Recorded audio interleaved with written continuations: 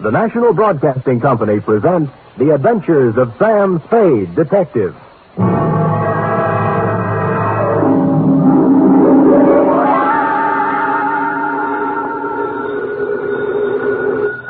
Sam Spade Detective Agency. Here's I, sweetheart. Sam! Oh, I was worried to death. This office, glass all over the floor, holes in the wall. That was just business going on as usual during altercations, F. Well, what was it all about, Sam? They tried, Effie, just tried to pluck my feathers and cook my goose. On Thanksgiving, too. How could they? Oh, they were a mean lot. Are you all right? Hale and hearty, every giblet in place and not a feather ruffled. Did you have a nice Thanksgiving? Oh, it was heavenly. Mama had a turkey dinner, sage dressing, cranberry sauce, candy jams. Hard cider? A little. Come clean, Effie? Well, I had 2 glasses. Everyone was there. Cousin Gertie, Dwight, Mrs. Floss. I was disappointed when you didn't show up, Sam. Did you have Thanksgiving dinner? Sure. Sam? At the Helping Hand Rescue Mission, where there's plenty of free parking and never a cover charge. For further details, consult the report, which I will presently be down to dictate on a tasty chronicle of foul play. The Terrified Turkey Caper.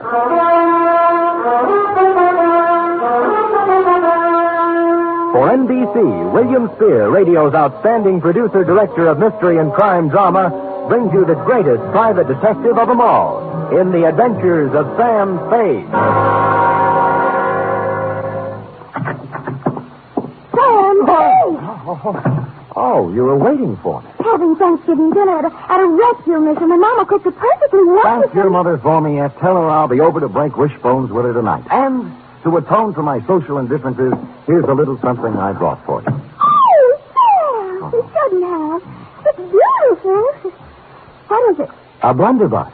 A blunder what? Bus, as in step to the rear of. Oh. Well, what does it do? Shoots, F. It's a gun. Our founding fathers used it in foraging for feathered food when they settled this abundant continent. And it's mine. To do with what you will. Where did you get it? Pencil boy? Yes, Sam. Who gave it to Pad me? open? Oh, yes, but I don't know. Knees crossed? Did you mean the founding fathers? Don't peek. Date, November 24th, 1950. To Detective Lieutenant I.C. Kelsey, Homicide Detail, San Francisco Police. From Samuel Spade, license number 137596. Subject, Turkey. Dear Kelsey, this was a big week for the cranberry pickers, the butchers, the sage makers, and the stomach pill people. But for private detectives, it was strictly from hunger. My office door opened only twice a day, once to let me in and once to let me out. And when on Wednesday I heard a knock on the door, I went into a paroxysm of delight. Come in! Come in! Come in! Entrez-vous! Entrez-vous! Arise! When I ran out of languages, I got up from behind the desk, walked to the door, and opened it. Standing there was a small, middle-aged man with a pink, bald head. His blue serge suit needed pressing, and he was nervously fingering a strawberry birthmark under his left ear. Mr. Samuel Spade? I am. May I have a moment? You may have several, but not in the corridor. It's not in my lease. Oh, I'll come in. Good. Well? You'll have to excuse me, Mr. Spade. I've had so few dealings with private detectives. I find it hard to begin. Well. Perhaps I shouldn't have come at all. Goodbye. No, wait a minute. Maybe I can help you. Well, you see, Oh, what's the use? You won't believe me. Nobody does. I'd really better... Oh, now, wait. I'll believe you. All I ask is a chance. Now, let's start with your name. Oh, what, my name? Yes. Yes, my name. To begin with, you won't believe that. Oh, but I can verify it. Yes, I can. It's on the registration book of the old Colony Hotel, in the 1943 phone book, and on my old driver's license. Well, I'll have to know it before I can verify it. Yes, of course you will. It's Tom. Well, now that's not so hard to believe. Oh, you haven't heard the rest of it. It's Tom Turkey. You see, I told you wouldn't believe it. I'd better go. No, now, let me be the first to believe you. Now, Mr. Tom, what's your problem? Oh, dear, that's even harder to explain. Well, now that I don't believe. But take a breath and jump into it. Yes. My name's Tom Turkey, and they're going to kill me for Thanksgiving.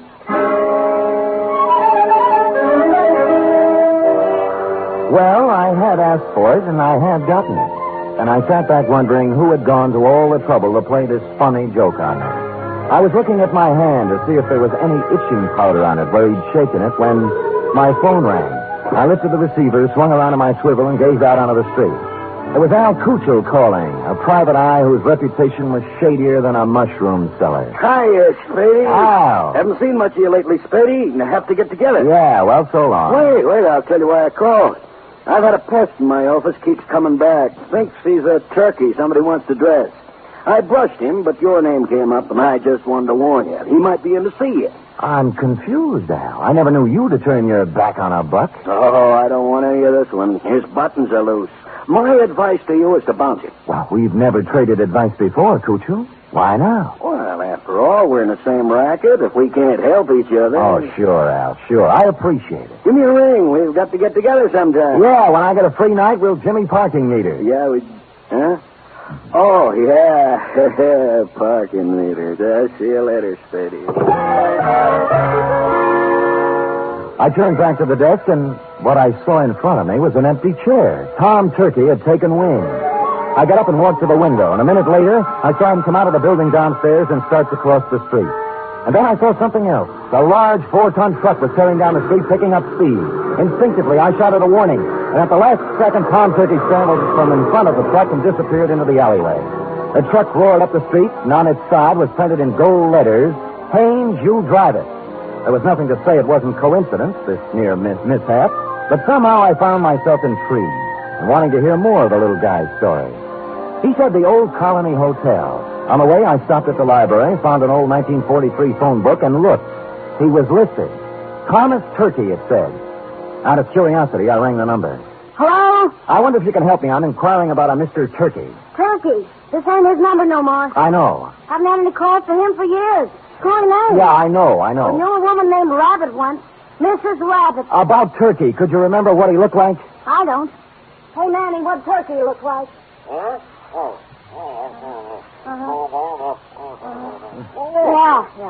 Small man, around 50. Nice fellow, Manny says. Strawberry under his left ear? Strawberry under his left ear, Manny? Yeah, strawberry under his left ear. Well, thank you, madam, for your information, and thanks to Manny. Well, you're welcome, but I don't know what you're going to do with it. Old man Turkey's dead. Been dead for years. Curiouser and curiouser, I thought. They had described the man who came to my office 20 minutes ago, and now he'd been dead for years. I continued on to the Old Colony Hotel. Room, 75 cents, it said. Tom's room is 114. Who is it? Sam Spade. Oh, come in, Mr. Spade. I'm sorry I ran away. I didn't think you really believed me. Well, I'm not sure I do yet. Tell me, was that truck an accident? Oh, I don't think so, no. They made 3 attempts before to kill me. Somebody tried to push me in front of a train, and then a wheelchair full of cement dropped off a building and just missed me, and then I was shot at. Well, who are they, and why would they want to kill you? I don't know. I just don't know. Look, let's tack. Tack? Tack. I dialed your old phone number, and the people who answered said you're dead. Oh, a lot of people think I'm dead. Yeah. Look, do you still want me to work for you? Oh, yes, please. Well, you'll have to tell me more, then. I can't... I guess I'd better tell you everything. Oh, it's hard to talk about, Mr. Spade. It's not easy to admit to someone you've been a foolish man. You see, I just turned 50. I was quite tired of the life I'd led. Proper, dull, and unfruitful, except in money. My business was wearing, and so was my wife, Henrietta. This has a traditional ring. Anyway, to make it short, I decided to run away. One day I drove to work. I parked my car in the middle of the Bay Bridge where the suicide note left it and disappeared. Where did you go? Oh, all over the world. I took a job on a boat. I did. On a boat. And then I settled in Sao Paulo, Brazil, under another name. Now you're back. Why? Well, maybe I got lonely. Maybe I got wiser. Maybe I felt I paid enough for my mistakes. Let's just say I'm back. I want to be with Henrietta. Have you seen her? I checked into this hotel and wrote her a letter saying I wasn't dead. I was back in San Francisco, and I wanted to come back to her if she still would have me. But I told her I wouldn't bother her unless she wanted to see me, that she could contact me here. That was a week ago. And you haven't heard from her? No, and almost right away these attempts on my life began. I see. All right, what's her address? 3118 Monroe. Oh, she's taken her maiden name again. Black, Henrietta Black. Well, come on, let's go. No, I'm not going to see her until she asks me. Well, look, you're going to my apartment. Nobody will bother you there. And you're going to see Henrietta? That's right. Oh, thank you. Thank you, Mr. Spade. You do believe me. I think I'm really ready to face the world again now. I deposited Tom in my apartment with instructions to open the door for no one but me, and then I proceeded to 3118 Monroe in the high-rent district. I was ushered through a comely portico by a Japanese maid who told me to wait in a study heavy with mahogany. In a moment, two people came in. The woman wore a black dress, silver pendant, flat shoes, and a complexion the color of apple meat. She was Miss Henrietta Black and/or Mrs. Tom Turkey. The man turned out to be Leander Luce, the lady's attorney, business manager, and canasta partner. You say you have something important to discuss with me, Mr. Spade? I do? I hope you don't mind my asking Mr. Luce to be here. Not at all. Well, Mrs. Turkey, I just talked to your husband, Tom. Mr. Spade, if you please. I say something? a rather feeble attempt at comedy, Mr. Spade. Well, I wasn't trying for a laugh. You are Mrs. Turkey, aren't you? I was. You undoubtedly still are. I'd expected to hear another one of these cruel jokes about my name. At Thanksgiving time, Mr. Spade, someone was always going to stuff Tom, baste him, dress him, slice him. This season, they're going to kill him. They are not going to kill him. He is already dead. He's not dead, Mrs. Turkey, and you should not. I should. Yes, he sent you a letter saying he was back in San Francisco and wanted to see you. Mr. Spade, this has gone absolutely far enough. Not quite. What about the letter? I know of no such letter. I see. Well, thank you for your time. I'm sorry I bothered you. Oh, you used bad judgment in coming in the first place. Yes, maybe you're right. There was falsehood in this someplace, Lieutenant, and it stuck out like a fat girl in slack. The only thing to do was to go back to my apartment, get Tom Turkey, and confront Mrs. T with her husband in the flesh. But when I got back to my apartment building, I spotted in rapid succession, 1, an ambulance, 2, a police car, and upstairs, outside my half-opened apartment door, I spotted 3, you. I've been expecting it. What's going on, Chelsea? Yes, serious, Sam, serious. Who's that bald-headed man moving around the apartment? That's McCracken, the new medical examiner. Checking the stiff on your rug. I stepped around you, Lieutenant, and pushed the door all the way open. I saw McCracken kneeling over the body and a couple of men from homicide taking photos. I moved into the room feeling nothing good. A little guy had given me a job, and while I was yakking with his wife, somebody got to him. And in my apartment, where I'd stashed him. McCracken stood up, and I looked down at the body. Then I looked again. Who I saw wasn't Tom Turkey at all. It was the late private eye, Al Tuttle.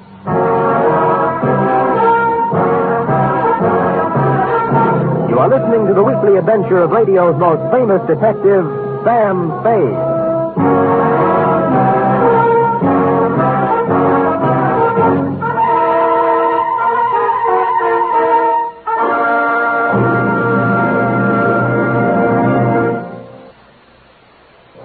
You Friday fans of Sam Spade, there's mystery on Saturday evening, too, on NBC. Tomorrow, the man called X sets out on another mission of danger and intrigue in some far-off corner of the earth. Herbert Marshall stars as the man called X, a man without a name who travels the world over protecting his country's interests. He lives by his wits, and his business is danger. He's the man called X, tomorrow over most NBC stations. For Top Sunday listening, it's another broadcast of The Big Show on NBC. This Sunday, your stars include Fred Allen, Jack Carson, Mindy Carson, Ed Archie Gardner, Ed Wynn, and many, many more. And Tallulah is your MC as usual. This Sunday, it's The Big Show on NBC.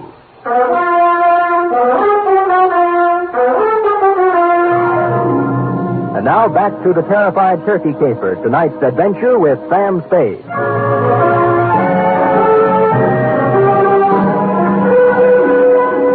While the men from homicide were taking pictures, etc., you and I, Lieutenant, were going round and round on the question, if I didn't kill the man found in my room, who did? And you were sufficiently impressed with my insult, Chelsea, not to hold me for the murder. We bowed to each other, and I left. Thinking back to the truck that had almost run Turkey down, I went to the Haynes U Drive truck rental garage.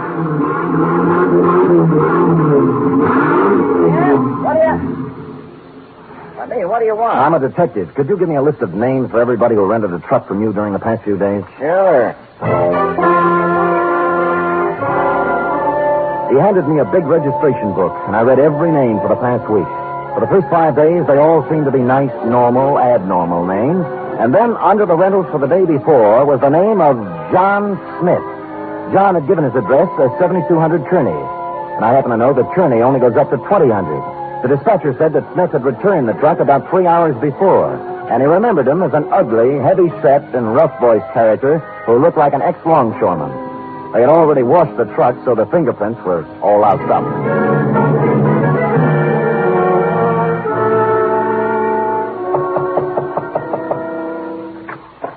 Well, it's Mr. Spade again. Look, I'd like to speak with Miss Black, if you don't mind. Come in. Come in. Thank you. This way. Into the den. Right. Well, I was sure you'd look into this affair a little more and realize that it was just a blind alley. A hoax of some kind. Where's Miss Black? Oh, she's upstairs, lying down. The whole affair has upset her, and she asked not to be disturbed.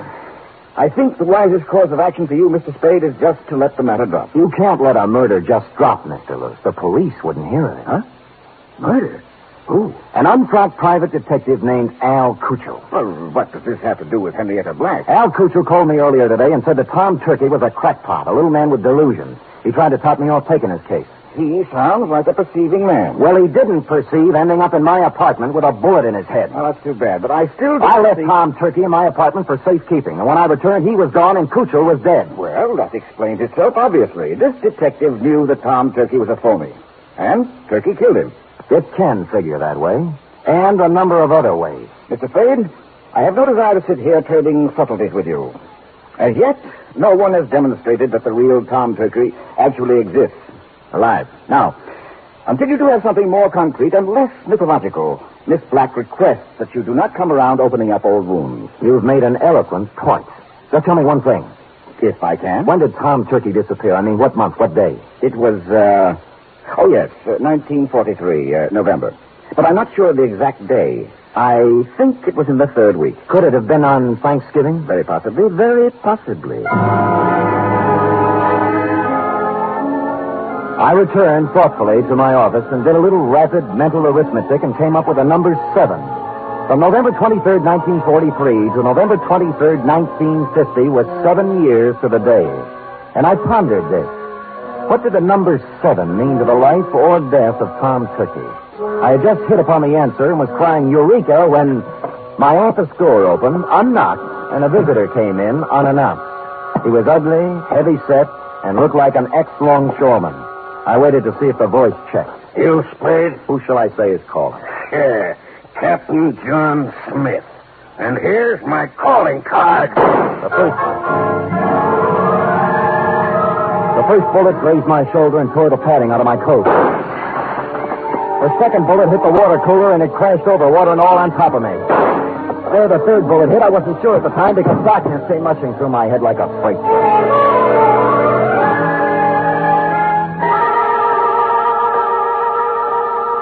When I opened my eyes again, I expected to see St. Peter checking my ID card. But all I saw were the dust balls under my desk and a fly bathing himself in a pool of water spreading slowly over the floor.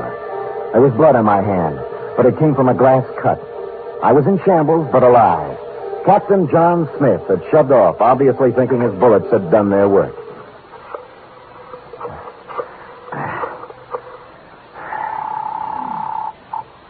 Homicide, Lieutenant Kelsey. Sam, Kelsey, have you found anything more about Tom Turkey? Nothing, Sam. Frankly, I'm beginning to wonder if there is such a guy. Well, clever, Kelsey. A few minutes ago, a gorilla by the name, believe it or not, of Captain John Smith just tried to kill me in my office. Oh, go on, Sam. I find it hard to think. You find it hard to think, period. Really, Sam? Did you get him? No, but my office is a wreck, and there's a hole blasted in my wall big enough to put a basketball in. Well, what did he use, a bazooka? I figured dum-dum bullets. Dum-dum? Well, that's illegal, ain't it? Kelsey, doesn't it strike you as significant that every attempt on Turkey's life has been vicious, as if someone not only wanted to kill him, but also mutilate him? Yeah, now that you mention it. Somebody probably wanted to make identification difficult. Even dead, they didn't want anybody to know who he was. Now, listen carefully, Kelsey. This is real deep.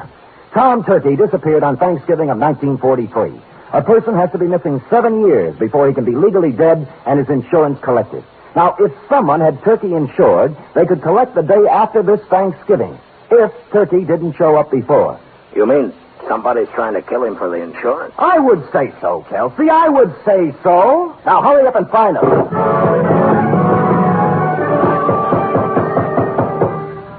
When I put down the phone, I heard a heavy pounding. For a minute, I thought it was in my head, until I turned to face the door, and standing there was a small pilgrim with bandy legs in black stockings, pantaloons, white-collared coat, and stovepipe hat. Hallelujah. He wore silver buckles, and what he was pounding on the floor was an 18th century blunderbuss. Hallelujah.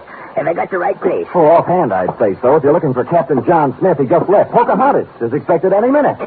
Now, don't you go trying to confuse me. I'm too thirsty. What's on your mind? Well, I'm looking for a fellow named Dan, I'm so thirsty I forgot. Sam Spade? Yeah, that's it. There. Oh, you broke your water bottle, huh? Yeah. Good. That stuff's poison anyway. Hallelujah. Hey, say, do you happen to have any hard cider around? Fresh out. Oh. I'm kind of thirsty, you know. Any type of corn squeezing? Here, try this, Dad. Well. Good, huh? Oh. You like that, huh? Oh.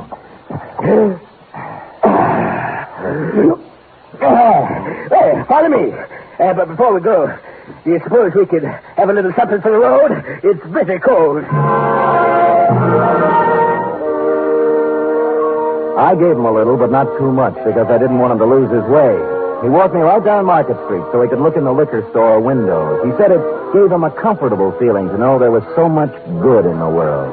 And then we turned right a few blocks until we came to the Helping Hand Mission. Across its gray front, a banner promised special holiday food and comfort to the unfortunate.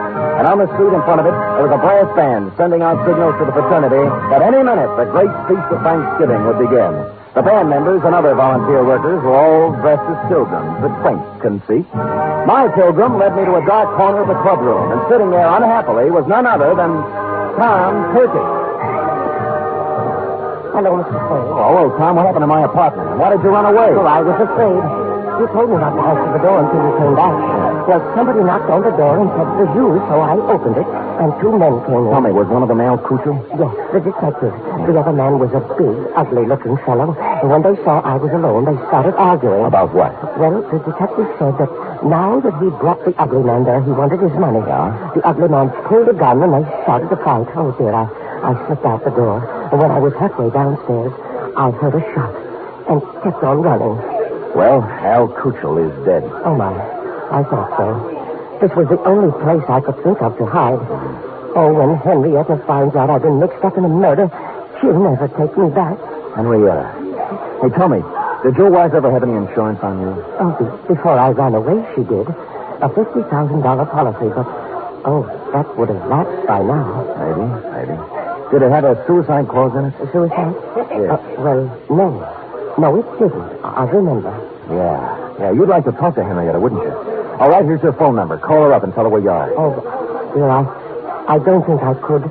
I'm too frightened. You've got to do something to help yourself. If you don't, by midnight, you might be a cold turkey. Oh. I'm sorry, it just slipped out. All right, I'll do it.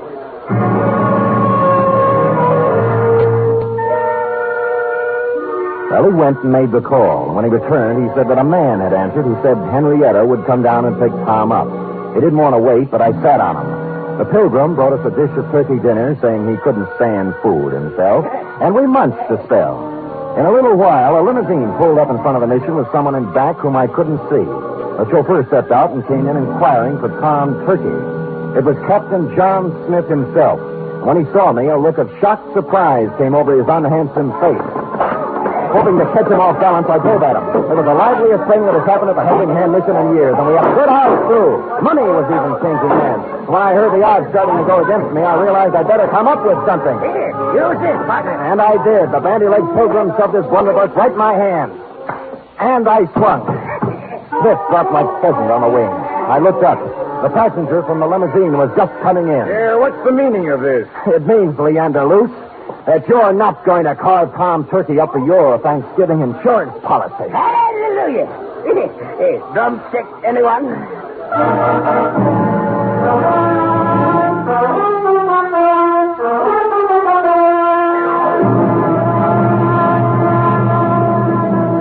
Period. End of report. Sam, I don't understand. Well, it's as plain as the cranberry stain on your dress, huh?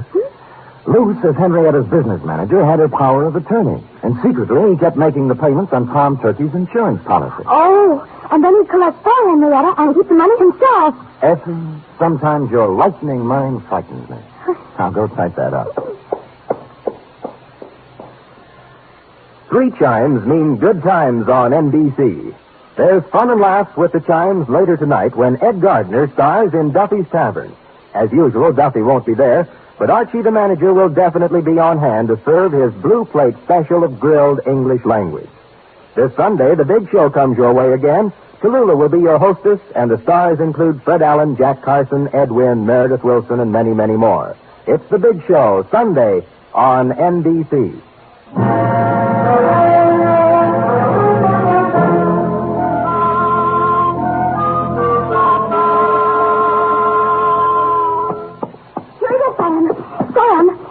Killed Al Crusoe and tried to kill you.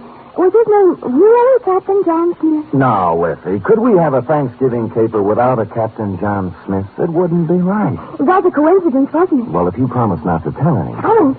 His real name was Michael Giuseppe Yablonsky Smith. I called him John for short. You're so kind. Mm-hmm. Are we going over to your mother's for cold turkey snacks? Well, all right, but I don't think there'll be much left. Oh? You see, my cousin Judy couldn't find a little boy. And Mother phoned and said they just found him. He was inside the turkey, eating his way out. Effie, is there no way to curb that tongue of yours? There's one way. Well, come here. Oh,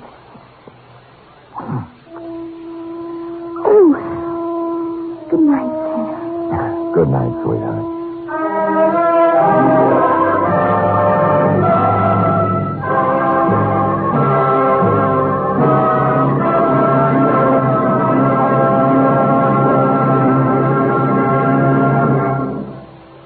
The Adventures of Sam Spade are produced, edited, and directed by William Spier. Sam Spade was played by Stephen Dunne. Lurene Tuttle is Effie. Script for tonight's adventure by Larry Roman and John Michael Hayes. Musical scoring by Lud Gluskin, conducted by Robert Armbruster.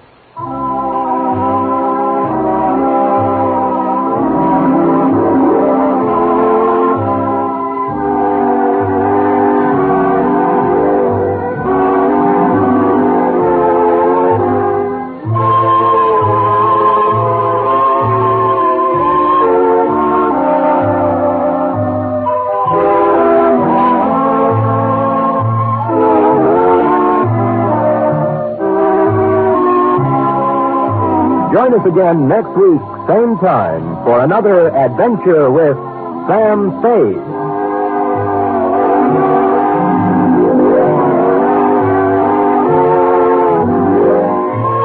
Hear the magnificent Montague, then visit Duffy's Tavern on NBC.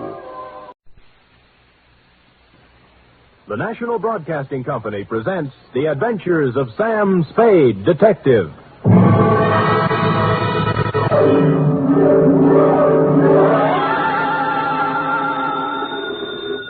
Sam Spade Detective Agency? Me, sweetheart. Sam, would you mind telling me where you are? Not at all, Effie, not at all. Let's see. I'm at the ill-rigged Dunne Rab Etile Sea Grog. I don't understand it, Sam, but I think I caught the word grog. Oh, you're shrewd, Effie. You see, I'm on the inside, and the lettering is printed on the outside. Now, if you'll wait, I'll go outside and read it the right way, and then come inside and... Never mind, I've already guessed.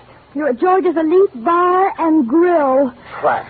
Say, answer me. You promised me you wouldn't. I am? Me? I promised? Me? You did, Sam. You promised faithfully to stay away from bars. You know how hard television is on your eyes. Have you got your glasses? One in each hand. Fill them up, George. Oh, Sam, I heard that. What will people think? They'll never know, Effie. I always drink here under another name. Oh. Just a little of the hair of the dog that bit me, Effie. But don't worry about me. Although it's true I have been dogging it and have been hounded from tree to tree, I am frisky as ever and will be in to unleash my canine chronicle, namely the dog bed caper, or he who lies down with dogs gets up with murder, or, condensed for easy reading,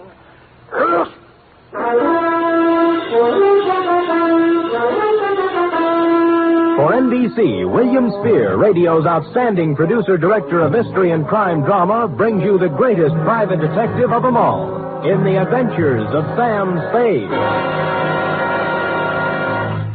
Effie? Here I am, Sam. Here I am, Sam. Effie, did you ever write poetry in school? Well, I was known as Emily Dickinson of Central High. I thought you had a touch of internal rhyme scheme there. I doodled a little poem about you today. Really? Well, redoodle. There was a detective named Spade with oodles of brains in his head. Clever, clever. But when he took up drinking, he forgot about thinking. Now give me the punchline. And Effie has stayed quite unpaid.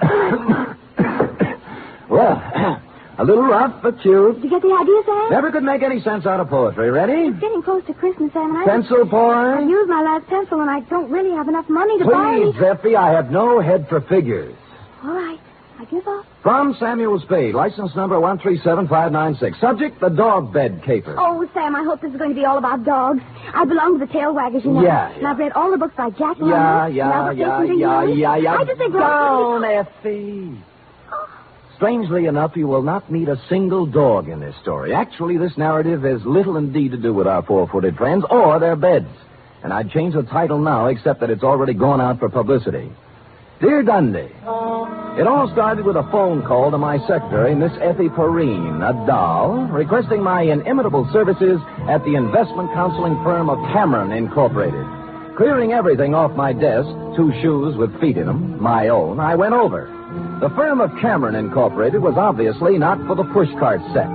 It was plush, ankle-deep rugs, imported drapes, and the receptionist. She had a plushness all of her own. I said hello in my plushiest voice, and she liked it.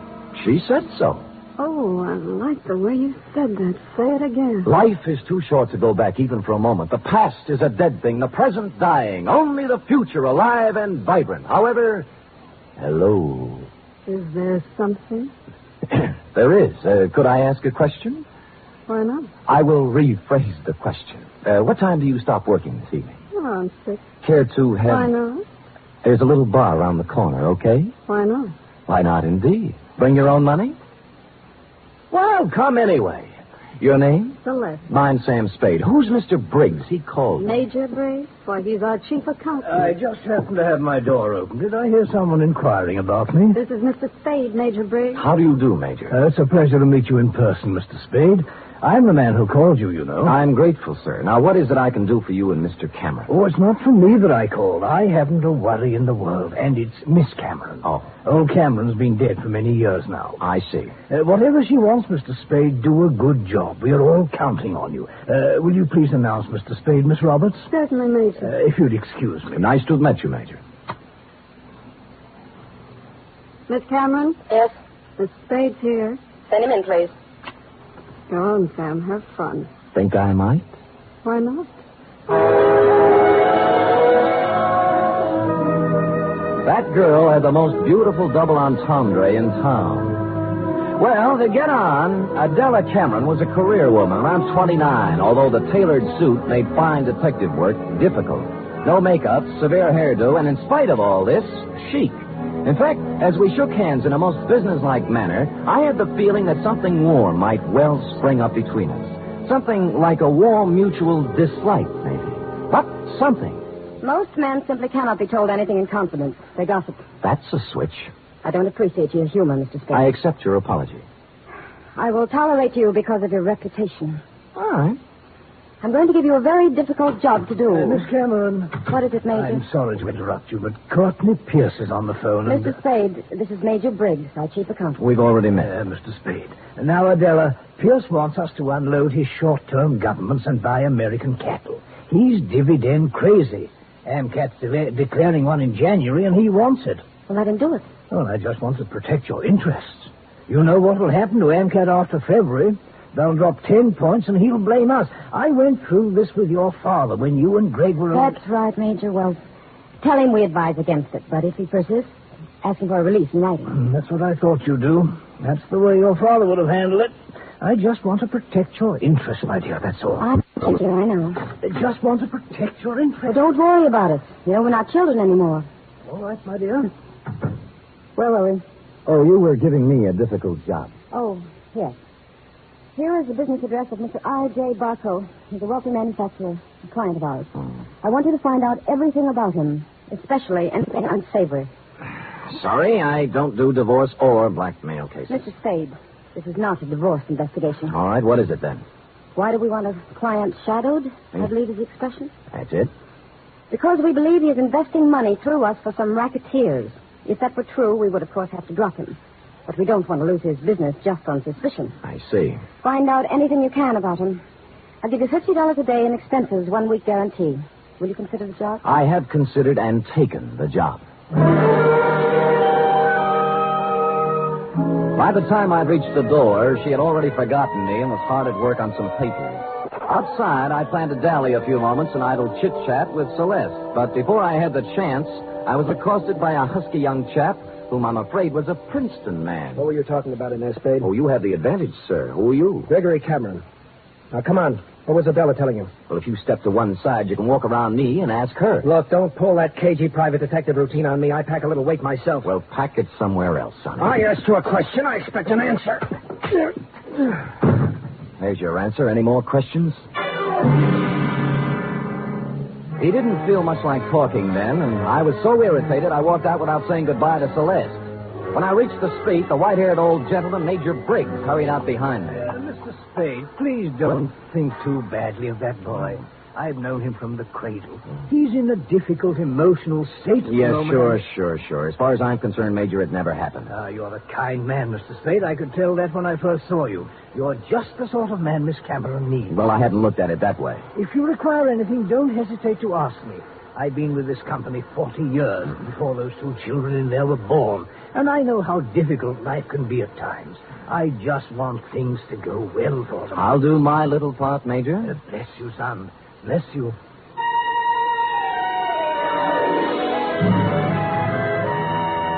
I started to work.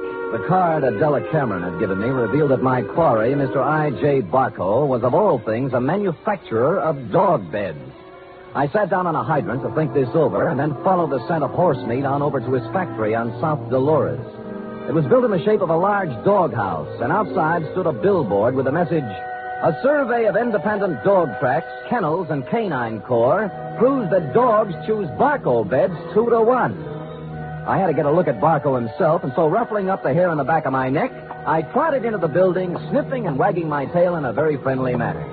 It was very easy to see Mr. Barco after I lied a little about my connection. What was that name again? Senor Don Jose Martinez Sada Morales, but you may call me Sam. And you represent a group of retail outlets in South America. Oh, I do indeed. We have our eye on your dog beds, Mr. Barco. Well, now, let's take a look at our catalog here. Now, say you had a Great Dane. You'd want something regal like this Louis XIV. Ever see a more beautiful bed? Well, not lately, but Mr. Barco... Down, boy, down. Now, here's a number that's very big this season with English Bulldogs, a Sheraton, natural wood finish. Lovely, huh? Arriba. And, of course, if it's an Irish Terrier, here's a purely gag present for his sense of humor. A Murphy bed. Get it, Sam? Irish Terrier? See. Well, of course, we wouldn't ask a dog to sleep in a Murphy bed. Mr. Barco, I'm afraid I don't see anything here I like. What's this? Do I understand you, sir? You are refusing this small speck of comfort to the one unselfish friend that man can have in this selfish world? Well, I'm not refusing anything. I just don't The happen to... unselfish friend who, if fortune drives you forth an outcast into the world, homeless, will ask no higher privilege than to be at your side to guard against danger. But Mr. Barco... Faithful unto death, there by your graveside will be found the noble dog, My his graveside? head between his paws, his eyes sad but watchful, faithful... We shook paws, and I felt his nose to be sure it was cold. It was, and I left.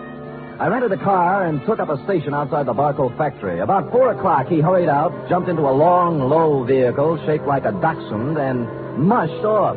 I followed. An hour later, I was phoning my first report to Adela Cameron's secretary, Celeste. You went to the city hall. What did you do there, Mr. Spade? License bureau. Marriage, not dog. Really? Where'd he go then? Grocery store, where he bought 1 bottle of olives, 1 bottle of vermouth, and 1 bottle gin. I wonder what he's going to make. What recipe is that?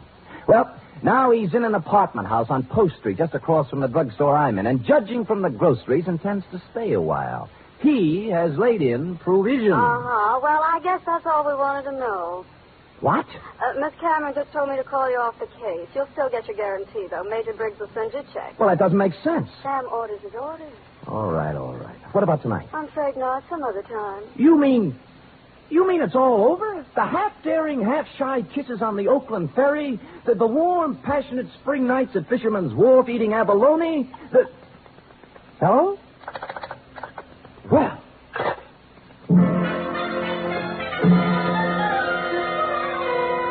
Puzzled, as who wouldn't be, I walked slowly back to my car. But before I had a chance to get in, I saw I.J. Barco hurry out of his apartment house. But he didn't enter his car. He came right for me. Spade.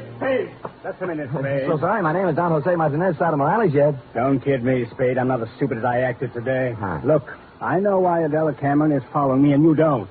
And you'll never find out, any more than the other 4 detectives did. I was the 5th choice? What? I shall speak with my agent about this. I'm going to tell her in person that this foolishness has to stop. If it doesn't, she'll live to regret it. One more thing. I presume you're going to follow me. Well, I'm turning right on Market and heading out to 1217 Ridgewood Place. You shouldn't have any trouble.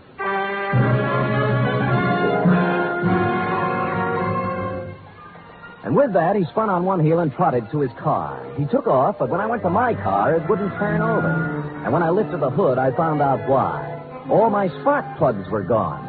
I picked up a new set at a service station, looked up Adela Cameron's address in the phone book. It was 1217 Ridgewood Place. And a good half hour later, I got there. Barco's car was out in front. No one answered the door, but it was open. Adela Cameron was a crumpled heap on the living room sofa. Oh, Sam. Sam, help me, please. All right, Miss Cameron. Let me look at you. You hurt? No, I'm all right. It's him. Where? The bar.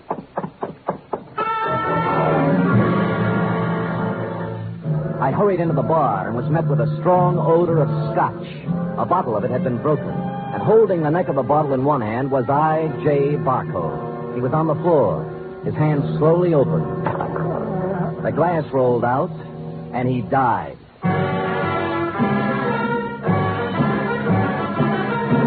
You are listening to the weekly adventure of radio's most famous detective, Sam Spade.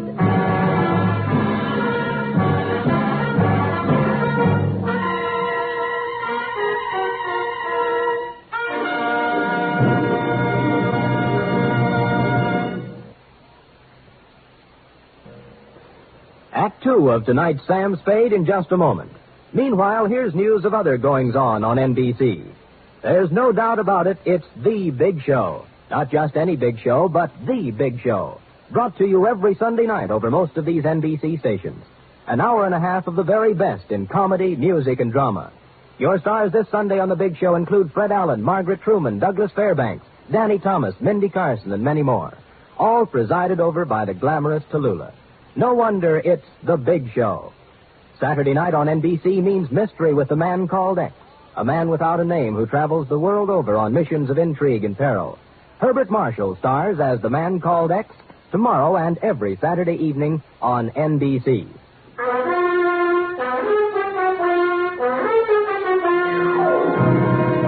And now back to the dog bed caper, tonight's adventure with Sam Spade.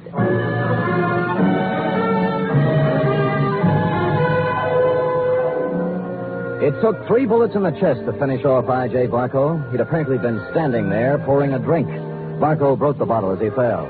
I couldn't find any other signs of violence or any gun, so I went back to Adela Cameron. She was beginning to calm down. I don't know who did it. I just don't know. Well, it couldn't have happened more than a minute ago, and you were in the house, weren't you? No, after I left my office, I stopped in the store for some things. Then came home. When I was driving down Ridgewood, I heard some sound. And you thought they were a car backfiring? How did you know? I've heard this script before. Don't you dare accuse me of killing that man. It's not what I think that counts, but what the police accuse you of. Sam, I heard those sounds. I came in the house when I went into the bar. You didn't notice Barco's car out in front? Oh, I suppose I did. I don't know. I don't remember. Uh-huh. Who are you calling? Homicide. Sam, wait a minute. Listen, please. Wait for what? I want to tell you some things. All right. Go on. I kind of get the feeling I was hired to put the finger on the dog's best friend. That's not the way it was. The last thing in the world I wanted was for him to be killed.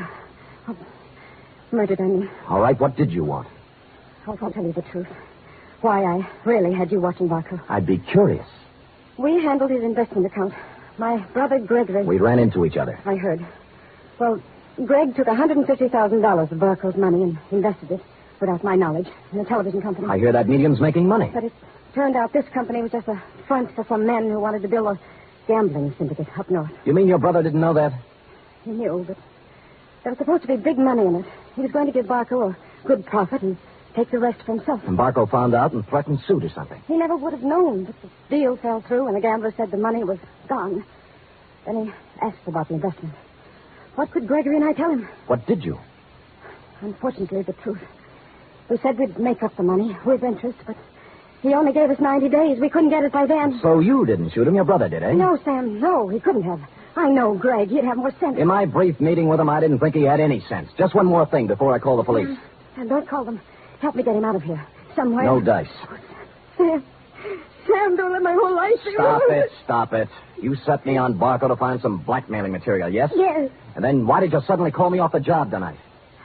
I didn't. Your secretary said you did. I didn't tell her anything of the sort. Can I have that phone now?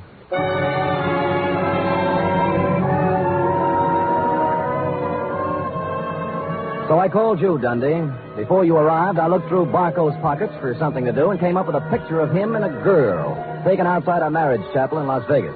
The girl was Celeste, Cameron Incorporated's plushy secretary, several years younger and 2 shades less voluptuous. Her address, 627 Finley, was supplied by a now hysterical Adela Cameron. No one answered Celeste's door, but I heard a shower going inside, so I took the liberty of entering, persona non grata. Is there somebody out there? There is. Well, who is it? Come out and see. Oh. No false moves now. Keep that towel right where it is. Am I doing here detective work? And I must say I've already found out a great deal. Well, Sam, I'll admit I did express the interest in you, but if you recall, I told you not tonight. It's my only night off. Sam, please, leave. I don't want any difficult scenes. All right, we knock off the cute touches and get down to business. You were married to I.J. Barco, right or wrong? Wrong. Wrong, it's right. You were married in Las Vegas at the chapel of the Flamingo Hotel, the Tuttle. I was only married one day. My parents had it annulled. I was underage. Well, you don't have to worry about him anymore. He's dead. No. Shot 3 times at close range. Oh, no. In Adela Cameron's house. What? Not by you, of course. Although, on the other hand, as you would say, why not? I didn't do it, Sam. Suppose you spill. He wanted me to marry him again. Why? Well, I know all about the money the Camerons misused. he found out Greg and I were in love. I should have known. He said he'd forget about the entire $150,000 if I'd marry him for 6 years. $25,000 a year. That's a good price. How can you talk like that? Practice, I guess. So, Gregory had another good reason for killing him. He didn't, Sam. I know he didn't. Anything that would stand up in court? I don't think so. Suppose we say you called me off Barco's tail so Gregory could get at it. I didn't. I called you off because I was supposed to meet I.J.'s apartment tonight and give him his answer. I couldn't do it with you there. Flimsy, but it might hold. The truth. I was going to see him, but I changed my mind. Any particular reason? You saw him. Would he be the kind of man I'd marry? You did once. Well, it looks bad for Greg. Because someone at Cameron Incorporated knew Barco was going to be at Adela's house. Sam, will you do me a favor? Maybe. Give me an hour. Then I'll go wherever you want. I'll tell you anything you want to know. Why an hour? Because if I'm going to live with myself, there's something I have to do. Well? Please, Sam. If you do, I'll give you some information you might want. For example? There was someone at Cameron Incorporated who knew that Barco was going to Adela's house.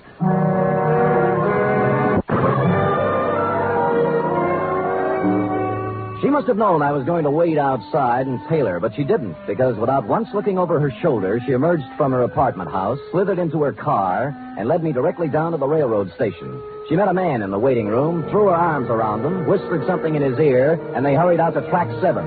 There was a transcontinental train getting up steam. She kissed him, and he climbed quickly up into a Pullman named Aurora Fall. And almost as quickly, I climbed in the other end. We met in the middle. What are you doing here? I came to take you off the train, Greg, before you made a big mistake and left town. Now, look here, Let's not Spade. go through the intercollegiate tough talk again. Are you coming off, or am I going to carry you off? You're going to carry me off?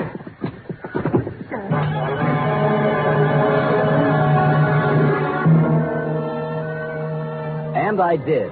Celeste was gone, and he revived when he hit the cool air. I let him out of the station as unobtrusively as possible. Then we went down a side street to where my car was parked. That's where he began to show signs of life. Spade, look. You're all wrong. Guy's got a right to leave town when he wants to. I'm going to sue you from here to the city hall and back. Shut up and get in the car. Celeste just told me about Barco.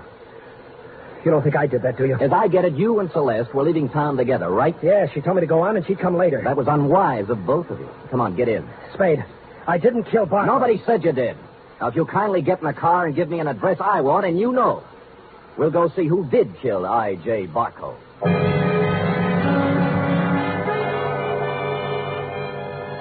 He gave me the address I wanted and said I was crazy. I told him why I wasn't, and he began to see the reason of it.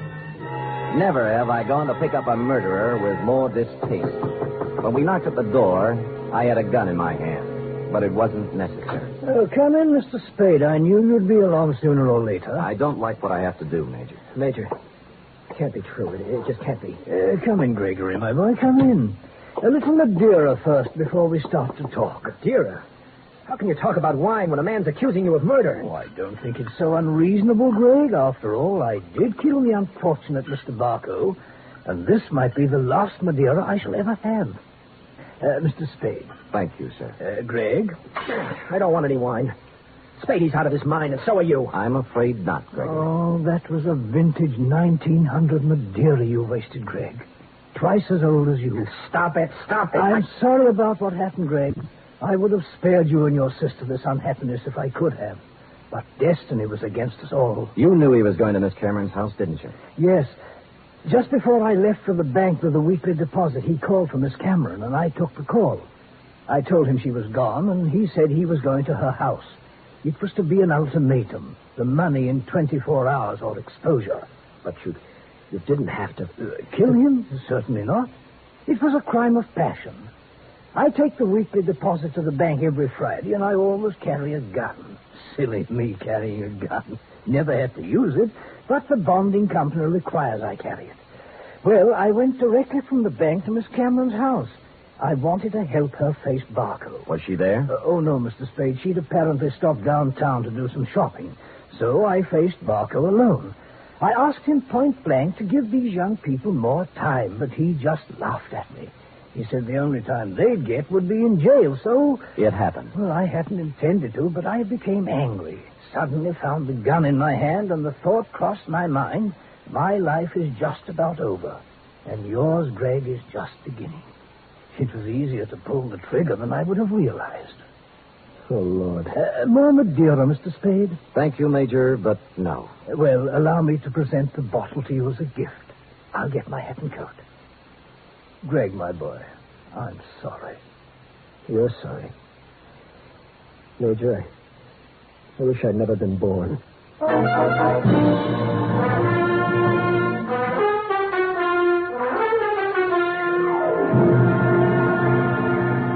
Period. End of report. Oh, Sam, I wish I hadn't either. Hadn't what? Been born. That poor, poor man. Yes, our racket. It is. And poor Gregory. He'll have to go to jail for something, too. He will, yes, he will. How about typing it up? Well, I hate to, but I guess it's my duty.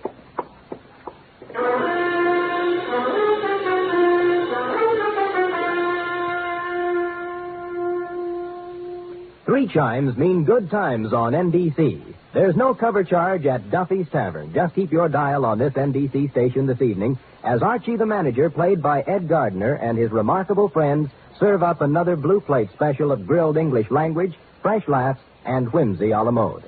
Another Friday fun favorite is The Delightful Life of Riley, starring William Bendix as the beleaguered Chester A. Riley.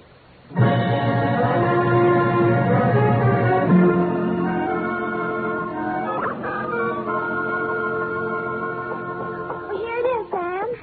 Now let me see. Murder is all in place.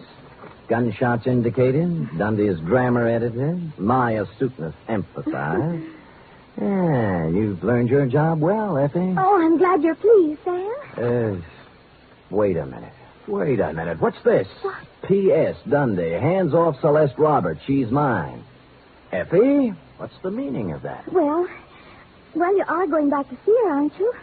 After the way she threw herself at you, no? Do you think she's my type of woman? Oh, Sam, I think every woman's your type. Every woman but me. Now, Effie, come here. Would I have you working in this office if you weren't my type? Guess not. Well, then let that thought be your comfort. The world can have all the Celeste Roberts it wants as far as... Oh, I can't go through with it. You see, Sam, you can have her if you want to. But in the end, I know you'll come back to me. I never doubted it once. Oh, you don't know how much you mean to me. Yes, I do, Effie. 3 weeks back salary. Oh, you. Good night. Good night, sweetheart.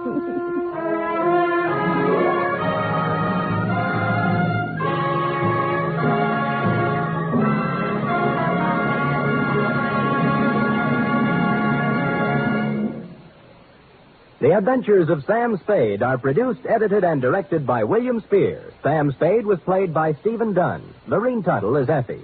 Script for tonight's adventure by John Michael Hayes and Dick Powell. Musical scoring by Lud Gluskin, conducted by Robert Armbruster.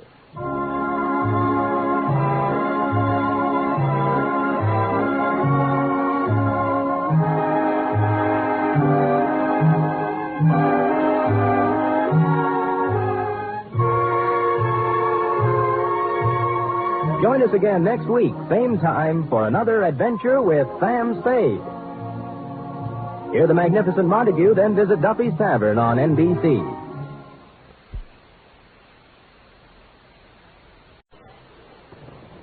The National Broadcasting Company presents The Adventures of Sam Spade, Detective.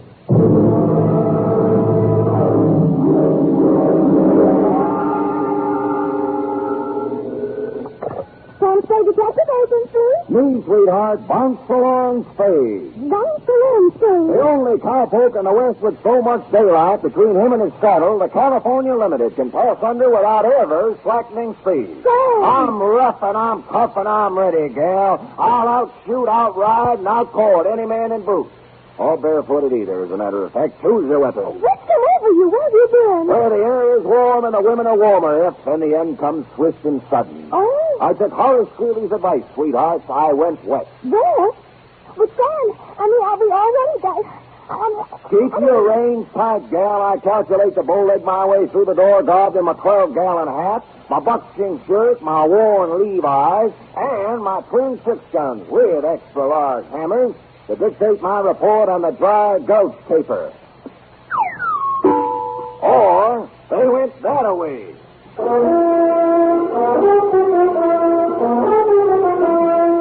For NBC, William Spier, radio's outstanding producer, director of mystery and crime drama, brings you the greatest private detective of them all in The Adventures of Sam Spade. Effie? Come here, Fairy Flower. Are you the new school marm? Oh! What's happened to you, Sam? You're so strong, so real. For real? Not only that, so beat, Effie. So absolutely. Oh, is there anything I can get you? Not unless you have an in at the local cushion factory. Shall we, sweet? I'd like to get it over with. Thanks, sir. You mean it gives you a headache just to think of it? It's not my head that I was referring to. You ready, little partner? Ready, sir? Date, fill it in, to Lieutenant R.C. Halliday, robbery detail, San Francisco Police Department, City. Firm, Samuel Spade, license number 137596. Subject, a Wild West caper, or Hopalong Cassidy can have it. Dear Halliday, I should say at this very instant, I should be cramming for my entrance exams to the mission home for saddle sore private detectives. But knowing how this report will tidy up your files, I shall proceed in a standing position. It was late yesterday afternoon when, for me, the bells tolled. That was when I first heard the purty voice of the girl of the Golden West. Mrs. Spade, you are Sam Spade, the detective. 7 days a week, 24 hours a day. Who? Mrs. Spade, I'm telling about my grandfather. You don't even know who I am, do you? I cannot tell a lie. I don't, ma'am. My name's Penny Brewster, and I really hope I can tell you the story before Grandfather comes to phone. The story? Yes, you see. Oh, here he comes. Play along with him, Mr. Spade, please. And remember, you're not Sam Spade, the detective. You're Marshal Spade of the California Rangers. Marshal? Wait a minute. And you must look the part. In a blue serge suit? You'll think of something. I know you will. I've heard private detectives are terribly clever. Well, Marshal Spade? That's right. Buck Brewster talking. Yeah? Penny says you're the straightest shooting focus since Billy the Kid. See you, Rex? Huh? Oh, sure. T-Rex, Buck. T-Rex. Things you and the horse fly along like you was one. T-Rex? Buck, at one time or another, I've taken a flyer on every nag in the game. Trotters included. Then you're my man, Marshal. Get up here fast. The shooting's liable to start any minute. We have a bad connection on this phone. I thought you said the shooting's liable to start. I ain't got no time to waste on useless palaver, Spade. Just get up here. I'll paint the whole picture when I see you. Get up where? Where are you? Why, in Dry Gulch. Where else would I be? Well, where is Dry Gulch?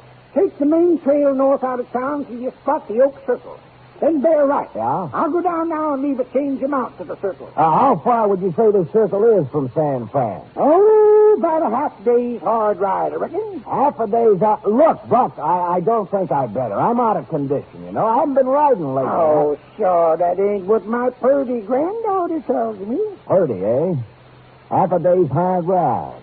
About 20 miles, huh? I don't remember any time along there. Don't worry about the time, Marshal. It's here. Just get in the saddle and get to loping. You're sure there's a town there? Please, I ain't got time to argue geography with you. Now, listen. Them $50 gold pieces clinking together, and I got a whole cellar full of them. Are you coming up here? Buck, tell him to take you to High Hills. Sam Spade rides again.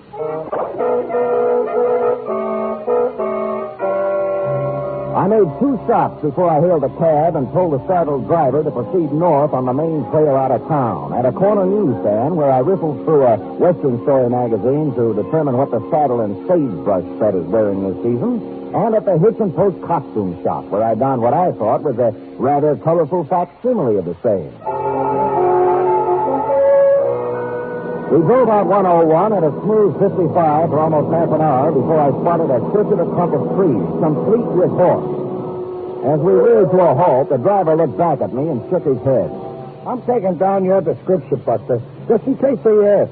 Black sun-gallon hat, purple silk shirt, orange Angora chaps. Boy, I've seen everything now. You obviously aren't an Esquire man. Now, this wardrobe was personally endorsed by Mr. T. Yeah. You sure you want to get out of here, Buster? At this very spot, Buster. But there ain't nothing here, but nothing. Wrong, my good man. For you, there is this. For me, yonder steed and the dusty trail on your right. Pleasant journey back to the fort, and keep an eye peeled for the Indians. A fruitcake. I've been hauling a fruitcake. He drove off, and I staggered on the sides of my ankles toward the horse, the mount that Buck had left for me. Now, this ornery critter took one look at my costume, and as I swung up into the saddle, he shuddered, then closed his eyes, and zowie! Hey, wait for me, horse! Hey, horse!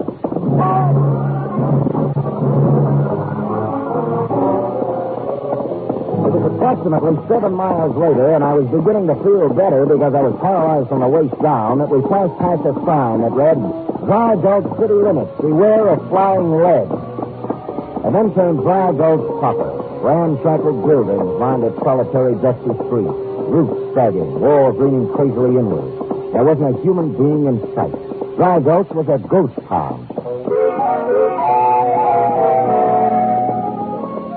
We crept past the Golden Spur Cafe, Whitey's Tonsorial Parlor, the Lone Ace Gambling Casino, and Gherkin's Saddle and Harness Shop, all deserted, before my horse plowed to a halt in front of the Red Dog Saloon. I dismounted and hobbled in. Inside, the Red Dog was a spider's paradise. Cobwebs covered everything. A Jesse James wanted poster tacked on a wall. An 1835 calendar bearing a picture of Stan Houston. Even a bottle of red eye standing on the bar. I was washing the trail dust out of my throat when a familiar object on a shelf behind the bar caught my attention. I shoved the bottle hastily away from me and rapidly blinked my eye. But what I'd seen was still there. A brand new oak case television set. And then somebody shoved another familiar object right into my ribs. For your sake, I hope you're Marshal Spade. The same, and also for my sake, I hope you don't have a nervous trigger finger. Mighty careless, Marshal, drinking with your back to the door. Let me look you over. Turn around. At the low. All right, Buck. There we are. Well, why in tarnation are you rigged out like that? Well, perhaps these aren't my best colors, but, how about the shooting you spoke of? What's the trouble, Buck? Oh, it's that low-down snake Blackie Tolliver, Marshal. Blackie Tolliver? Oh, you must have heard of Blackie. Here, this is him here. Blackie Tolliver, sought for the robbery of the Cattlemen's National Bank, Oklahoma City, June 25th, 1894. Rough ornery cayuse. But he left. We crossed trails first when he pulled that job. Me being a sheriff in 94, it was up to me to chase him down. But he wrangled himself a pardon. Slippery snake. And then? Well, 4 years later, I hit Tombstone, all trying to settle down. Even had little Philly all picked out, but it never happened. What did? Oh, that creeping crawling Blackie Tolliver sweet-talked her into leaving town with him. Your girl ran off with Blackie? To get hitched in Dawson City. Then he stranded her there, sick and broke. I burned the letter getting to her when I heard. But I was too late. Oh, I'm sorry, Buck, but that's a long time ago. Well, I vowed I'd get that sidewinder. I chased him all over the West. But if you couldn't catch him, then 3 days ago I seen him again. Here in Dry Gulch? No, on TV. What? Yeah, some program was telecasting about a new bank opening in Frisco. Oh, no. And there big as life, was Blackie right on the TV. You could recognize him on television? Amazing. And you know what he was doing there, Marshal? What? Blackie Tolliver, who's held up more banks than I've got fingers and toes, was the guard in that bank. You mean he pulled a switch, huh? Trailing with the law now. Quick as the TV was finished, I read him a letter. I challenged him to a shootout here in Dry Gulch where no one could interfere. And as soon as he shows up, I'm going to cut him down. Well, what makes you think he'll show? Well, 2 of his gang was skulking around yesterday looking to lay out for him. You mean 2 of his gang? How do you figure that? Well, it's simple. I sent him that letter when Lurene shows up. The first humans to set foot in Dry Gulch in 10 years. Yes, sir. Now, if Blackie's got a gang, I might need some help, see? That's where you come in. If things get too rough, you're going to step in and swing the tide. Me? Why, I haven't swung a tide in years. Penny!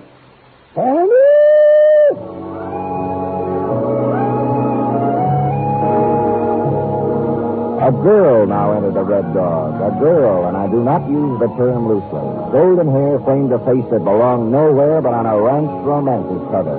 And her plaid shirt and jeans encased the sort of figure that lonely cowpokes dream of. The sort of figure, as a matter of fact, that lonely private detectives dream of, too. Now, this is my granddaughter, Penny, Marshal. Pretty as a new saddle, ain't she? Howdy, Marshal. I've heard a lot about you. So I've heard. Show the Marshal where he'll bed down, honey. And keep your eyes open, Spade. Them varmints are liable to strike any minute. Hey, you can run along now. Okay, Buck, you'll be here? Well, I wouldn't be nowhere else for the next half hour. Not with Sagebrush Sandy coming on. Sagebrush Sandy? Yes, sir. The best thing that ever happened to TV. Oh, no. The greatest stick jockey decides to take those with her. Now, if I can just find him. Now we remove the cake from the oven. Oh. Oh, dear, what a mess. Why, for quick substitute today. Dad-ratted cooking expert. Oh, Dixieland. That's Dixieland. Musical murder, that's what it is. And San Francisco police have no clue to the whereabouts of 2 armed gunmen who late this afternoon forced the guard to open the doors of the Park State Bank and escaped with a suitcase full of currency. Dixieland, bank robbers. Her incarnation, Sagebrush Sandy.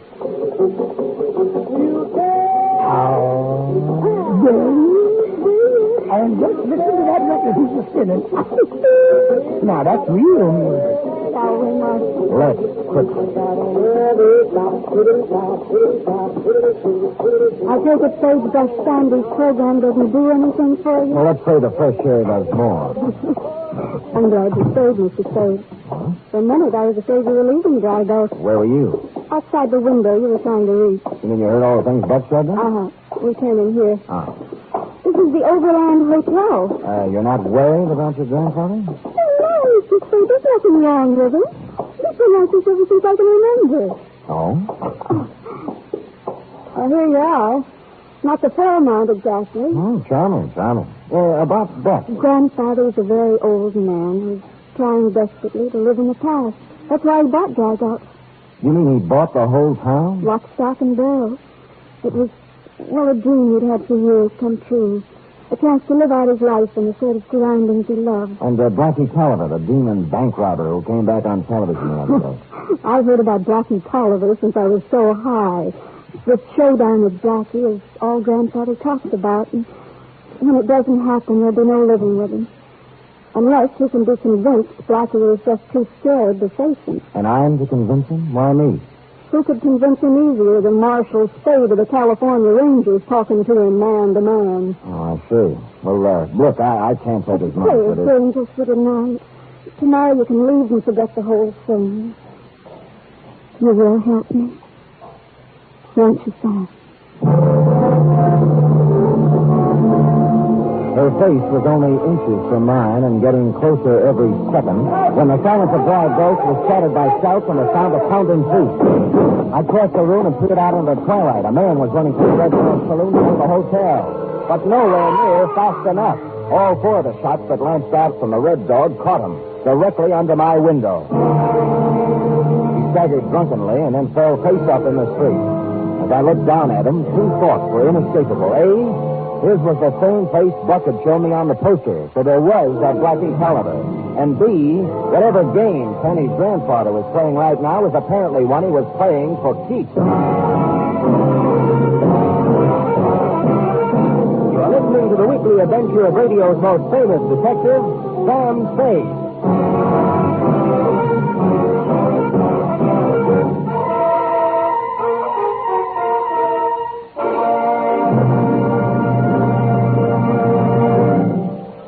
Have you met our new baby yet?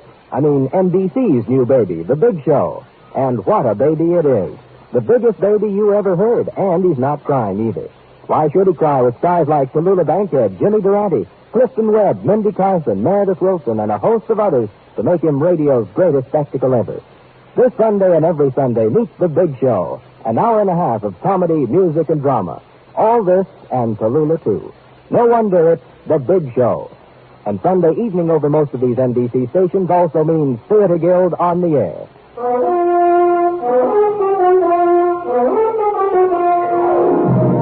Now back to the Dry Gulch caper, or They Went That-A-Way. Tonight's adventure with Sam Spade.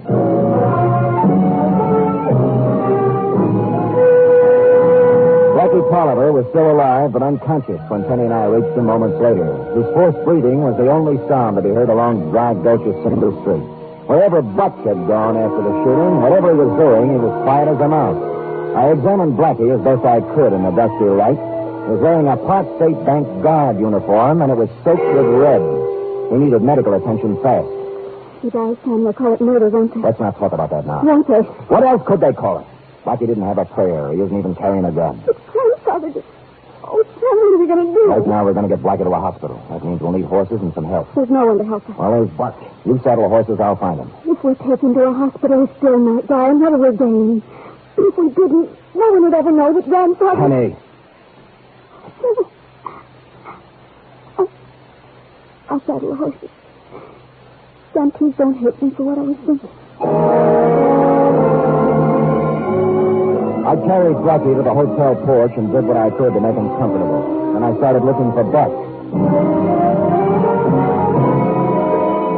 Buck's TV set was still on when I reached the Red Dog, but it was playing to a dark, empty house. I turned away to continue my search, and then I stopped. The music tearing at my eardrums was pure Dixieland. Musical murder, as Buck called it. I checked my watch. 6:23. Only 23 minutes since Penny and I left the saloon. That meant Sagebrush Sandy still had 7 minutes to go. I could see Buck taking a powder after dropping Blackie, but I couldn't see him forsaking his beloved Sandy for Dixieland before he did it. I was wondering who had switched channels when I saw what I'd missed before. A sliver of light shining under a door at the back of the room. I cat-footed my way across the Red Dog and had almost reached the door when, for the second time since my arrival in Dry Gulch, I felt a gun barrel pressed against my thigh. Don't stop, Snoop. Just keep moving right on through the door. I'm sorry, sir. I can hardly hear you without music. All right, so we can turn it off for music. Thank you. Now? Now move. Well, you insist, but I can only stay a moment. Okay. What happened? I thought the population of this town was the one. So did I.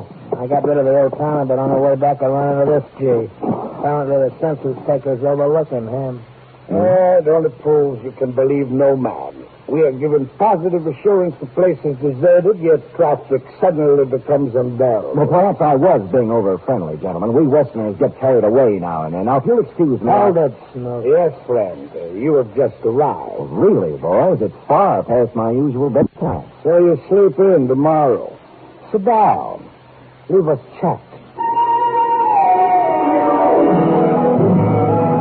There were several things in that candlelit back room I could have chatted about.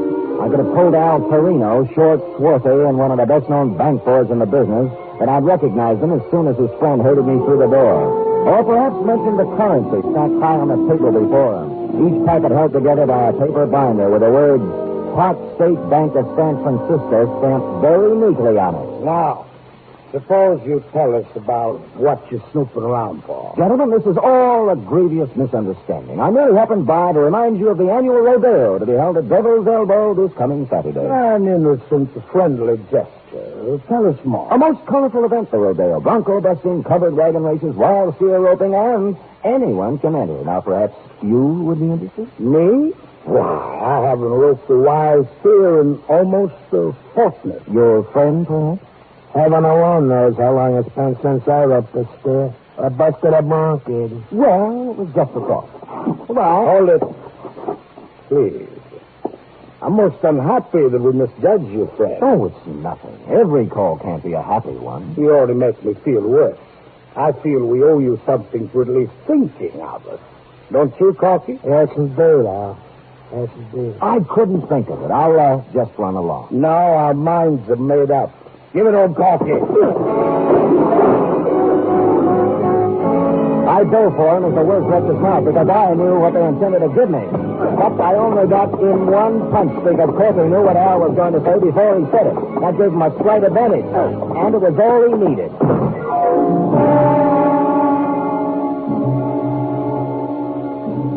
When I came out of it, I was lying in total darkness, and I wasn't alone. Oh, that blasted varmints. You wouldn't like to get loose and get my hands on them. Oh. Varmints. Let me loose. Just a minute, Buck. I'll give you a hand. There you are.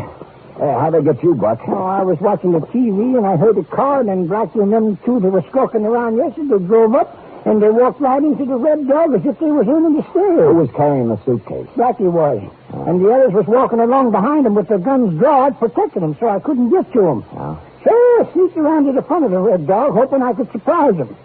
Well, it was me that got surprised, though. Well, what happened, Buck? Well, they was in the back room, and Blackie was hollering about a double cross and a fair cut. I'm got their kind of talk.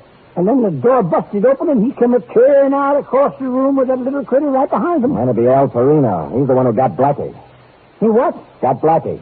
You mean that wall-eyed critter's been messing around my range? Remember we heard on TV about the Park State Bank being knocked over? These are the boys who did it. Well, I'll be your... And Blackie was the hostage that announcer fellow was talking about. He was the bank guard, and they took him. No, Blackie was in it, too. The inside man. He had to be. You think Blackie opened them doors for him without any persuasion, eh? I'll give you odds on it, Buck. And they didn't just happen to pick Dry Gulch as their hideout, either. Blackie must have suggested it after you wrote and told him you were up here all alone.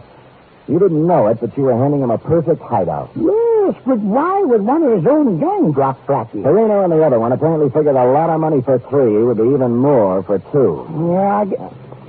Hey, listen to that. Oh. Them varmints are fixing to pull out. Come on, let's go get them. I'm right with you, Buck. Hey, hold up. Hold up, you bushwhacking dudes. Hey. Oh, dad rat, it was too late, Marshal. There they go, tearing down the back road. Is there any way we can cut across country and head them off? Oh, no, not afoot we can. And by the time we saddle up some ponies, they'll be gone. It pains me to even mention this, Buck, but I sent Penny to do just that some time ago. You did? Yeah. Well, what are we waiting for? We galloped up draws, down canyons, through streams, over cliffs, and across deserts. And the only place on me that felt good was my head, where Corky had sacked me. And finally, Buck, riding ahead of me, pulled his pony to a halt and waited for me to catch up. Somehow, I slid south off my horse's neck and was back in the saddle again when I drew abreast of him. Well, we ain't going to have to trap them dudes after all, Marshal. Huh? No, Cripple Creek done it first. Cripple Creek? The driest creek in the west. It crosses the road up ahead a piece. And right now, them critters are sitting hub deep in sand. Come on, let's start riding circle. Riding circle? Indian style. Oh. Round and round the car till we pick them off. Oh, no, Buck. We're going to handle this my way, and it won't be on horseback. Huh. What fancy plan have you got? None. It's very simple. We leave the horses right here. You get as close to them as you can along the road, and I'll circle around behind them. Now, don't show yourself until I go after them. You got it? Well, all right. But I still think circling's better. I left them there and dodged from bush to boulder to tree, working my way to a position behind Al Torino and Corky. I had just reached a rock formation that overlooked the road right over their car and slipped my .38 out of its hiding place beneath the purple silk shirt when I realized that Buck wasn't going to do things anyway but his own. All right, you city-fied tometops, make your play! No problem, Buck stood in the headlights there, parked slow, slightly behind Torino and his henchman. His hands were in indistinct blurs. Torino spun around, digging for his left arm. He was fast, but it's almost impossible to outdraw a man who uses a breakaway shoulder holster. I was on my feet and running toward the car when Buck staggered backward, a look of surprise on his face, and then crumpled to the ground. I fired as I ran, and Corky's saddle face was still falling forwards, and Al Torino caught the last of my bullets and followed him down. I reached Buck and lifted him into a sitting position. His eyes were bewildered as he looked up at me. You got me, Marshal. Easy, Buck. Now let's have a look. There we are. Buck, you were lucky. Just grazed the rib. You got me, Marshal. I guess I better hang up my shooting irons and just concentrate on tending Penny. You know, Buck, I've been wondering how you wound up with a granddaughter anyway. If the filly Blackie ran off with meant so much to you, how could you... Marry up with somebody else? Yeah. Oh, shucks, Marshal. Penny's grandma was twice the woman that first one was. Best in the West. Well, then how come you held a grudge against Blackie all those years and wanted to shoot it out with him? Oh, I didn't really, but drat it all, a man's got to have a little excitement in his life, don't he?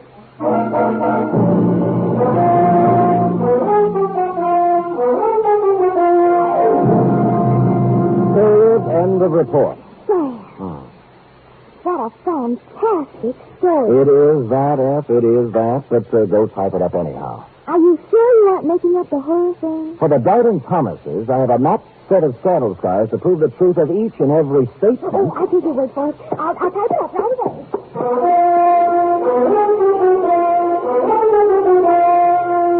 Three chimes mean good times on NBC. There's no cover charge of Duffy's Tavern. Just keep your dial tuned to NBC later as Archie and his delightful friends cook up another mad and merry session at that remarkable restaurant, Duffy's Tavern. This Sunday, the big show comes your way again on NBC, the best in comedy, music, and drama, with unpredictable Tallulah as MC, Jimmy Durante, Clifton Webb, and many more. Here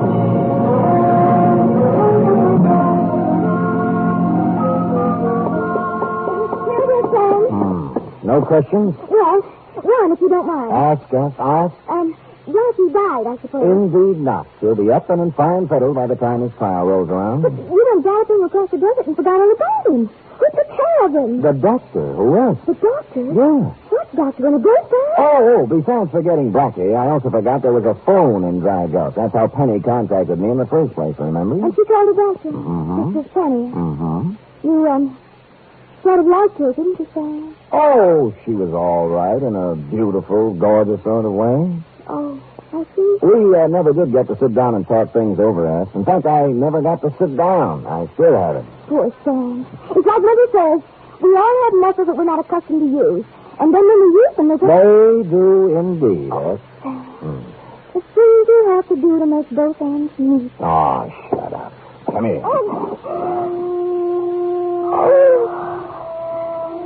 Good night, Sam. Good night, sweetheart.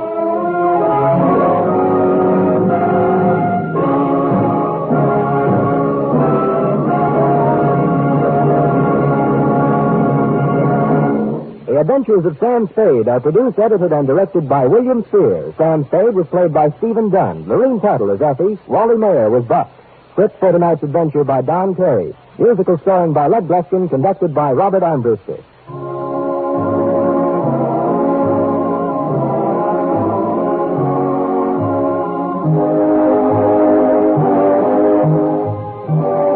Join us again next week, same time, for another adventure with Sam Spade. Hear the magnificent Montague, then visit Duffy's Tavern on NBC.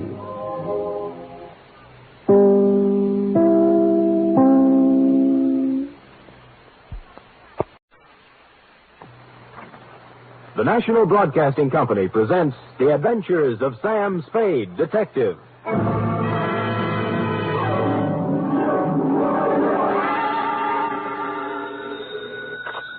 Spade, Detective Agency. Me, sweetheart.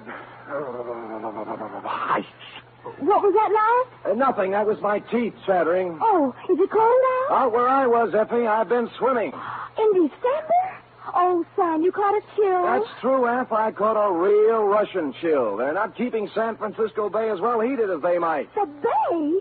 Sam, you were swimming in the... Where else, Eff? But... Oh, Sam, you've been drinking. Only brine, Angel, and what kelp juice I could scavenge. Kelp juice? Oh, it was a taxing experience, Eff. A lesser man couldn't have come through it.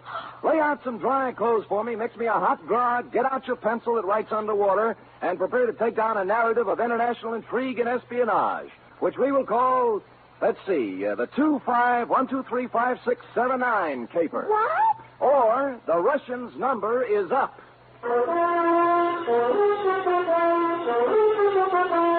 NBC invites you to listen to the greatest private detective of them all, as William Spier, radio's outstanding producer-director of mystery and crime drama, brings you The Adventures of Sam Spade. Effie! Here I am, Sam. I was just calling the janitor to see if he could turn on some more heat, so you could...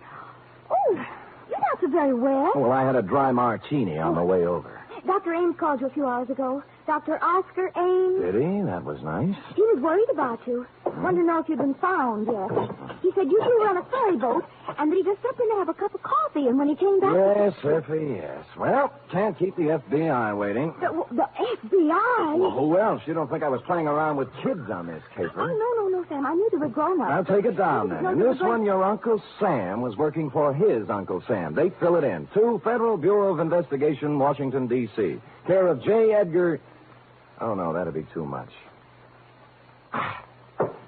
Well, why not? From Samuel Spade, license number 137596. Subject, Boris Kargamensky. How do you spell that, Sam? Kargamensky, K-A-R-G... No, I don't mean that. I mean Boris. Oh, I should have known. B-O-R-I-S. Dear Sir, last night I let my secretary off at 5:30 so that she could go and do some Christmas shopping, although I've told her repeatedly that all I want this year is money. The fog was rolling in off the bay, and it was bitter cold as I came out onto the street, pulling my overcoat collar up around my ears. Seemed like the night for spaghetti. A wonderful spaghetti dinner and some pleasant Italian hospitality down at Mama Pizza's restaurant on the Embarcadero opposite the ferry building. So that's where I went. But Mama Pizza had more than hospitality on her mind when she met me at the door. Sam, oh, I'm so glad to find you. I'm just calling your office. Well, what's the trouble, Mama? Someone been stealing ravioli? Please. It's my cousin, Tony. They tried to kill him. Oh, what happened, Mama? Come on, Sam. You eat with us. Our table. I'll make Tony tell you. He's gonna feel so good, but he can talk all right. You're gonna see. She led me to the back of the restaurant to the table where the family generally sits. Her daughters, Angelina and Patty, were there with plates of food in front of them, but they weren't eating any of it. They were staring in awe at the man who sat next to him. He was small to start with, but he was even smaller, hunched down in his chair miserably, staring, unseeing, into a glass of wine. On the table in front of him was a battered old concertina. The top of his head was swathed in a clean, new bandage. Sit down, Sam. No. Sit down. This is my cousin, Tony Calucci. Tony, my good friend, Mr. Spade. Hello, Tony. Hello. Go on, Tony. You tell Sam what's happened on you. Sam, you have your dinner at the same time. Yeah. Don't forget. Tonight you're going to be my guest. What do you like to eat? Well. Galatini, cacciatore? Well, I don't care, Mama. What's that on your plate, Angelina? You gonna eat that? Well, pass it over. Waste not, want not. That's what I always say. Now, what happened on you, Tony? Well, I'm on the boat, see. Yeah, what boat? The ferry boat, Oakland ferry boat. Don't you never hear my music on the boat? Ah, you play the concertina on the ferry ride. Sure, but no more. Huh? Tonight on the 6 o'clock boat. Oh, boy. Tonight on the 6 o'clock boat, what? I'm a play inside the first by the sandwich place, and everybody say, "Oh boy, Tony, you good. You play good. Play some more." 10 cents a year, 5 cents, 2 quarters even. Then I go up the stairs. Oh, boy. Oh, boy. And? Then I go out on the deck. It's a very misty, foggy, black. I can't see nothing. Now, I'm very happy. I feel like I play some more. So I'm a walk away back and up and down at the deck and I make a music, see. And then all of a sudden, I hear somebody say something to me. I can't see nobody. Now, I hear him. What do you think he said to me? What? What? Cospedor. Hospodor? As in bar? Cospedor. Well. So I'm say back to him, Cospedor. I still can't see nobody. Then I hear him say, is that you play Boris? So I get mad. I say, no, I don't play Boris. I play Pagliacci, Tosca, Trovatore. But I don't play Boris. That's a foreign stuff. I see. Then I'm sorry I say that because this fellow, he sounds like he's foreign. So I'm just going to say, look, Mr. Oh, boy. What, Tony? What? Patun! I get a hit on the head, smash the patun. I fall down. I'm bleeding. I drop on my concertina. My head's got a big hole on the top. I let out a big yell. Then I'm a blackout. Oh, boy. People come running around and good luck. There's a doctor on the board. They carry me down the stairs and he fixes me up. Otherwise, I'm a die for sure. Well, what did it feel like? What did he hit you with? Well, it feels like a baseball bat. But the doctor is... Oh, look, here's the doctor now, just to come in. Hey, Doc. The doctor looked in our direction when Tony called and strode over to the table. A big 6'3" blonde guy in the Joe McCrae, Gary Cooper tradition. You had to like him right away. No bedside manner to this doctor, although he could have had as much of it as he liked. He was all business and no kidding.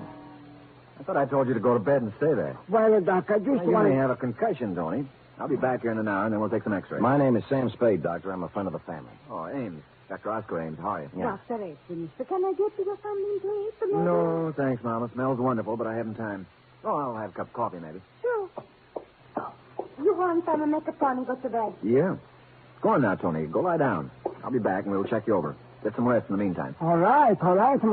Ames, I don't know. X-rays, the whole thing. I don't know how I'm going to pay you. Never mind that. That's why we charge our Nob Hill patients a little extra, so we're able to do something like this once in a while.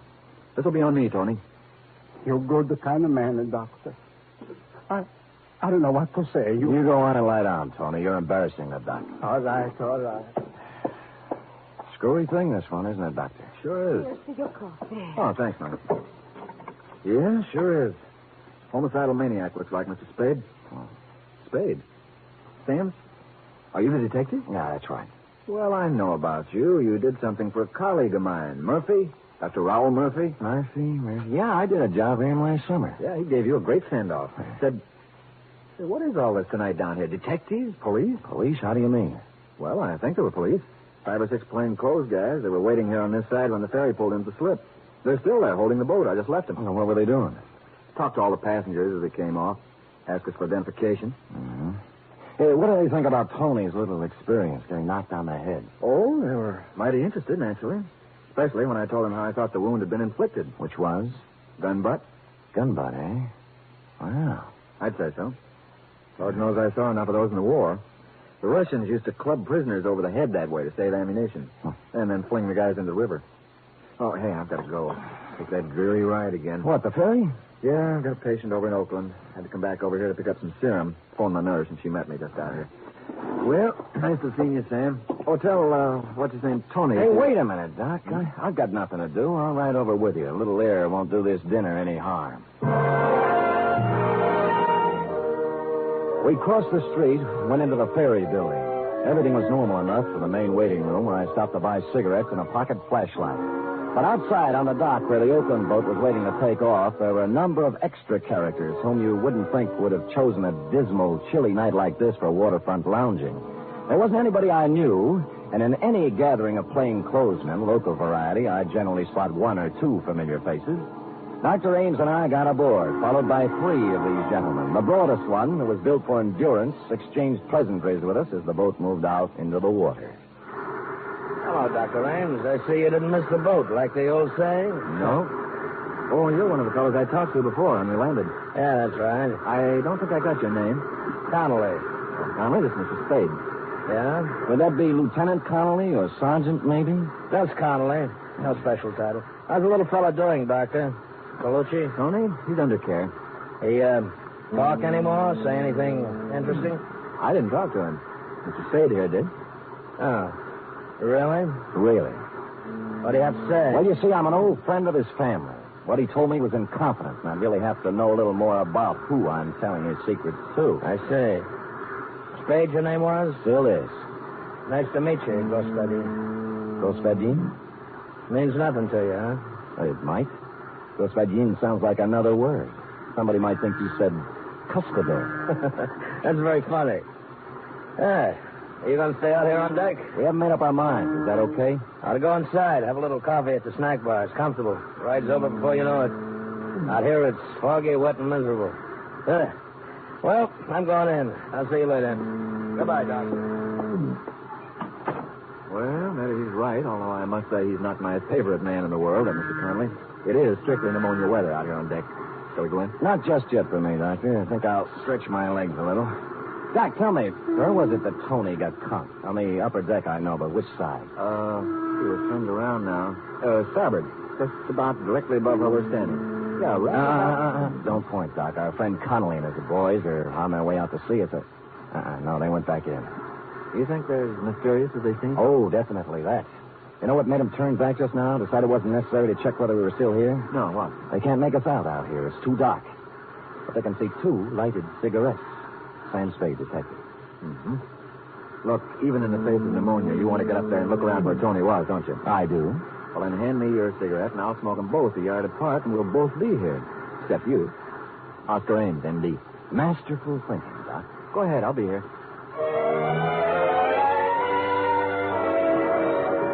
So I trod the slippery stairs to the upper deck. The fog was as wet as rain. I couldn't see any more than inches ahead of me with my flashlight. Finally, I stopped about amidship and looked down over the rail. Ames and his 2 cigarettes, tiny red dots of light that grew brighter every now and then as he puffed at them, were almost directly beneath me, so I knew I was just about right. A sudden noise over my head made me shoot my light up toward it. It came from a piece of canvas that had suddenly ripped loose, the canvas that covered the top of a lifeboat. I got up there somehow and perched precariously, holding onto 2 steel supports with one arm. The piece of canvas had been ripped open with a knife, a hole large enough for a man's body to get through. And that's what was in there, sprawled in the bottom of the lifeboat. A man's body.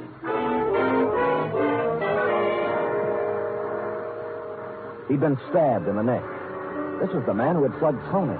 Or so it seemed, because the gun was still clenched in his right hand, barrel reversed. There was nothing in his pockets, just a handkerchief and $2 in change. But my flash caught a speck of something white in one of his shoes. It was a bit of paper with 2 typewritten lines on it. I let myself down to the deck, rubbed the circulation back into my arm where I'd been holding on, and prepared to read the note. And that's when my flashlight went dead. I groped about, cursing them for not checking their batteries, until I found a faint, ghostly glimmer of light overhead, out over the edge of the ship on the outside of the rail.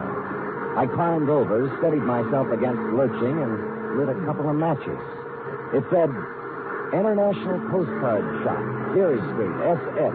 Greeting card for Boris. I put the bit of paper in my pocket and turned to climb back over the rail. And then something came at me from the flash. It caught me full in the center of the forehead. And as I staggered, came again like a block of wood right on the top of my head. It made it burn with sudden fire. Tiny points of light glittered in the blackness.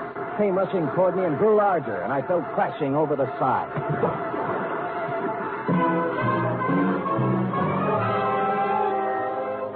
They tell you a lot about what you remember when you're going down for the 3rd time. You know what I remembered? I remembered that Господин is Russian for comrade. Sam Spade, detective.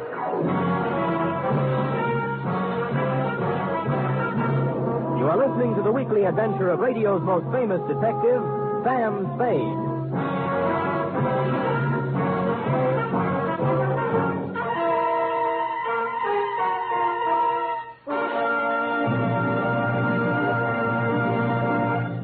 Imagine the greatest names in stage, screen, and radio. People like Bob Hope, Rosalind Russell, Meredith Wilson, Frankie Lane, and many, many others.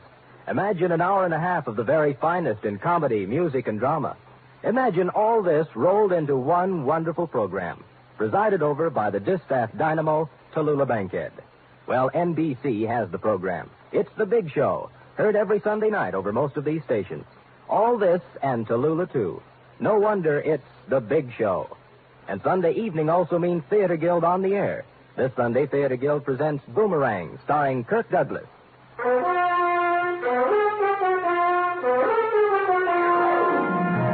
And now back to the 251235679 caper. Tonight's adventure with Sam Spade.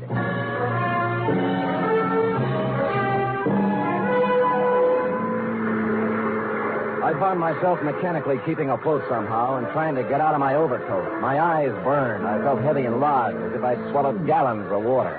My head began to clear a little, but with returning consciousness came increased pain, pretty bad, too. From out of the misty blanket, from every direction, in a dozen different keys, from near and far, foghorns sounded. I knew that by now the current had swept me out of the path of the Oakland ferries. The water was chilling me, and I turned over and began swimming, just hard enough to keep the blood circulating. The lights of a boat came into sight suddenly, and I threw back my head and yelled. But the horn crying its warning drowned me out, and the boat went on, and the fog closed in behind me.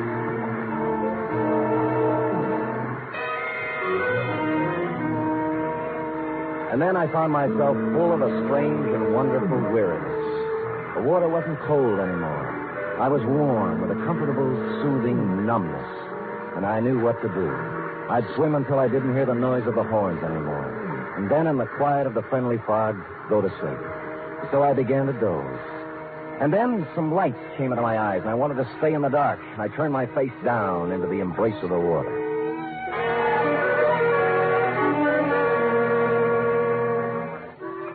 And then I wasn't where you'd expect at all. I was lying on a baggage truck that was moving. People were crowding around, walking beside the truck, staring at me.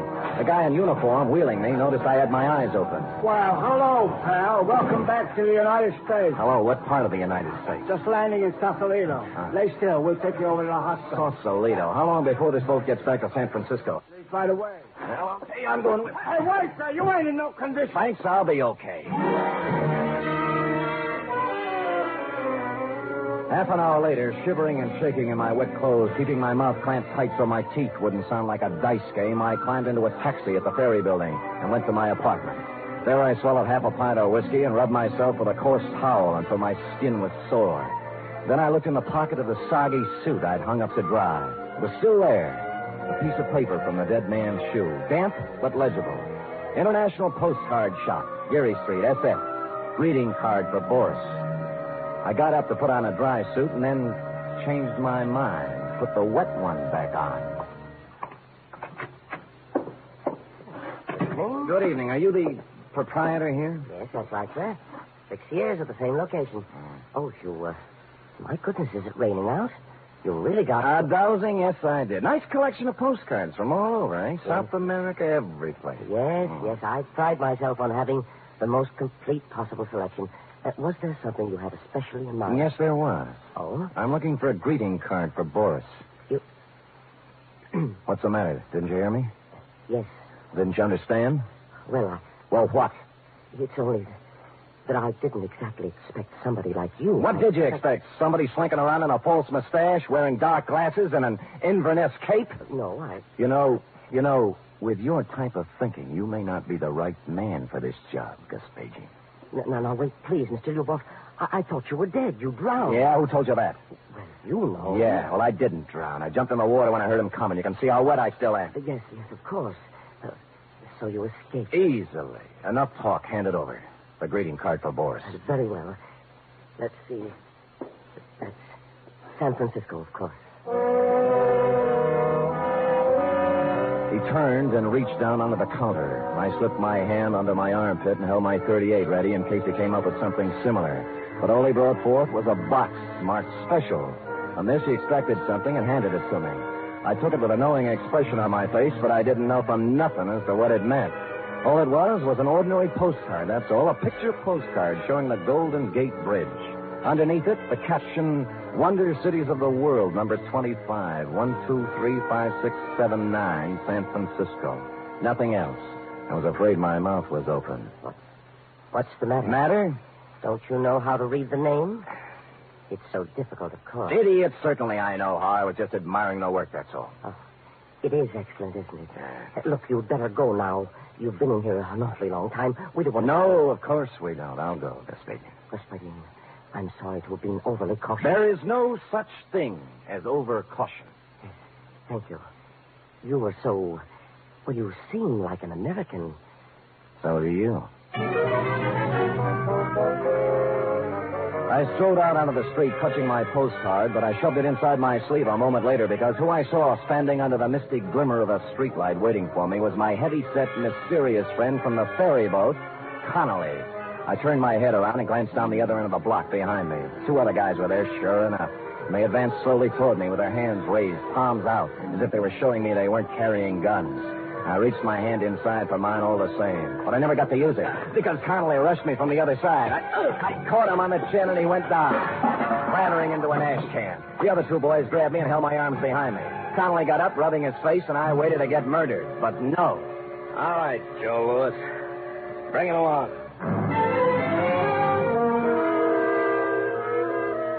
And so they did. We didn't go far, though, just around the corner to a little hamburger place that had a sign on the door saying closed, although there were lights inside. Connolly knocked on the door, and a fellow with an apron came and opened it and locked it after us. Connolly gave him a nod, and we sat down at a table while he brought us coffee. Spade, we've checked on you. You seem to be okay. You stand in good with the department, friend. What department would that be, friend? This department. Huh? FBI. Oh. Now, maybe you can help. Anyhow, we don't want you going around making a noise and messing it up for us, so here it is. I'm all ears. Did you ever hear of a man called Boris Kagaminsky? No. Well, not many people have, even in Russia. Boris Kagaminsky is the top Soviet agent in America. He's the head man. He organizes and runs everything for them here. I see. Now, he came to this country 7 years ago and vanished.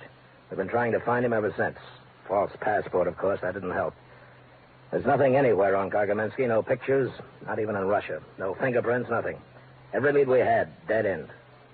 And then we got word last week... Go ahead, drink your coffee. Oh, I'm too interested. We got word last week that another agent, an unimportant little guy named Lyubov, was on his way to San Francisco and that he would definitely have to contact the big gun. Something to do with the Chinese war business that only Kagaminsky is big enough to handle. Well, our man tailed Lyubov all the way out here, and then he lost him. The Oakland ferry. Well, it didn't bother us very much. He called us, and we were waiting on this end. But in pulls the ferry, and no Lyubov. Lyubov was a dead man on the lifeboat. Right. He must have been up there waiting to be contacted. Yeah, then he heard Tony and his concertina, thought this might be it, and then when he realized he'd made a mistake and uncovered himself, he conked Tony on the head. Right. Yeah. And his Soviet contact got scared of investigations on the boat following Tony's hue and cry and stabbed Lyubov. So, now we're back where we started. Every passenger on that ferry was okay. What's that you're looking at? Picture postcard. Found a message on Lyubov about the International Postcard Shop and a greeting for... Hey, a greeting for Boris. Boris Kagaminsky. Now, let me see that. I bulldozed the guy in the shop to let me have it. Looks like nothing. It's just a picture. But he said he said I could read the name. Give me it. Golden Gate. No. Oh, these numbers. Wonder Cities of the World. Number 251235679. Hey, wait a minute. What? Print out the guy's name, Boris. All right. B-O-R-I-S. Leave a space. K-A-R-G-A-M-E-N-S-K-Y. Now, put numbers, wait a minute. The top number is 9. Yeah. All right, put 1, 2, 3, 4, 5 over Boris, and then start again. 1, 2, 3, up to 9 over Kagaminsky. Yeah. So? All right, now what's the postcard? 2, 5, 1, 2, 3, 5, 6, 7, 9. Okay, what's 2? 2 is, O. 5. S. O-S. Now, Kagaminsky. 1. K. 2, 3. A-R. O-S-K-A-R. Well, I guess we know the rest of it. 5, 6, 7, 9. A-M-E-S, correct? Correct. Oscar Ames. Dr. Oscar Ames. What? I was just thinking. He was worried about me catching pneumonia.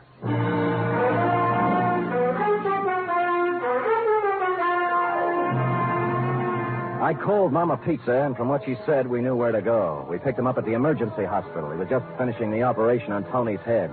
We watched him through the glass, and the other young doctor standing alongside us said he was one of the greatest surgeons they'd ever seen. When he unrolled his gloves and took off his operating mask, he looked up and saw me, alive, and the other boys with me. His scalp tightened for just a second, and then he smiled. It was when he reached into his bag that we rushed him, before he could get the little red bottle to his lips. Period. End of report. Oh, Sam. A spy story. Yes, it was, F. Everything. A chase and being thrown in the water and mysterious people and a code message. Well, that had kept you awake, Angel. Sam, what is it like not to want to be in America? Not to want to live the way we do in America? Yeah, I can't imagine, sweetheart. I can't either. Sam, about Dr. Ames. Yeah? Do you think that, the way you described him and all, do you think you made him sound too sympathetic? Well, I described him as he was, that's all. But will anybody think that, he was attractive? But you missed the whole point, didn't you? Spies don't go around wearing monocles and talking with heavy accents and acting like spies, not the good ones. It's the attractive, lovable, trustworthy strangers that are dangerous. Now, if you'd met Dr. Ames at a party somewhere, you'd be out with him at a nightclub right now, cooing over a drink and giving him the plans for the Brooklyn Navy Yard. Sometimes I can't... Get mad, Sam. I don't even know where Brooklyn is. Lucky for our side. You don't hate me, do you, Sam? Oh, come here. Oh. Now, does that answer your question? Completely. Good night, Sam. Good night, sweetheart.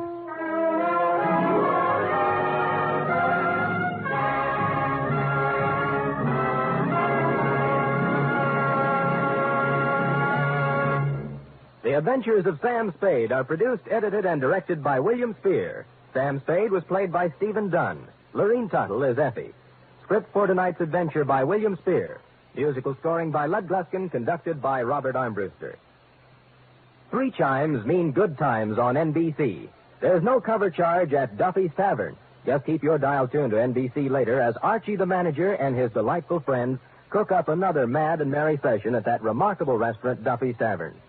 This Sunday, the big show comes your way on NBC again, an hour and a half of the best in comedy, music, and drama, with guests Bob Hope, Martin and Lewis, Rosalind Russell, Frankie Lane, and unpredictable Tallulah as MC. Go ahead. Tell them about The Thing. Oh, yes. Sam Spade and Effie asked me to remind you about The Thing. The Thing for kids for Christmas. You know, The Thing can be anything you think an underprivileged child would like for Christmas. In your town, there are civic groups who are cooperating with this Thing for Kids campaign. Send your new or used toys to the collection centers in your town and help make some child's Christmas brighter. It'll make you happier, too. Thank you.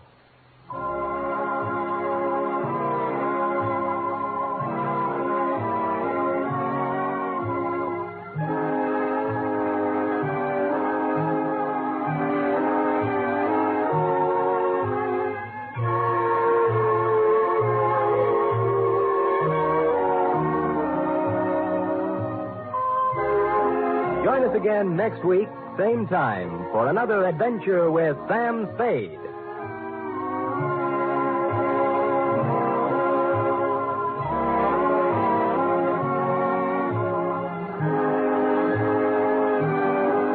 Enjoy the magnificent Montague, then it's Duffy's Tavern on NBC.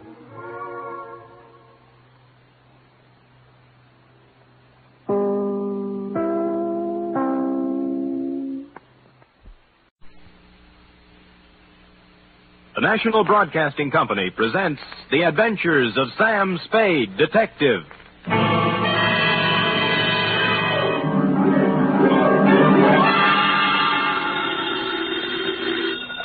Sam Spade Detective Agency. Me, sweetheart. Merry 29th of December. You too, Sam. Did you take the little boy home? Yep.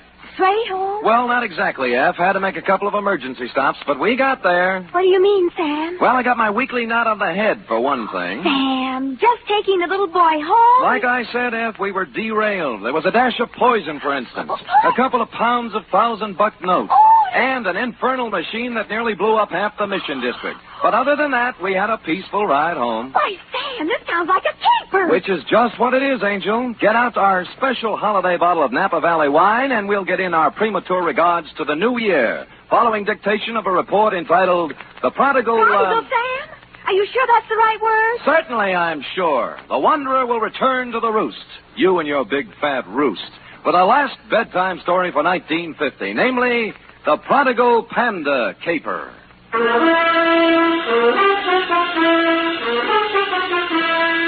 For NBC, William Spier, radio's outstanding producer-director of mystery and crime drama, brings you the greatest private detective of them all in The Adventures of Sam Spade. Effie? Miss Perrine. Coming, Sam, coming. I've been looking in the dictionary. Huh? Sam, you've fallen into the trap. Again? Prodigal. Here, now, see? Prodigal. Given to reckless extravagance. It doesn't mean wandering at all, see? Now, people think just because the prodigal son wandered that you... What are we talking about? Oh, the prodigal panda caper. How can a panda be given to reckless extravagance? Well, let me see. Oh, here. Definition 3, prodigal. Yielding abundantly, luxuriant. A panda? You mean one of those black and white? Oh, right. See note below, it says. You ready for the note below? Where's my pencil? Oh, all right, Sam, now, Dave, fill in it. 2. Master Roebuck Dozier, 2318 Delaney Street, City. From Samuel Spade, license number 137596. Subject, the prodigal panda caper. Right. Dear Roby, I'd spent a relatively pleasant day running down a case of slow pay in North Beach and, flushed with success, had returned to my office for a final check of the file. Underwood Helen, Usher Roderick, Varden Dolly, where the... Oh, Spirit's Holiday.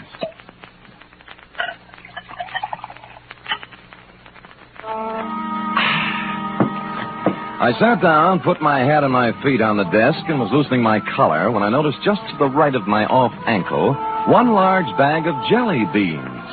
Sighting past it, I saw in the corner chair an open copy of a magazine featuring on the cover a blonde in a low-cut dress taking a .38 slug from a slack-jawed thug in the background under big red letters spelling out Thrilling Crime Comics. And behind all this, sound asleep, was you. Hey, Sonny. Hey, wake up, will you? Come on, Revelie's blowing. Huh? Oh. Hi. How long you been here? Oh, a long time, I guess. What's your name? Roby, short for Roebuck. Well, what can I do for you, Roby? I've been to the police. They wouldn't do anything. They said I should come to you. You mean you got a job for me? Yeah. Dangerous? Yeah, a hoist. You mean a heist? What was it? Panda bear. Oh, someone stole it? Yeah. It's not mine, really. I bought it for my little brother, Barney. Mm-hmm. He's 5 and he's always wanted one. So when I got the junk money, I went... Money? Oh, bottles and papers and stuff. Oh. I collected it from the neighbors and earned $6.15. And Barney wanted the panda bear, so I bought it at Lacey's department store today, and they stole it. Who stole it? Well, there was this man in the checkered coat and the lady in the red silk dress, just like the story in the comic here. Oh. The man looked like that, but the lady looked different. Mm-hmm. She had black hair and a red dress, and her eyebrows went up this way instead of sideways. Oh. I was walking down the street with my panda bear, and the lady called me over to a car she was sitting in and started to talk to me. Mm-hmm. And right away, the man in the checkered coat ran up and grabbed at my panda bear, and they chased me up a fire escape. And the man pulled out a big black gun and said if I didn't come down and give him the panda, he'd shoot me and Barney and Mom. So I came down and gave him the panda. Well, that's quite a mouthful. Oh, excuse me, Roby. Hello? Sam? Yeah, Dundee. This is Dundee. Oh. Sam, there's a little fella about 8 years old on his way over there. No, he's here now, Lieutenant. What's the deal? He gave us quite a story. Well, how'd it go? We took it down. I got it right here Good. somewhere. Let me see. It's about a man in a checkered coat and a lady in a red silk dress. Yeah. Oh, here it is. Quote, I was walking down the street with my panda bear, and the lady called me over to her car. Okay, Dundee. He hasn't changed it any. We got hold of his mother. Runs an elevator in the Russ building. Good. She says he reads too many comic books. You better send him home. Okay, Lieutenant, thanks. Come on, Roby. You're going to send me home? Lieutenant Dundee called your mother, old man, and You don't believe me either. Oh, it's not that, Roby. It's just But I can't go home without the panda bear. What do I tell Barney? I promised him. My own brother. Oh, he's home now waiting? Yeah. Well, tell you what I'll do, Roby. You let me put you in a taxi and send you home, and I'll take the case. You'll get my panda back? It wouldn't be at all surprised. So if Barney's face hits the floor, just tell him Samuel Spade Incorporated's working on it. Only one thing. Huh? I haven't any money left. Oh, you got jelly beans, haven't you? Yeah. Okay, you can pay me off in jelly beans. Now, come on now, let's find a taxi. Which we did, Roby. Like the psychology books said, I didn't discourage the child imagination, but I did try to tout you off thrilling crime comics and onto Alice in Wonderland. This, I could see, would take some doing. It was almost closing time when I got to Lacey's, but I talked my way past the man at the door and hustled up to the 6th floor and the toy department. The clerks were doing whatever clerks do at 5:30, but I found a handy floor walker. Dear me, Mr. Spade, I just don't know. I just don't know. You mean you counted your cash and everything, but you can't... It's not that, Mr. Spade. Oh. I am perfectly willing to stretch a point to please the little fellow. We like to think we're human here, you know. Well, that's nice. That you like to think so, I mean. But you see, something very strange happened this afternoon. Come over this way, sir, by the escalator. Oh. We had the giant pandas at this counter here. 25 of the large size. I assume that's what you're interested in. I guess so. Then what then? Well, for Christmas, they didn't do anything. Just sat here, huh? Yes. But would you believe it, sir? This afternoon, all 25 were sold. Well, how do you account for that? New Year's gaiety? Well, if you want my personal opinion, it's me. An impressive panda bear, Roby. It was hard to figure out how you could lose anything that big, and harder still to figure out how I'd explain this kind of thing to people who stopped me on Market Street. Be that as it may, my floor walker friend took my cash, tore off the sales slip, and I was about to set sail with my panda when I heard him make the kind of a noise floor workers make when they see what he was looking at. Miss Greenbar! Miss Greenbar! She pointed weakly, turned pale even by floor walker standards, and sagged to the deck. I turned in time to see Miss Greenbrier collapse at the top of the escalator and watched her come down, draped across 3 steps like the cover of one of your books of bedtime stories, Roby. She was the last passenger of the day, or so I thought. When I looked closer, I saw she wasn't a passenger. She was freight. At the lamp counter on the floor above, busily adding up receipts as if nothing had happened, was a dark type built along Dragon Lady lines. I'm very sorry, sir, but we closed. I want to know about the girl who just went down the escalator. Miss Greenbrier? Yeah, notice anything strange about her? Why, is she ill? Yeah. Did she look ill? I thought there must have been something wrong. I said hello to her, and she didn't pay any attention to me. It was only a second ago. Where'd she come from? Around the corner. I think she'd been at the wrapping desk. She had. With a 10-size sheet of heavy brown paper, a batch of metered postage tape, and a shipping label addressed to Master Frankie Carson, 281 Avenida Ruiz, Havana, Cuba. Downstairs, I found my floor walker friend had come around and was bending over Miss Greenbrier with an impressive-looking gent with gray at the temples. Good heavens, it can't be. It just cannot be. That's all. I'm afraid she is, though. In Lacey's, it's unheard of. Why should she be? Good heavens. In my department, too. Excuse me, floor walker. Oh, this is Mr. Spade. He was with me when it... Oh, dear. I'm Dr. Kent Thorne. I was exchanging some Christmas gifts when... Any idea what killed her? Well, it's pretty hard to tell without an examination, and I don't have my things with me. Heart, possibly. Natural causes? Well, of course. Why, do you have reason? There are more natural places to die than at the top of an escalator. And in my department at Lacey's, too. Good heaven. Well, who can say? Have to look up the girl's history. If she had a heart condition, well... Sure. Meanwhile, I'll call homicide. They've nothing better to do. For a minute, I thought I'd been reading too many comic books, Roby, but things settled down when they pulled out the records and found Miss Greenbrier had a heart condition of long standing, and the medical examiner wrote it off as natural causes. So, hoping you would consider a jelly bean bonus for promptness, I picked up my panda and went. Outside, I'd gone about 10 steps when... Hi, Humphrey. It was Larry Healy, the cop who drives for Lieutenant Dunne, sitting in a patrol car. Oh, you and Bogart. Who's it for? A little kid in the mission. How come? What do you mean, how come? I'm buying a panda bear for a little kid in the mission who likes panda bears. Does that have to be explained? Okay, Sam, okay. Hey, it just hit me. The bear ain't turned out quite right. He needs a necktie. Oh? I just happen to have one here my brother-in-law got me for Christmas. Here, give me. There. Now, see. Sure. Ooh. Larry, how long has there been bad blood between you and your brother-in-law? Bad blood? Listen, even when we were friends, he gave me ties like this. There you are. On your way, Sam. Thanks. Taxi! The cab let me out near the end of Delaney, and I started walking up the row of dingy pre-earthquake flats towards your house, Roby, at the end of the street. Parked at the curb with a discordant note in this hard-pressed neighborhood, a sleek, custom-built red convertible, one of the kind that looks like it can go 90 miles an hour standing still. The same can be said for the dame in it, also a discordant note. You see, San Francisco is a very big, large city. You just don't run into a dame at the lamp counter in Lacey's and a half hour later in a dumpy neighborhood in the Mission unless she wants it that way. Well, hello. Hello, Dragon Lady. Oh, silly. You must sell a passel of lamps. The car? Mm-hmm. But don't try to explain that now. Just tell me why you followed my cab. Follow you? Why, Mr. Spade. Come on, what is it? You're embarrassing me. I know. Since that moment at the lamp counter, you can't get me out of your mind. Well, that's a perfectly normal reaction. No, it's not that. It's... Oh, dear. The panda bear. You want it in the worst way. You're kind of attractive as men go, Mr. Spade. Could you give me a light, please? Sure.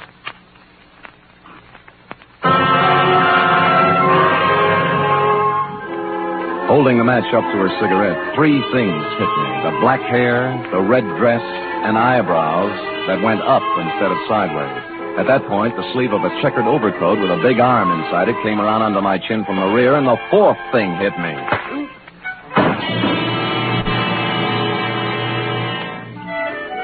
How long I dwelled in Panda Land, I don't know, but it was real nice while it lasted. I was a panda, too, I remember, and I was going somewhere with a big overstuffed private detective under my arm when a lady panda batted her big brown eyes at me and began pulling my nose. She seemed to have a very, very high voice. Wake up, Mr. Spade. Reveling's blowing. I call Lieutenant Dunne, Mr. Spade. Son is wait.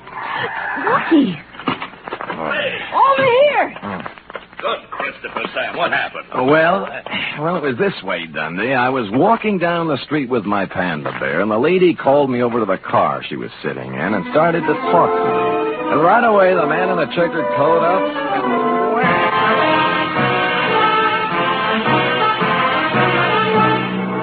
You are listening to the weekly adventure of radio's most famous detective, Sam Spade.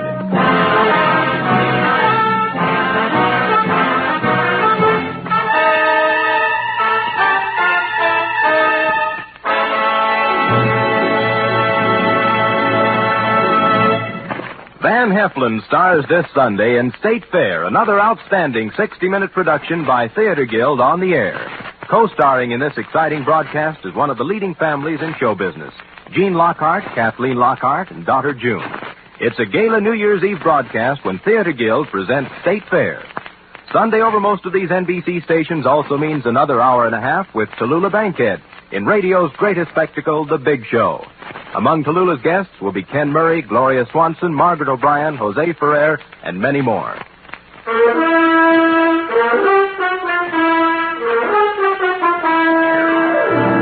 Now back to the Prodigal Panda caper, tonight's adventure with Sam Spade.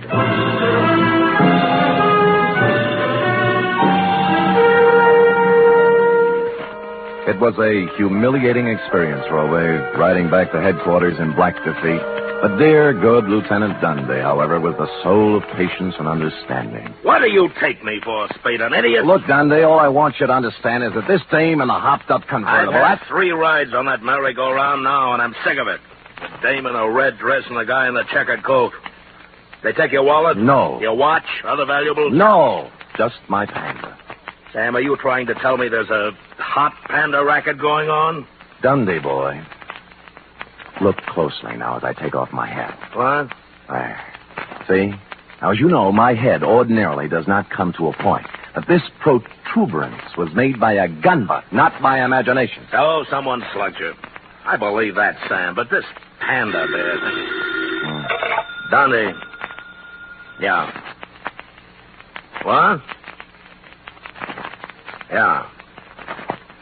Yeah. You were saying something about my panda bear, Dundee. Yeah, maybe I ought to take it back. That dame at the store this afternoon, the one who sold him? Miss Greenbrier. Yeah. I just finished the post-mortem. No heart attack. She was poisoned.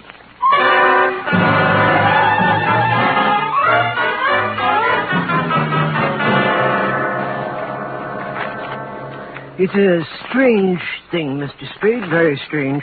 I leave my business thoughts at the store. Floor Walker, just try and remember the Dragon Lady's name, huh? Dragon Lady.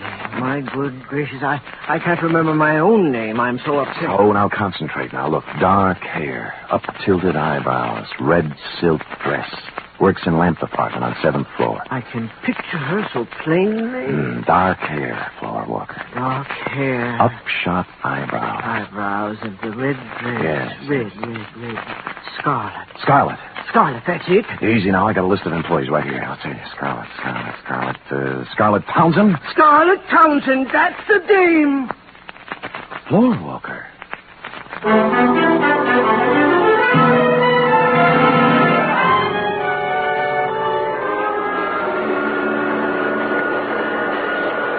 Scarlet Townsend! Yeah, he lives here, right in this room. Move out! Today! Well, how come? I said, how come, landlady? Why'd she move? Me! Oh! I tried to keep her on the right track, but her age, you can't tell her nothing. Now, when she drank that no good thing around here, I put my foot down. I said, Scarlet,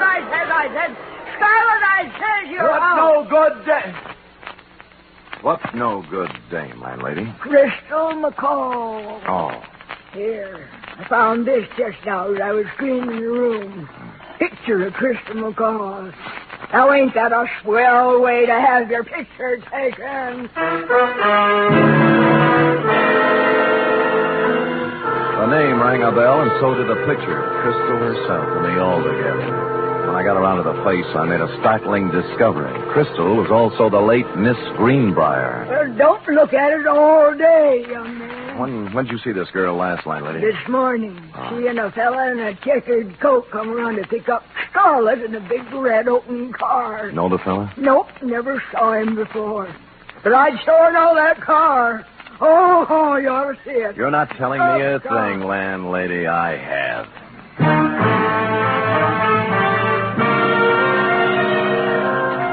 In Los Angeles, I'd have been dead, but San Francisco is not a convertible town. I found a free phone and began calling the dealers, figuring a bright red custom-built convertible is something you remember, whether you see it or sell it.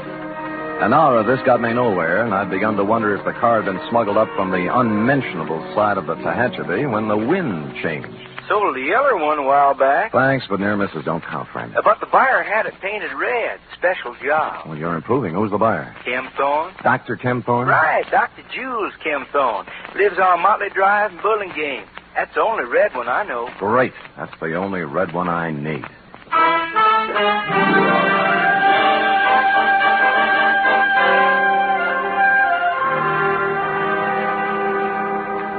Mr. Spade, this is utterly unbelievable.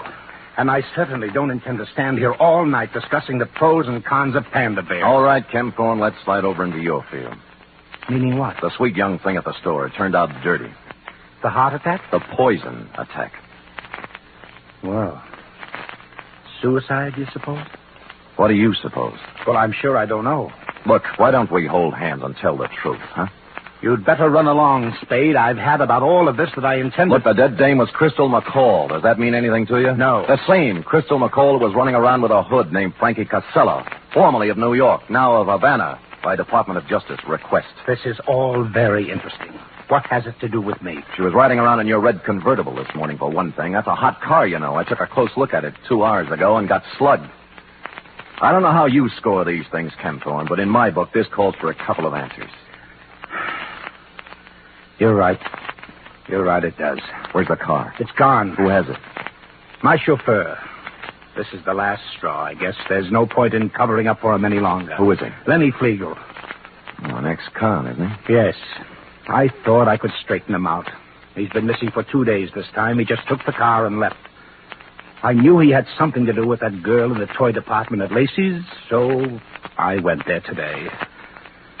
I guess I was too late. You think Flegel killed her? I don't know. I don't know. Where did you see the car? Near the end of Delaney Street. What's the license number?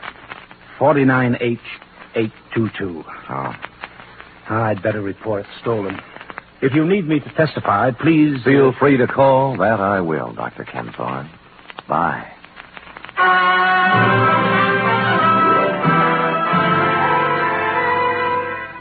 What I had in mind, of course, was to call Lieutenant Dundee and have him slap a 24-hour tail on the good doctor, but something intervened.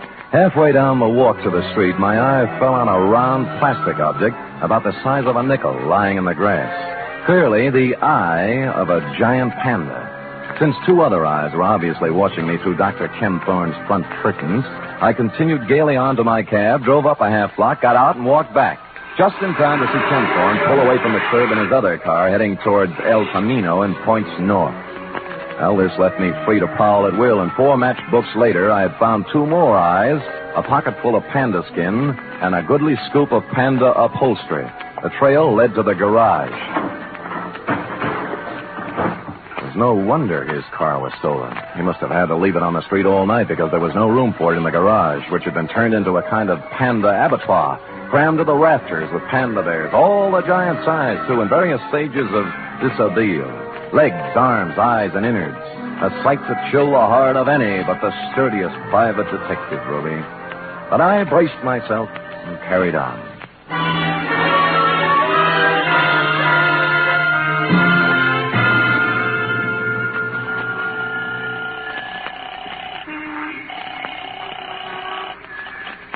Homicide, Dundee. This is Sam, Dundee. Sam, where you calling from? Phone booth in a drive-in on El Camino. Listen, the license number on the red custom job is 49H822. And the guy driving it is Lenny Flegel, an ex-con. Don't talk to me about that car. Larry Healy picked it up tonight going 90 on the Bay Shore. Great. Lousy. Why? What happened? Next time I see one of them panda bears, I'm going to spit right in its eye. So Larry pulls the guy down, and first thing he sees is the panda bear with a necktie. What about the dragon lady? She came second. All Larry can think of is the hot panda bear. Figures they stole it, so he takes it back to the patrol car to return it to the kid. No. Yeah. By the time he got the exhaust smoke out of his eyes, they were gone. Oh, what's that license number again? 49H822. You sure? Positive. I'm looking right at it. Oh, Sam. Dundee. Yeah. We're all at Anderson's drive-in on El Camino. Put it on the air.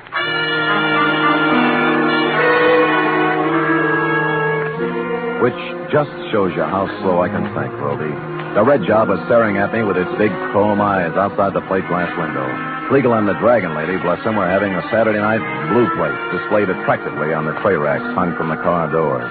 I sidled out of the phone booth and through the kitchen, thereby coming up on the car from behind. More coffee, honey? No, we better get going. Oh, plenty of time. Mind if I join you, Flegel? Huh?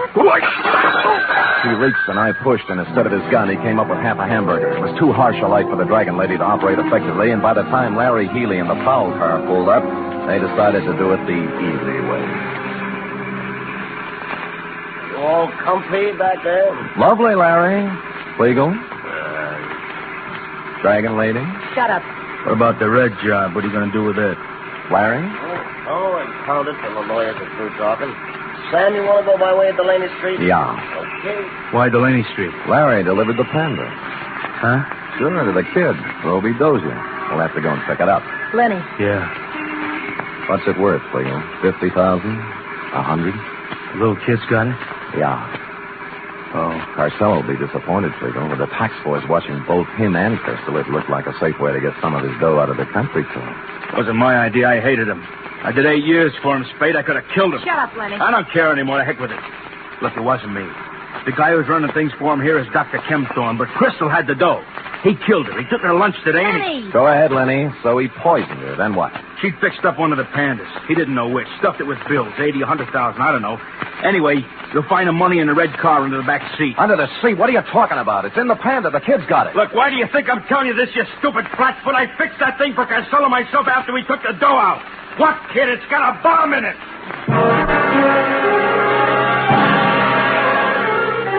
I don't remember much about the ride from then on, Ruby. All I could see was a white line unwinding in the headlights. But somehow we got to the end of Delaney Street and around that corner again. Ruby! Ruby! Over here, in the alley. Ruby, you hurt? No, just resting. Where's the panda? Well, I'm through with pandas, and so is Barney.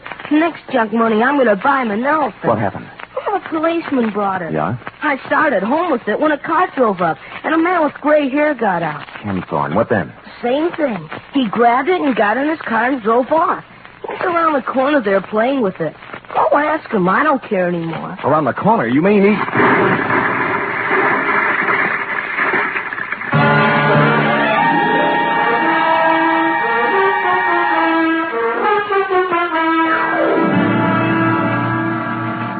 Period. End of report. What a A hurry. highly inconsiderate thing to do to a panda, but I'll give him one thing. What, Sam? He had the good grace to park in front of a vacant lot before starting to tear it apart. Oh. And, of course, to coin a phrase, he saved the people some money. And now, if you're a good, efficient girl and run that through your infernal machine, who knows what I'll have in store for you when you're through. No jelly bean still work is done. Now, scoot, scoot, scoot.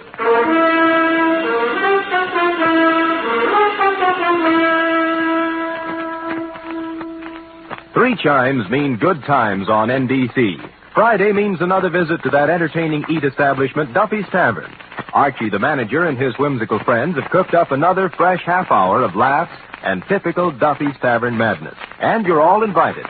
There's also another delightful adventure with Chester A. Riley, played by William Bendix, tonight on The Life of Riley. Keep your dial set to NBC for the very best in radio entertainment.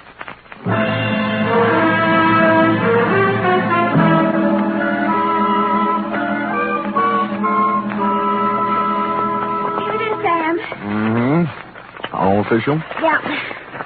I like the black one. Lay off. We're no favoriting all the black ones. They're my favorites too now. Master Robot Dozier. Very well. Sam, No? I hope Roby appreciates you. Only just a kid. How do you appreciate me? Oh, I appreciate you, Sam. Oh, I appreciate you too, sweetheart. You're so pretty and so efficient. Am I, Sam? And so good about not hitting me all the time for your back salary. Yep. Right when I stop and think of you, I go all choked up. Me too. Come here. Huh? Angel, Yes? it's all yours, dear. The rest of the jelly beans. Happy New Year. Oh. Good night. Good night, sweetheart.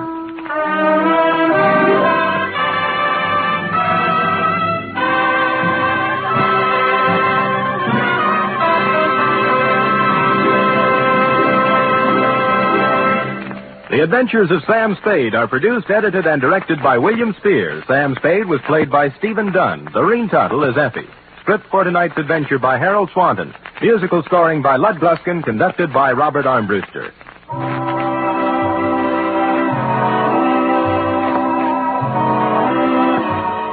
Join us again next week, same time, for another adventure with Sam Spade. Enjoy the magnificent Montague, then Duffy's Tavern on NBC.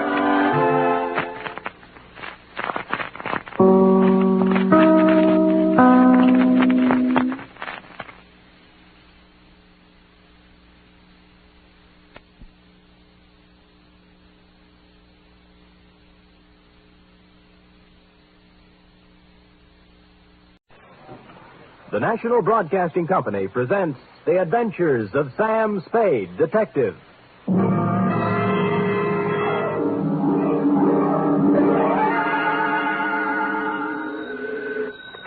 Sam Spade Detective Agency? Miss Perrine? Who did you think it was, Sam? Not a Harry? You don't know what a hot guess that is, Cherub. Really, Sam? Mm-hmm. You think I'm the femme fatale type? In a black velvet gown with a veil? What chance would I have? Sam, you've given me new heart. Deservedly so, Wonder Girl, and in femme fatale, you have hit upon what might be called the keynote of the saga, which even now I am itching to tell you. A saga? More, a tale, Effie, well calculated to keep you in... Oh, no, we better put that another way. But while I mull a subtitle for this Oriental tapestry, find yourself a copy of something by Eric Ambler or E. Phillips Oppenheim and bone up on the ground rules of international intrigue. Ooh, international? Ooh, yes. The next 39 steps you hear will be me walking up to the door in my black Homburg and velvet collar, with my pockets bulging with plans for submarines, supersonic airplanes, and secret fortifications, and my tongue a wag with a report which will echo around the embassies of the world as the Cloak and Dagger Caper.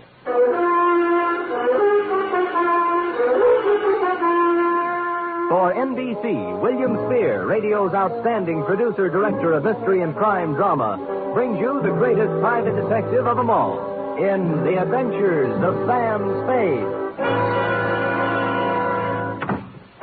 Sam? Who else?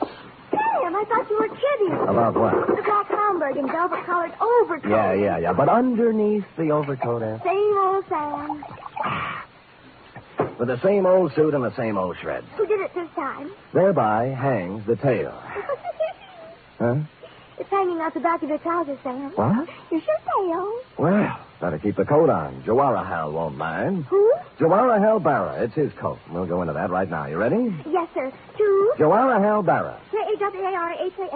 Jawaharlal, Well, speaking. From Samuel Spade, license number 127596. Subject? The Cloak and Dagger caper. Dear Jawaharlal. I'd been out Friday night until 4 a.m. watching wedding presents. So when Saturday turned up rainy, I did the mad, impulsive thing and decided to stay home. I plugged the phone, built a fire and a tall drink, invited Freddie, the neighbor's cat, in for a short milk, put my feet up and my head down, and reached for a magazine. A picture of peace, Jawaharlal. Freddie lay on the coffee table, purred, and busied himself spinning the hand-rubbed Lazy Susan my unpredictable Aunt Adelaide gave me for Christmas. The magazine turned out to be Time, with a picture of an austere Asiatic gentleman on the cover. 2 pages, and I had the kind of headache you can only get from reading the news these days, so I turned it in on a slick pulp, with a breathless yarn about an international gumshoe and a satin-lined cloak who kept running into women with bosoms full of papers.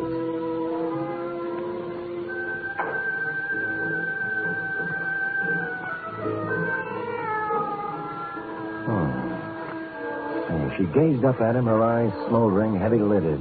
You, she faltered. You are Sheridan Ballard. Mr. G, too? He nodded. Her knife made a glistening arc, stopping as his hand met her wrist, gripping it like a vise. You liar, she hissed. With the other hand, he ripped away her veil, smothered her lips in hot, fierce kisses, felt her go limp in his arms. Now, Zelda, my girl, he whispered, let's have the plans for that plutonium-powered rocket ship. Veil lady. Mr. Spade? Huh? Well.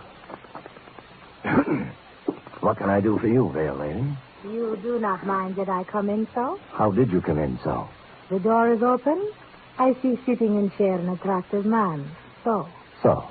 You are perhaps working on a remake of The Thief of Baghdad for television? Black tube, of course. Oh, you mean this what I have on? Also this what you haven't on. You keep out of this, Freddie. I saw her first. So, you just happened to be wandering past my door and popped in, is that it? Miss, You may call me Shalimar. No, I do not just pop in.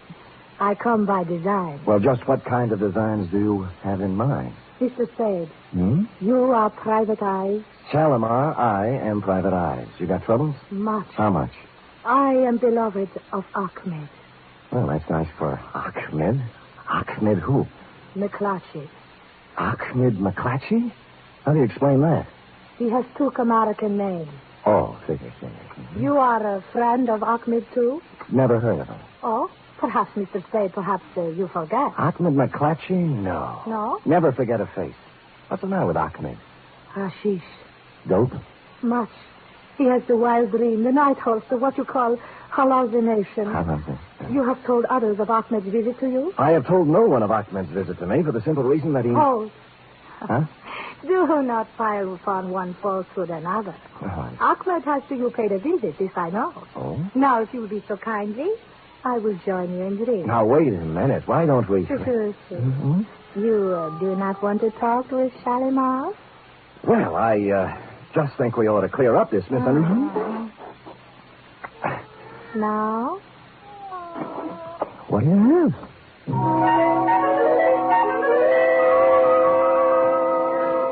Had I been the Sultan and she Scheherazade, the book would have gone on for 20 more volumes. It was all there, the veil below the eyes, the jackets and long satin pants, plus a superabundance of what sultans look for when they are employing a harem. I fumbled around putting I don't know what into a couple of martinis, found more milk for Freddie's saucer, and then set all 3 between us on Aunt Adelaide's Lazy Susan.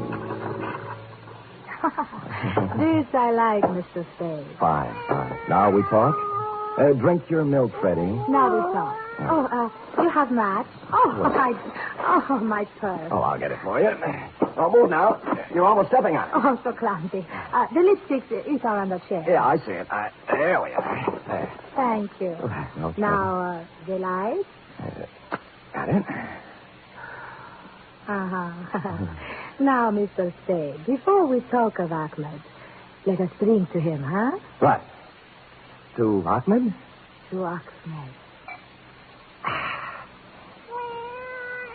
Oh, what's the matter, Freddie? Oh. What? Yeah, look, the note's on the wrong side. He did it again. Did what? Well, he likes to spin the Lazy Susan. Lazy Susan. What did he do? Now, take it easy, honey. The thing spins. See, you got my drink, I got yours, and Freddie got left out. No. Oh, no. Darrell. You Look, baby, please, don't go off the deep end. Take it easy. What's the matter with you? Huh? Shalimar. Oh, Shalimar, baby. Come out of it now, will you? Where's the glass? Oh.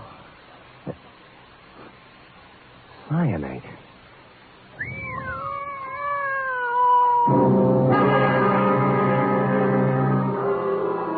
So, that took care of Shalimar. The purse had nothing except the usual feminine claptrap, hairpins, makeup, and cigarettes. No keys, no identification, nothing except for a locket around her neck, which was something you don't run into every day. A strange hand-wrought disc-shaped thing with what looked like the face of a clock on it. 12 Arabic symbols where the hour should be, and a pair of hands pointing to 4. In some Jallarahal, it was the sort of thing Sheridan Ballard, the man called G2, yawns over, which struck humdrum me as a little bit out of the ordinary. It struck Lieutenant Dundee of Homicide the same way. Look at me, Sam. Look into my eyes. Dundee, I didn't know you cared. Well, no, I am not an idiot, Sam. I've been in this business for 25 years. Mm-hmm. I've looked at a lot of stiffs in my lifetime, Yeah? but this is the first hoochie-coochie girl in my book who ever walked in out of the rain and tried to poison a total stranger. Well said, Dundee. Here. So, use your head, Sam. Where have you seen her before? I told you I don't know her, Dundee. Then why did she try to kill you? Ask her.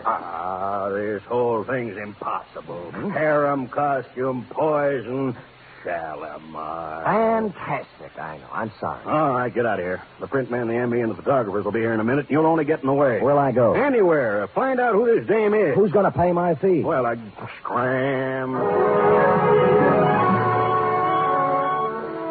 Bidding farewell to the gentle lieutenant, I took off into the rain, bound I knew not where. I bought a paper and settled down in a one-armed coffee joint, drank 3 cups of coffee, and came up with 3 leads. First, the ballet master at the Opera House. Scheherazade, we are not doing till 3 weeks yet. The costumes are all picked up still, and I am missing no ballerinas. Now again, golden apple princesses. 1 and 2, and 1 and 2.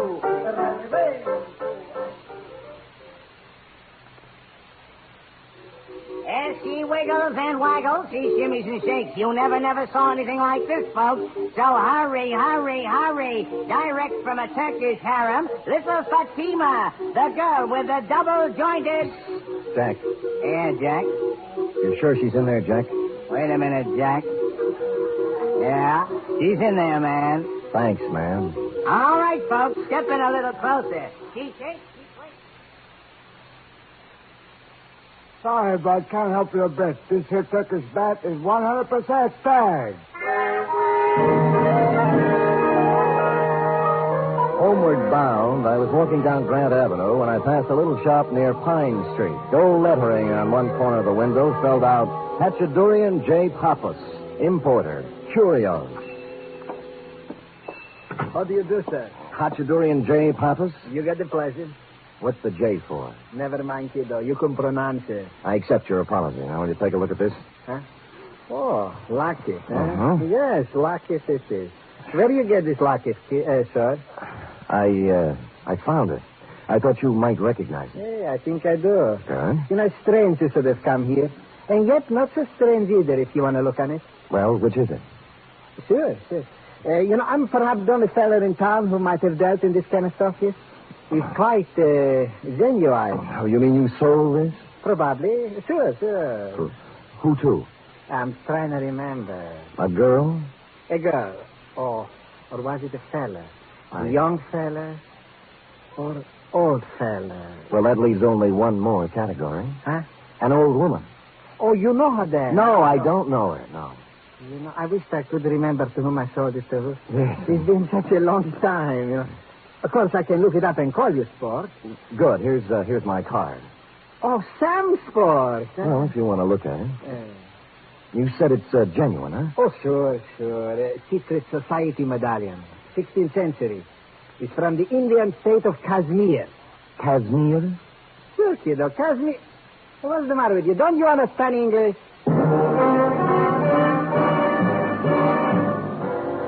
Casimir. A typical Spade blunder. All I could think of was a girl on a cigarette package, thereby confining my operations to Turkey. But this opened new doors. The first, the most obvious, and ultimately the correct choice was a flossy nightclub known to the town's well-heeled party folk as the Vale of Cashmere.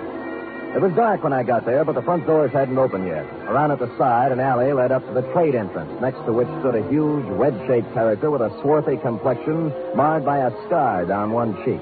And to make him even more Oppenheimish, he was wrapped in a black, tent-sized opera cloak. I nodded politely, he spat, and I went inside.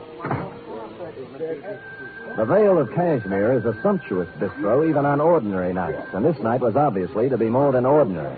The table across the end of the floor was banquet size. The place was hung with Kashmiri flags, and the picture of an old man who looked familiar was hung from the middle of one wall. The maitre d' was talking to an important-looking gent near the long table, and I walked over to them, pausing only to note one of the dancing girls practicing in a corner in her Shalimar-type costume. Felt like I was close to home. And the curry. You understand? Not too hot, yes, Excellency. It shall be as you wish. The florist will be here promptly with the flowers. I trust you will be prepared to take care of them. Excuse me, gentlemen. My name is Spade. Lashputzini, sir, at your service. Please, Mr. Spade, we have... No, not at all, my good man. What is it, Mr. Spade? Are you in charge here? I am the head waiter, sir. This gentleman is the Kashmiri proconsul. Oh, forgive me, Your Excellency, but... yeah, sorry. Not at all. Do you have a dancing girl here named Shalimar? Shalimar? No. What? Probably use another name. How about Ahmed? McClatchy. Right. Where is he? A former employee as of this afternoon is Ahmed McClatchy. Who is he? My chef. Today, of all times, he does not show up. You know where he lives? Oh, I can look it up, but... Please, sir, the proconsul and I, in the banquet tonight, the arrangements, the Prime Minister himself. Sure. Just one more thing. A proconsul. Have you ever seen one of these before? What is it? A secret society medallion, they tell me. Who tells you this? Hachadurian Papa runs a little curio store on Grand Avenue. Know anything about it? Secret society is right. The Circle of 12. You see here? The hands point to 4. Yes, the fourth member, this means. The hand straight up is the leader. You seem to know what you are talking about, head waiter. Kashmiri culture is a hobby of mine, Excellency. This is an ancient, subversive organization dating from the time of the Mughal conquest of the 16th century. Very interesting. But of little significance now. The Circle of 12 has been dead for 3 centuries. If you will excuse me, Excellency, I'll get for Mr. Spade Ahmed's address, and then I will... Hold it. Ahmed!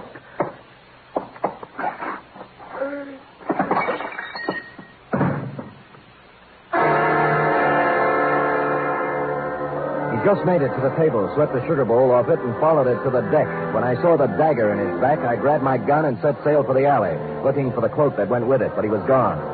So was Ahmed. I bent down over him, took a closer look, and saw why he spilled the sugar. With his finger, he traced a design in it, a round design, the Circle of 12. You are listening to the weekly adventure of radio's most famous detective, Sam Spade.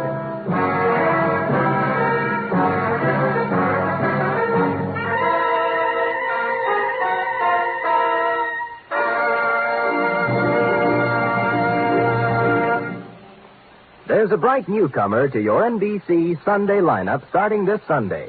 It's Mr. and Mrs. Blandings. Now you can follow the further delightful adventures of the beleaguered Blandings in their famous dream house every Sunday. Starring as Mr. and Mrs. Blandings will be Cary Grant and his charming wife, Betsy Drake. Mr. and Mrs. Blandings is followed over most of these NBC stations by The Big Show. And this Sunday, hostess Tallulah Bankhead will present such bright stars as Fred Allen, Judy Holliday, Patrice Munsell, Gypsy Rose Lee, Vaughn Monroe, and many, many more. The chimes are your invitation.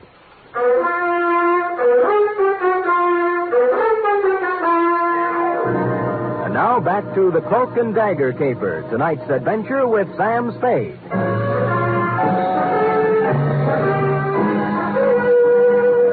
Well, Well, Jawara, all the ingredients of a first-class international goulash were here. The cloak, the dagger, the man with a scar on his face, the lady with a veil over hers, and 2 corpses. By now, Dunne had completed activities with corpse number 1 at my apartment, so I hustled him down to the Vale of Cashmere and put him to work on number 2. Then I hustled back to my office. The big question had yet to be answered.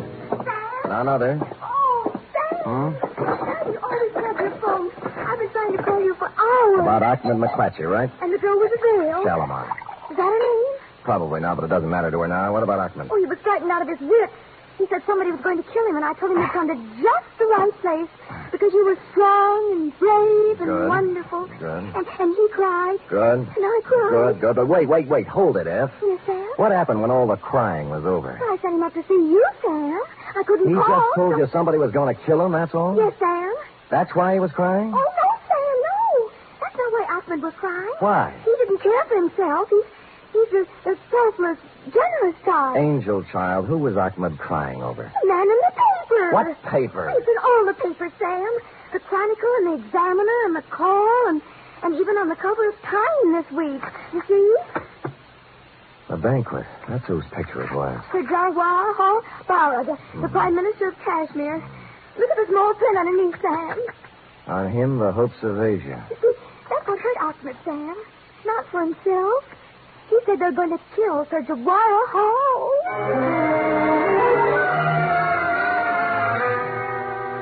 2 paragraphs later, my taciturn secretary let slip the information that Shalimar had arrived at the office 5 minutes after Ahmed left and departed for my home and hearth loaded for bear. The hullabaloo over you, Jawara Hall, was due to the fact that you were at this moment arriving on the steamer Pacifica, en route to Washington with, as the article put it, the destiny of the Middle East in your briefcase. 10 minutes later, I was fighting my way through the mob at Pier 42. Not just a mob, mind you, but an assortment of bands, a Hindu delegation, the full membership of the Sanskrit Society at the University of California with a huge banner reading, Jawara Hal, we're with you, and an overripe soprano on a pedestal singing, Hail Hands I Love. I struggled through this to the curb just in time to see you pull away in your special limousine, then climbed over some more backs to a phone booth. Hail hands I love you.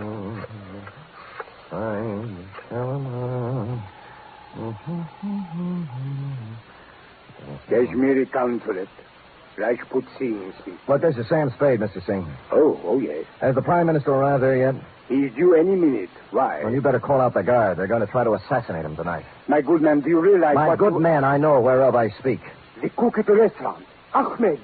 That is what... Yes, you're getting the idea, all right. It's the old Circle of 12 with a brand new paint job. Now get on it.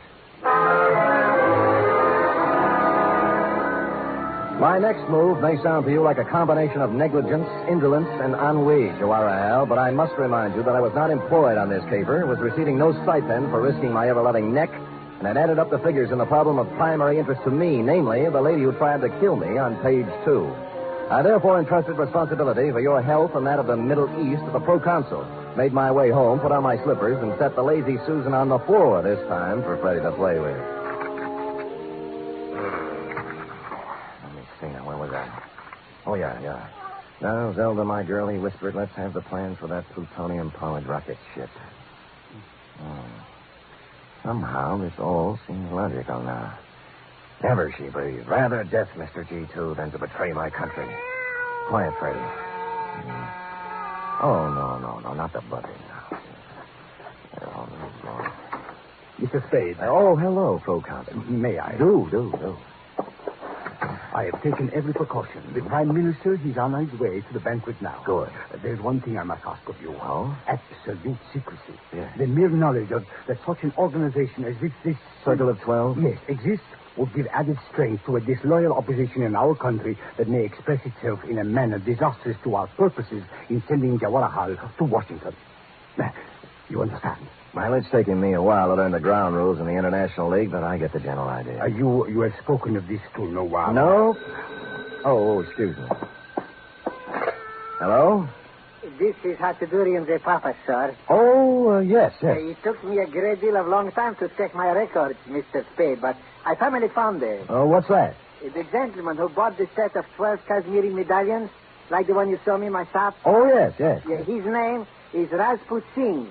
A foreigner fellow, I think. He's the Kashmiri proconsul here. Oh, well, gosh, thanks, Dorothy. This is Hajidurian the puppet, sir. I found it just now. Look, Dorothy, after all you've done for Alice, the least she could do is thank you. And you can tell her that from me. Now, bye, honey. So long, kiddo. Silly kid. Silly. Let's see now. Where were we? You had just given me your assurance you would maintain strictest secrecy in this unfortunate matter. Oh, yes, sir. Now, I must go. They're expecting me at the banquet. Thank you again, sir. Not at all. Your service to our country and the world will find expression, I hope, on some later day. Good night. Good night. Freddie, please, not now. Put down the phone. Well, Cloak and Dagger in the flesh. Going modern on me with that gun, eh? Put down the phone. What if I told you I'd already made the call? I say you were lying. The line is tapped outside. You figure the angle, Testy. In my business, I have to. When's it coming off? For the Prime Minister, any minute. For you, right now. Oh. He's got you fooled, too, huh? They're right there. Who? Rashford. You're a fall guy, you know, doing the heavy stuff. If it kicks back, you get it, and the other 10 laugh. You think you could talk me out of it, huh? Why, that's the last thing in my mind. I'd never...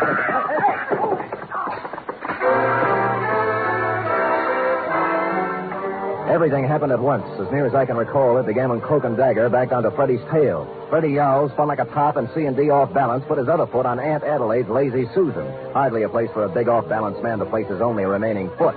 About then, I kicked him in the stomach, grabbed at the gun, which skidded into a corner, and we went over and over for a while.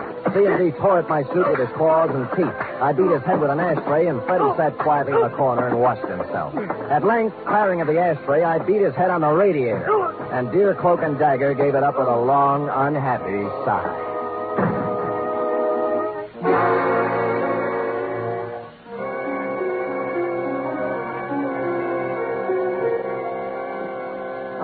Spade, this is a dress-up affair. Get out of my way, head waiter, or I'll walk right over that white shirt front. Please, I cannot... Have they been served anything yet? The drinks are just coming on. Wait, that's a good score. And now, my countrymen, before we introduce our guest of honor, Sir Jawaharlal Bara, our beloved Prime Minister, I suggest we rise and toast our country. To Kashmir, may she... Go ahead, Proconsul. Don't let me interrupt. Please, not here. The standard remark is, what is the meaning of this? Aren't you going to ask me? I'm supposed to be dead. Is that what's throwing you? Mr. Spade, please, a toast is about to be drunk. Where's my drink, Proconsul? Gentlemen, there was at one time a custom in our country for the host to exchange glasses with the guests of honor. Permit me, Jawaharlal. To Kashmir.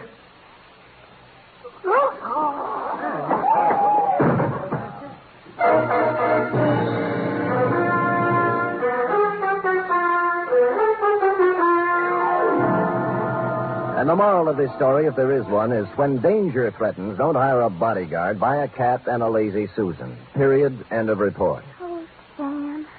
Why do people do these things? Oh, we all have different loyalties, have different ideas about duty. Yes? My duty, for instance, is to pick up a knot in my head and a suit full of holes once a week, while your duty You don't need to draw a diagram, Sam. I can take a hint. Scoot?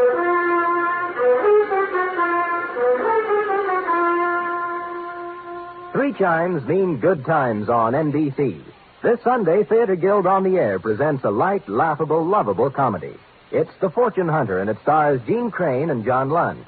You're invited Sunday to another outstanding one-hour production by Theater Guild on the Air. And a reminder, there's a bright newcomer to your big Sunday lineup on NBC. Mr. and Mrs. Blanding, starring Cary Grant and Betsy Drake.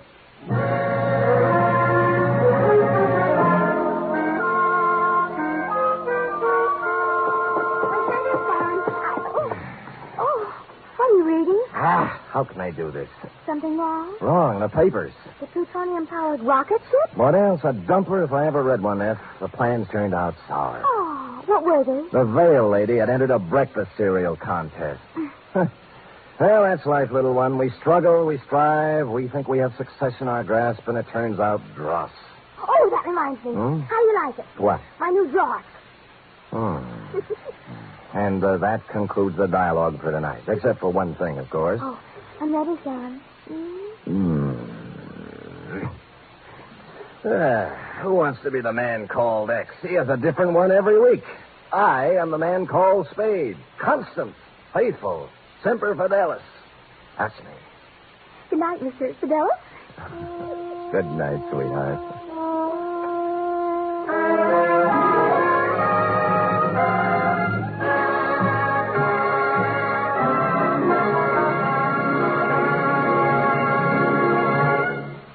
The Adventures of Sam Spade are produced, edited, and directed by William Spier. Sam Spade was played by Stephen Dunne.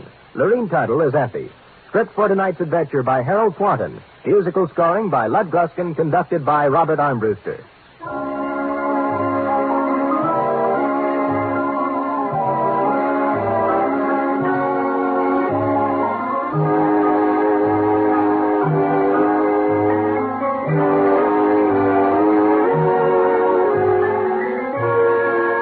Join us again next week, same time, for another adventure with Sam Spade.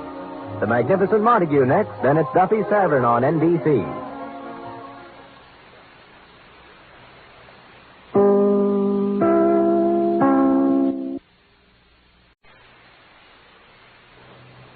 The National Broadcasting Company presents The Adventures of Sam Spade, Detective.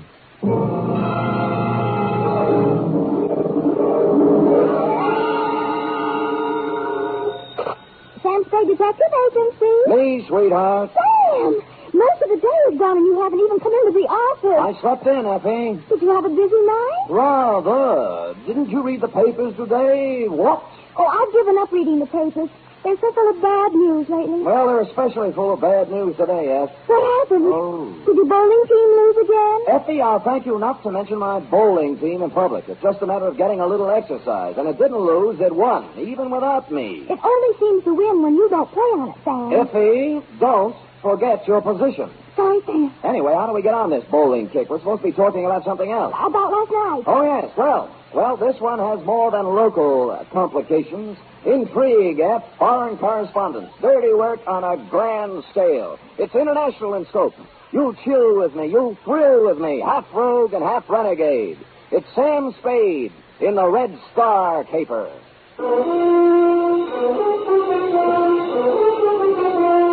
For NBC, William Spier, radio's outstanding producer-director of mystery and crime drama, brings you the greatest private detective of them all in The Adventures of Sam Spade.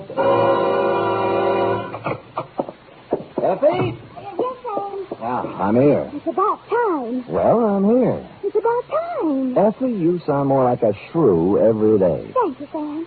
I'm just being practical, you know. How can we make money if you don't show up? Well, I had to turn away 3 clients today. Well, that's right. I'm thinking of quitting private detecting anyway. You are? Really? What would you do? Well, I know a reporter job that's open. Now, how would that sound? Scoop Spade. My beat is the universe. Oh, that sounds terrible, Sam. You make a silly reporter. You can't even type. Sometimes, Effie, you hit the nail right on the point, where it hurts.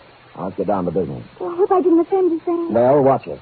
Date January 12th, 1951. To Lieutenant I.C. Kelsey, Homicide Detail, San Francisco Police. From Samuel Spade, license number 1375596. Subject, the Red Star caper. Dear Kelsey, it had been some time since I had attended a lecture. In fact, the last one I can remember is when Margaret Sanger passed through town.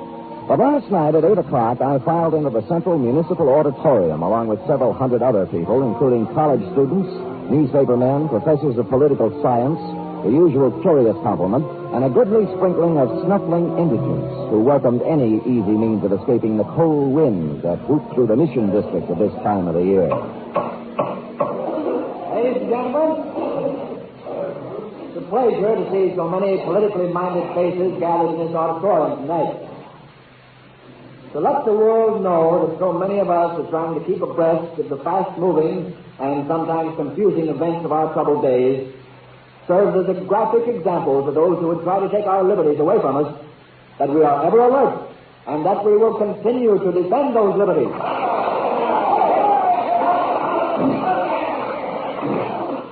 Only only by taking every opportunity to display our willingness to understand and act on the problems that face us can we serve notice to the world that we are ever ready to pick up the gauntlet of international challenge whenever or wherever it may be thrown down.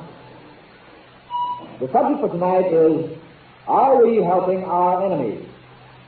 And our speaker scarcely needs introduction, but just in case there are a few hermits in our audience who have never owned a radio set nor seen a newspaper in the past 10 years, well, just in case there are, let me introduce a man who really needs no introduction, the most distinguished foreign correspondent, Cyrus Manning. Thank you, Mr. Chairman. And good evening, ladies and gentlemen. Are we helping our enemies? That is the question. My answer in a word is yes. And that answer is not hasty or ill-advised. I have just returned from the thorough coverage of the Orient. I have visited the tragic blood-soaked battlefields of Korea. I've talked with the military leaders of the armed camp of Formosa. I've trod the nervous, defenseless soil of the Philippines and Japan. And I have even made 2 secret trips, incognito, right into the bastion of the communist stronghold on the China mainland. And this is my report. This material is from this very city. Shipments are being made regularly to Red China.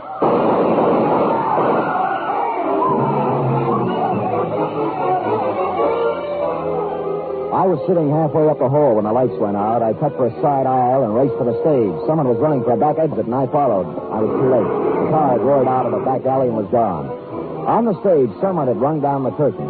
Cyrus Manning was on the floor, and the chairman was bending over him. He's dead.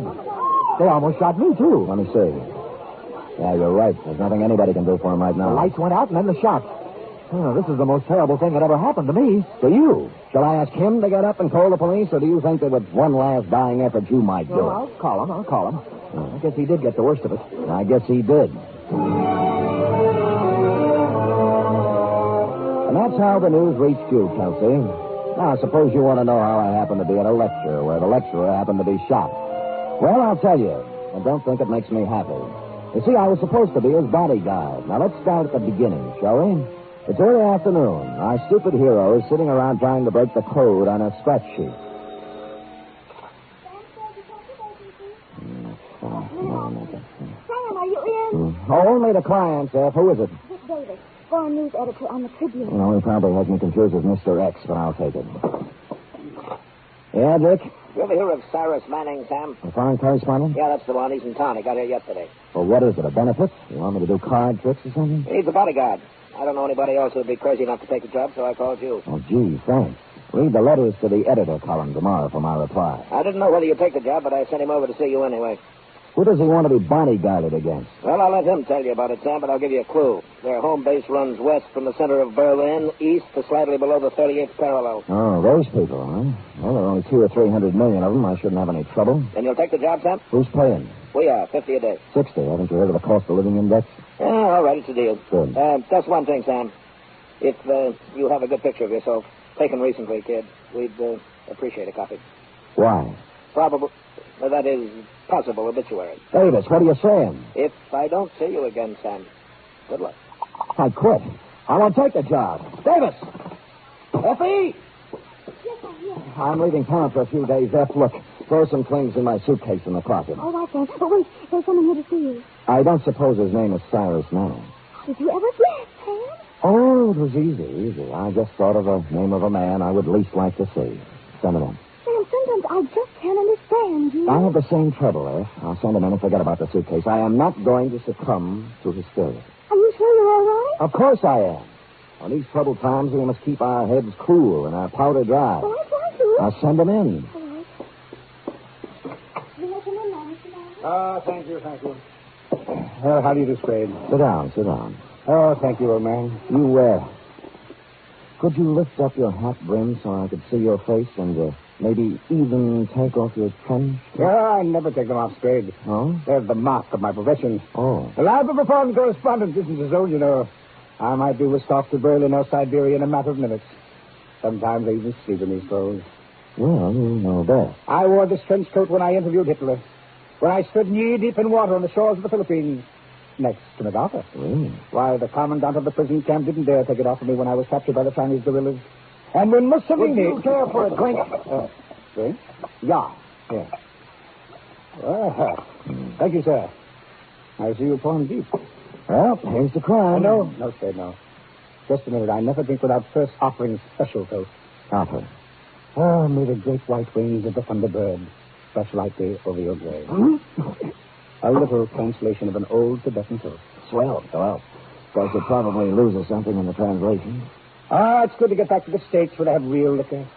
I'm getting tired of sake and Korean moonshine. I didn't know they had time to make it. Well, let's get down to business, Spade. This is my problem.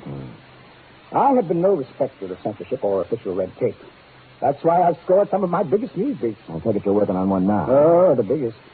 Did you know that material is being shipped out of San Francisco to the Chinese Communist forces? Stuff that they are even now using against us on the battlefield? Well, no, I didn't, but I could believe it. Well, for weeks now I have been tracking down the truth, documenting the facts, ferreting out the cover-ups, the lies, the falsehoods. Oh, good for you. Tonight I'm giving a lecture at the Central Municipal Auditorium. Press representatives from every newspaper and syndicate will be there. Of course. I'll give the general outline of my revelations, and it'll hit every newspaper in the country. Then, when the public's appetite is whetted, I'll publish the specific details in the Tribune the following day, and we'll score a clean scoop. I see, and you feel somebody's gunning for you. I know they are. Anybody specific? I'm not at liberty to name names just now. Oh. But after I give my first lecture tonight, it might be 30 for me. Well, the Tribune's hired me, and I'll do my best. I've been in tight spots before, Spade, but my duty is clear before me, and I'll not shirk it. I won't need you before the lecture, but immediately after your services will be appreciated. Well, why don't I stick with the starting right now? Now, after the lecture will be 2 minutes. You know best? They think I'm afraid to talk, but I guess I'm going to give them a surprise, huh? Yeah? One that they can read in their morning newspapers, huh, Spade? Yeah? Yeah?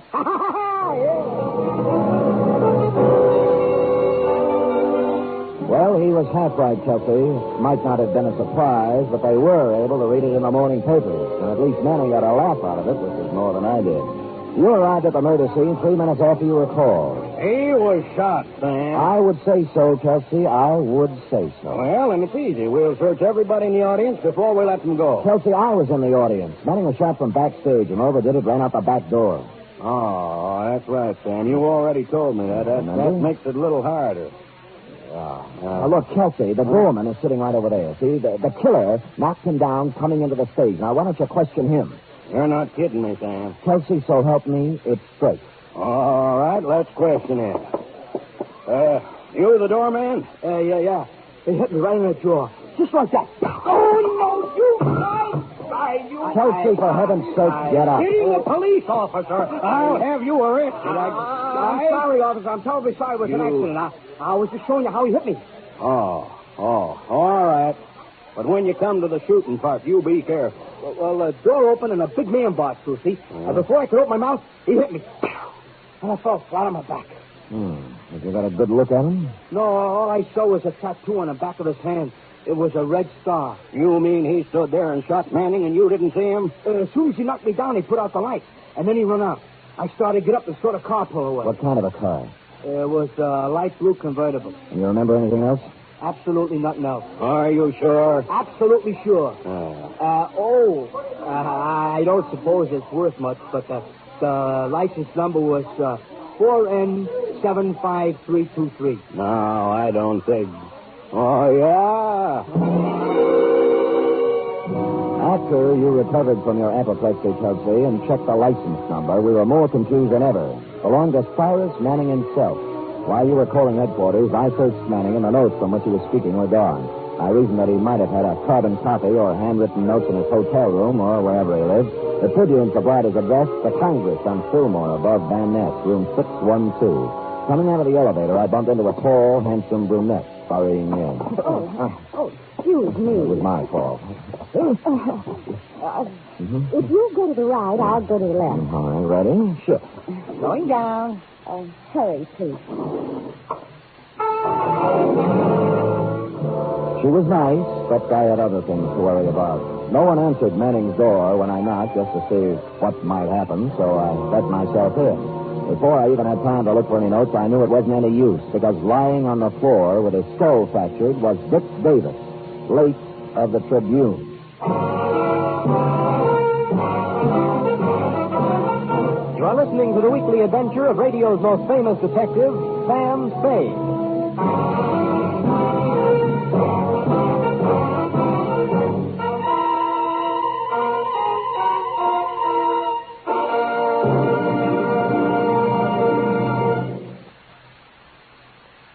90 minutes of comedy, music, and drama, all presided over by the glamorous Tallulah Bankhead. That's The Big Show, brought to you every Sunday on NBC. This Sunday's Big Show features such bright stars as Jack Carter, Jimmy Durante, Louis Calhern, Martha Ray, and many more. Plus music by Fran Warren and Meredith Wilson's chorus and orchestra. It's The Big Show. And Sunday over most of these NBC stations also means a 1-hour adaptation of a famous play or story by Theater Guild on the air. This Sunday's Theater Guild production is Philby, starring Rex Harrison and Teresa Wright.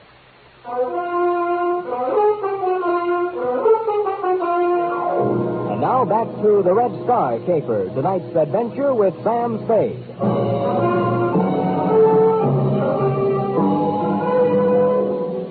Cyrus Manning's room had been worked over thoroughly. There were no notes lying around which described the activities of anyone sending war material to the Chinese communists.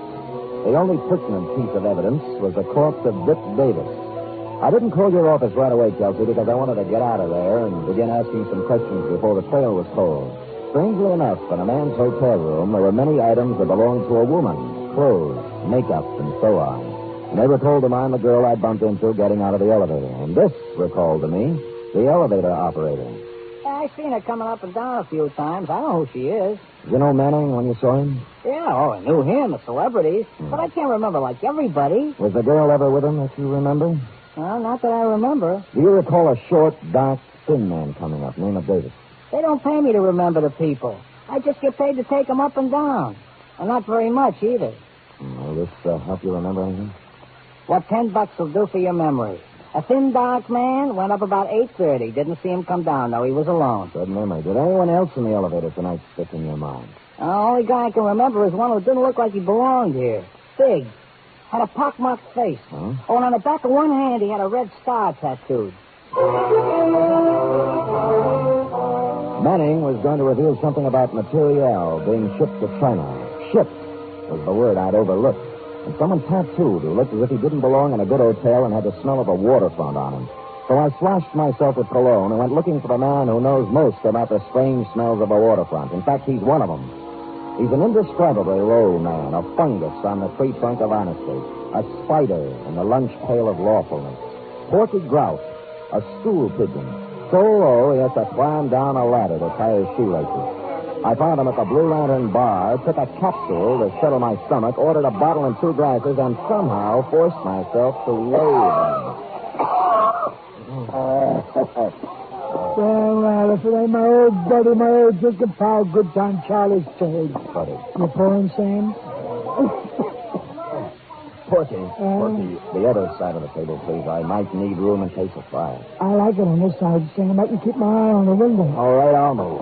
Oh, Sam, you're too far away. I can hardly see you. Poor Cloud. Now, look, tell me something, Porky. Do you know anybody who's shipping stuff to China from here, or someone with a red star tattooed on his hand? Honey, just so dry, I don't think I could squeeze a word out of it. All right, here's one. Oh, you're Prince Sam. Please. Oh, it's still kind of dry, Sam. Okay. No, there's nobody like you, Sam. You're beautiful.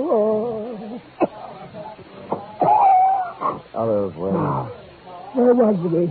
Who was that stooling on? Usually me, but if you can't think of anything else, try to remember where these drinks came from and talk accordingly. What do you want me to talk about, Sam? You better get me quick before my throat dries up now. Have you ever heard of anyone shipping war goods to China, Porky, or a man with a red star in his hand? Ask me something else, Sam. I'd rather not answer that. I'll see if this changes your efforts. Not again. Oh, you're a Prince, Sam. Now, let me see. I heard about somebody shipping goods to the heathen Chinese. Yeah? But Sam, I gotta get going. I'll see you. Rob, come back here. I'm sorry, Sam. I just remembered I left something home on the stove. You don't have a home. I turned around to watch him scuttle out the door, and I saw for the first time what must have caused his haste. A face as evil as any I've seen these days outside of yours, Kelsey, was staring through the dirty window. The face moved for the door and entered, perched upon a big body under a sea cap. His arms were shoved into a pea jacket, and his legs hit the floor like slow jackhammers as he walked toward me. You trying to pump information out of Groff, pal? Why else would anyone in his right mind give Porky Groff free drinks? Or stand that close to him? Who are you? What are you trying to find out? Frankly, it's none of your business. Look, pal, I grew up on the waterfront the hard way. I've knocked guys like you all over every port in the world. Now, don't make me mad. Why don't you make it easy and tell me who you are and what you want? I never answer questions. I just do the asking. Oh? Are you going to tell me something, or am I going to beat it out of you? Well, I guess it's going to have to be the hard way. Okay, pal. But just remember this. After I get through with you, I don't want never to see you down around here again. Because you bother me.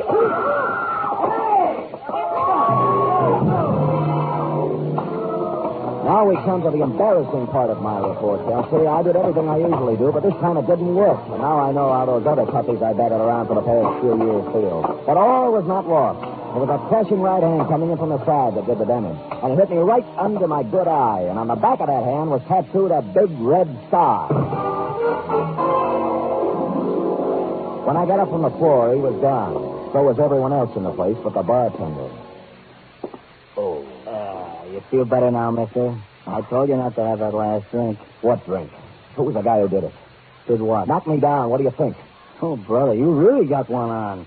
I didn't see anybody knock you down. You didn't see a big red-headed guy in a pea jacket take a swing at me? Look, have a drink on the house. Maybe you'll feel better, huh? Don't give me that lost weekend routine. Who was he? Let go of me. I don't know what you're talking about. What happened to all those other people who were drinking here? Now, look, mister, you can believe it or not, the only two people I've served in here tonight have been you and Porky Grouse. And as for a guy knocking you down, well, you must have hallucinations. Threats, money, nothing worked. And I knew nothing would either because the sign had been put on me. So before anything more serious happened, I got out of there. And by there, I mean both the bar and the neighborhood. It was not that I was scared, but I'd long ago learned the value of an orderly retreat. Or, as they used to say in my neighborhood when I was a kid, he who hits and runs away lives to hit another day. I decided to go at things from another angle, like who owned the woman's things that I saw in Cyrus Manning's room? They belong to Mr. Manning's wife. Burke, are you sure Manning had a wife? Well, they registered as man and wife, Mr. Spade. What did she look like? Tall, good-looking brunette. Hmm? You know, now that we're talking about her, there was something strange in their relationship. What? Well, she never stayed here at night. She only came in the morning and left in the afternoon. Do you know her first name or anything else about her? No, Mr. Spade, not another thing. Well, it was a start, at least. She was obviously the girl I'd met on the elevator. I looked up a number of Manning's friends, but the first 3 or 4 couldn't help me. But the 5th said that Manning had married about 6 months ago, and he'd never seen the wife. Her name, as he remembered, was Fay Kearney, and her father was a ship's captain. I ran down the name Kearney over at the maritime office and discovered that he owned 3 ships, 2 of which were in port. On the first ship, the Downwind, they told me Kearney lived on the other one. It was the Western Sun at Pier 92. I went up the gangplank to the forward housing where the captain's cabin normally was located.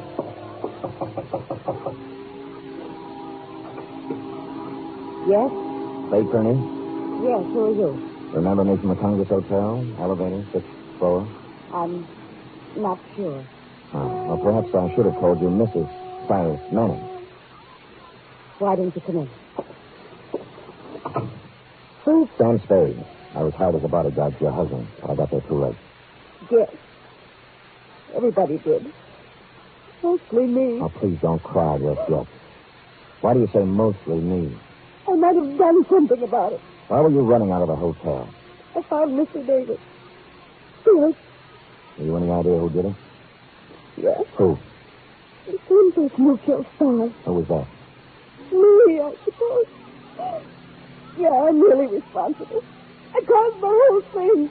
The whole thing.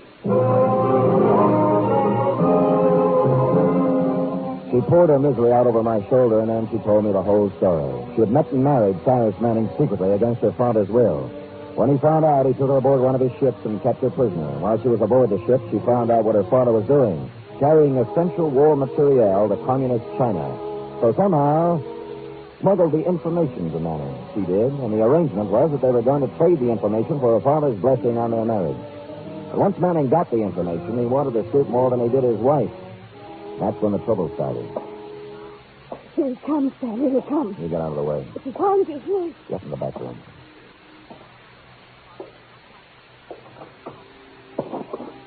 What are you doing here? Just came to pay you a visit. You should have learned your lesson the first time. This time it's for keeps, Sam. That's the way I feel.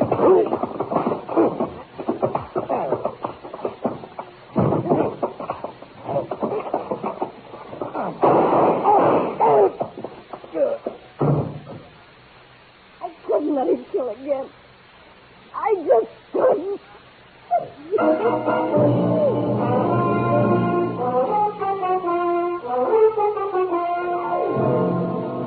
Period. End of report. Did he die, Sam? It was a matter of seconds, Beth. Oh, Sam.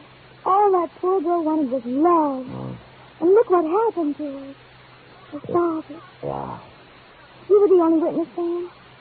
Do you think you might sort of test the evidence to self-defense? I'm tempted, Effie. I'll say that much. Now, go type that up. Oh, Sam, I will.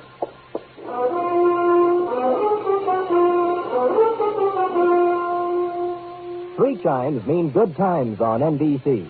There's music and fun tomorrow on NBC to help your Saturday evening along. Your hit parade brings you the top tunes in the land with Raymond Scott, Snooky Lanston, and Eileen Wilson. The Dennis Day Show sparkles with songs and madcap adventures, starring charming, boyish Dennis Day. And Grand Ole Opry presents Red Foley and his friends in 30 minutes of music and laughter, Western style.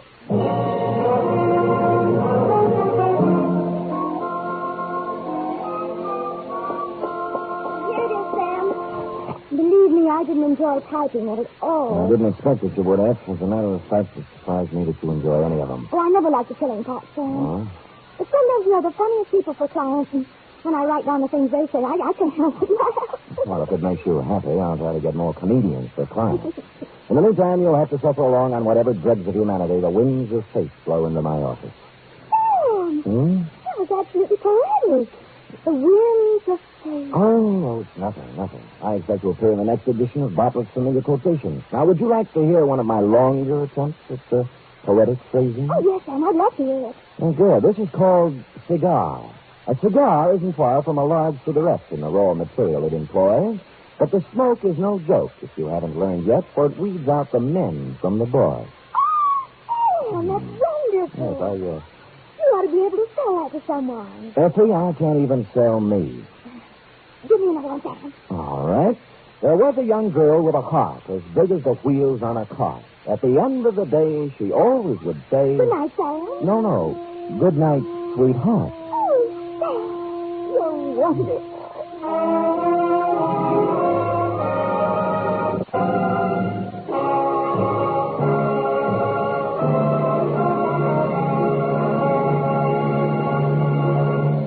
The Adventures of Sam Spade are produced, edited, and directed by William Spier. Sam Spade was played by Stephen Dunne. Lurene Tuttle as Effie. Script for tonight's adventure by John Michael Hayes. Musical scoring by Lud Gluskin, conducted by Robert Armbruster.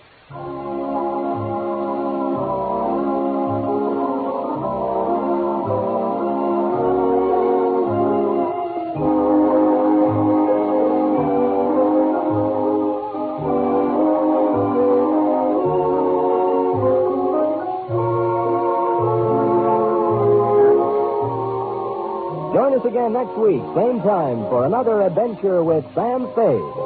Enjoy the magnificent Montague. Then it's Duffy's Tavern on NBC.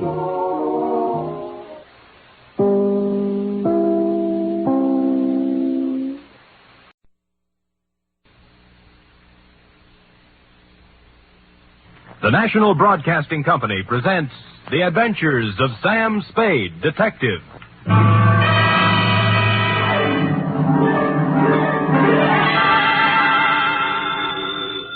Sam Spade, Detective, agency? Me, sweetheart. How was your vacation, Sam? Who said it was a vacation? Well, I thought you said you were going skiing for a weekend. With me, F, it's always work.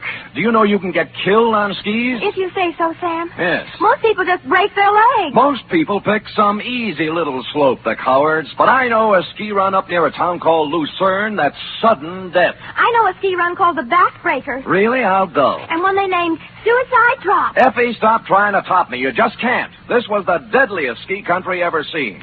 You just sit there while I do a Christiania swing down Market Street, a Geländersprung sprung up the stairs, and a Telmark right through the door with a tale I took out of the deep freeze only last night. The Chateau Mcleod caper.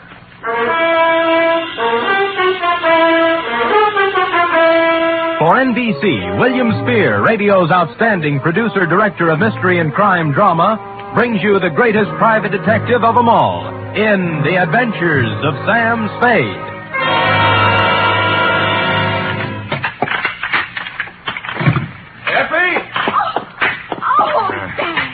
Take off those skis. I just wanted to prove I could do it. I did a herringbone up the stairs. And those clothes. I'll just bet you've rented all those things, Sam. You were never in the snow country at all. So, you don't believe me, huh? Well, here, doubting Effie, I brought you proof. And don't tell me I rented this. A snowball. Yes. Sam! A real snowball. Yes, I brought back 2 of them in a thermos box. Where's the other one? I threw it at a policeman. It was freezy, soaked with water and iced. Oh, Sam, you're wonderful. I can't believe that you had trouble this weekend. Oh, no? You cut that snowball open and you'll find a blood-stained bullet inside of it. And behind the bullet lies a tale. Ready? I'm always ready, Sam. Yes. Date, fill it in to Sierra County Sheriff's Office, Lucerne, California. From Samuel Spade, San Francisco, license number 137596. Subject, the Chateau Mcleod caper. Dear Sheriff, you run a neat little cobby up there at Sierra, and I hate to be snide, but when my train steamed into the cold mountain air of your lovely little village of Lucerne, I knew the chill of death was afoot. It had to be. The place was too beautiful to last. The background hills were right out of the Alps, the snow from Grandma Moses, and the rustic buildings that snuggled under the mantle of white were just too cute for words. It was abnormally perfect. Something had to give. Well, you were the only young man who got off the train. Are you from McLeod? Well, I'm supposed to find a Chateau Mcleod. Oh, what do you know? I got the right man on the first try. Good. Rufus sent me down to pick you up. You could pick me up almost any time. Well, that took a little chill off the day. Shall we go? Ooh, mush. Mush.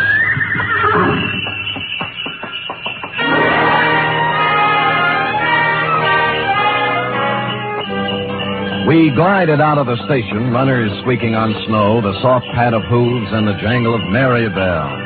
We had a bearskin lap robe. It was a short bear, so we had to move close.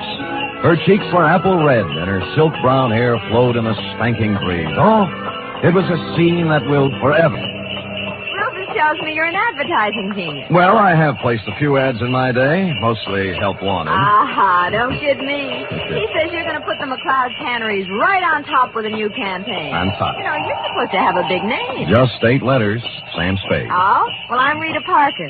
I'm supposed to be Rufy's girlfriend. Of course, I think it's only to make his wife mad. But it's fun up here. Yeah, well, this is my first trip. Oh, well, then you're in for a treat. That is, if abnormal psychology appeals to you. What does that mean? The McLeod guest register is always full of dynamite. Oh. For example, this weekend reads thusly.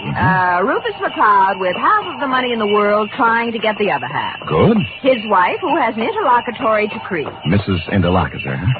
Yeah, Cora. Yes. Her boyfriend, Paul Endicott, gigolo type. Charlie Allison, co-worker and friend to Rufus. He's a food technician or something dull. And then there's Tozier Fenborg, ski instructor, who comes down like a wolf on the fold. Oh. And people like that. Yes, well, I'll never remember all the names. I'm in the ad game, you know. It's initials to me. I call people, RL, TS, NTG, and, you know. Well, the names don't mean a thing. Just remember this. Every 30 seconds, duck. I beg your pardon?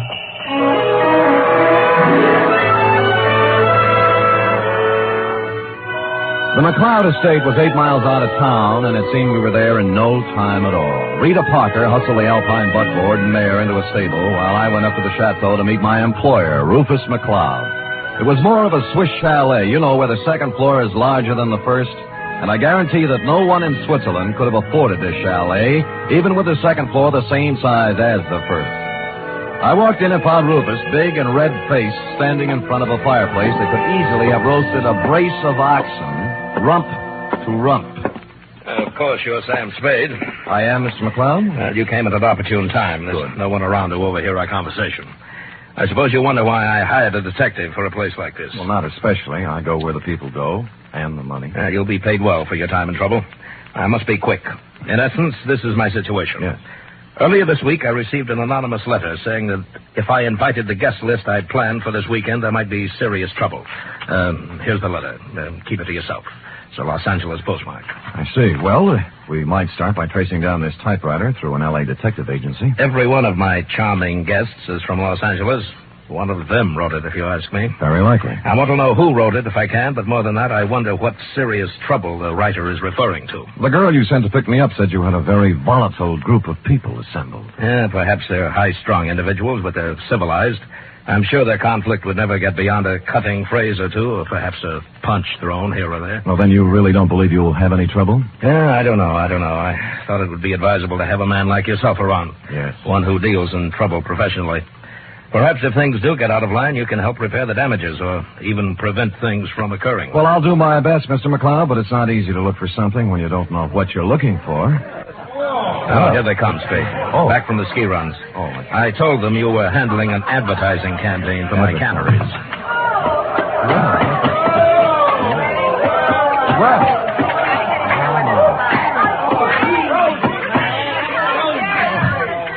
Well.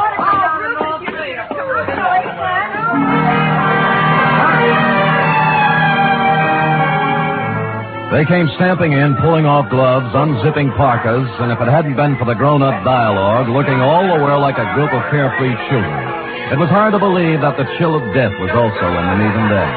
I couldn't keep my eyes off one of the particular members of the group, Mossberg ski boots, Chinese vermilion downhill pants, and a candy-striped parka, which she now pulled over her lovely head. The sweater she wore underneath was, I'm sure, designed for someone much smaller. A dachshund, perhaps? Is this the advertising man you've been telling me about, Rue? Oh, Mr. Samuel Spade, my half-wife, Cora. Well, how do you do? Glad you came, Sam. We can always use another sport in the crowd. Hey, everybody, shut up! Introducing the incomparable, fabulous Mr. Samuel Spade. Hiya, Sam. I'll give me the pass, Sam. Me, Paul Endicott, Rita Parker, Charlie Allison, Toja Finborg. Charlie's the one who doesn't ski. I'll take snowshoes any day. I can't get anywhere in snowshoes. You've heard, perhaps, of the tortoise and the hare? Rufus, ring for some drinks. Tom and Jerry's, hot toddies, coffee, garage, something. We're having hot buttered rum. The stuff's warming in the kitchen. Well, get it up, get it up. Right away, Cora. And as for the rest of you, ready? A one, a two, a three. What? Oh, yeah. Old Main, shout till the rafters ring. Stand and drink a toast once again. Let every loyal Maine man sing. Oh, bo-de-do-de-do. They took up the song with a gusto, lifting imaginary drinks into the air, and it was all very jolly. For a party that was supposed to be fought with danger, this one certainly started out in just the opposite direction. The drinks came, and things got even merrier.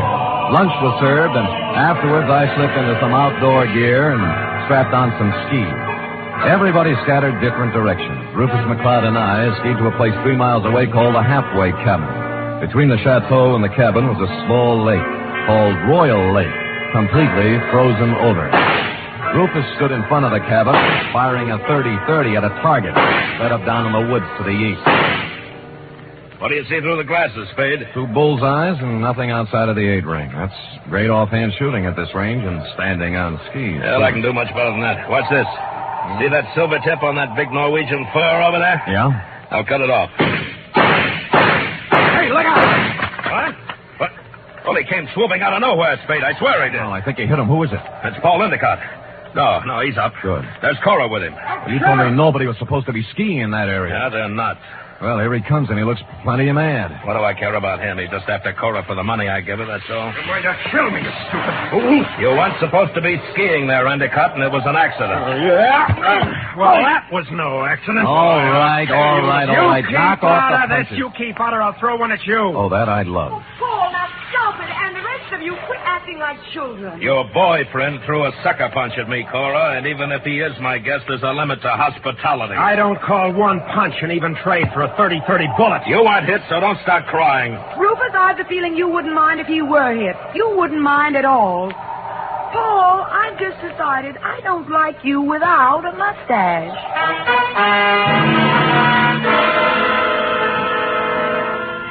Well, from then on, everybody dropped the pretense, and you knew where you stood. And it was chilly, too. Later in the day, we were all back at the chateau again, and Paul Endicott wove his delicate variation on his main theme. I'll knock your block off. I tell you, Mr. Endicott, you have some delusions. I have no delusions, Tozier. I've seen the way you look at Cora, the way you two are always trying to lose me on the trails. Some people ski faster than others. Yeah, well, let me tell you something. The next time you try to wolf this girl, it's going to be your last. I'm nobody's wolf. I'm a ski instructor. That is what I was hired for. Well, stick to what you were hired for and knock off the extracurricular activities. I don't have to take this kind of talk from you. Anything you'd like to do about it? As a matter of fact, there is. Fellas. Get it.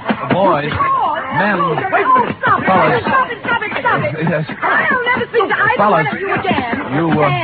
Sam. Yes, you want me to stop them, Mrs. McLeod? No, I want you to take me out of here. Oh, all right. Well, Let's put on our skis and get out of here. okay, here, I'll help you.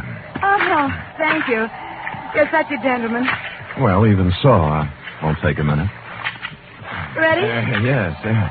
Here we are. Now, where are we heading, Mrs. McLeod? Oh, I thought we might go out to the boathouse. It's on the southern tip of Royal Lake. It's only a mile and a half. Nothing. And my name is Cora. I'm not really Mrs. McLeod anymore. That's kind of rough on you, isn't it, bringing your new boyfriend around all of your ex-husband's friends? Well, I like it up here. Rufus likes to have me. They're not all against Paul. At least they weren't. But he's on the defensive so much, he's going to make enemies of all of them. Yes, he's off to a rousing start, I'd say. Do you know something, Sam? I don't care about Paul Endicott, really. Or Rufus McLeod, or Tozier Spenborg, or anybody. I just care about Cora McLeod. Well, now, that's a good, honest answer. You know, most people wouldn't be that frank. But, Sam, Yeah? I haven't known you long. Well, I like your style. Style? I could care about you.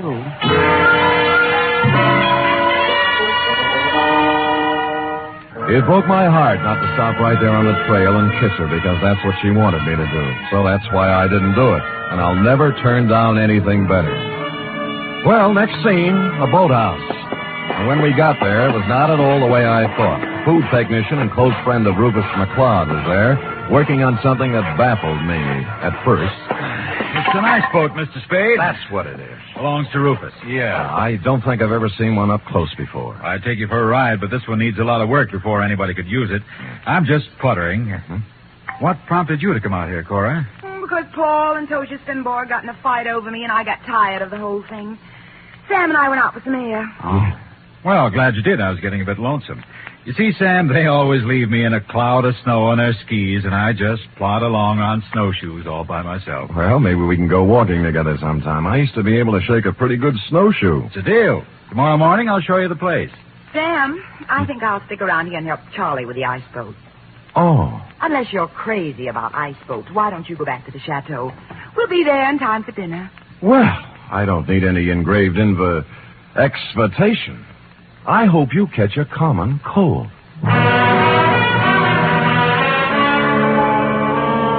The trouble with that girl was that she only wanted one man at a time around her. Back at the chateau, there was no one but the cook, the Marjorie Main part. Too tall. As supper time approached, Rufus came in, then Rita, then Cora, then Allison, and finally Tozier, in that order. And the order is important, because you see, nowhere in the list is the name of Paul Endicott. He didn't come in for supper, nor for the next 3 hours. It was dark by then, and Rufus McLeod was worried about Endicott. So we fanned out in a searching party. I was alone when I found him. He was lying in the snow, 300 yards west of the halfway cabin. There was a .30-30 slug in him. Period. End of Paul Endicott.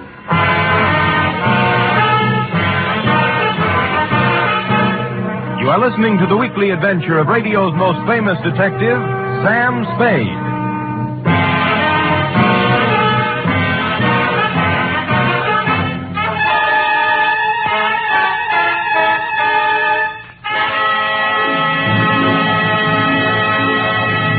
This Sunday, Cary Grant and Betsy Drake star in the second of the new Mr. and Mrs. Blanding series over most of these NBC stations.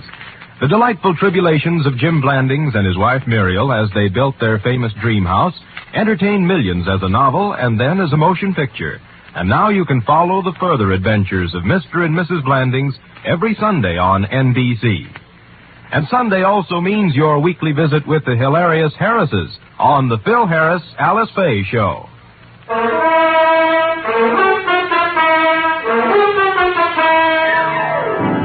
And now back to the Chateau Mcleod caper, tonight's adventure with Sam Spade.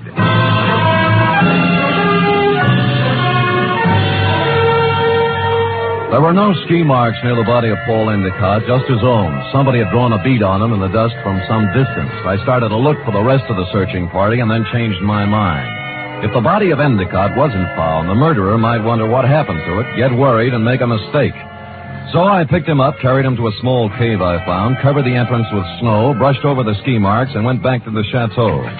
One by one, they all showed up, discouraged. We can't give up. We have to keep looking. I know how you feel, Cora, darling. It's too dark. We'll try tomorrow. Oh, don't worry about him. Paul can take care of himself. How can he take care of himself, Miss Parker, if he got lost? Who said he got lost? I am assuming. I think we're all assuming too much. I'm sure that it's nothing to worry about. If I know Paul, he'll show up tomorrow with some tall tale to tell. What do you think, Mr. Spade? What does an advertising executive know? Cora, your manners. A sponsor might be listening. Oh. Well, I'm sorry, Sam. I'm upset. Okay. Frankly, I don't know what to think. But if I were a detective, I'd hazard a guess that Paul met with foul play. Oh, nonsense, Spade, nonsense. Come on, everybody, let's have a drink and have some fun. Paul will be back, and even if he isn't, who really cares? Scotch for me. And I guess nobody cared. Rufus was a little more jolly than usual, and the drinks began to dispel the gloom. It was as if Paul Endicott never had existed. It began to get late, and the bizarre wake broke up. Everybody went to bed, including me. I lay there fully dressed, looking up at the beamed ceiling for an hour. About then, my doorknob turned, and the door slid open and shut. Someone moved quietly into my bed as I was sliding my .38 out of its holster. Sam, me, Rita. Oh. Are you awake? Yeah, I wasn't even under the covers. Mind if I sit down here? Not a bit. Sam, Sam, I'm scared. I wish I could leave here. Oh, what's the matter? Paul's dead. I know he is. He didn't mean anything to me one way or the other, but I know he's dead. Anything to back up your feeling? I guess not. It's just something I'm sure of. Why'd you come to me? Because you're really a detective, and I know it. Oh, me? Oh, now, you handled the case for my father once. You just don't remember me. All right, I'm a detective. Rufus hired me because he expected trouble. Sam, I'll tell you something about Paul. Yeah? Cora didn't really like him. They were always fighting. She only cares about herself, so she said. Tell me, what kind of a car does Paul drive? It's a yellow convertible, but it's still in the garage. I checked. Any other cars missing? No, they're all there. Oh, and I found out something else. What? Before supper, there was a gun missing from Rufus's gun rack. It's back now. Mm-hmm. Anything else? That's all I know, Sam, except that Paul's dead. I know it. I wish I'd never come up here.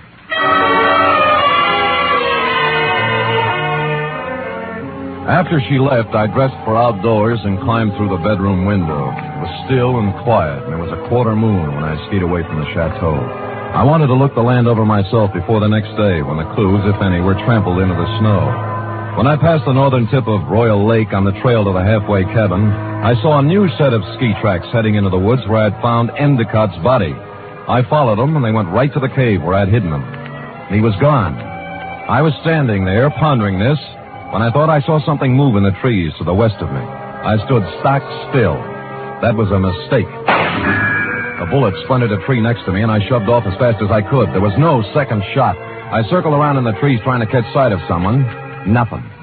I kept in the shadows and made for the halfway cabin. It was dark and quiet, at least until I opened the door. I tried, but he had the advantage of surprise and some kind of a club. I ended up on the floor with someone sitting on my chest. All right, I have your gun. You make one wrong move, Spade, and I'll use it. It's got bullets in it and a hair trigger, so be careful. We could use a little light. As you see, there's Paul Endicott's body. Yeah. How did you find him, Tozier? They're only putting a noose around your neck. You're a very perceiving man, Mr. Spade. How do you figure I did it? I talk better on my feet. Just remember the gun. If you didn't kill him, how else would you know where the body was? Because I know this country like the back of my hand. He had to be somewhere. You are the killer, Mr. Spade. Me? Why, I do not know. You found the body before anyone else could. Hid it, then clumsily tried to hide your tracks. Don't be silly. Why would I come back? A murderer always worries about his crime. Did he forget something? Was something left undone? It's natural. It sounds good, except it isn't true. You couldn't pin it on me in a month of Sundays. But somebody might just tie it on to you. That's what you think. Do you know what I'm going to do now? I wouldn't want to guess.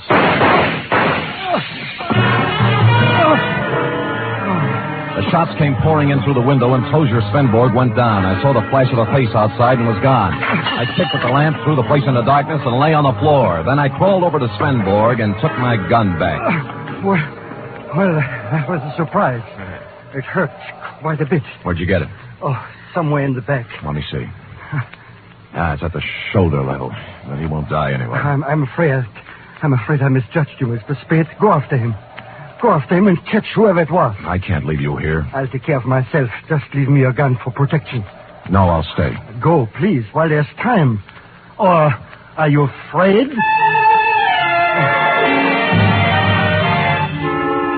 I was, but I gave him my gun and left. Outside, there were many ski tracks, but a fresh set led left from the halfway cabin down. They went right to the edge of Royal Lake and then stopped. There were no marks of ski poles on the ice, so I followed the shoreline, looking for some kind of a clue. It wasn't until I reached the southern tip of Royal Lake that my effort was rewarded. Leading up from the ice were a set of footprints, then a set of ski marks. They led to the boathouse. Inside, I found two interesting items. One, a dismantled ice boat with fresh ice on the runners. Two, a pair of skis with snow in the grooves. I made my way along the beaten path back to the chateau. Circled it once, found interesting item number 3, and went in. Well, what were you doing up, Spade? Did you hear the shots, too? Yeah, I thought I'd look around. It's cold. Woke me out of a sound sleep, Sam. What was it, you know? Well, I didn't find out about the first shot, Mrs. McLeod. That was fired at me. But the next 3 were fired at a man named Tozier Svenborg. Oh, no. Tozier? How did it happen, Spade? What's it all about? He found Endicott's body in the woods. Dead? Very. I told you, Sam. I told you. Told him what? What do you know about it? Nothing. I just had the feeling, that's all. You know something. Now tell us or I'll slap the rents right out of your head. I don't know anything at all. I just had a feeling. Who shot Tozier, Spade, and why? I don't know. I was standing with him in the halfway cabin. Somebody shot through the window. Didn't you see them? Don't you know who it was? I was too busy ducking to look. Just answer me one thing. Have any of you been out? Of course not. No. I haven't, and Mr. Allison's in bed. Of course, they all lied. McLeod's shirt was stained with sweat. He'd been moving fast somewhere. The ski pants sticking out from under Cora's robe were wet, and Rita Parker was now dressed when she wasn't before. I was trying to figure out something to say when Charlie Allison came out from his bedroom, rubbing sleep out of his eyes and pulling a robe on. What's going on here? What's all the excitement about? They found Paul dead, and somebody shot Tozier. No. Where is Tozier? In the halfway cabin. Well, let's get him to a doctor. I'll call one from town. Why don't you go up and get Tozier? I'll have a car ready, and we'll take him right into the Lurene hospital. Wait a minute. What about the murderer? Who did the shooting? Nobody's getting out of my sight. It had to be one of us. Why, Cora? Oh, it wasn't just anybody. We're the only ones left walking. Why don't you ask Sam? He's the detective. Detective? Yes, I hired him because somebody sent me an anonymous letter saying there'd be trouble. You knew there was going to be trouble, Rufus. Somebody else knew. Then why did you let people come up here? So what's the big idea? Did you do? Wait a minute. Spade, what did you find out? Well, if you'll all wait here a minute, I'll tell you. When I circled the chateau before I came in, I'd seen footprints leading to a window, not mine. That meant somebody else used the back way in and out, too. I wanted to find out whose window it was, and of course, while I was looking, I remember the apparently dismantled ice boat and the fact that a set of skis were in the boathouse.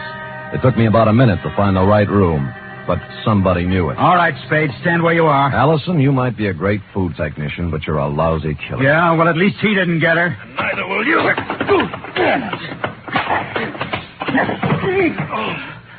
I've got him, Spade. All right, come on, stand up. Come on. You sap. Cora, huh? You think you could get her by killing somebody? Shut up, leave me alone. I'm sorry for you. Sorry for anyone that ever knew her. I'm sorry for myself. She loves me, you fool. What's the matter? I was sound asleep. We found our killer, Mrs. McLeod. Charlie? Yes, baby, Oh, Rufus, it's been a long day. I need a drink.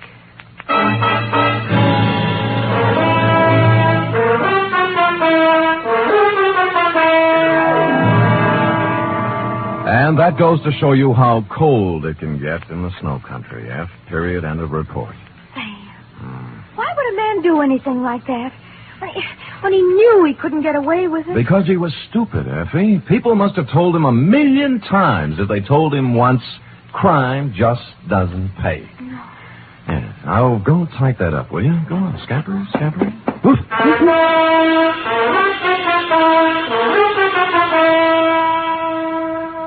3 chimes mean good times on NBC. Here's news of 2 important musical events. This Saturday, Arturo Toscanini begins a new Saturday series of concerts with the NBC Symphony. And for his premiere, the celebrated maestro Toscanini will present a special hour-and-a-half performance of Verdi's Requiem. And beginning next Monday, you can hear the first in a new series by the Boston Pops Orchestra.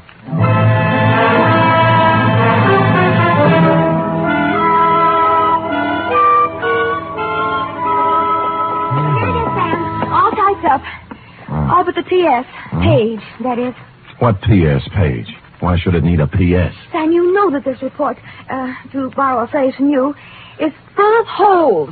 My phrase? I wish I'd never said it. Now, for instance, who sent the note to Rufus? Paul Endicott. He expected trouble. That's why he was so belligerent to everybody. All right. Yes. I'm going to come right out and ask you. Good. Why did Allison kill him?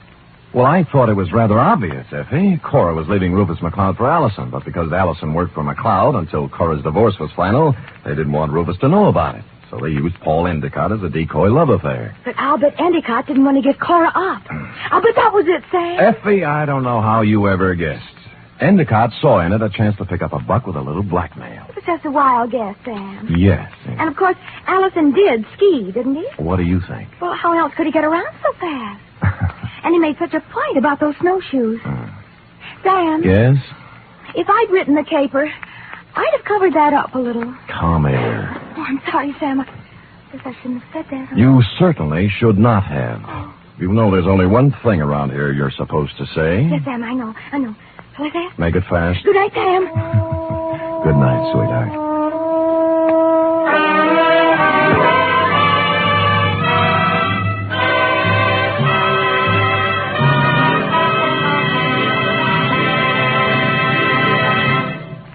The Adventures of Sam Spade are produced, edited, and directed by William Spier. Sam Spade was played by Stephen Dunne. Lurene Tuttle is Effie. Script for tonight's adventure by John Michael Hayes. Musical scoring by Lud Gluskin, conducted by Robert Armbruster.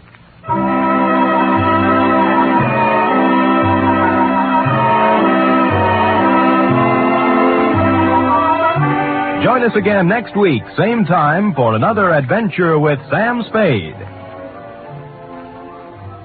Do you keep an appointment book? In 1950, 30,000 people kept an appointment they hadn't bargained for with infantile paralysis. And 4 out of 5 of these were helped with March of Dimes money. We must go on helping, yet we also must be prepared for what may come in this year. March of Dimes is your way of fighting infantile paralysis. Give all you can to your local March of Dimes headquarters. Join the 1951 March of Dimes today. The Magnificent Montague next, then it's Duffy's Tavern on NBC.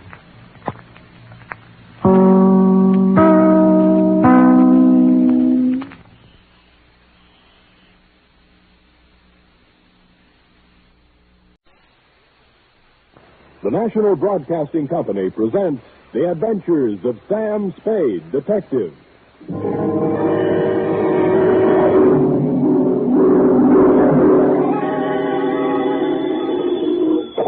Sam Spade, Detective Agency? Me, sweetheart. Sam! You know you're on all the papers? Don't think I'm happy about it. You were standing on the sidewalk pointing, Mhm. and there's a dotted line running from you to X where they found the body. You mean where they found the last body, F? There were several before it. I know. All those poor, poor people. Tell me, Effie, how many dots were there running from me to where they found the body? Oh, let's see.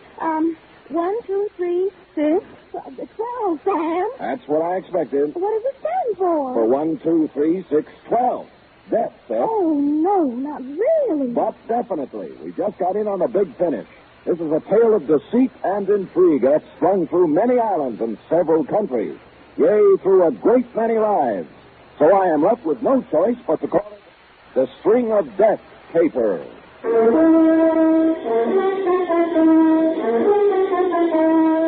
For NBC, William Spier, radio's outstanding producer-director of mystery and crime drama, brings you the greatest private detective of them all in The Adventures of Sam Spade.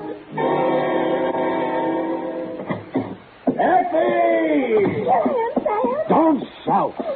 How are you, Sam? Oh, I'm all right, I guess. Oh, let me look at you. Yeah. Sam, you need to rest. You've been staying up too many nights. And going around with the wrong people. You don't have to tell me. Well, I have only this to say. If the people I've been going around with lately won't be going around anymore, so don't worry about me. all right, Sam, if you say so. But you look so terrible. Your eyes are bloodshot. Aren't everybody? And your hands are shaking. True, Effie, and here's why.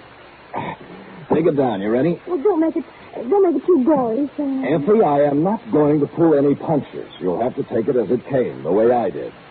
Date, fill it in. To Lieutenant I.C. Kelsey, Homicide Detail, San Francisco Police, from Samuel Spade, license number 1375596. Subject, The String of Death Caper. Dear Kelsey, it's hard to believe that the events of the past 48 hours all began with the discovery of the oyster, but they did, and they made a marked change in the census figures of several countries. The whole thing was incredible. The most incredible part of it was that I was careless enough to let myself get mixed up in it. The entire seamy saga began 2 days ago when my door opened and a woman walked in. Showgirl, size 7B, light black skirt, too tight blouse, red alligator shoes, hair overdone in somebody's peroxide oven, you know, that kind of stuff. She chewed gum, of course, and swung a black patent leather handbag. And her charm bracelet was so loaded, I wondered if she could lift her arm. Let's face it, I'm stranded. Really? Where? Where'd you think? Here, right in this town. Oh, my sympathies. Won't you sit down? Thanks. You're a gentleman. Not even so. The next time I take a job somewhere, I'm going to carry a ticket back to where I came from and a 6-day supply of K-rations. Well, would you care to tell me about it? I was doing an act at the Gay Paris when the blow fell. Yeah. I had a big floor show trying to boost business, but it didn't boost. It busted. The place was padlocked. Likewise, the owner's pocketbook. We were out 2 weeks' salary. We? I was the Olga half of the dance team of Ricardo and Olga. And then? Ricardo, the creep, must have been tipped off, because the night we closed, at the end of his first number, he danced off the floor, out through the stage entrance, and was never heard from again. Well, I always say we're better off without those kind of people around anyway. Not when he buffaloes out with all your savings. I hate him already. Well, I sent a wire to my booking agent for help, and his answer came back something like this. Hmm? Here, they're starving in the streets. At least you got a hotel room to do it in. Pardon? Well, Oh, those agents are a shifty lot. They only like you when you're with them. you're telling me. My rent's up at the end of the week, and after that, who knows? Well, now, madam, your story has touched me very deeply. Would it spoil your timing any if I asked you why you came to see me? Say, you know, you got a style there. It's unique. It's widely copied.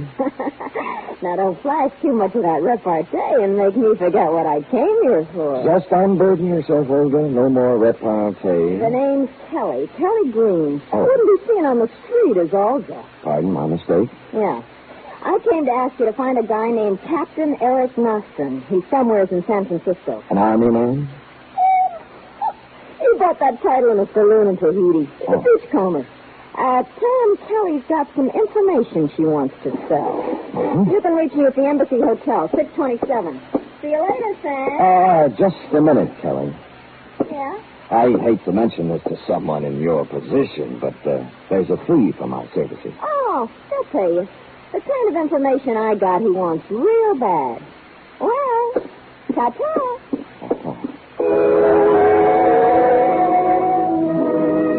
Clearing everything off my desk, 2 shoes with feet in them, mine, I embarked on this dangerous assignment, if Brian Donlevy will pardon the expression.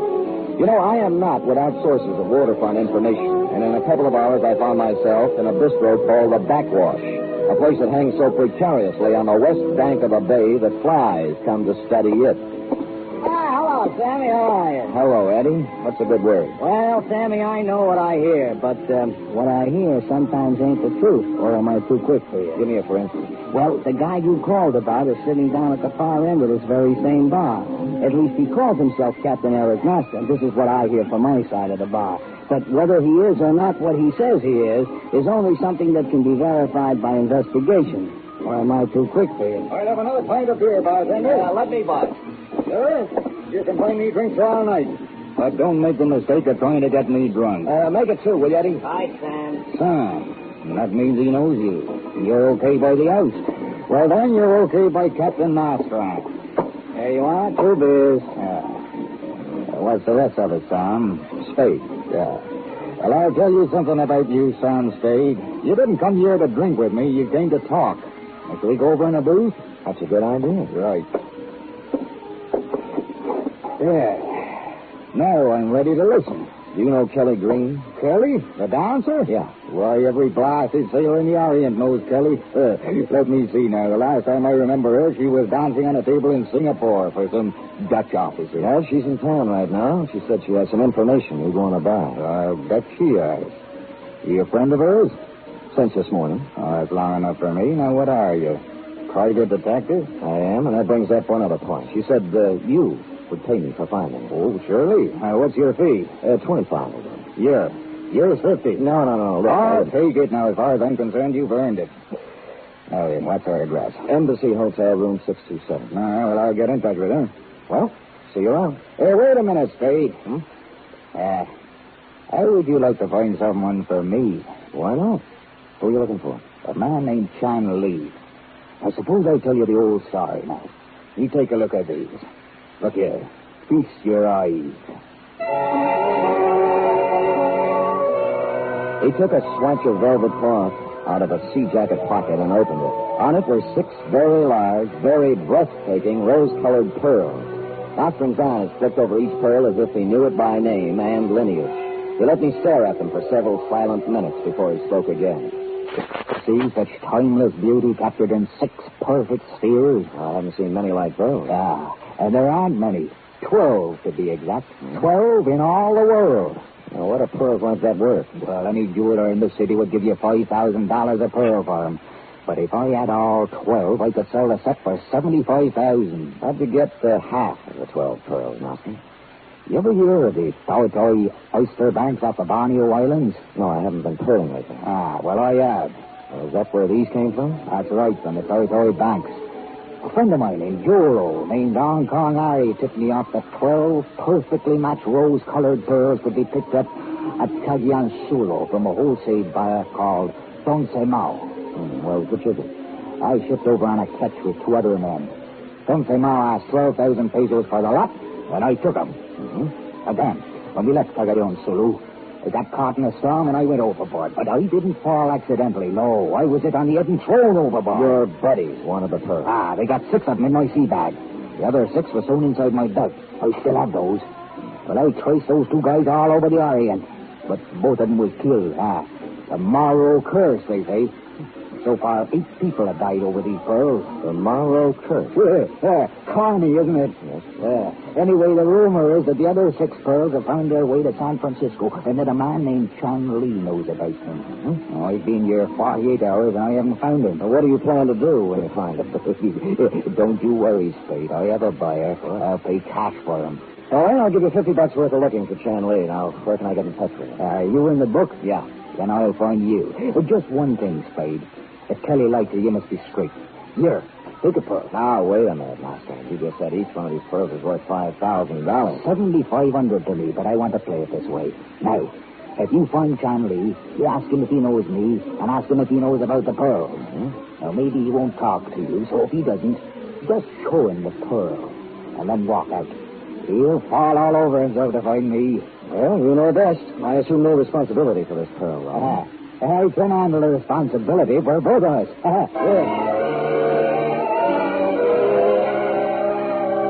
Harry Ching, a friend of mine who has his ear to the Oriental grounds, put down his mother tongue edition of that great Chinese detective, Shylock Holmes, and directed me to a little food store just off Grand Street. There were a number of people in the store looking at merchandise. My man was small and fat and behind the counter. Good afternoon. May I assist you? Chan Lee? Oh, no. My name is Lurene. Well, Harry Ching told me Chan Lee would be here. Oh, before my name Lurene, my name Charlie. The personal reason for change. You understand? Not fully, no, but I'm not here to inquire about that. Tell me, do you know a man named Captain Eric Nostin? No. Never hear name Captain Nostin. With his big, red-pointed beard, rough. Registered? Sorry, no. Ever hear of the rose-colored pearls of Powhatan? You joke. Why you talk pearl with me? I do your Chinese food, not beauty. Well, I might have the wrong Chan Lee, but do you know anything about pearls? Oh, I can tell good pearl from bad pearl. My uncle was pearl trader. Well, take a look at this. Let me see. Well, don't put it in your mouth. I just dip it to test skin. Oh, yeah. Sure, you joke with me. Joke about what? I know where 5 more are just like that, worth $5,000 apiece. Somebody pull your leg. This pearl, Japanese culture pearl, artificial color, worth maybe $5. Really? Next time, don't play joke on Chinese. Lee, you in? Oh, yes. Got me bored.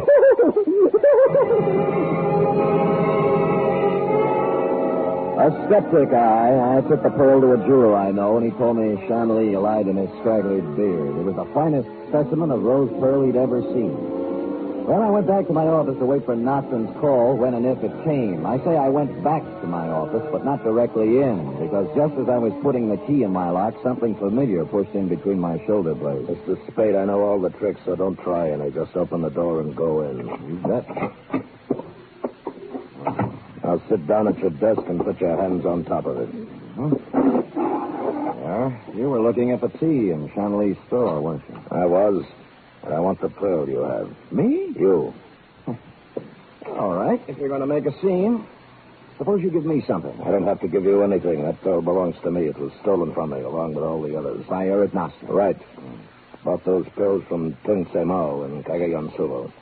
Nostin was crew on my catch, and on the way back to Shanghai, he threw me overboard so he could have the pearls himself. Well, didn't you drown, Mr. Ivan T. Sanderson. Oh. Some Jap fisherman picked me up. Good. This is the first of the 12 rose-colored pearls I've gotten back, and I mean to get the other 11. Even if it takes a few dead bodies to accomplish it. Well, I admire your spirit, sir, but I'm afraid you've picked out a tough career. Where's Nostin? I don't know. You must know you're working for him. Look, he said he'd contact me. Honest, How did you get tied up with him? A girl named Kelly Green hired me to find her. Call her. All right. And ask her where Nostin is. All right, I will. But don't point, sir. Not polite. Yes, huh? Embassy Hotel. Oh, 627, please. Whom are you calling, please? Miss Kelly Green. Hello? Kelly? Yeah? Sam Spade. Yeah? Did Captain Nostin get in touch with you? No. Did you find him, Sam? I did. Well, he hasn't come up here yet. Not yet, Sam. Thanks for calling. Goodbye. She hasn't seen him yet. Thank you, Mr. Spade. I'll be checking with you from time to time. He pocketed his gun and stalked out with a $5,000 pearl in his hand. I knew he had heard the operator say Embassy Hotel, and I knew he heard Kelly Green's room number. So I let him get a small head start. He went directly to the Embassy Hotel. I followed him into the lobby. He got the one elevator, and I had to wait until it went up and came down before I got it. When I arrived at the 6th floor, the door of 627 was slightly open, and there was a sharp odor in the air.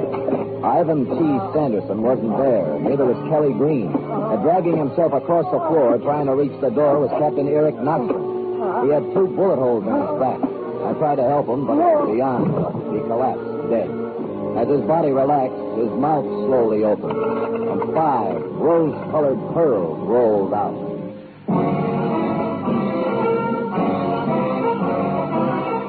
You're listening to the weekly adventure of radio's most famous detective, Sam Spade.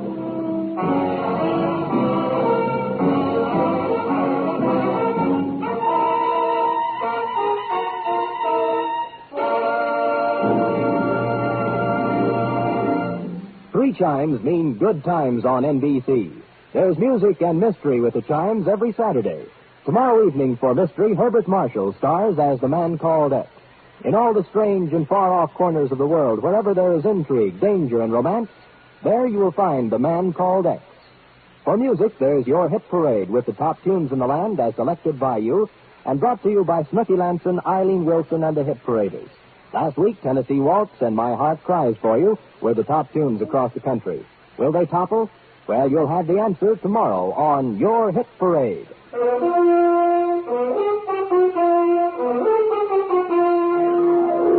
And now back to the String of Death caper, tonight's adventure with Sam Spade.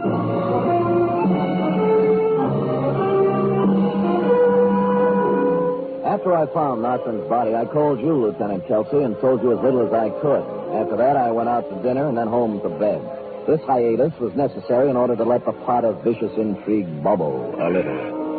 Well, the next morning, at considerable expense, we added a new character to our play, which was already an extravaganza. Good morning. Well, good morning. I am not sure, monsieur, whether I am going to kill you or let you live. A very effective entrance, sir. And who are you? Jacques Malraux. Aha! Of the Malraux curse. The same, monsieur.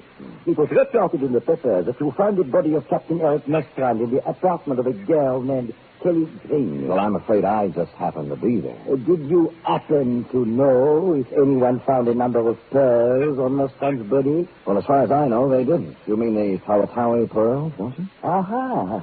You know about them? A little, yeah. They belonged to a man named Tungse Mao, who stole them to a man named Ivan Sanderson, who had them stolen from him by Captain Nostrand, who had half of his stolen from him. That's the installment I just read, anyway. Perhaps it is mostly right, except for one important point. Tungse Mao was holding them for me. They were not brought.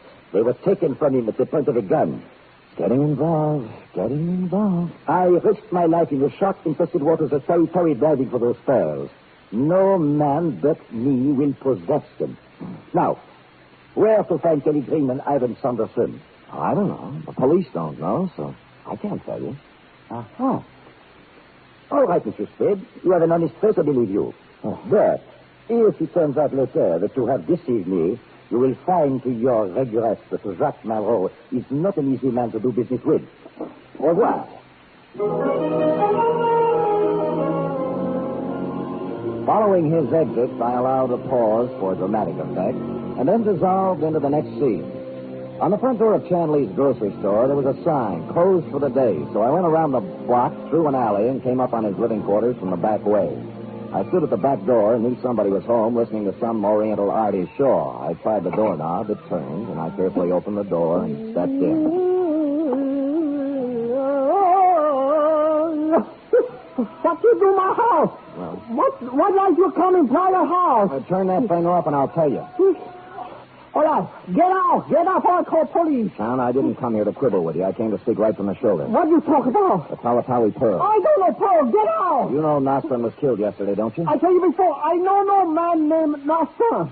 All right, where's Sanderson? What man? The tall man with a quick mustache who was in your store yesterday when I was there. So plenty people come my store. I not know them all by name. Come by anybody. Plenty mustache. All right. Play it your way for Get now. off. But if you ever do meet up with Sanderson, just tell him that I have the other 5 pearls. The ones Nostrand was killed for. Just as I closed the door behind me, I saw a pair of red alligator shoes with a pair of nylons draped over them pushed under a chair. I hesitated a minute, thought better, and hurried away. I went back to my office, pulled out a good book, and read for 3 hours. It paid off.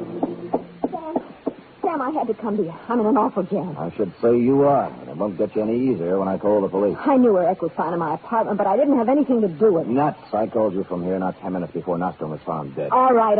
He was there, but he wanted me to say he wasn't. Do you want me to tell you something else about yourself? I checked with the Embassy Hotel. Your bill was paid for a month in advance. You weren't stranded. It was a murder setup from beginning to end.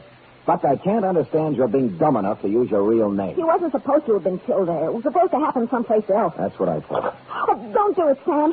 I came here to tell you the truth. I need your help. I can't help you now, Kelly. He made me do it. He made me come to San Francisco, wait for Nostrum, and then find him. Who made you? Sanderson? No. Chan Lee. He killed Nostrum. He shot him. But we heard somebody at the door and went out for fire escape before we could search Nostrum. What do you mean he made you do it? Look at this. That arm isn't pretty, is it? There must be 1,000 holes in it. When did you start this? In Singapore. Chan used to be there, and he supplied me. I had to follow him here because I didn't have enough money to buy it. I see. Well, Kelly, I'm sorry. Maybe the state will take that into consideration. Sam, I want to go into partnership with you. Partnership? Doing what? Selling pearls. You have 5 of them. I have 6 of them. Here. Where'd you get these? From Chan. I heard you there. After you left, he got excited and had to take something to quiet himself down. I grabbed these and beat it while he was still under. What do you say, Sam? Let's sell them and go someplace. Well, it might be arranged. Where's Sanderson? Ivan Sanderson? Yeah. He lives on a boat. It's a yawl, a trader anchored at Pier 32. Oh, don't worry about him, Sam. You can take care of him. I probably can. Did you ever hear of a guy named Jacques Malraux? Malraux? Jacques Malraux? Yeah. Was he in San Francisco? He was in here yesterday looking for you and Sanderson. Sam, the deal's off. I don't want to have anything to do with it. Here, keep the pearls.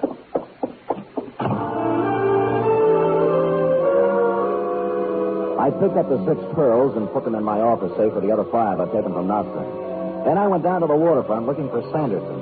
Chan Lee was still under drugs. There'd be no problem for the police to pick up. Nor would Kelly Green once her drug supply began to give out. The trader was a trim, white yawl tied up at Pier 32 with a Jacob ladder running down to its deck. I climbed down and, looking around, found Sanderson in a cabin sitting behind the table.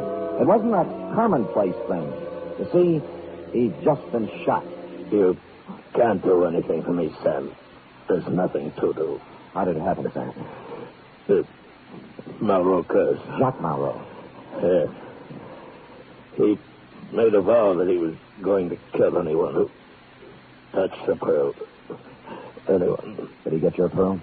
Yes. Who has the rest? I do, 11 of them. When tomorrow finds out, I wonder how you're going to feel. Dying. 11. 5. That's when I turned the whole thing over to you, Kelsey. I went back to my office, put in a call to your office, and gave you a complete rundown on the case from beginning to end. Who did what and how you might go about finding them. You said you'd be right over to pick up the pearls, but you got there a little late. I had no sooner put down the phone when... All right. You have a pearl. Give them to Chubb, or he will not hesitate to shoot you. The way you did Nostrum? I don't have time for talk. Hurry, get pearls. Okay.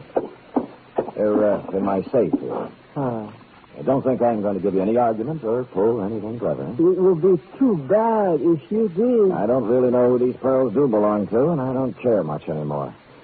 You can have the worries instead of me. I would be glad to worry about such a treasure. There you are. Stay where you are. Throw them to me. Catch. Thank you. Now I will go. I advise you against raising outcry. I'm glad to get rid of you. Go and have a long and happy life. Oh? Oh, I have been hand-picked by the gods. He was, but for a different reason. He put the pearls in his pocket, and with a little smile of triumph at how easy it had been, he turned and quickly walked out of the office. He even closed the door politely. But outside, he didn't get far. I ran for the hall, firing my .38 out of the holster. Chan Lee lay still on the floor, and his coat pocket had been turned inside out. Steps were pounding down the stairwell, and I followed. When I hit the sidewalk, he was half a block away and running. I fired at him, and he stopped and fired back. My second one caught him in the chest, and he fell twitching across the sidewalk. I walked right up to him, but it was all over.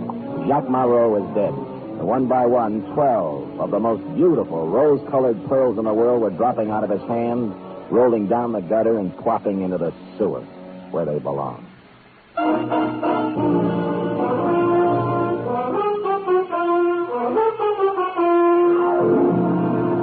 Period. End of string. Sam, did they all go down the sewer? Every pearl, Effie. Who knows where they might be now? Maybe at the filtering plant. Maybe out to sea. Sam, could I get off early tonight? Effie, put that thought out of your mind. They're not worth it. Oh, but Sam, all that work. I said forget it. I'll go type that up. Oh. Go on, scoot.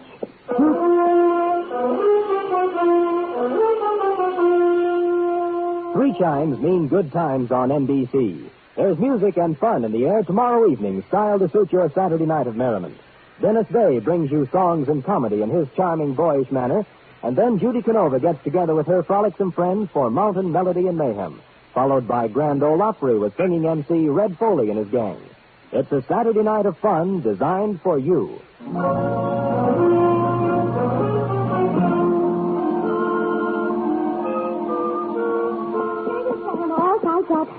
Oh, Sam, those pearls. I'd give anything just to wear them one night. Anything? Well, I suppose it isn't worth it.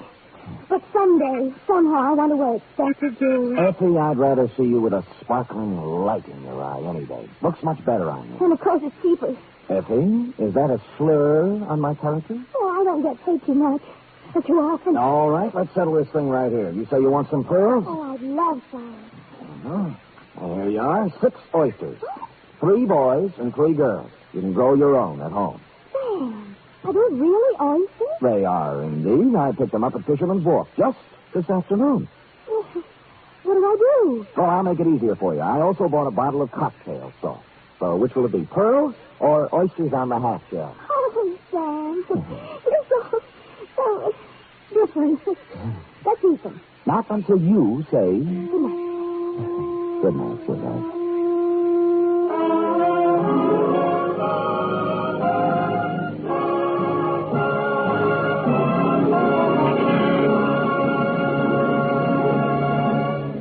The Adventures of Sam Spade are produced, edited, and directed by William Spier. Sam Spade was played by Stephen Dunne. Lurene Tuttle is Effie.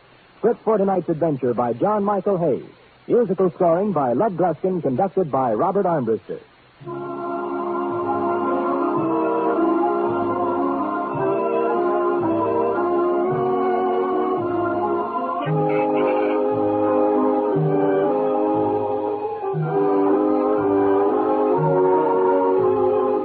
Join us again next week, same time, for another adventure with Sam Spade. Now the Magnificent Montague, then it's Duffy's Tavern on NBC.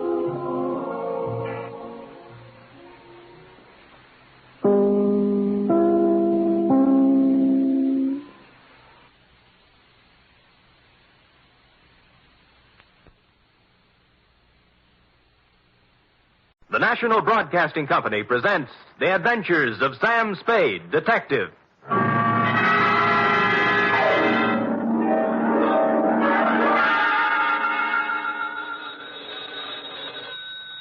Sam Spade Detective Agency? Me, sweetheart. Sam, a man named $5 Frankie called up and said he's putting $2 in your name on a sure thing at some track or other. Well, that's nice to hear. I don't think it is at all. You know I don't approve of your gambling, Sam. Effie, you do some things I disapprove of, but do I snipe at you? Well, no, but... No buts about it. And besides, I didn't place the bet. It was placed for me. I don't care. It's the principle of the thing I don't like. Well, suppose I put it this way, Effie. That $2 bet on a sure thing was more than just a money bet. It was a gamble on the inherent goodness of the human soul. Oh, Sam, you're just trying to confuse me. I am, but I'll straighten everything out to your satisfaction, I trust, when I appear at the office with a highly stylized and rather charming saga of horse players and the world they live in. What else but the sure thing caper? For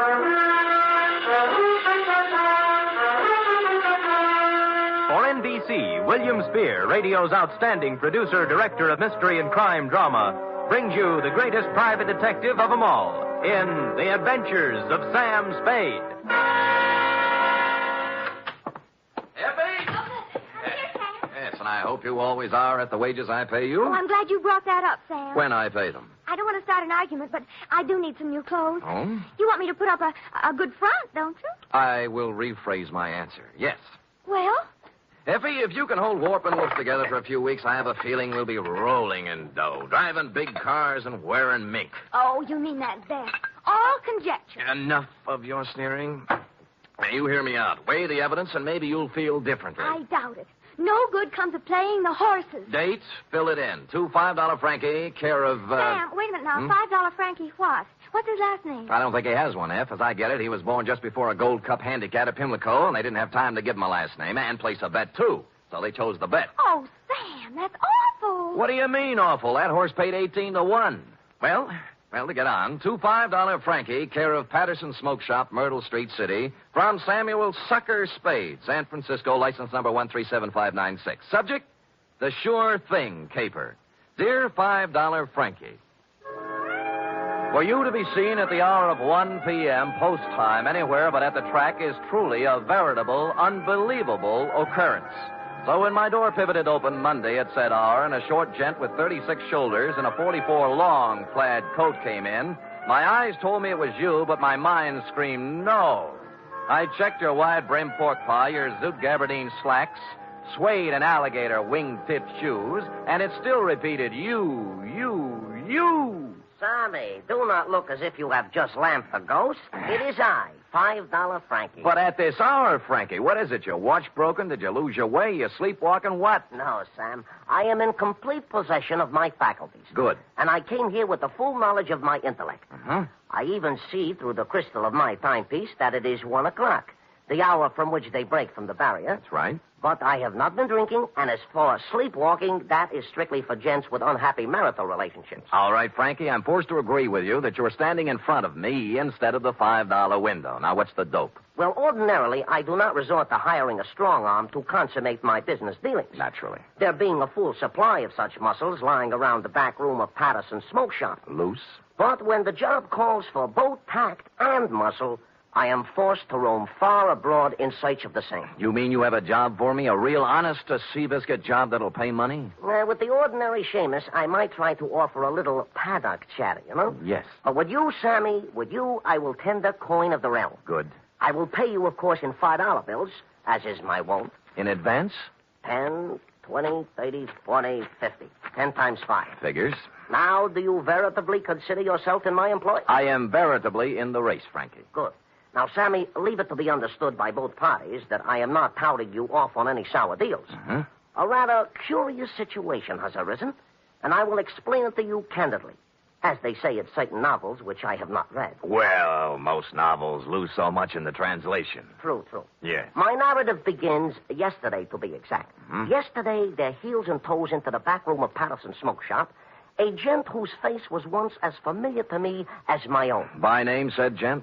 They call him Gentle Joe Higgins. Gentle Joe. Yeah, a horse trainer by profession, which in our civilized society stands second only to jockeys in importance. Granted, no argument. Well, I say to Gentle Joe, it has been some time, Gentle Joe, since I see you around and about. Mm-hmm. And he says, I have gave up the old life for the new, as I no longer am welcome at the track since a certain embarrassing incident 5 years ago. What incident was that, Frankie? A horse doping job, the illegal type, which depresses me to relate. You know? Mm-hmm. So I will not. Ethics. Yeah. Yeah. Well, Gentle Joe looks a little worse for the wear, his clothing being literally shabby. Mm-hmm. Oh, I figure a touch, and I am preparing a story that will wring tears from a tax collector even. But Gentle Joe does not mention the word touch. Uh-huh. Instead, he announces he has a sure thing.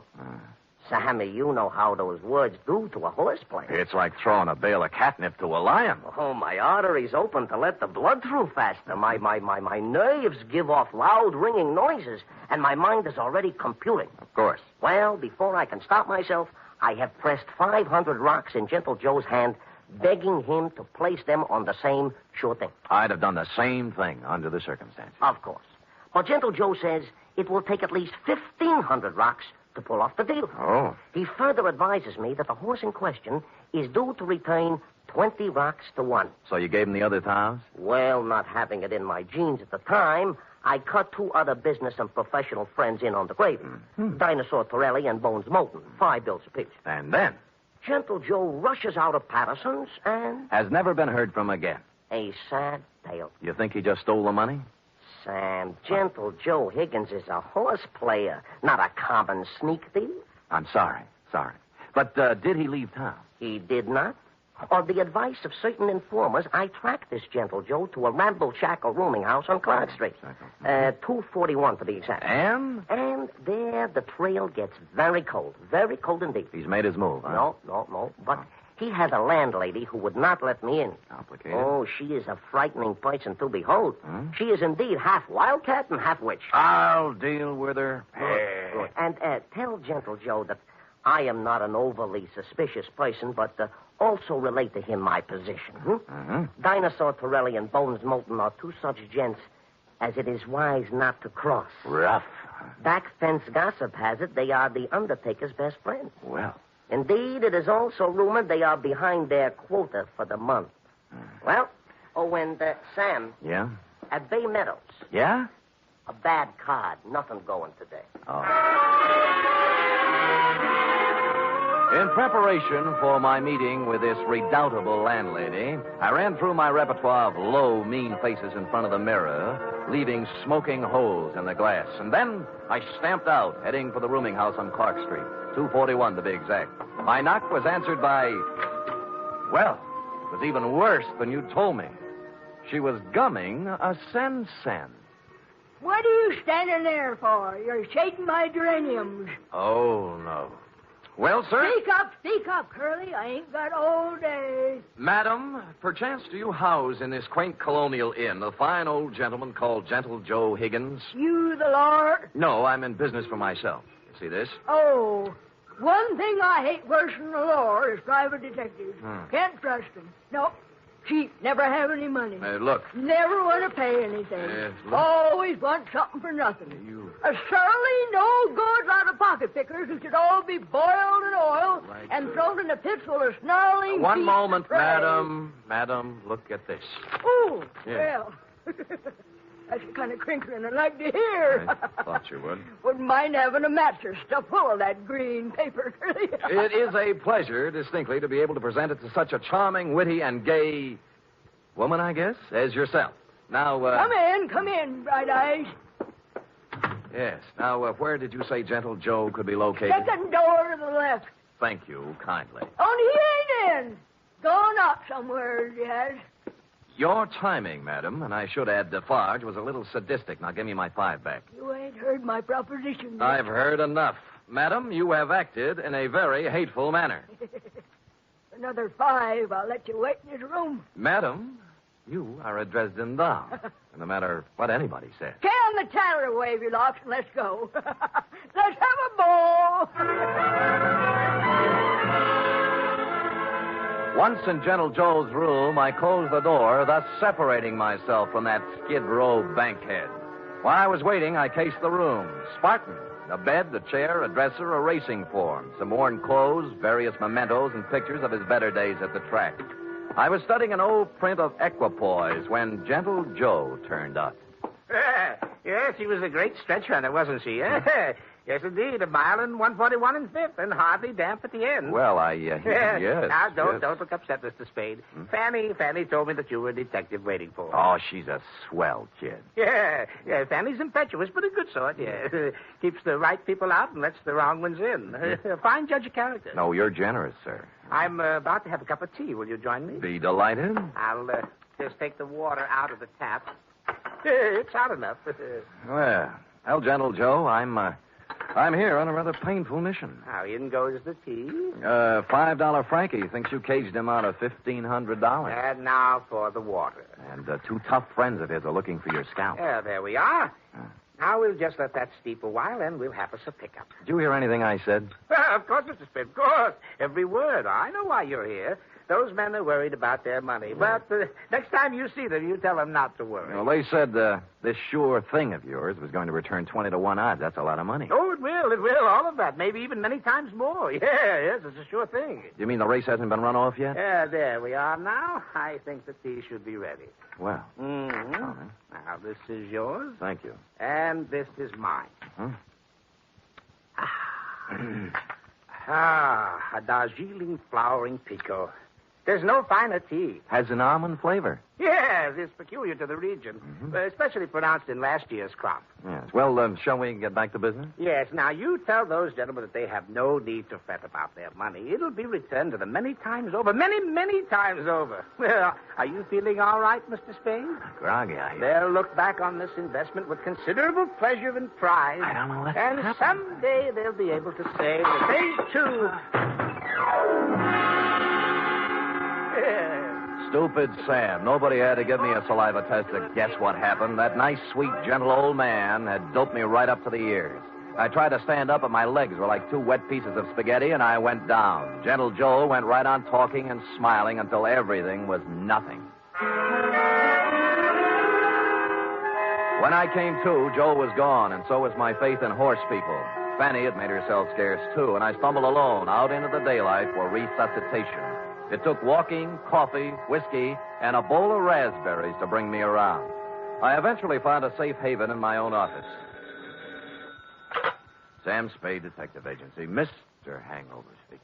Mr. Spade, this is Gentle Joe. What? Listen, you... I know how upset you must be over my little deception. Deception? It was What? all to a good purpose, Mr. Spade. You see, I had to get out of there in a hurry with the minimum of discussion. I seem to remember you were hustled out of the racing game for doping a few 3-year-olds. Well, that's what some people in official circles felt. But, Mr. Spade, I want to apologize to you and tell you that I will be able to explain everything to your satisfaction.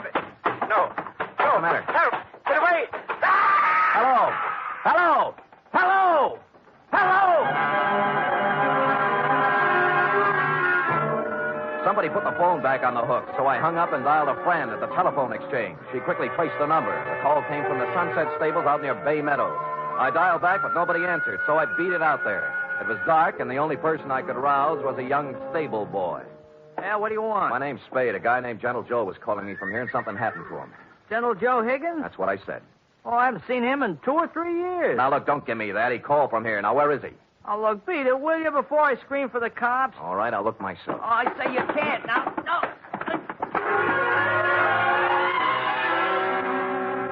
But I did. There were 2 phones inside the stable, both hanging on posts. The second one had the number the phone company had given me, and although someone had tried to cover it up with sawdust, on the floor, under the phone, were 3 tea bags, and somebody had done a lot of bleeding. Looked like Gentle Joe's parlay had run out.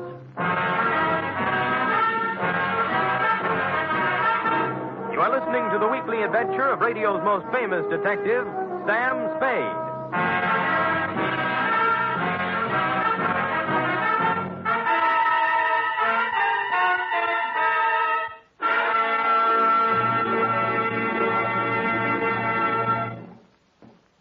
Three chimes mean good times on NBC. There's music and mystery on NBC every Saturday night. For music tomorrow, your hit parade brings you the top tunes in the land as selected by you and presented by Raymond Scott's Orchestra, Snooky Lanston, and Eileen Wilson.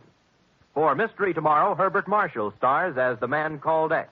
In all the strange and far-off places of the world, wherever there is intrigue, danger, and romance, there you will find the man called X. Hear him tomorrow night.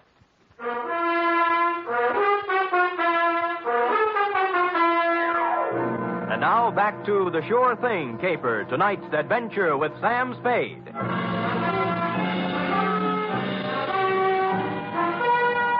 I collared the stable boy and questioned him about the blood under the phone and about what could have happened to Gentle Joe Higgins. Nothing. Just wouldn't talk, and he was too small to beat up. So I went looking for the stable manager. He lived in a small white house behind the exercise ring. He wasn't too happy at being awakened, but when I explained things, he came down to the stable with me. I can't understand it, Mr. Spade. Gentle Joe Higgins hasn't been around here for at least 2 years. That's what the boy told me. You see, for doping a horse once, he can't come near a track or a stable.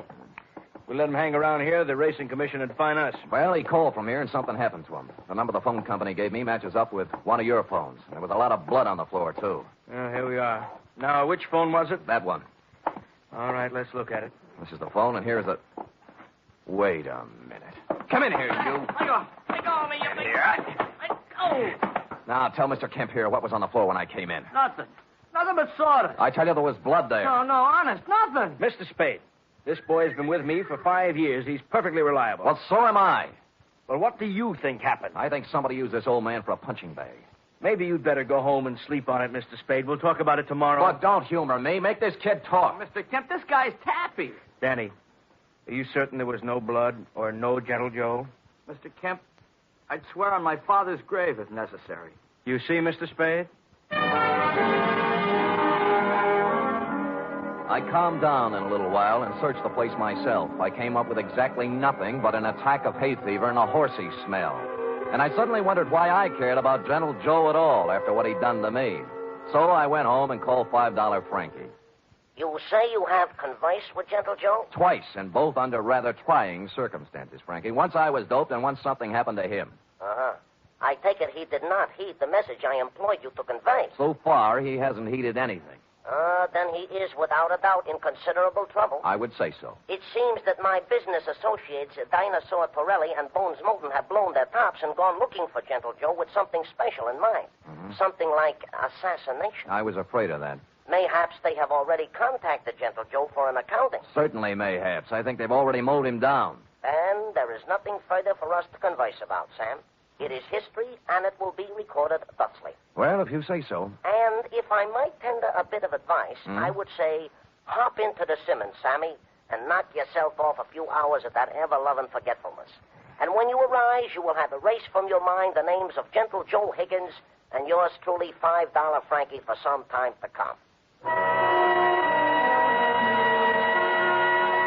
I was tired, and it seemed smart to take his advice. So I did. I went to bed. It must have been 3 a.m. when something woke me up. It was a ghost with a big white head tiptoeing into my room. The thought was so absurd that I turned over and started back to sleep. That's when the ghost touched me, and I grabbed for him. Hey, let me go, Mr. Spade. Let me go. It's me, Gentle Joe. Will I turn on a light? Of course, I look a little different. The bandages around my head look like a turban. What happened to you? I was in Mr. Kemp's house when you were searching the stable. Stupid me. I should have come out then, but I didn't. And then I got to thinking I certainly owed you some kind of an explanation. So I found your address and came here. All right, I'll collect the explanation. Now, first, what was the dope for? Well, I was afraid you might take me back to $5 Frankie and his friends before I did what I had to do. Would you care to tell me what that was? I wanted to buy a horse. With their money? Yes, with their money. They thought you were betting it on a horse, a sure thing. I know, but let me explain. I was thrown off the tracks for doping a horse. I needed money, but that's another story. After 5 years, I could get my trainer's license back. Tell me more. Do you know what it is to love horse flesh and not be able to go near it for 5 years? No, the bangtail bug never got me. You can't con guys like Frankie and his thugs out of some money to buy a horse whenever you want one. There's more to the story. The horse I doped didn't get into the race. And the jockey had to ride another mount. He was thrown and killed. Well, it was too bad. I felt that I'd murdered the man. His name was Sandy Bean. Sandy Bean? That stable boy at Sunset Stables any relative? His son. Oh. His wife and son ran out of money, and they've had a hard time of it. I've worked as a janitor for the past 5 years trying to raise enough money to buy them a horse to help make up for what I did. How much did you save? Only $1,500. The horse I wanted, a 2-year-old named Sure Thing, cost $3,000. Well, things are beginning to clear up now. How did you figure you could take money from Frankie to buy it? Well, Frankie and his friends made a lot of money off Sandy Bean when he rode. I figured it wouldn't hurt them to pay a little of it back. Well, I don't think they'd see it that way. I wasn't stealing the money. I was going to give each of them a 10% of the horse. I didn't dare tell it until after I bought it. Mm-hmm. Well, Gentle Joe, maybe they'll see the light, but I doubt it. I was going to take 10% for training her, give the other 60 to Mrs. Bean and her son, Danny. He'll make a good jockey. And Sure Thing is a great horse. I know. They'll make a lot of money off of it. It's a noble plan. Tomorrow my 5 years is up, and I wanted to give them the horse then. I see. Who roughed you up when I was talking to you on the phone? Danny was backing a horse into the stable, and it got excited. It started kicking, and I was in the way. I thought maybe you'd been done in. I know. That's why I came to see you and explain things. Can you do anything to help me? Well, All right, everybody, just stay where we are. There's no need to wave a gun around here. Shut up, you. Gentle Joe, we've been looking for you around and about. Now, Dinosaur, now look. Here all we wish to hear from you, Joe. Come along. Look, you're not going to take him out of here without a fight. We wouldn't mind this at all, inasmuch as we come equipped with a little artillery. Bones, I didn't steal that money. Shut up. All right, knock it off. You want some of the Sam? Yeah, if you think you can do it. And it turned out they could. I knocked Torelli's gun aside, hit him with a hard left, and he didn't go down. I tried a right, then a knee, then a couple of elbows. And I was just getting ahead of the game when something hit me across the face and printed Code 45 on my forehead. I know this sounds repetitious, but I went out again. Honest, I did. Really. I'm sorry. Appropriately, it was dawn when I woke up cold and headachy. Of course, I was alone. Gentle Joe Higgins was the victim of a successful snatch, and I had an idea what might have happened to him. I dressed and started looking all over town, but I didn't have any luck. Any. It wasn't until I was eating breakfast and met a police sergeant I know that I got a tip. Morning, Sam. Hello, Sergeant. What happened to you? I tried to kiss her. I didn't know they made those kind of dames anymore. Mind if I sit down? Pleasure. Yeah, we got a homicide this morning. Yeah, who? Who knows? Just an old man. Found him in the park. Somebody really worked him over. What do you look like? Ooh, 5'10", white hair, old clothes. Probably a bum. Where is he, Mord? Yeah. Kelsey's putting a rundown on him now. Yeah, I'll see you later, Carter. Thanks. Hey, Sam. Haven't finished your breakfast. They let me in the morgue, and I took a look at the corpse. And once I saw it, I knew just where I had to go. I caught a cab out to the Sunset Stables. The horses were just having their rolled oats when I pulled in, and Danny Bean, the stable boy, was there, dressed in his cleanest Levi's. What do you want? Where's the show going to be? What show? Well, Gentle Joe gives you the horse. Isn't this the day? Okay, so you know. Mm-hmm. Gee, I'm sorry about last night, Mr. Spade. I had to keep it a secret. Forget it. You did the right thing. When's the ceremony? In about an hour, right here. You want to wait? Sure. I wouldn't miss it for the world. Of course, I cheated a little. I didn't tell you who it was I saw in the morgue. The truth was I didn't know. It wasn't Gentle Joe Higgins, though, and so I reasoned thusly if Torelli and Moulton didn't finish him off in the night, he must have gotten out of it somehow. He was a resourceful old man, and I was sure nothing short of death would keep him from presenting Denny with a horse on the day he planned. And I was right. An hour later, he came walking in leading the prettiest chestnut mare I'd ever seen. There was a smile 2 feet wide on his face, and behind him, carrying blankets, a saddle, and riding colors, were who else? $5 Frankie, Dinosaur Torelli, and Bones Moulton. Well, Mr. Spade, this is a surprise. It was a pleasant one. Yeah, this is sure thing. Oh, isn't she a beauty? She is indeed. How'd you do it, Gentle Joe? Well, Mr. Spade, I just invited them over to my place to have a cup of tea. You get it? Yeah. While we was half out, he explained the whole thing to us. Sound like a good deal to me. We can win both ways, on the track and at the window. Oh, look at the life of that horse. Just waiting to cross the finish line. Sammy boy, this is indeed a signal occasion, huh? This is the first time I have ever been this close to a horse, and me being a horse player. Well, have you talked to her yet? Why, sure. I am already talking to Sure Thing and explained to her our financial position. Oh. She has assured me she will romp home first more times than not. Well, gentlemen, shall we do what we came here to do? Sure, leave us make the presentation. Come on, let's get into business. Give the animal to the kid already, I agree. Danny? Yes, Mr. Higgins? Danny, the four of us are giving you this horse, Sure Thing, in memory of your father, the late, great Sandy Bean. Thank you. Thank you, sir. She's a beauty, isn't she? I feel like I was just born. Ride her well, son. Ride her well.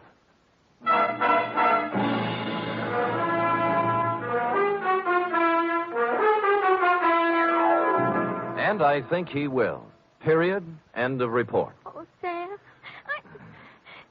it was so beautiful. A simple, old-fashioned type story, F. We feel we can use one now and then. And I'm glad nothing happened to anybody.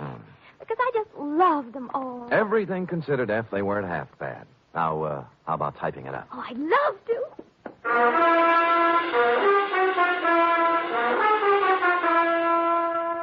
3 chimes mean good times on NBC. There's music and fun in the air tomorrow evening, styled to suit your Saturday night of merriment. Dennis Day brings you songs and comedy in his charming boyish manner, and then Judy Canova gets together with her frolicsome friends for Mountain Melody and Mayhem, followed by Grand Ole Opry with singing MC Red Foley and his gang. It's a Saturday night of fun designed for you.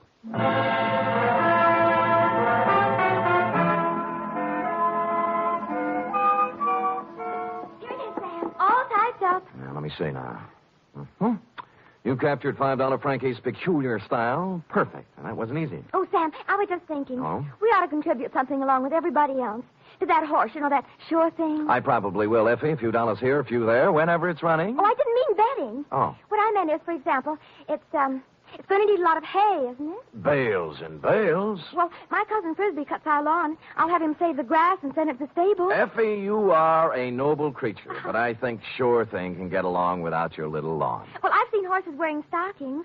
Couldn't I knit a pair? 2 pair. 2 pair. But, Eff, let's not lose our heads. $5 Frankie and his pals will take good care of Sure Thing. How about worrying about taking care of me? All right, Sam. Yes. Could you use some grass or some socks? Effie, knock off this horse talk, will you? We're almost at the wire now. People are just champing at the bit for the payoff. All right, Sam. Let's finish neck and neck, huh? Why not? Come here, Sure Thing. Night, Sam. Good night, sweetheart.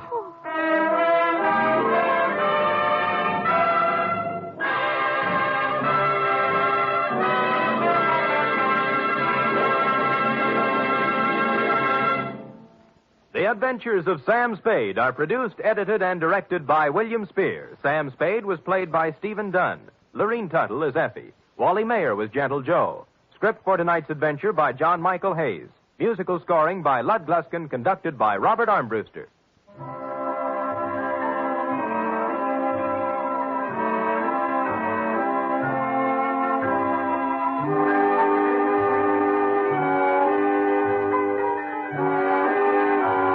Join us again next week, same time, for another adventure with Sam Spade.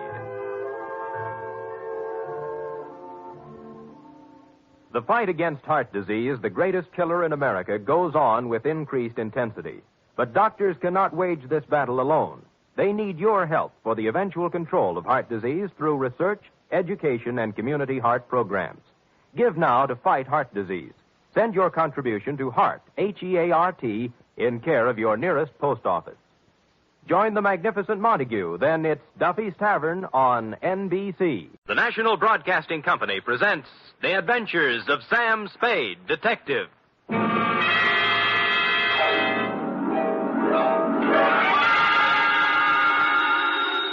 Sam Spade Detective Agency. Me, sweetheart. Was it awful, Sam? Excruciating, F. I suffered, girl. How I suffered. But there's no other way, Sam. When fate turns against a man. True, dear one, true. But from somewhere I must find strength. You must. To pick up the shattered fragments of my life. To raise my eyes once again to the horizon and piece by piece put them together again. Sam! And the two of us, dear one, hand in hand, shall go marching down the years together. Oh, yes. Brace yourself, sweetheart. I'll try, Sam. Gather together the homely, humble tools of your trade. Find 6 dry handkerchiefs and prepare to greet me with a smile behind the tears. I'll be down before you can change stations with a report entitled The Soap Opera Caper.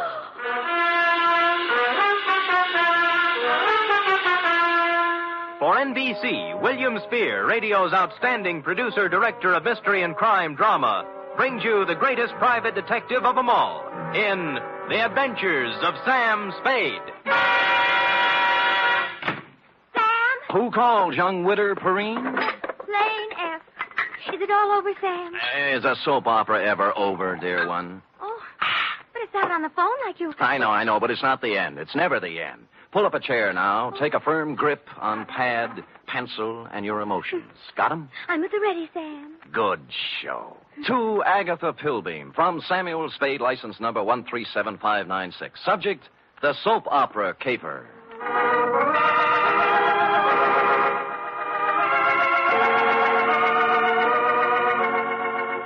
How was I to know what was on her mind? This strange woman, this mysterious Agatha Pilbeam, this voice on the telephone, directing me to the big, sprawling house in Hillsborough. Is that clear, Mr. Spade? How urgent is it, Miss Pilbeam? Very, very urgent, Mr. Spade. I don't know which way to turn. So I went to the big, sprawling house in Hillsboro, pulled up behind an ancient Model A parked at the curb, and was walking past it toward the gate when... Spade. Huh? Oh, Croc Morton, isn't it? Good old Sammy, you remember. Yeah. When'd you get out? Last month. But I'm a good boy now. Here, take one of my cards. There, if you know anyone who needs a first-class private eye, Croc's available. What are you doing here, Sam? A lady wants to see me. The soap opera queen? Is that what she is? Sure, 6 or 8 of them she writes. Oh? Behind the Clouds, The Heart of Julia Jukes. That must be Life, I forget the rest. Yeah. Beats gumshoeing, Sammy. Yeah, well, right if you get work, Croc. I'm on a job right now. You mean you got your license already? Oh, me? Well, you can always run off a photostat of someone else's. Oh, Sam, that's mean. Croc was a crook, but a nice crook. He never killed anybody. He was just an uncurable camera fiend, specializing in taking pictures of people doing what they hadn't ought to be doing. Stuff like that. Or if you wanted a photostat of somebody else's document, Croc was your man. Well, I walked up the drive to the door, threw it past a white shirt front that turned out to have a butler in it, and toward what seemed to be your study. But it wasn't. It was your bedroom, and you were reclining on 6 pillows with a cigarette in a long holder in one hand and the mouthpiece of a dictating machine in the other. But, John... Hush, Melinda. There is no way to go now but ahead. John, you're so strong. I need you. I need your courage. We must face this thing together, Melinda. The organ What was a Veronica phonograph says is true. playing in her ear. There is indeed. I Another waited for an woman opening, but there life. just wasn't any, Don't so I had to say it, interrupt. John, don't even Miss But don't Pilbeam. you see, Melinda, we can't run away from life. Miss... We must approach this Miss thing Pilbeam? calmly, Melinda. Don't... beg pardon? Just a minute. My mood music. I see. I'm Sam Spade, Miss Pilbeam. Come sit beside me, Mr. Spade. Well.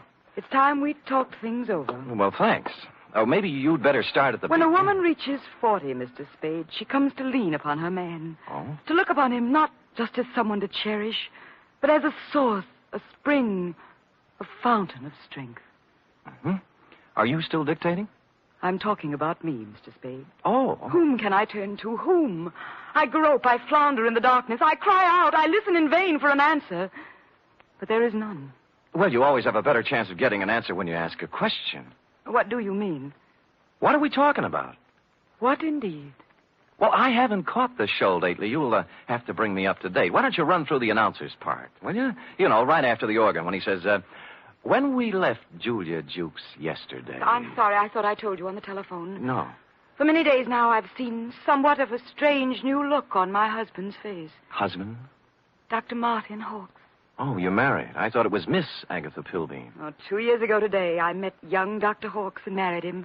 Good. Life became beautiful, a gay, laughing thing, a road to happiness. And then... Then? A cloud passed over the sun. Martin became moody, silent. I tried to penetrate the shell, but he only drew farther into it. A strange, terrifying crevasse seemed to have opened up between us. Well... What is it, Martin? I asked him repeatedly. But he'd only stare silently out the window. And finally walked silently from the room. Well, how long did this go on? How long a series did you get out of it? For weeks, until a few days ago when the final blow fell. It was evening, and Agatha and Martin were at dinner. Let's look in on them as... Oh, sorry. We were at dinner when the doorbell rang, and I answered it. It was a telegram from Martin. From Mexico. I gave it to him and watched the blood drain from his handsome features as he read it. His hand trembled, his jaw clenched. But you forced yourself to speak. Yes. What is it, Martin, I asked. Tell me, please, for the sake of our love. And he... Looked down at me as if I were a stranger. Well. And then he crumpled the telegram, threw it savagely into the fireplace, and strode silently from the room. Here, I rescued it from the flames. Read it. Thank you. Regret must confirm your worst fears, Cardoza. What is the terrible secret of Martin Hawkes? Yes. Why did he act so strangely when the mysterious telegram arrived from Mexico? And above all, where is he? You mean he didn't come back? He's been gone for 4 days, Mr. Spade. I must find him. Now, of all times, I need his love. When a woman reaches 40... I know. What do you mean, now of all times? It's been just a week now since the report came back from the laboratory after my physical examination. Oh. The doctor from Vienna. Mm-hmm. You see, Mr. Spade, I, too, have a terrible secret. Well, don't you want to tell me about it? Yes. I have a very rare, incurable disease. There are only 6 short weeks to live.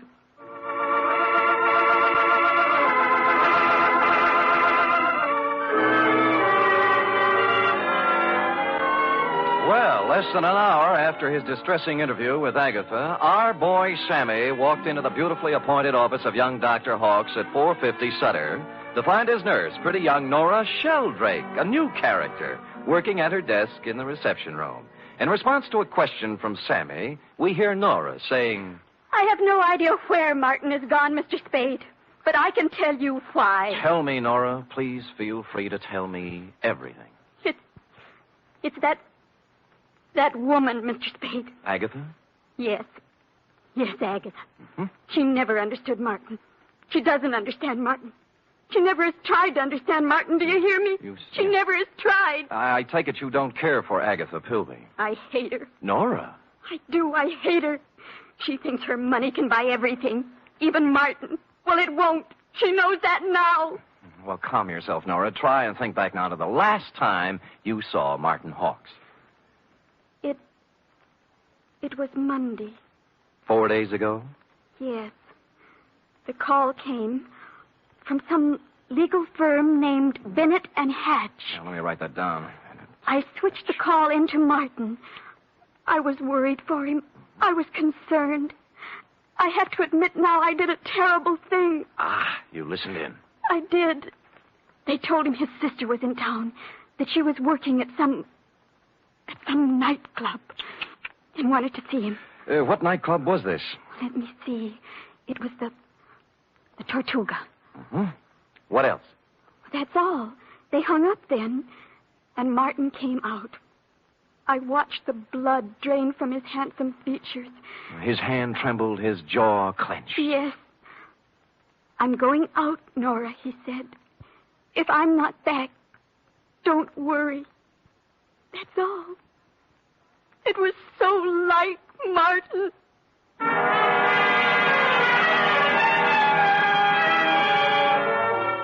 The Tortuga was only a few blocks away on Post Street, so I walked there. We were just tooling up for the dinner trade when I arrived, sailed around backstage like Billy Rose on an inspection tour, found the doorman and showed him the snapshot you'd given me of young Dr. Hawkes. Or tried to. Look, young feller, I told you we don't have no dancer here named Hawkes. I ain't got time to... Doorman, please, take a look at the picture. No, I ain't got to... Picture? What is it? Yeah. Yeah. Hmm? That fellow was here at that. Tuesday, Monday night it was. Well, who'd he come to see? Well, wasn't nobody named Hawkes, mister. It was Beth Jardine. Well, bless you, Doorman, bless you. Bless you, too. Thank you.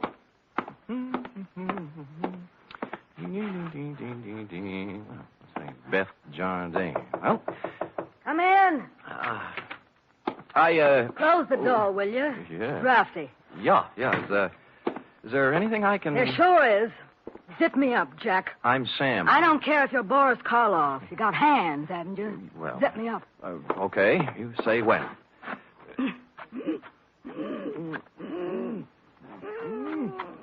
When? Can you breathe? Oh, no. You can't have everything. Ouch. What's on your mind, Jack? Martin Hawkes. Sorry, never heard of him. Look, we're getting along beautifully up to now, honey. Let's not spoil it. You not only know Martin Hawkes, you're his sister. What makes you think What's I that know? card stuck over there in the mirror? Bennett and Hatch, attorneys at law. Aha! The same Bennett and or Hatch who called Martin Monday afternoon and told him his sister wanted to see him here. Now, what's this all about? I can't tell you. He got a telegram from Mexico. Mexico? Yeah, it upset him. Something awful. What'd it say? Regret must confirm your worst fears. You're dead, huh? Yeah. Oh, that's great. Great. Pretty hilarious, huh? Jack, you just ain't got no idea. I got a piece of advice for you, Jack. Oh? Forget about Marty Hawks and live a long and useful life. Mm-hmm. I got a tip for you, too. You're in a tight spot. Watch that zipper, Jack.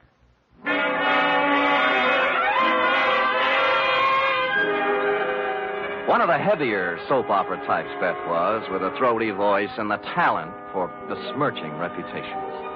What was the mysterious influence she wielded over young Dr. Hawks? How much did she know about his strange disappearance? What about the cryptic telegram from Mexico City? And what about dinner?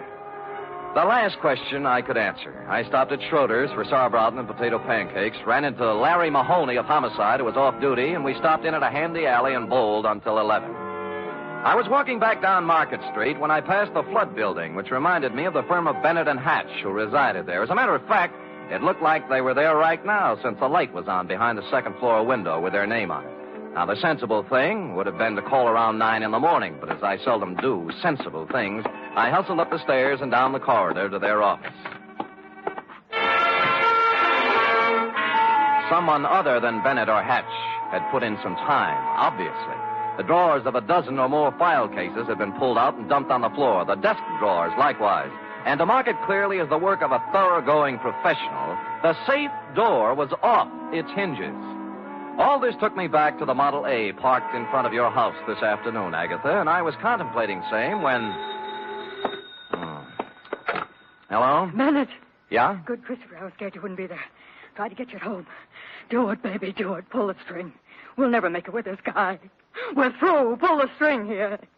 Do it, baby, do it. Make it... Hello? Operator! Operator! Operator! I finally got someone at the Tortuga Club who knew where Beth Jardine lived, an apartment on Russian Hill. I didn't stop to ask which apartment, and when I got there, I found I didn't have to. All right, stand back, everybody! Stand back! Dugan! Oh, hello, Sam. What happened? Dame just knocked herself off. Huh? Jumped from a room on the 8th floor. Stand back, you yahoos! There was no need to, but I looked at her anyway, just to make sure. It was Beth, all right. When she said she was through, she meant it. I was just turning to go when something big in a tan camel's hair brushed past me and bent over the body. Where is she? Where? Beth! Sister! Beth! Beth! Oh! I recognized him from the snapshot. Wild-haired, with a 4 days' growth of beard on his lean, handsome face. It was Martin Hawks, on the verge of collapse. Officer Dugan and I helped him through the crowd toward the ambulance that had just rolled up, sat him on the running board, and began to question him. What was that again? Your name. What's your name? My name. Of course, my name, I don't know. I don't know my name. It happens to everyone in soap operas, sooner or later. When he filled out the forms on poor Beth Jardine, old Doc Peterson gave Martin a double O, blew his nose, and announced with a twinkle in his eye, "Appears to me like young Dr. Hawks has got himself a case of amnesia."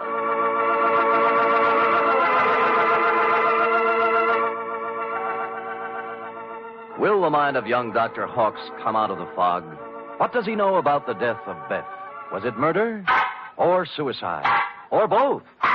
And what of the mysterious telegram from Mexico City? Will Agatha ever discover the terrible secret of young Dr. Hawks?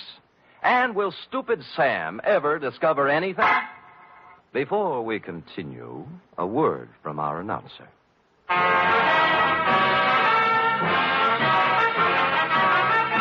You are listening to the weekly adventure of radio's most famous detective, Sam Spade.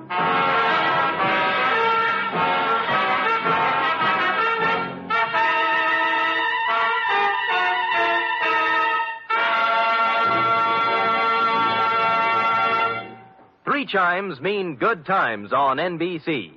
Saturday night is date night, but tomorrow poor Dennis Day has trouble with his girlfriend Gloria. However, Dennis manages to sing his way out of trouble in his charming, boyish fashion. And say, why not let Dennis help your Saturday evening along, too? And for more music and fun tomorrow, there's the Judy Canova Show, starring Judy in a melodic and carefree half hour of laughs. And Grand Ole Opry with singing MC Red Foley and his special guest, cowboy troubadour Ernie Tubb.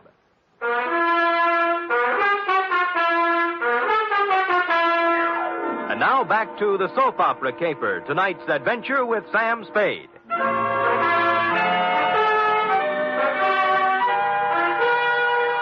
It's a half hour later now, in the sterile whiteness of a hospital room, that the three of us, you, Agatha, I, and old Doc Peterson, gather around the pale, quiet form of young Dr. Hawks.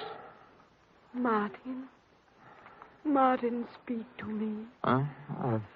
Martin, darling. Who are you? Agatha, dear. Your own Agatha. Come, Agatha. Better leave him be for now. Doc, I can't go on. When a woman reaches... I know. You gotta be strong, Agatha. Sam, we better leave him be for now. Well, you're the doctor. Oh, Doc, what could have done this to Martin? Oh, shock sometimes. You don't mean... Yes, I'm afraid I do. Seeing his sister, then? Could be. Or sometimes it's just a matter of a body getting into such a fix his mind backs off and refuses to have any part of it. The wire from Mexico City. Huh? His terrible secret. The strange threat hanging over him and his sister. Driving one to suicide. And the other to this. Well... No wonder poor Martin gave away before this. Sure. And there's still another explanation. How's that, Sam? That he figured amnesia was a nice, easy way not to have to account for what he's been up to for the last 4 days. Or where he was when the dame took off from the 8th story. Mr. Spade, you're not accusing Martin. There's something buzzing around in his little mind. The nurse tells me she got him into a pair of pajamas and tucked him in nice and cozy before we got here. Well? Yes, well... You may not have noticed, Agatha, because he'd pulled the covers up around his neck, but our boy had his clothes back on just now. What? Martin! Hey, he's gone. Indeed he was Martin, as we could plainly deduce from the open window and the curtains blowing gently out over the fire escape. Young Dr. Hawks, indeed, had packed up his amnesia, his terrible secret, and his toothbrush, and taken off into the night. So I left you sobbing gently on old Doc's shoulder and found me a phone in a drugstore a safe distance away. On the 48th ring, Bennett of Bennett and Hatch attorneys answered. He was sleepy.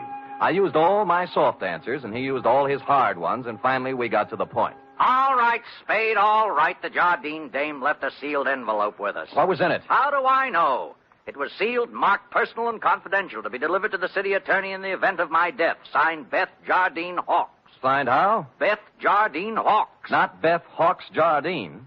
No. Is it important? Just a tiresome detail, Bennett. So she brought you the envelope, paid your fee, and you stuck it in the vault for her. Then what? Well, she had us call her brother and tell him to meet her at the Tortuga. Period. That ended our part of it. We didn't even get our feet wet. On the contrary, Bennett, you're up to your ears. In what? Blackmail. Bye.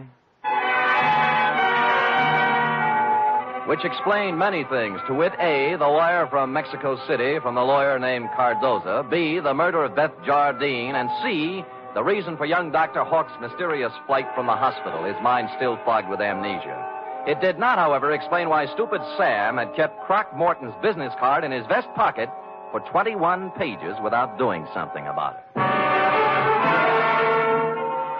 The address was near 3rd and Howard, not one of the better business sections, even for a private detective. I walked down 3rd Street, past the sherry and muscatel joints, looking at numbers, and then discovered it wasn't necessary. The old Model A was pulled up in front of what might have been a respectable office building before the earthquake, but now couldn't decide whether to be a warehouse or a tenement. Thus far, a harmonious picture. But behind the Model A was something twice as long and 3 times as shiny, with a motor running. Out of place by about $4,000. Out kind of late, aren't you, Nora? Sam! Nora. Sam! Nora. Don't reach for the horn. But he told me... Sure, and you believed it, like everything else he told you. Come on, get out. I will not get out. Oh, but you will, or I'll pull you out by your pretty blonde hair. Now, come on. Oh! That's it. You can't do this to me, Mr. Spade. Nothing can stop Martin and me. We have our right to happiness. Uh-huh. Just the two of you. Chins up, eyes on the horizon. Let the dead past bury its dead. How can you joke It's about... no joke, believe me. You got taxi fare? Why? Because you're going to get in my cab, go home, put your hair up in curlers, and go to bed. After saying to yourself 1,000 times, what a lucky little girl you are that Martin Hawks didn't shove you out a window, too. Now, scoot. Scoot! It was a kind of a dark stairway that made me yearn for the comfortable feel of a shoulder holster under my left arm. At the top was a 3.5-watt bulb, and at the other end of the hallway, a crack of light under Croc's office door. Between the two was a cat, more's the pity. So abandoning my stealthy approach, I walked up to the door, turned the knob, stuck my hand in my side coat pocket like Edward G. Robinson, and kicked the door open. Croc was sitting at his desk behind a stack of bills. The closet door was just closing softly. Who was in the closet? And did he still have his toothbrush, his terrible secret, and his amnesia with him? Well, Sammy. Yeah. You took me up on it right quick, huh? Uh-huh. Yeah, have a chair. I sat on a chair in the corner out of line of the closet door behind the desk. Oh, Sammy. Yeah, you got a job for me, huh? Yeah. You don't look like you need a job, Croc. Huh? Oh, this? Yeah. Oh, this is nothing. Good day at the track, that's all. What's on your mind? Remember the Blennerhassett job? Huh? The one with the letters before you went up? What are you talking about, Sam? The shakedown, Croc. The dame who wanted you to get the letters back. Remember? You know, so you got them for her, delivered and collected after you had the photostats made. Sam, you're crazy. I never done no such thing. You can level with me, Croc. You collected on the photostats for 8 years. Oh, wait, Sam. Well, forget it. Anyway, I got another one. Dr. Martin Hawks, married to the soap opera queen, you know. What about it, Sam? She's worth a couple of $1 million and has 6 weeks to live. As her husband, he's her only heir. Nice spot to be in.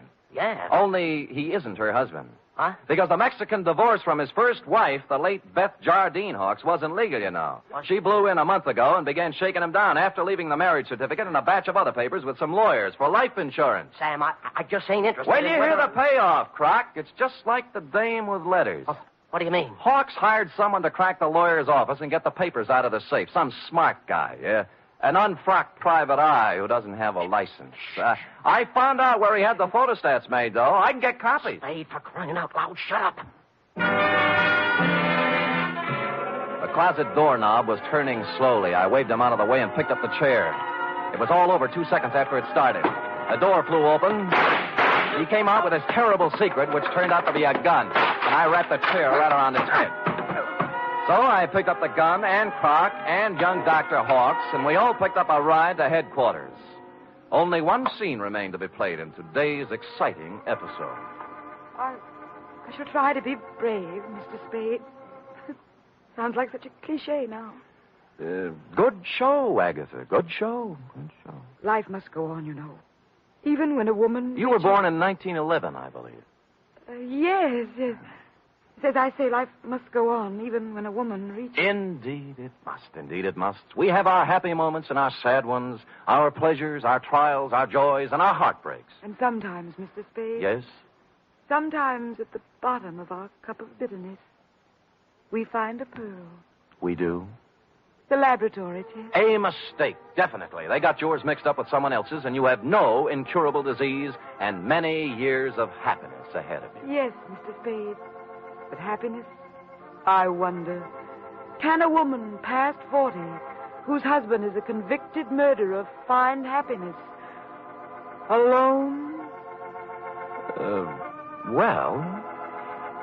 Good show.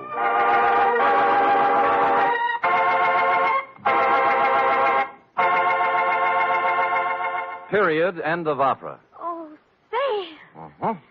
Sam, I can't wait for tomorrow's episode. Be sure to tune in at this very same time, Cherub, and meanwhile, answer me this. What, Sam? How long will it take a woman past 20 to turn out a 25-page report? Yes, sir. I'll have the answer after a brief word from our announcer.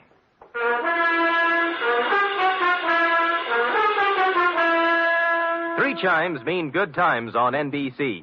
Tomorrow, Arturo Toscanini will conduct the renowned NBC Symphony in the 4th of a Saturday concert series. For tomorrow's 1-hour performance, celebrated Maestro Toscanini has chosen works by Debussy, Respighi, and Edward Elgar. You're invited tomorrow to the NBC Symphony and Toscanini.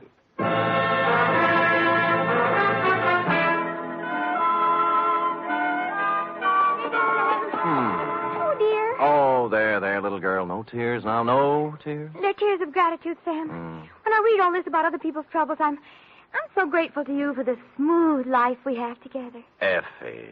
Sam. Effie. Sam. Effie. Sam. That takes about 10 seconds. Go ahead. I'm only merely a secretary, but... It's over now. Matter of fact, we're 10 seconds over. Oh, well, Sam, I haven't even your wife to be versus... Nothing but peace and quiet. And fairly regular paycheck. With only a corpse now and then to produce a ripple on the mirror smoothness of our bliss. Oh, that's beautiful, Sam. I thought so. You don't have a single terrible secret either. No, but just to keep you interested, dear one, from time to time I shall pick up a piece of paper, read it, let the blood drain slowly from my face, then clasp you to me thusly. Sam! Holding you close, and just before striding silently from the room, mutter in your shell-pink ear. I know. Good night, Sam. Good night, sweetheart.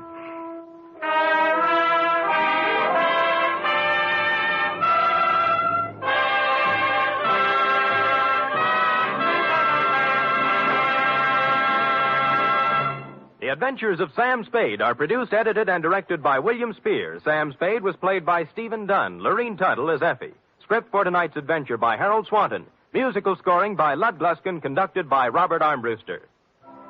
Join us again next week, same time, for another adventure with Sam Spade. Join the magnificent Montague and have fun at Duffy's Tavern on NBC. The National Broadcasting Company presents The Adventures of Sam Spade, Detective.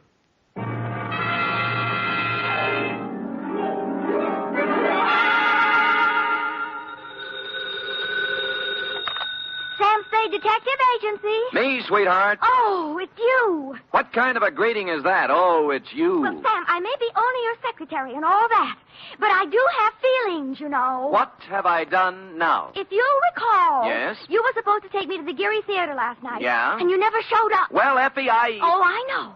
You'll make up some big story like you always do. Always an excuse. No, I'll try to tell you the truth. And then... The truth. It'll probably be a story about at least 2 or 3 people being killed. Yeah? How you had to be there to straighten the whole thing out. Well, as a matter of fact... And then there'll be beautiful women with hair like carved smoke and crimson slashes for mouths. You would leave that out. Now that you mention it, Effie... And you'll throw in shooting and getting knocked out and glass keying your way into houses and anything else you can think of. Effie... Well, if you think that I'll fall for that... Effie, will you please... What's your big fat story? You've already told everything about it, but the title, I might as well add that. My big fat story is called The Shot in the Dark Caper.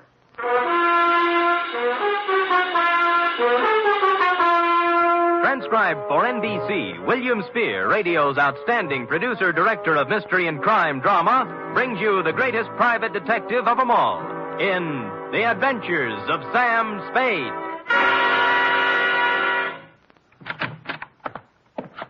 Effie? Yes, Mr. Spade. Now, Effie, don't be like this. I promise you tonight, right after this report, we'll go to the theater. And we'll have dinner, too. Any place you want. Sound good?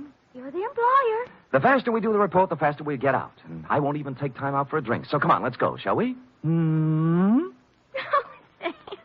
see? I can't stay mad at you.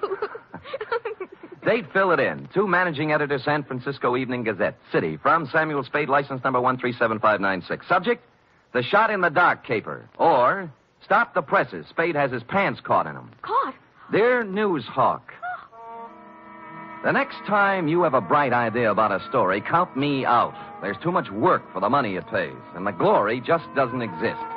I don't mind being knocked on the head, shot at, lied to, double-crossed, and otherwise treated cruelly by circumstance, but to do it all in one night just so you can have a scoop and then be referred to in your columns as a Gazette staff member, well, my professional pride was severely injured. I am a detective, sir, and nobody's staff member. Well, now that that's off my chest, here in journalistic prose is what happened starting yesterday afternoon. Sam Spade Detective Agency? Yes, he is. It's for you, Sam. I'll take it in here, Ed. Spade. This is Woodrow Wilson. Really? Well, I'm sorry. I have Teddy Roosevelt on the other phone. It might take some time. You better try me later. Bye. Spade. Huh? Somehow I thought you were above that sort of corny repartee. I am above nothing, sir, as long as it's ethical. Now, which Woodrow Wilson is this? I'm the new managing editor of the Evening Gazette. Well, welcome to town. What can I do for you? I have a job you might like, an interesting job and interesting money. How interesting? If you find out what I want, you can almost name your own price. Can you get over here in 3 minutes? With any sort of a tailwind, I'll make it in 2. A new track record.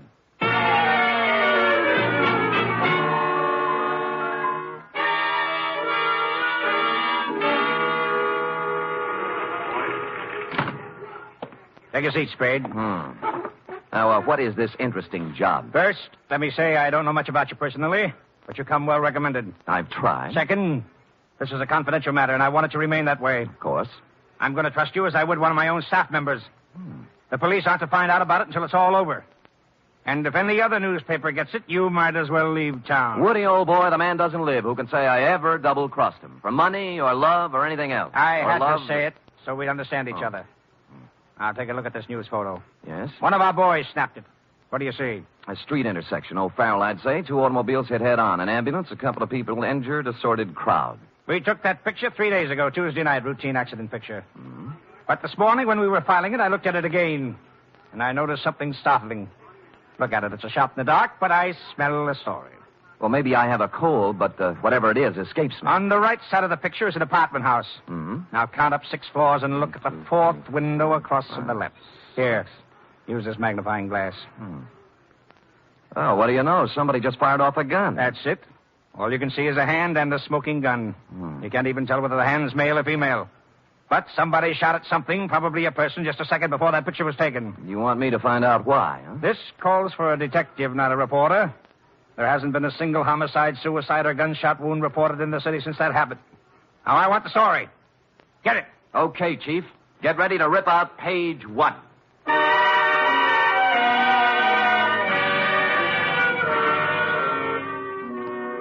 The apartment house was the Greystone. It was actually an apartment hotel and a little shabby. I entered an hour later with a suitcase and an out-of-town look. The nameplates on the mailboxes showed about 5 vacancies, including one on the 6th floor. I rang the manager's door buzzer. Good afternoon. I'd like to rent an apartment if I could. Come in. Just drop your suitcase anyplace. My name's Ed Berry. How are you? Your suitcase is leaking. Oh? We charge one price, $175 per night. Well, I don't have that kind of cash with me, or my checkbook. Could I pay you tomorrow? Oh, sure thing. Your name? Mark Humboldt. Mark Humboldt, B-O-L-T? Yes, that's it. Where you from, Mr. Humboldt? New York, boy, New York. 48 East 51st Street.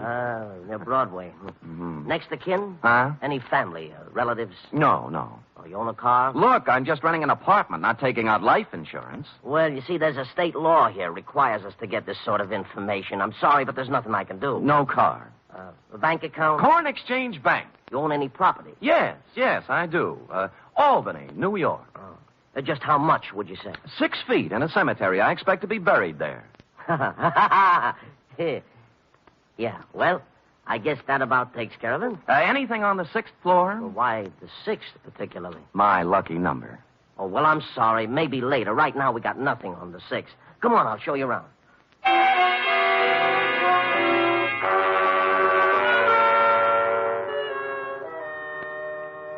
In a few minutes, I was ensconced in room 512.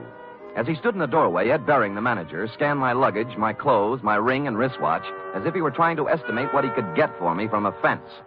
After he went back to his apartment, I took a stroll up to the 6th floor. Woody Wilson and I figured the gun incident took place in apartment 608. So I counted back from the end of the corridor and found we were right. 608 was silent. I knocked, but no one answered.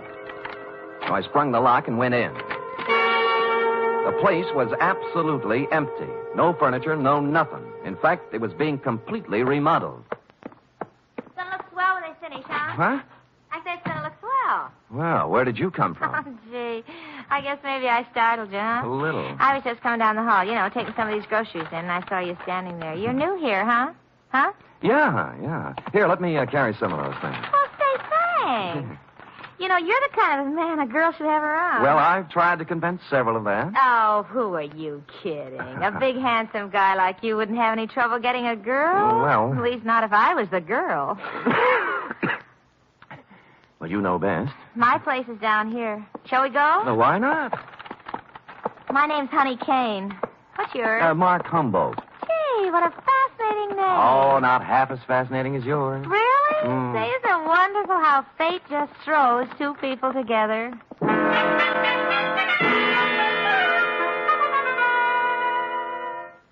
The bags of groceries we were carrying had a layer of dust on them, and the bags looked as if they'd made 50 trips to the grocery store.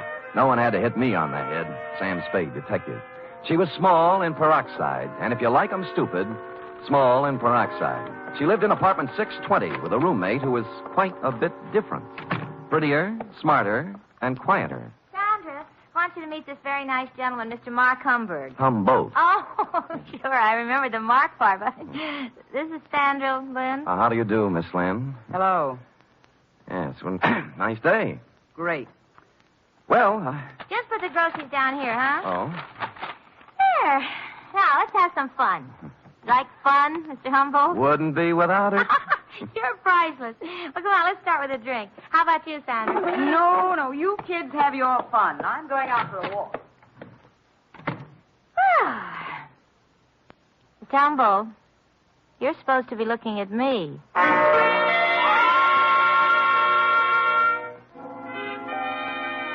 An hour later, under the pretext of going out for some snuff, I shook her off and left. The next half hour went to giving the apartment house a thorough casing. I looked at all the names on the mailboxes, and the only one that rang a bell was one Max Barstow, a former heavyweight who never got past club fighting. I inquired about him of charming Ed Bering, the manager. Max Barstow? Yeah, I tried his apartment. He isn't home. Yeah, well, you see, he won't be home for some time. You see, he took a vacation. Went to visit his family in Portland. Well, when did he leave? Last Tuesday night. I remember him saying, Ed, I won't be back for a while. Look after things, will you? Well, you have a good memory. Yeah. Hey, can you tell me something about those two girls in 620? Why? One of them made a pass at me. Well, mister, I feel this way. I rent apartments to responsible adults. What they do is their business. You won't get any trouble from me. Now, that isn't what I asked. I always like to be sure. Now, are they honest, hard-working girls? I don't know nothing about them, but let me tell you something confidential, mister. Why look a gift horse in the mouth?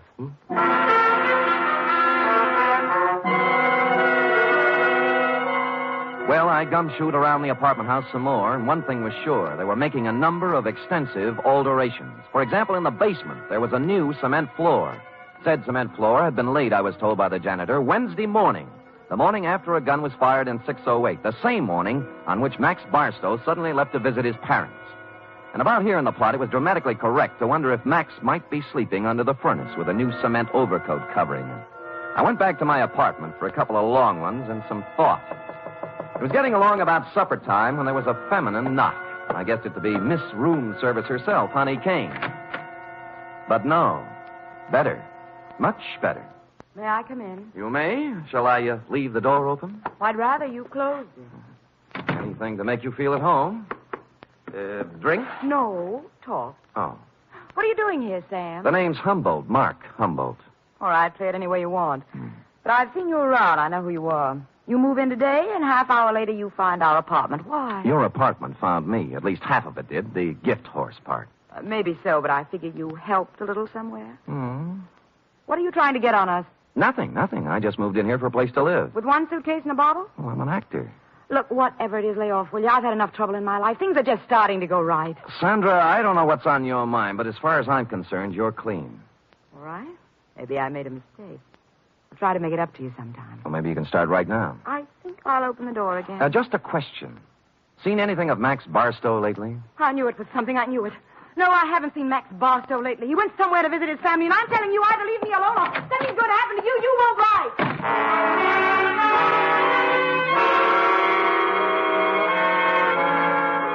She stormed out looking lovely all the way, and I sat very quietly for a minute. It was the second time somebody said it.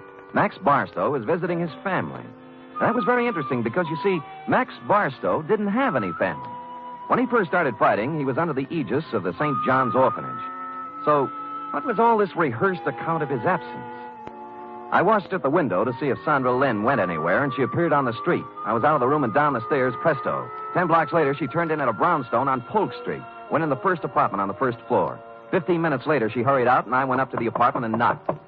The door opened cautiously. Yes, what is it you want? Is Mr. Fairchild in? Nobody here by that name. You got wrong address. Now, just a minute. He used to live here. No more he does. Well, could you tell me where I could find him, Mr. Sigmund Polkus. I don't know. Try the manager.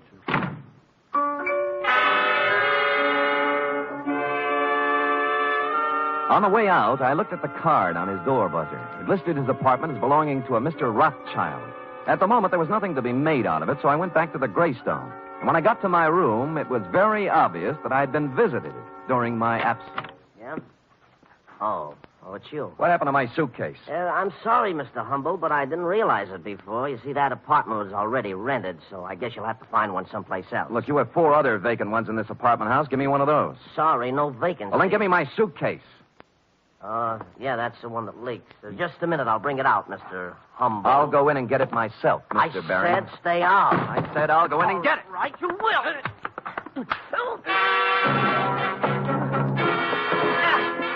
He swung at me, I blocked, and stepped into him. He gave way, and I followed in. And then as I moved into the apartment, someone stepped out from behind the door. I turned, but it was too late. I was sandbagged, and the face behind the arm that swung it looked an awful lot like that of Max Barstow. I remember asking myself as I went down, if Max Barstow wasn't shot in room 608, who was?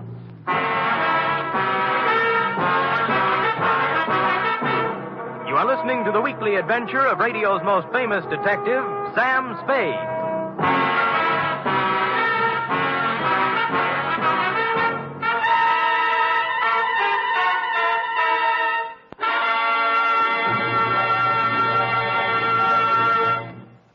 Three chimes mean good times on NBC. On Sunday, March 4th, that's 1 week from this Sunday, Theater Guild on the Air will present radio's most exciting dramatic event. It's a full hour-and-a-half presentation of Shakespeare's immortal Hamlet. John Gielgud will portray Hamlet, Pamela Brown, the Queen, and Dorothy McGuire will appear as Ophelia. The intrigue, beauty, and romance of Hamlet come to life Sunday, March 4th, on Theater Guild on the Air.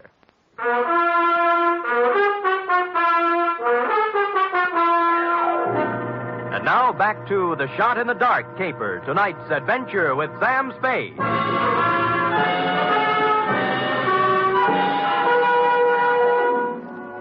I wasn't out for long, but it was long enough to have been carried out of the apartment manager's place and dumped in an alley. I sat up and rubbed the back of my head and discovered the boys had a sense of humor. Pinned on my chest was a note that said, "Beat it." This time, when I went back, I had my gun handy to hand. Nobody was home at Mr. Baring's apartment, so for something to do, I looked in on Max Barstow's diggings, 413. I glass keyed in and turned on the lights. And a search revealed items, a rent receipt showing Max was paid up for 2 months and intended to stay put. But more interesting were 2 phony detective badges, a policeman's uniform, and a flash camera. Couple these with a dossier on a man named Sigmund Polkus, and I knew just what Max had been doing since the fight game stopped paying his bills. It read, Sigmund Polkus, 60 years old, Minneapolis, just sold 2 restaurants for $175,000. Intends to retire and settle down in San Francisco. That's as far as I got when Honey poured herself on me again. Humble. Yeah. What are you doing in Mr. Barstow's apartment? Come in.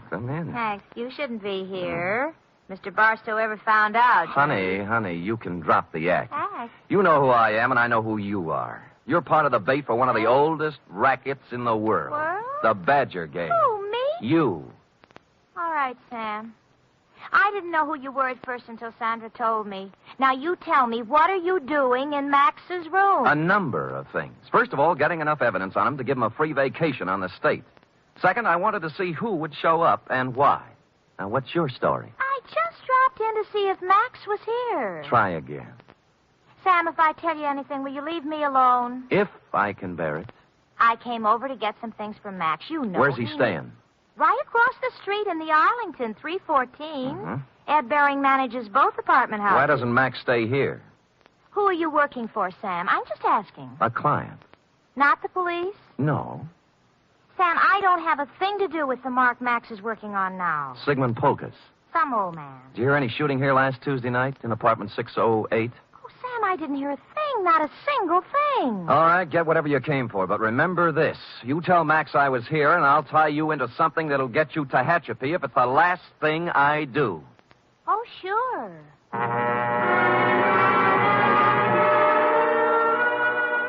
I knew she'd be impressed with that type of threat because her kind of girl lives by playing tag with the law. They want to be it as seldom as possible. I finished the dossier on Pocus and thought a more businesslike visit to the old man was in order. What is it? Oh, you. I want to talk with you, Mr. Pocus. Come in. I want to talk to you. Now. Now, stand right where you are. He was pointing a gun in one shaking hand right at my chest, and as close as I could tell, it looked very much like the gun I'd seen in your picture, Wilson, and the hand that held it was the very same hand. I tried to think of something clever to say. At this stage of my life, it would be very easy to shoot you, mister. Look, I came here maybe to help save you a lot of trouble. Now, if you listen to me, I know why you came here, because I killed Max Barstow. I'll give you a choice. Will you take money, or will I shoot you right here? I'd take the money, but you didn't kill Max Barstow. Don't tell me what I did when I know what I did. Sandra told me one of his gang members was looking for me. But she doesn't understand the power of money. How much will you take to leave us alone to our happiness? What is Max Barstow to you now that he's dead? Look, I don't want any money. I just want it. I felt like a ghost. The gun was pointed directly at me, but nothing hit me. I was surprised, albeit gratified. The little man must have thought I was wearing a bulletproof vest. He didn't look surprised, though. He just folded. I disarmed him and pushed him down into a chair. I had to do it. I had to. I couldn't let you spoil the only bit of happiness I had left in my life. Mr. Pocus, you tried to shoot me, and I'm grateful. It told both of us something. To begin with, you can't kill anybody with blanks in your gun. Blanks? I don't know blanks. Where did you get the gun? I always have guns. Always? And you don't know the difference between real bullets and blanks? You got it from Sandra, and she loaded it, right? Maybe you should know, gangster. Look, I'm a private detective named Sam Spade. Now, if you'll help me, I'll help you. When did Sandra give you this gun? Last Tuesday? Yes. Did you use it to shoot Barstow? Yes. Then he couldn't be dead, could he? This gun wouldn't kill a fly, and besides, I met Max Barstow tonight, alive. I saw him fall to the floor, and blood came out of his coat with my own eyes. Mr. Pocus, you just came from Minneapolis with $175,000. You walked into a shakedown gang. They're after your money. That girl Sandra's just bait. Oh, don't speak about Sandra that way. Sure, she tried to shake me up for money, but only because that meant that Barstow make her. She was a slave. She couldn't get away from him. Why did she stage a phony murder with you killing Barstow? Oh, I don't know. I'm so confused. Tell me how it happened. Oh, Barstow posed as a policeman. He found me in Sandra's apartment. I was supposed to pay him $5,000, but Sandra told me she loved me, and Barstow was a racketeer. We were to meet in apartment 608 to pay him. She gave me a gun to frighten him with, but instead I killed. Nuts, $5,000. They knew how much money you had, and they wanted to get all of it away from you on a phony murder scare. Sandra doesn't want my money away from me. She loves me. Mr. Pocus, I'm sorry disillusionment should come to you so late in life. But... I say she loved me, and I can prove it. How? This morning, she became Mrs. Sigmund Pocus.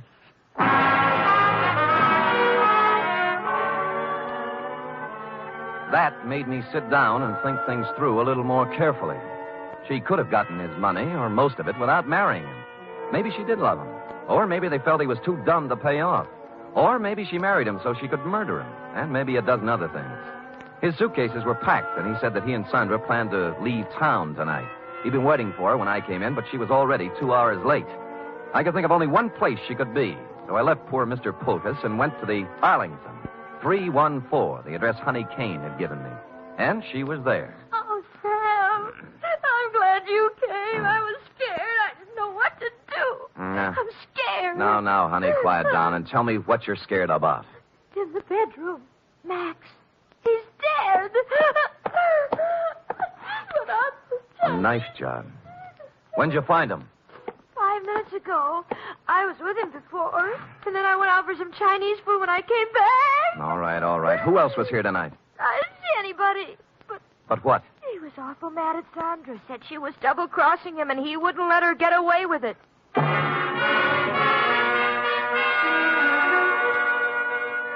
I went back to Pocus's place. He was gone, but his bags were still there, so I figured he'd be back. I put out the lights and sat in a chair.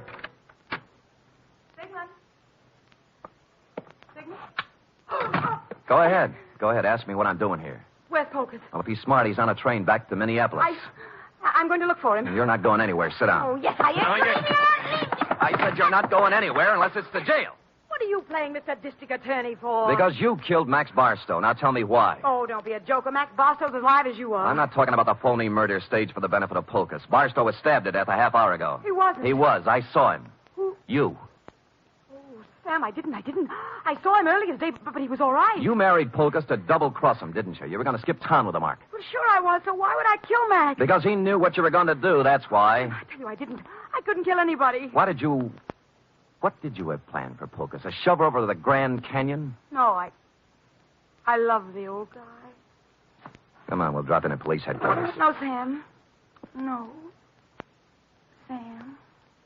Nothing. I wouldn't take you with a U.S. Mint thrown in. Will you let me go if I tell you what happened? If I tell you who killed Barstow? Well, if you didn't do it, nobody could hold you. For murder, anyway. Bering. Ed Bering did it. We planned the whole thing together. It was a freeze-out on Barstow. Somehow he found out Ed had to take care of him. I didn't have anything to do with it. I tried to tell him not to. Tried to tell him not to what? I've got a gun in my hand, Bering. So have I. Which one of us is going to shoot first? You wouldn't shoot.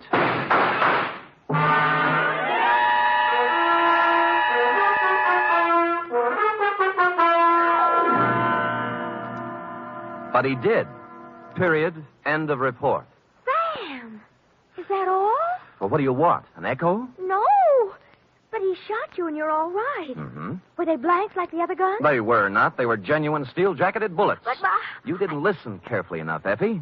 I figured he'd shoot right away. He did, once. Just as I jumped sideways and fired 2 shots back. Did you kill him? No, but he's down with a little case of lead poisoning, though, under police guard. You're wonderful. It's true. All right, go type it up. Off with him.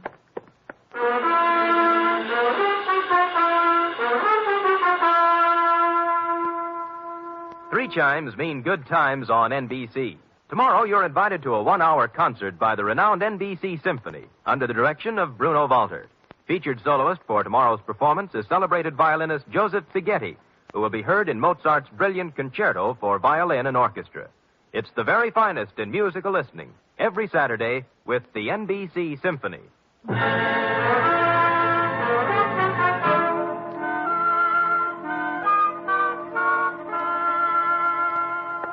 Here it is, Sam, but there's something I don't understand. To wit. Well, what happened to nice old Mr. Polkus? Why wasn't he in his apartment waiting for Sandra? Well, he did just what I thought he should have done. He walked down to the railroad depot and got on the first train for Minneapolis. Who knows? Maybe he's opened a new restaurant. Yes. And, what happened to Sandra? Well, she's being held as an accessory to murder, among other things. Well, if they were married... That's enough, Effie. That's enough. Do you want me to make everything so simple that everybody will be able to figure it out? No, but But you what? I get so confused sometimes. That's most of your charm, Effie. You know, if you were brisk and efficient and cold, we'd never have any fun, would we? I guess not, Sam. We do have a good time at times, don't we? Yes, we do indeed. Like right now. Come here. Oh, Fire in a man's veins. Maddening, that's what. don't say any more, Sam. I don't know what I might do. I'd love it, whatever it was. I better say good night, Sam. Good night, Sam. Good night, sweetheart.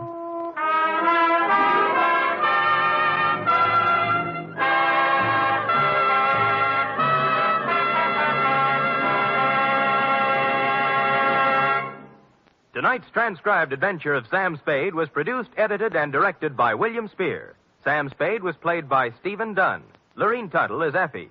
Script for tonight's adventure by John Michael Hayes. Musical scoring by Lud Gluskin, conducted by Robert Armbruster.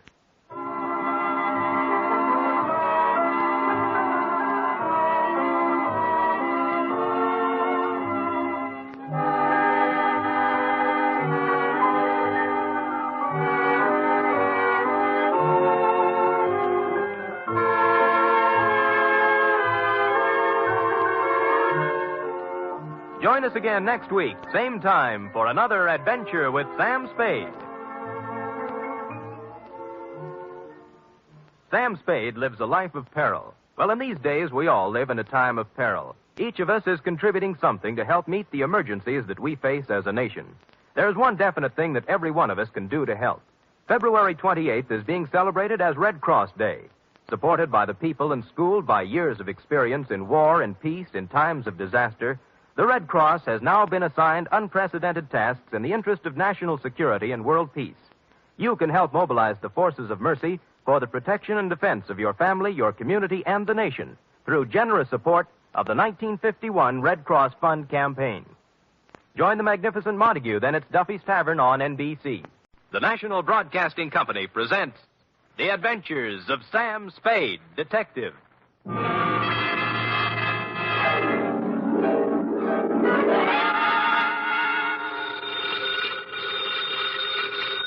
Sam Spade Detective Agency. Buono. I beg your pardon? Suonate il campanello. Sam, what are you... Nothing at all, sweetheart. I just happen to have the tourist lists of handy Italian phrases before me. North Beach never did that to you before, Sam. North Beach never did anybody like it. Just did me, F. But I thought you said old Bartolomeo just wanted you to drop by for a friendly talk. And some garlic bread and red wine. But does that explain the knife gash on my coat? Your new tweed? My old tweed now, Cherub. You see, it was never meant to be swum in. The bay? Yes. Not again. What else? By now, your keen feminine instinct should tell you this is not the social call, Wonder Girl. As a matter of fact, I plan to drop by presto, with words anent a little something I call View of Fisherman's Wharf from the Water, or the Crab Louis Caper.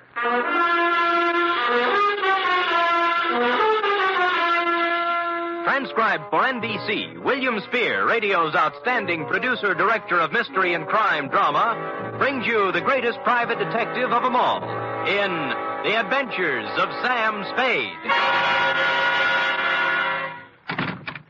Zing, zing, zing-a-ding-ding-ding-ding. Buongiorno, Sam. Well, ballooning up, huh? Let me see now.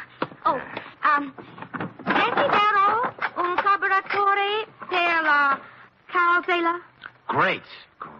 What's it mean? I found my secretary's list of most used Italian phrases, Sam. It means, I want a carburetor for my voiturette. I'll remember that. Shall we proceed with the business at hand? Ready, Sam. Date, fill it in. To Bartolomeo Maggiore. Copy to Lieutenant Rossi, North Beach Division, from Samuel Spade, license number 137596. Subject, the Crab Louis Caper. Dear Bartolomeo, Fisherman's Wharf, as you know, is as changeable as an Italian wench. All smiles and laughter of a Saturday night with the lights blazing in the Cioppino palazzas and the tourists 3 deep around the steaming cauldrons outside. But it's something else again of an early dawn. Dark and lonely and quiet, except for the mutter of engines as the crab boats nose out into the fog that hang over the gate. Last night was somewhere in between. The lights were blinking out as I left my cab and walked over to your place of business, a gaudily painted building at the foot of the wharf with a red, yellow, and blue sign reading Museo Maggiore. Curios, souvenirs, waxworks. Admission 10 cents.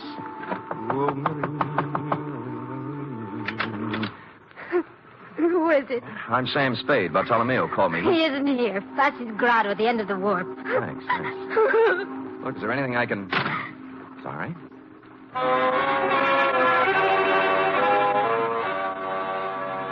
Except for Foskey's at the very end, the wharf was dark now. It seemed early, as if something had interfered with business as usual, and the late customers had been brushed off a couple hours ahead of time. I peeked through a hole in one of Foskey's window shades and saw why. It looked like the entire population of North Beach was inside. If everyone is ready... Un momento.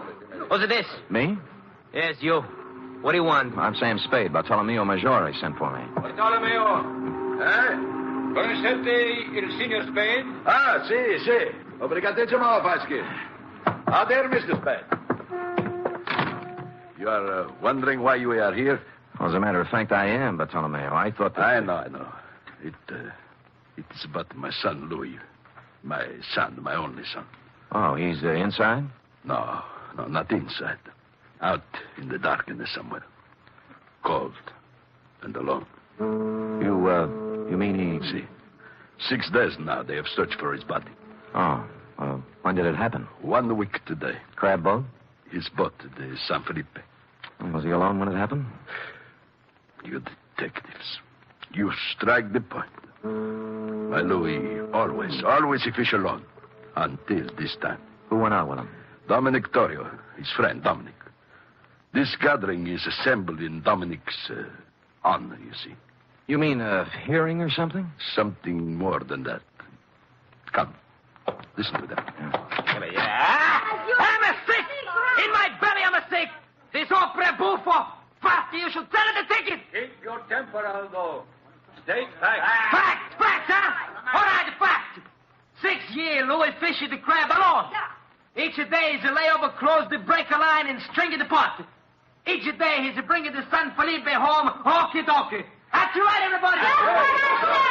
Sure. Until one fine day, Dominique hit the go with Louis to help. Aldo, we must deal in facts. Dominique is suspended. Fact is the truth. He's a kill Louis. Sure, he's a kill Louis. And you know why? Because he's a wanted Rosalia. That's why. See how it is. Who's Rosalia? You must have seen her at the museo. Crying? Yes, with reason. Next week, she and my Louis were to be married. It's tough. You think this Dominic was in love with her, maybe? I think nothing, senor. 2 men, friends, alone in a boat in a heavy fog. One of them dies. The other says it is an accident. It is not for us to think or make guesses. Say, what am I supposed to do? In the records of the police, senor, my Louis died in an accident. Mm-hmm. In the hearts of his friends, he was murdered. For my sake, for Dominic's, for the sake of us all, we must know the truth. For this, I prefer to employ one who is professional and impartial. Come. We go in. I don't believe it, senor. Believe me, before heaven, I mean it. Silencio. Once again, Dominic. How far was the boat from Seal Rocks? 100 yards, I think. I heard the break. Silencio. Let Dominic tell the story. Go on now. You had dropped the last crab pot over the side. Then? Something went wrong with the motor. Louis told me to look at it. I went below, then it happened. Louis was leaning over the gunwale. We untangled a float, and the sea took us by the stern. We broached. I saw him go over and plunge into the white water.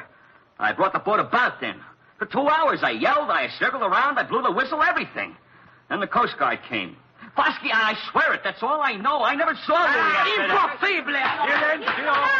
Silencio! My brothers, it was your will that I sit here in judgment of Dominic Torrio.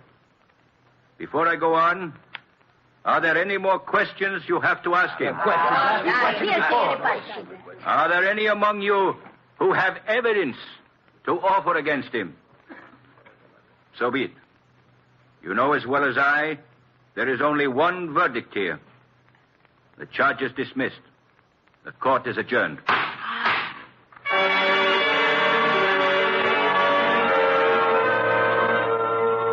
Everyone was still for a second, like a big tableau. Foskey, white-haired and dignified on the platform, looking down at Dominic, and the rest of them all on their feet now, boring holes through him with their eyes.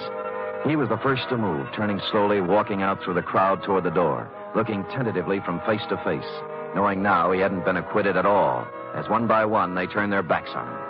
I felt terribly sorry for Dominic, until he walked past me and I got a look at his face, at his eyes. In my racket, I see that look more often than the next guy. I never saw it any clearer than I did now. It was fear and hatred and guilt.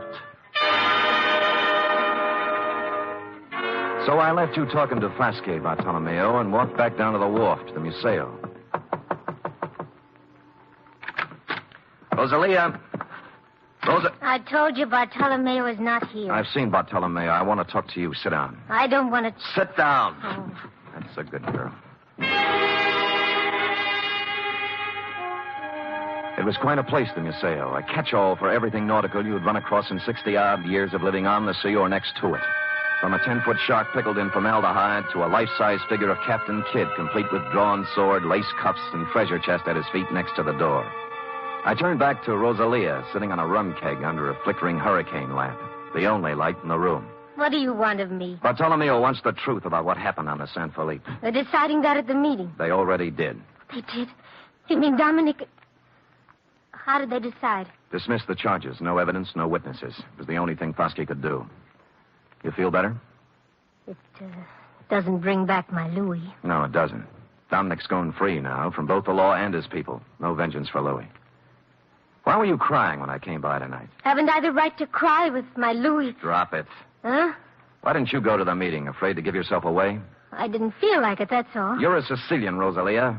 Vengeance is pretty important to you. If you'd loved Louis, you'd have been in there screaming for Dominic's scalp. You shut your mouth. But no, you sat home crying. Not for Louis, but for Dominic, right? How long had it been going on? Did you know Dominic was going to kill him when they put out in the San Felipe? Why would Dominic kill him? Well, that's a stupid question. He's in love with you. In love with me. In love with me. Drop it. Drop it, Rosalia. In love with me? Oh, I wish it were so. Huh? He killed for me. Is that what they say? It's all very flattering, very. I love Dominic. I've always loved Dominic since I was a little girl. I threw myself at Dominic, and I begged him to marry me. That's not easy for a girl to do, Mr. Spade. I begged him, and I promised to work for him, to be his slave. You know what he did? He laughed and he spit upon me. And you stand there and you tell me that he murdered for the love of me. You wouldn't walk across the street. All right. Take it easy now. Come on, take it easy. So I do the silly woman thing. I promise myself to Louis. To crazy Louis, to a madman. Crazy? You don't believe that, huh? Louis the Great, il Campione. A champion of the crab fishermen who dares to fish right on the breaker line. Catches more crab than anyone else. Louis the Fearless. Do you know why he's fearless? He's too crazy to be afraid. What do you mean? He mutters. He talks to himself of great riches, of thousands of dollars, of him and me. Louis the crab fisherman and me, living in the finest house in North Beach. When was this? Last week. He went up in Bartolomeo's attic one night, and he came down with a big hunk of his raw wax from the waxworks. A tresor, he called it. A stupid lump of wax. And he held it up before me, so. And he says with a mad gleam in his eye, "From this, Rosalia, from this I will carve for us the biggest, finest house you can dream of. Here, look." What's Captain Kidd got to do with it? He puts it in the treasure chest. See? You will keep this a secret, Rosalia, he says, if you love me. And he laughs again like a madman.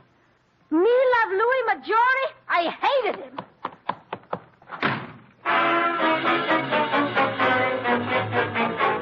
Too good to be phony. The triangle notion had to go. You could hardly blame Rosalia for thinking he was crazy. And the treasure chest was a hunk of tallow. Not a very fresh hunk at that. And Louis's routine with it must have hit her like the graveyard scene from Hamlet. Therefore, having no theory, nor evidence, nor witnesses, I also had no motive. As always in situations like this, I did the sensible thing. I went home and went to bed. Or I thought I went to bed. Hello? Spade? Yeah. I got a tip for you. Oh? Find yourself a nice, dirty divorce case somewhere and stay out of North Beach. Well, this almost sounds like a threat. Call it advice. There's $100 in the mail for you. You'll get it this morning. Plus a bribe? A gift. Can I keep it if I don't play? If you don't play, you won't need it. I suppose it's useless to ask who this is. Louis Maggiore. Say that again? Louis Maggiore. Shall I spell it? You might explain it. You talk to Rosalia. Figure it out for yourself. Sure. So she never loved you, and you knew it. So you go over the side when the comber hits, swim ashore, then discover they think you're dead and decide to leave it that way rather than go through with a wedding. You got it. I got more. So life without Rosalia in North Beach is impossible. You can't face the shame and loose talk that goes with a busted wedding. So you're going over the hill and find a new life for yourself. Wait a minute, Spade. Oh, there's more. So you're tossing over a car, a bank account, a boat worth $7,000. Walking out on your old man, to say nothing of 3 years apprenticeship and 6 years of hard work to get where you are. I understand perfectly. And you're being a little insulting. I make a lot of my dough with my big flat feet, but I do make some of it with my head. Now try again. You don't believe I'm Louis Maggiore? That is the general idea. And it might surprise you to know that 5 minutes ago I was ready to chuck the whole antipasto. Now I'm back in with both feet. What's with the music box? Nothing. Tell me, would you know Louis if you saw him? I've seen his picture. Fine. I guess I'll have to prove it to you. If I satisfy you I'm Louis Maggiore, will you stay home? Scout's honor. Now where do we prove it? You know Castellani's grotto? Halfway out in the wharf, yeah. There's a ramp running around behind it. I'll see you there in a half hour. I know just what you're going to say, Bartolomeo, but I didn't go alone. Roscoe was right there with me, with his safety off. It was the kind of spog San Francisco puts on once a year for the tourists, just to nail down its position as runner-up to London.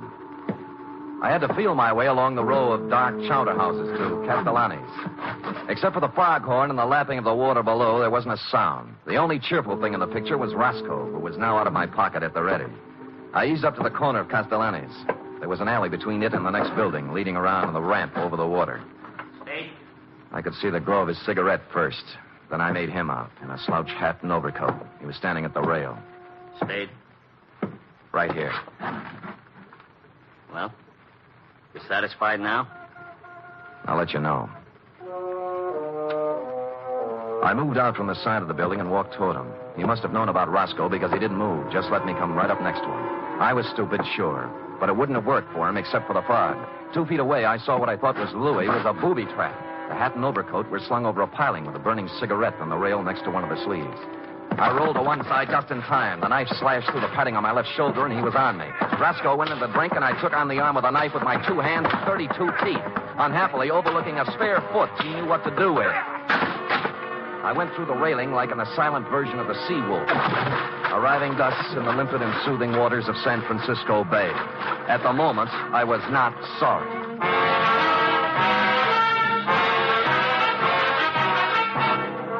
You are listening to the weekly adventure of radio's most famous detective, Sam Spade.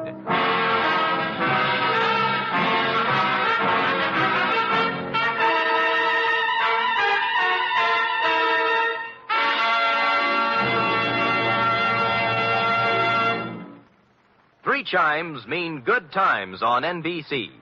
Sunday, Theater Guild on the Air presents one of the greatest dramatic undertakings in the history of radio. It's a full hour-and-a-half adaptation of Shakespeare's masterpiece, Hamlet. The immortal lines and matchless beauty of Hamlet come to life Sunday with John Gielgud, Dorothy McGuire, and Pamela Brown in Theater Guild on the Air.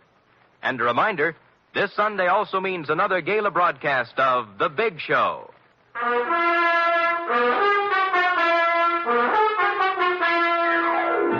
And now back to the Crab Louie caper, tonight's adventure with Sam Spade.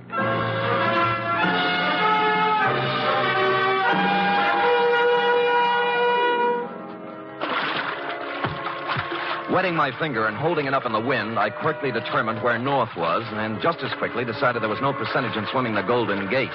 A bright blur on my starboard bow called to mind the old saying, where there's a light, there's light, so I headed there. 3 strokes this side of exhaustion, I pulled up at what proved to be a landing with a Jacob's ladder, at the top of which I found the rear entrance to Foskey's, or more accurately, Foskey's private office. The door was open. Huh? Oh. I'm Sam Spade. I've been swimming, if you're wondering. Bartolomeo told me about you. He didn't say you were crazy. Well, maybe he didn't know. You wouldn't have a brandy lying around loose, would you? Well, sure. Sit down. Thanks. I think I saw Louis tonight. Louis? Oh, impossible. Where? Behind Castellani's. Yeah.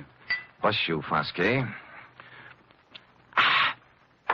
Oh, hit me again, will you? Yeah, but what about Louis? Called me up, said he'd meet me there. Just tried to knife me. Oh, but it's impossible. Is it? Why would he play dead? And why would he try to kill you? Maybe he's crazy. Well, how do you mean? You've heard of the dear old lady who had the trunk full of pancakes, haven't you? Hmm? Louis saves old tallow. Captain Kidd's treasure chest at the Museo is full of it. Who told you this? Rosalia showed it to me. May I? Help yourself. Thanks. Might be a good idea to call another meeting and tell the people. Make it easier for Dominic. Funny. Of the whole meeting here, I alone doubted his guilt. Good thing they made you the judge, or he might be 6 feet under by now. Got a cigarette? In the box there, next to the phone. Thanks. Yeah, I went right along with him, too. Shows how wrong you can be when... When what? When you go by emotions and not by evidence. This is, quite a cigarette box. Yes, it stops when you put it down. Hmm? Well. I suppose now you'll drop your assignment? Sure. I'm a detective, not a psychiatrist. You've got a lunatic running around, that's your problem. Good night, Foskey, and thanks for the brandy.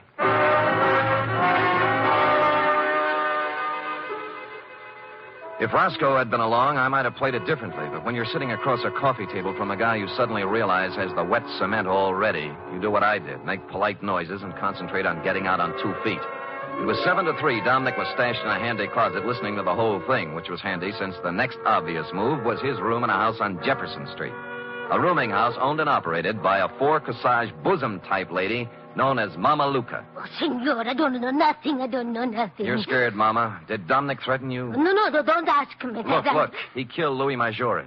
I gotta know why. I don't know why. I don't know nothing about it. Louis came here? Yes.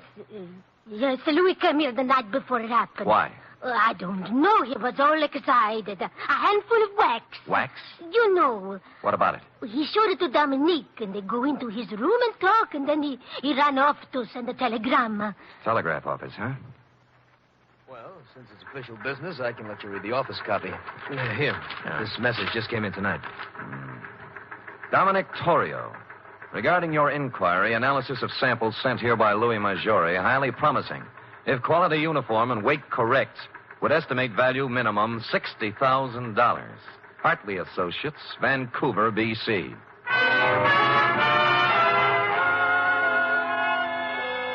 A lump of smelly stuff that looked like old tallow, picked out of the ocean and worth $60,000 was a strong enough clue for even stupid Sam to pick up.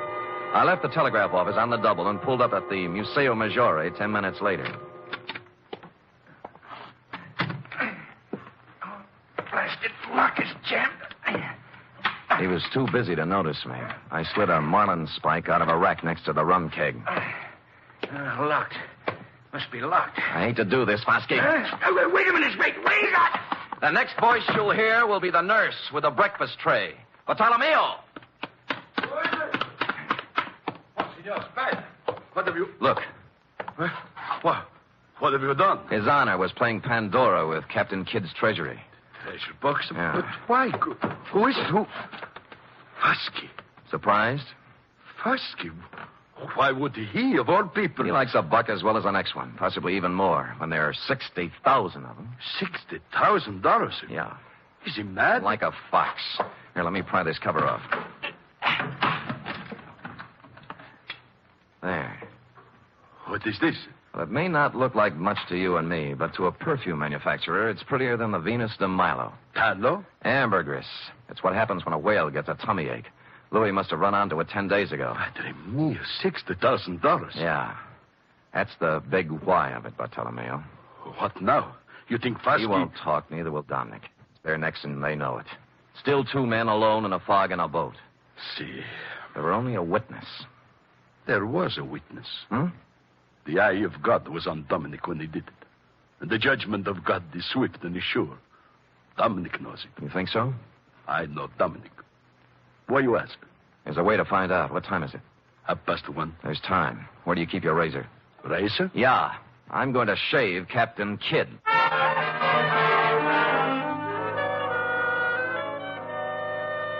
Which I did, finishing around 2 a.m. And during the next 3 hours, I got wet, cold, and seasick in the order named, but made it back to the Museo in time for a couple of stiff horns of grappa before you and I hustled down to the wharf where Dominic was picking up bait for his crab nets. Dominic? Huh? Oh, Bartolomeo. And the Senor Spade. I remember Mr. Spade. Yeah, last night in back at Castellani's. I don't know what you're talking about. Sure, Dominic. It's all a horrible mistake. Lay off me, will you? Heard what Fosky said, didn't you? They dropped the charges. I'm innocent. They cleared me. That's just why we're here. We want to make it up to you, my boy. What's in your mind? You did Louis a great favor, Dominic. When his 32 crab pots got too much for him to handle, you went along to help him. Today, we're going along to help you. Now, when do we cast off?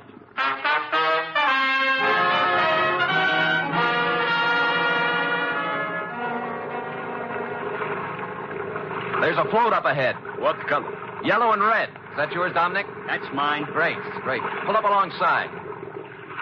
Well? What's this all about? I told you, Dominic. You're lying. What are you trying to do? Break me down? He's dead in an accident. You heard what Fosky said? Yeah. Forget it, Dominic. Forget it. We love you like a brother. I told the truth. What are you trying to do? Torture me? Is that what you want? Revenge? No. The matter is in other hands now. What? You mean? There is always one witness, isn't there, Dominic? Oh. That's what you mean, huh? Is that why you came to tell me that? That's a good one. Hold the wheel, Spade. I'll bait my net.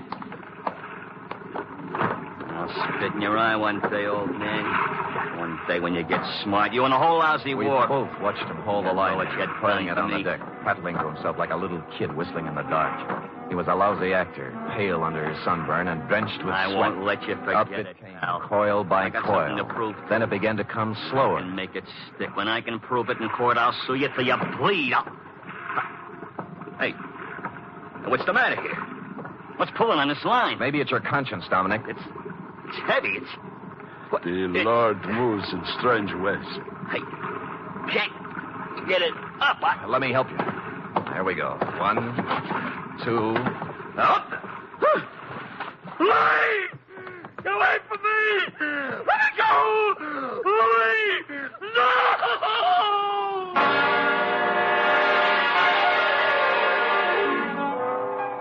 I hauled Louis up onto the deck, and a grisly sight he was, too, with a knife still sticking in his back.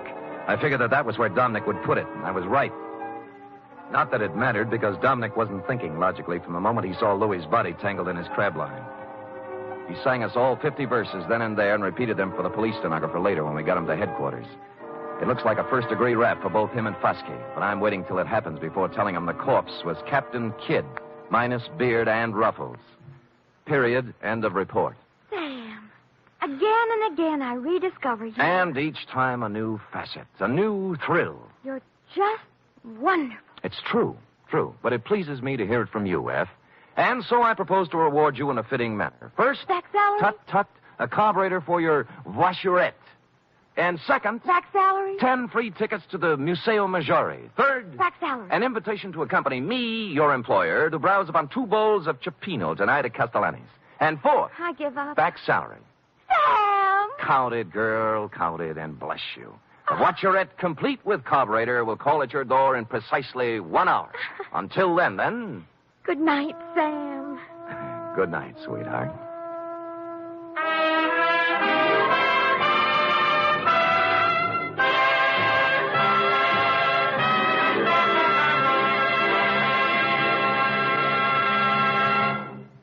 Three chimes mean good times on NBC. You're invited to a 1-hour concert tomorrow by the renowned NBC Symphony, under the direction of noted conductor Wilfred Pelletier. Featured soloist on tomorrow's symphony performance is Helen Traubel. For the world's greatest music, hear the NBC Symphony tomorrow and every Saturday. Tonight's transcribed Adventure of Sam Spade was produced, edited, and directed by William Spier. Sam Spade was played by Stephen Dunne. Lurene Tuttle as Effie. Script for tonight's adventure by Harold Swanton. Musical scoring by Lud Gluskin, conducted by Robert Armbruster.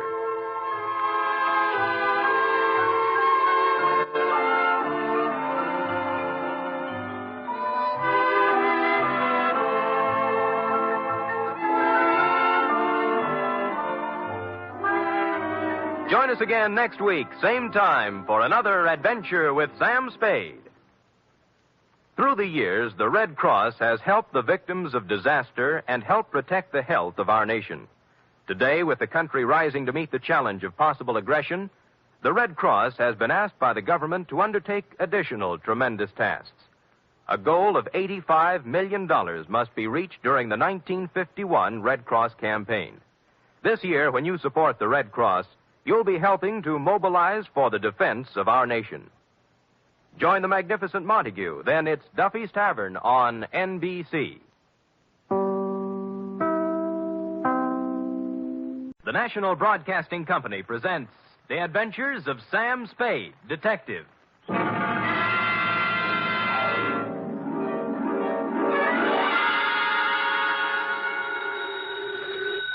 Sam Spade Detective Agency? Me, sweetheart. Oh, Sam.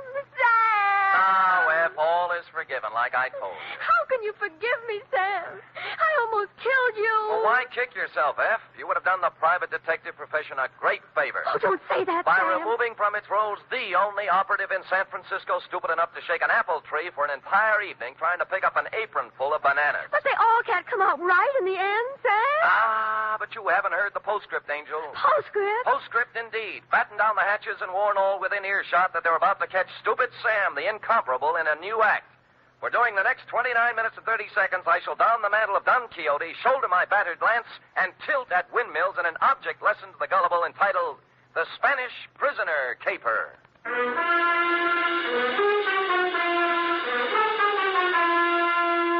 Transcribed for NBC, William Spier, radio's outstanding producer, director of mystery and crime drama, brings you the greatest private detective of them all in The Adventures of Sam Spade.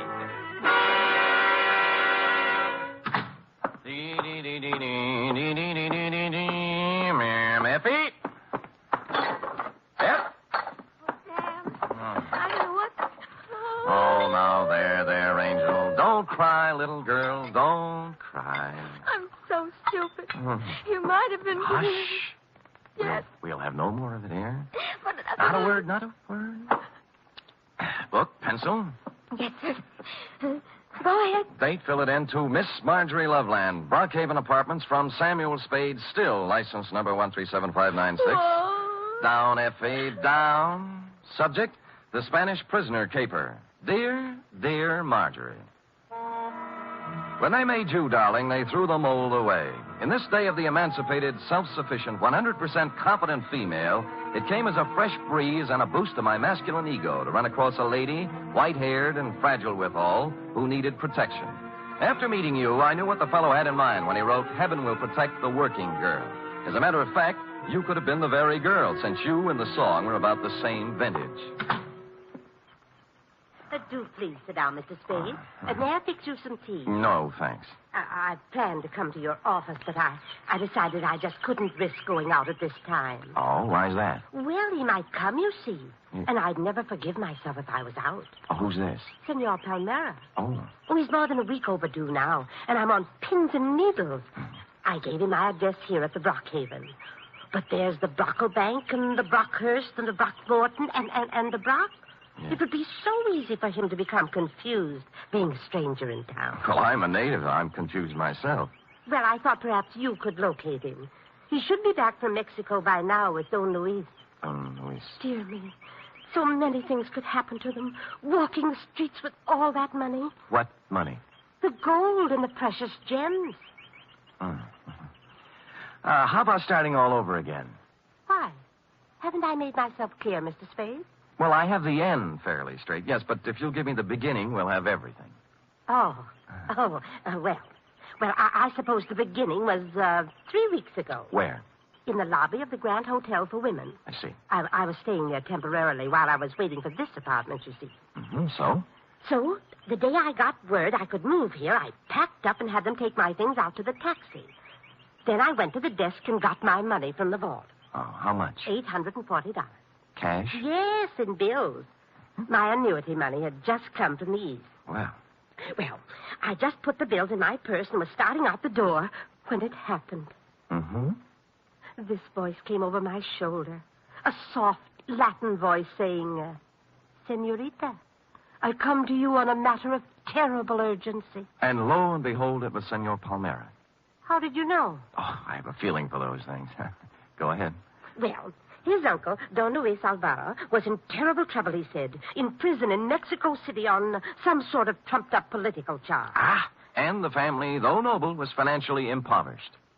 Yes, except... Except for a casket containing the family jewels and an assortment of priceless heirlooms, all hundreds of years old, hand-wrought of the finest virgin gold.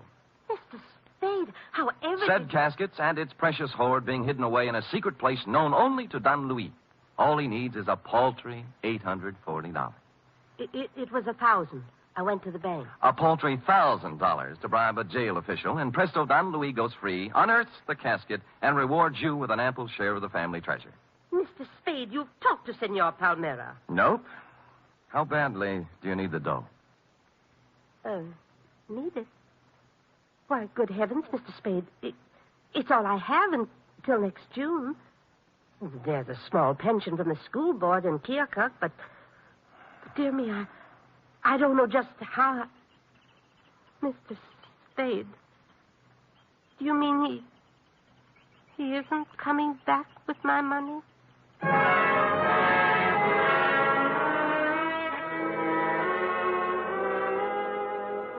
The truth of the matter, Marjorie, was that you'd fallen for the Spanish prisoner's swindle. A hoary old chestnut that goes back to the day of P.T. Barnum and before. But you look like if I gave you an honest answer, you'd dissolve into tears. And as I said, I was in one of my heaven and Spade will protect the working girl moods, so I made up a dishonest one. Mr. Spade, will I'll try and look him up. Maybe it's all a terrible misunderstanding. Oh, good.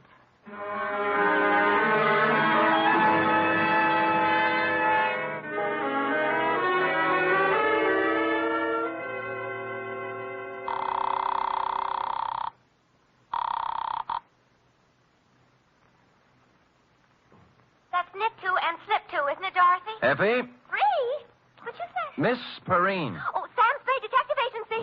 Mr. Spade is... This is Mr. Spade, charming one. Oh, Sam, I'm sorry. Yes. Dorothy's here, and I'm trying to learn to knit Argyle socks. Oh, fine. Drop all stitches and look in the file for me, will you? I remember getting a circular a while back on a con man who was running the Spanish prisoner around here. What would it be under, Sam? Spanish prisoner? Con games, obsolete. Get out the file. Oh, just a minute. It's Sam, Dorothy. Count those stitches while I look in the file. Confidence games. Oh, here. You told me to knit two and slip two, I'm sure. Sam! Yeah? I found it. His name's Pedro Rodriguez. Rodriguez? There's no address, but it says he habitually associates with somebody named Lolita Montoya. Sounds Spanish. Slightly. Any address for her?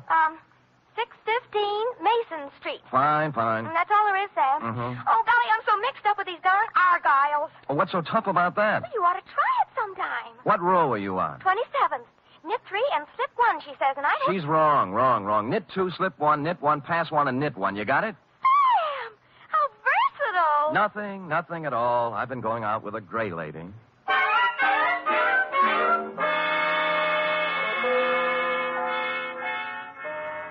615 Mason Street was a very large apartment building with the usual brass plate in the entry listing the inhabitants, among which I was happy to note was Lolita Montoya, apartment 408. I picked up the house phone and pressed the button. Yeah? Telegram for Lolita Montoya. Lolita isn't here. Lolita? My Lolita? Who is calling? Just a telegram, Pop. Stick it in the box, eh? Money order. Somebody has to sign for it. But it may be important. I will take care of it, understand? Yes, I understand. Sonny? Yeah? Climb back into that cab I saw you get out of. Hustle over to Western Union and tell the president Lolita's on a vacation. Get it? Score for you now. Hello? Well.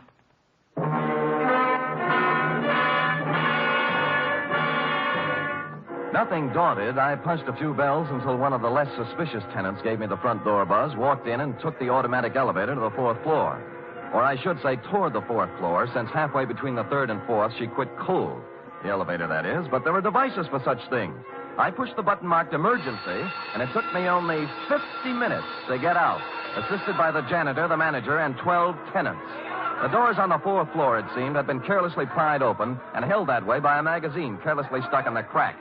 Continuing my stealthy approach to 408, I found my man and his pal had somehow sensed I was coming and run off without stopping to close the door.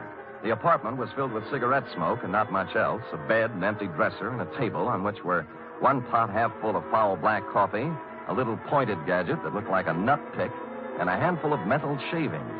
I was contemplating what connection, if any, this had with your missing $1,000 when... Yeah? This is Stuyvesant, Pedro.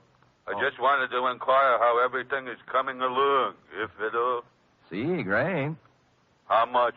Well, there's 1,000. Is it good? Oh, gee, boy, what do you think? Pedro, this here is joyous news.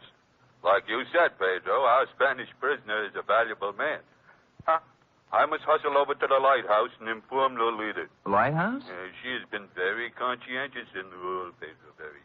Oh, see, great. It's not every girl who would sell out her grandfather so readily, Pedro. Nope. We must not take Lolita for granted. I will give it a new rumble, and we'll see you tonight at Simplex. Right? See, right. Au revoir, Pedro. Au revoir? What au revoir? Hooray, Stivey.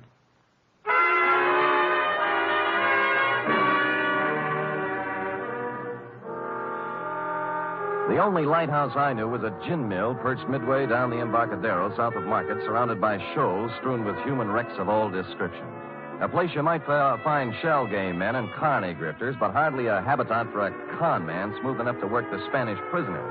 The lighthouse keeper, who looked like he'd retired from the sea after a losing battle with Moby Dick, was bent over a pinball machine next to the door.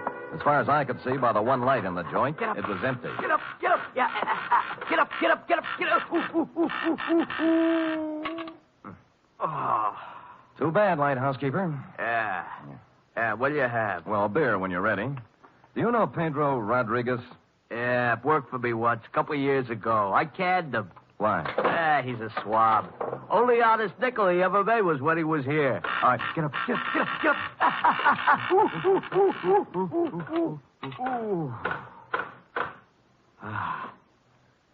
Thanks.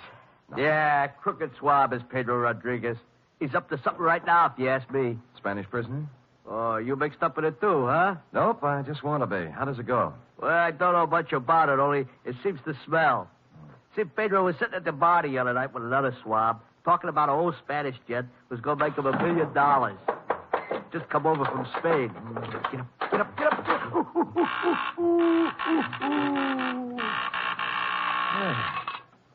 Nice shot. Body English, pure and simple. Yeah, so what about the Spanish gent? Well, I didn't hear no more about that. Hey, I'll tell you what you do. You ask Lolita about it. Anything Pedro's mixed up in, she generally knows about. Good. Where do I find Lolita? Let's see. I ain't sure whether it's the third or the fourth. Third or fourth what? The booth from the back there. Oh. She's been sitting there all night writing letters. You better be careful, though. She got an awful temper. Thanks, lighthouse keeper. How about the beer? Sure. Hey, Larry, draw one.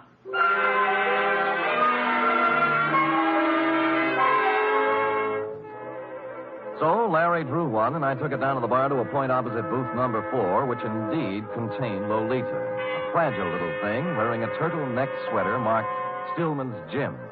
The table was covered with writing paper, and her alabaster brow was a mass of unsightly wrinkles as she chewed the end of her fountain pen. I'd no sooner settled down when the front door opened, and what appeared to be the reincarnation of Gargantua the gorilla, only with clothes, steamed down the aisle and slid in next to Lolita, who was not alarmed at all. Lolita, I bear tidings. Listen to this. I am making progress.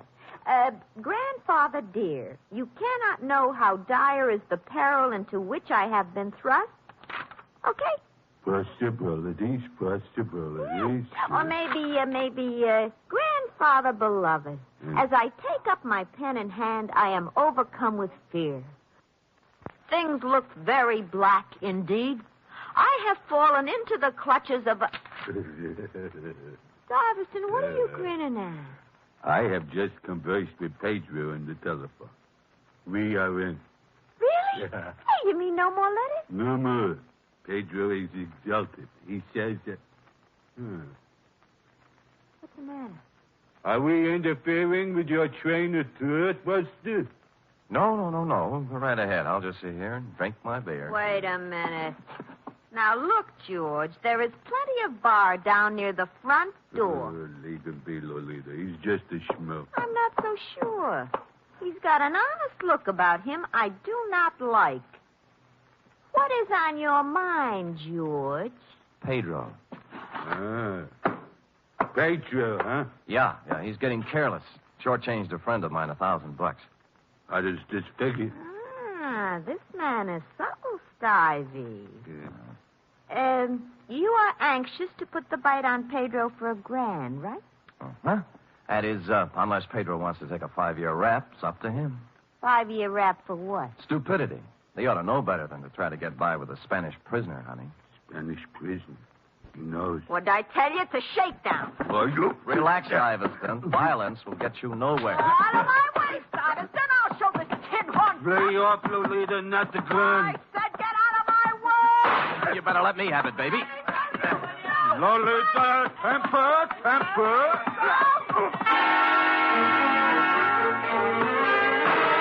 got hold of the gun with one hand while Lolita chewed on my other one. Stuyvesant, meanwhile, catching my head under his arm like a nutcracker and kicking me in the stomach with his knee.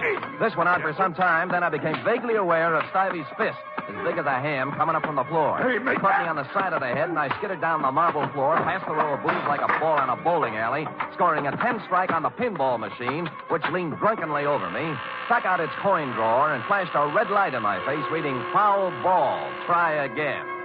Stupid me, I did.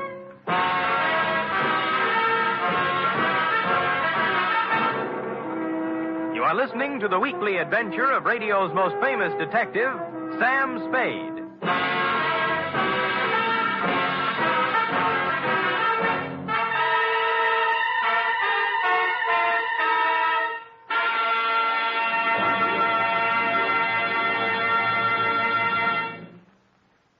Three chimes mean good times on NBC. There's music and mystery tomorrow on NBC. For music, your hit parade brings you the top tunes in the land, as selected by you and presented by Raymond Scott's Orchestra, Eileen Wilson, and Snooky Lanson. For mystery, Herbert Marshall stars as the Man Called X, an intrepid adventurer in international intrigue who travels to all corners of the world.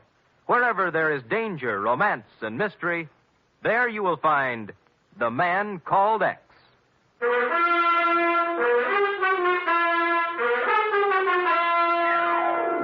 And now back to the Spanish Prisoner Caper, tonight's adventure with Sam Spade.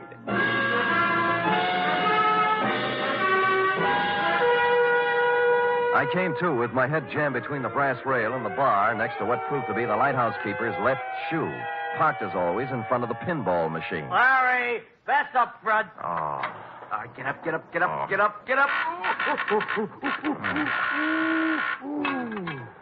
Where are they? Top hole is all filled with 3 balls to go.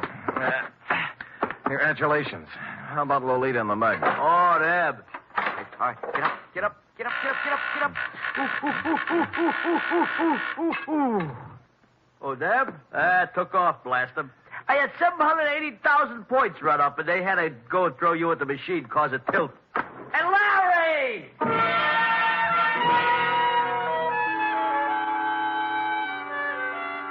I sat until the buzzing in my ears quieted down and tried to hark back to the phone conversation with Stuyvesant in the apartment. It came eventually, and I pried mine host, the lighthouse keeper, away from the pinball machine and sat him down next to me with the yellow and standard sections of the telephone book. Simplex Bar Supply? No. Simplex, Easy Do Garden Furniture, nope. How about Simplex Printing Company, 509 Sansom Street? Nope. Simplex Office Files. Simplex Service Station, 12th and... Nope. Well, how do you know, mate? There's 42 Simplexes in this book alone. You find one that sounds like the front for a con operation, I'll buy it. Let's see. Simplex Cleaners, nope. Simplex Associates, nope. What's that? Nothing suspicious. Simplex Associates. Business opportunities, investments, gold, oil, and mining securities, marked cards, loaded dice, and Las Vegas real estate. Nothing. Well, that just sounds like it might be a possibility, though. Yeah, real estate is... Midday. Homicide, Dundee. Sam Dundee, do me a favor, will you, pal? What? Run across the hall and check the bunco files. There's an outfit called Simplex Associates. Well, what's it about? Well, it started out as a con game. A grifter took my client for $1,000 on the Spanish prisoner. Spanish prisoner? Yeah. Well, what's that got to do with me? Call Bunko yourself, Sam. They're closed down at this time of night, Dundee. Be a sweetheart now, I'm will no you? sweetheart. I'm a homicide lieutenant, and I don't run a service agency for private detectives. Unless there's a corpse in it. You can take your business elsewhere. Dundee, look. Hold it, will you? I can't hold it. I got to get it. Lolita, where is she? Where is my... I got him. Put him down on the floor. The couch in the back. No, don't move. Easy. There. That's it. Lolita, I know she's here. They must free her. You must call the police and... Free her? Why was Pedro holding her? To make me do this thing, this terrible thing. And I have done it. But you must stop him now. He will let my Lolita go now. Then you must stop him. Millions of pesos in my honor. You must. Where is he? Simplex. He's in a bad way, mate. Not anymore. He was an aristocrat, thin face, silver hair, and the look of a Bourbon. It stopped me, Marjorie, because here it was, just like your Senor Palmera told you. The nobleman in the ragged clothes and dangling from one of his ankles the broken chain of a leg iron. In short, the complete Spanish prisoner. Dunne, it's legitimate now. You've got your corpse.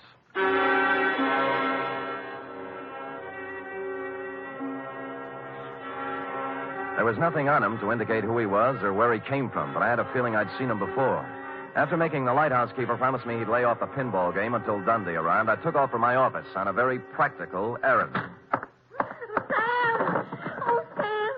Oh, what are you doing? Buckling on my 45, sweetheart. If I had a light tank and a bazooka, I'd take them, too. Oh, Sam, your face is I all... know, sweetheart. Oh, Sam, about the Spanish prison? Well, there's a real Spanish prisoner in this one, F. He's dead now, by the way, and from the cheap grift of $1,000 from a poor retired school teacher. We're now up in the $1 million bracket. They got a murderous ex-Corrine playing like she's been kidnapped and writing extortion notes to her grandpa, and a mug who looks like a monkey's nightmare, and nut picks and metal shavings, and someplace or somebody named Simplex, not to mention... Oh, Sam, stop it. It's all my fault.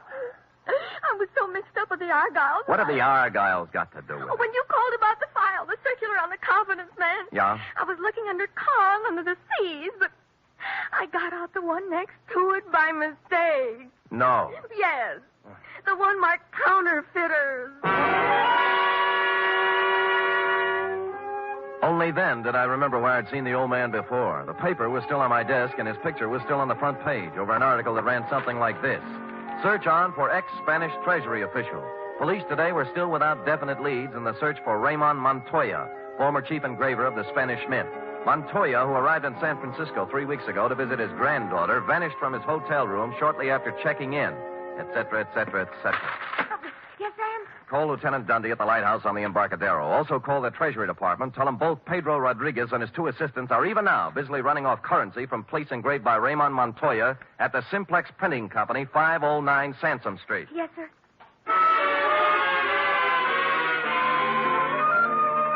Mexican pesos it was, by the basketful. And the Treasury dicks agreed it was a happy thing for Mexico that Ramon had kept his engraver's tool on the right side of the law up to now. As to the matter of your Senor Palmera and his Spanish prisoner, I had excusably, I hope, lost my enthusiasm.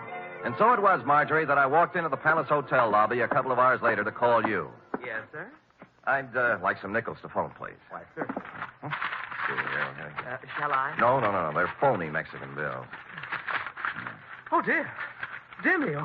Oh, good heavens. You shouldn't show money around like that. I just stuck them in my pockets for evidence. Forgot to turn them over to the Treasury. Here we are. Here's a dime. Yes, sir.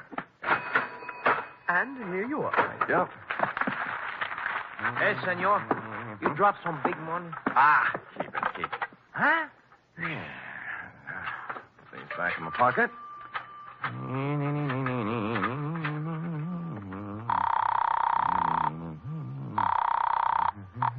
Excuse me, please, senor. Hey, Chum, look, I want to talk on you. Hello? Marjorie, this is Sam Spade. Look, senor, I got to talk to you. Mr. Spade, did you find him? I'm sorry, Marjorie. I beg your pardon, senor. Just a minute, Marge. Look, buddy, you can have the phone in a minute. Now, will you relax? You mean my money is gone? I'm afraid so, Marge. It's an expensive lesson, but it's worth it if you remember, honey. From now on, never flash your money in public places. Senor, please. I'm almost through. Will you wait a minute? And never trust strangers, Marge. The world is full of sharks looking around for easy, middle-aged ladies with bankrolls. But he seemed so honest, Mr. Spade. That's the trouble. The way he came up to me and said, Senorita, I come to you on a matter of terrible urgency. I know. He saw your bankroll, and he figured... you on a matter of terrible urgency. Figured you looked like an easy mark, Marge, so... Senor? Just a minute, Marjorie. What did you say? I say I come to you on a matter of terrible urgency. My uncle, Don Luis Alvarado, he's in awful trouble. Oh? Oh, there's going to be great rewards, senor, if you help us. You know, we just might be able to work something out.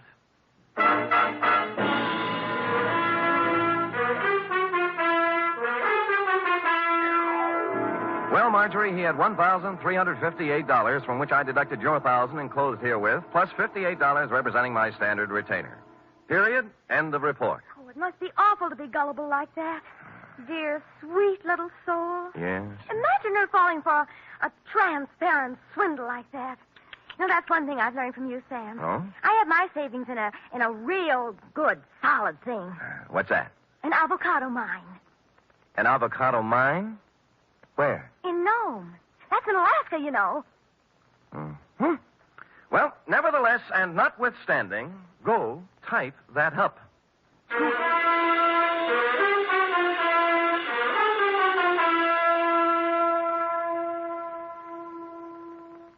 3 chimes mean good times on NBC.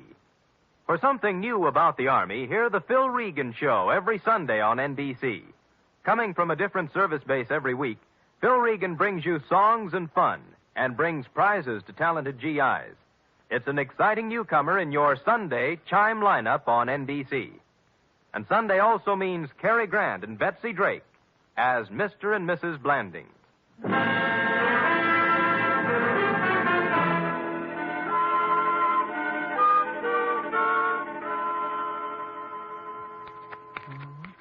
Here it is, Sam.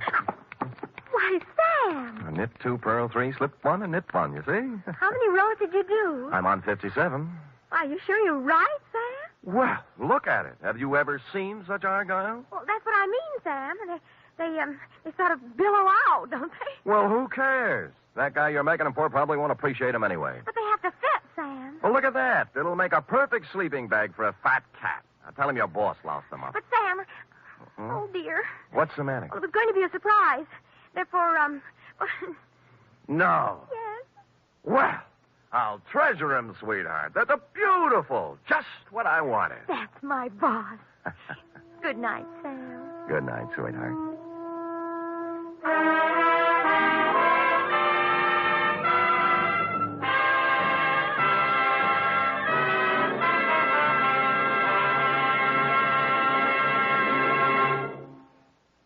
Tonight's transcribed adventure of Sam Spade was produced, edited, and directed by William Spier. Sam Spade was played by Stephen Dunne. Lurene Tuttle is Effie. Also in the cast were Verna Felton, Lou Merrill, Shirley Mitchell, Ed Max, Jerry Hausner, Nestor Paiva, and Tony Barrett. Script for tonight's adventures by Harold Swanton. Musical scoring by Lud Gluskin, conducted by Robert Armbruster.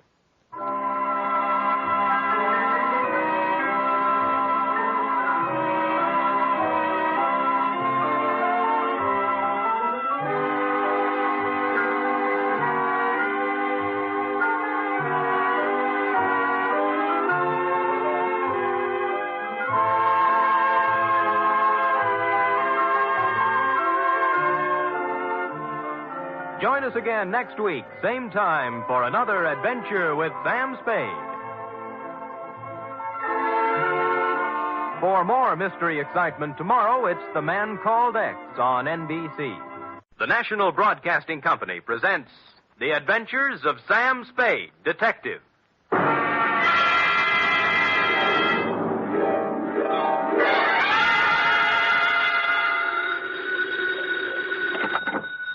Detective Agency? Me, sweetheart. Oh.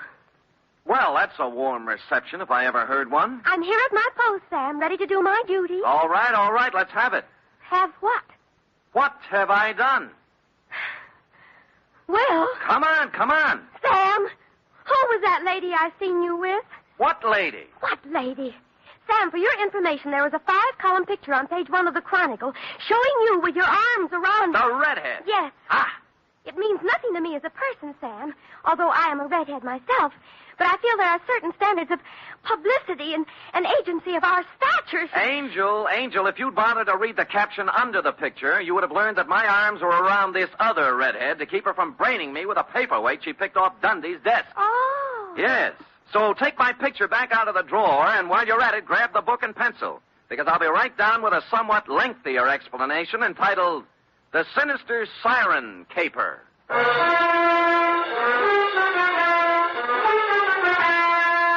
Transcribed for NBC, William Spier, radio's outstanding producer-director of mystery and crime drama, brings you the greatest private detective of them all in The Adventures of Sam Spade. Oh, red-headed woman made a fool out of me. Effie! Miss Perrine. Oh, yes, sir. Yes, sir. I was just... Well. Why, Sam! What a pleasant surprise. Oh? No black eyes. What? Hair comb, suit press. Yes, frayed, but tidy. How do you explain this, Sam? Well. I'm so used to you coming in with... Battle scars? Uh-huh. Among other things. How do I explain this? That woman is a Q if I ever heard one. Are you, Ready, Sam. That's all. That's my girl. To Mr. Donald Stryker, Bellhaven Apartments from Samuel Spade, license number 137596. Subject, the Sinister Siren Caper. Dear Donald, business was terrible, and I blame the weather. Sitting in my office with my feet on the radiator and the paper on my lap, looking out on the 48th consecutive day of rain, I was seriously contemplating moving my place of business to a warmer clime where people could get out in the sunshine and into trouble. The only item of possible interest in the paper was the story of the escape of one Artie the actor, a convicted bank robber who apparently didn't much care whether or not it was raining when he busted out of the city jail. I had reached the part about some good friend and true smuggling Artie a set of keys when something prompted me to look up. And that, Mr. Stryker, is how I found you. Mr. Spade? Yes, sir? I am Donald O. Stryker. Mm-hmm. Stryker. The O stands for Oglethorpe, my mother's maiden name. Oh, well, that's nice. Sit down, Mr. Stryker. Thanks. Whew. Well, now what can I do for you? Mr. Spade, the Strykers, as you may or may not know, are an ancient and honorable family dating back to pre-Elizabeth England, with the possible exception of one southern number who is said to have once nodded by mistake to Jesse James. No Stryker has run afoul of the law. Well, good for you. One and all, we have kept our skirts clean, one and all. That is why I am utterly at a loss to explain the situation in which I find myself. And just what situation is that? A quasi-reliable source has informed me that I am a marked man. Quasi? Yes. Why don't you begin at the beginning, Mr. Stryker? The beginning, Mr. Spade, is only 2 minutes from the ending. Oh? Yes, it happened last night. I was sitting home with a book of Plato's dialogues when the bell rang most energetically. It proved to be a man named Strutt. George P. Strutt. S-T-R-U-T-T. 2 T's. A wild-haired, wild-eyed individual he was, Mr. Spade. Yes. Stryker, he says. Donald O. Stryker. Well, I'd hardly nodded when he grabbed me by the necktie. Ha, he said, just like that. Ha? Ha. Mr. Stryker, ha. I'm in time, then. You can still save yourself. And he shoved this at me. Oh, what's that? A picture of a girl, a young and rather pretty girl, out from a newspaper. Oh, yeah. No name or identification. Beware this girl, Stryker, he said. Beware the siren song she sings. Stryker, he said, and he cinched up even harder on my necktie. Yes? Stryker, you are number 6. I am 5, and 4 are doomed before us. Beware, Stryker, beware this girl, this sinister red-haired harpy, this handmaiden of the dark angel. Well, that's quite a speech. A curtain speech, Mr. Spade. For with that, he let go my necktie and ran off down the hall. Somehow after that, Plato didn't seem quite the same. Yes, I see what you mean. Do you know this girl? Never saw her before in my life. Or Strutt either? No. Mr. Stryker, I don't want to talk myself out of a job, but you don't need a private detective. Now, this is probably some harmless chap who walked out of one of the local sanitariums and took the ringing doorbell. But that's just it. He isn't, Mr. Spade. Huh? I did some telephoning this morning. Yes? He has a quasi-successful cigar stand downtown and an apartment on Leavenworth Street. His name is right next to mine in the telephone book. I must get to the bottom of this, Mr. Spade. Here's $50. Well, Mr. Stryker. Are you completely skeptical? No, just quasi.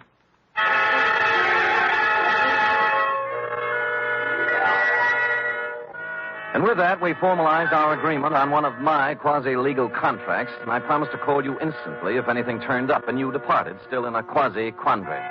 Sticking the newspaper clipping into my wallet, I hopped a cab and went to Strutt's apartment on Leavenworth.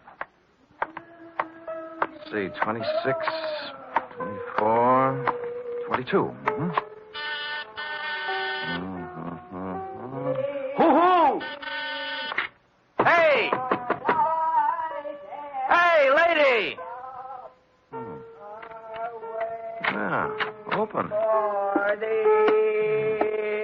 It was a cleaning lady, cloth on head, mop and pail beside her, testing the guarantee on Strutt's grand piano. Wait unto me. That knothead. Who? Strutt. Oh. Ain't got no respect for $1,000 grand piano. Listen to that. Busted string. Yes. It's a crime, that's what it is. Mm-hmm. What do you want, Jack? I take it Mr. Strutt isn't in. Nope. Who are you? Sam Spade, private detective. Detective? Yeah. Seems Strutt thinks someone is going to kill him. Oh, no. When did he dream that one up? You got me. You know him very well? I've come here twice a week for 15 years. If you want to talk, Sam, you'll have to follow me around. Okay. Gotta get a wiggle on. Come on now. I'll get a wiggle on. You think he was dreaming it up, huh? Now, let me tell you about George Strutt. Yes. Let me put that bucket down. Out, please. Oh, there. sorry. He is 68 years old, to my knowledge, and in them 68 years, one important thing has happened to him. He was born. Oh. George just reads too many cheap books, that's all. Well, no girlfriends? No. Well, now, wait a minute. Let me see. There was a woman about 8 years ago in the bird-watching club he belongs to, but that laid an egg. Bird watching. Any enemies? How could a man like George have enemies? Nobody notices him. He matches the rug. Now, look. He goes to lodge meeting twice a month, to church every Sunday. He doesn't smoke, drink, gamble, spit on the floor, or chase women. Got no other bad habits. No car, no house, no money, no prospects. Yeah. Look out, I gotta get into that closet. Oh, yes, sir. So why would anyone want to kill George Strutt? He's been dead on his feet for 20 years. Why, when I see George, I'll give him a piece of my... George! I turned in time to see him lean out stiffly, pause like a falling tree, and then topple to the floor. Followed closely by the cleaning lady, who must have agreed before she fainted that George didn't match the rug anymore. While this struck a false note in my mind, it explained the false note in the piano. The missing string was wound around his neck.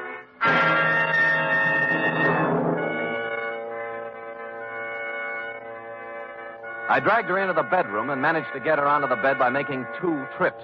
Then I called homicide. The next order of business, per our agreement, was to call you, Stryker. So I got Strutt's telephone book, found he'd marked the page with your number on it with a slip of paper, which turned out to be the receipt for rent paid on a safe deposit box at the Golden Gate Bank. Now, this didn't seem especially important at the moment, but something else did. He'd made a circle around a group of 6 names in the phone book, marking each one with a check. Strubble, Strudwick, Strum, Strutherton, Strutt, and Stryker. I postponed calling you for the moment and dialed the number just above Strutt's. Strutherton, Harvey J., 156 Santa Ana Avenue, St. Francis Wood. Yes? Is Mr. Strutherton in, please? No. Mr. Strutherton isn't in. This is his wife. My name is Spade, Mrs. Strutherton. I'm a private detective. I don't want to alarm you, but... Alarm me? Do you happen to know if your husband has received any threats recently? Why, not that I know of. Any contact with a strange young woman about 30, red hair? Why are you asking me this? Well, I'd rather not say until I know more about it. What about the girl? Yes. Yes, he did meet a girl like that. Oh, when? She came to the door one night about a week ago. She said her car was stalled down the street a ways. Harvey went out to help her. They were gone about a half hour, and then he came back. Well, did he tell you anything about it? No. Just that he'd gotten her started. Uh-huh. Is he a mechanic, or...? He was a lawyer. Was? Harvey is dead, Mr. Spade. His car crashed through a rail on the Skyline Boulevard night before last. Burned. I just been to San Mateo to identify the body.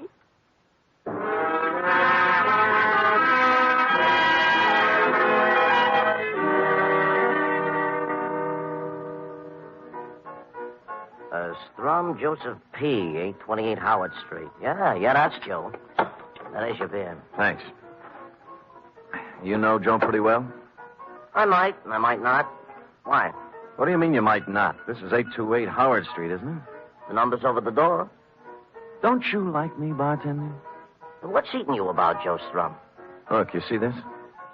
Private detectives, lots. Huh? Oh. Yeah.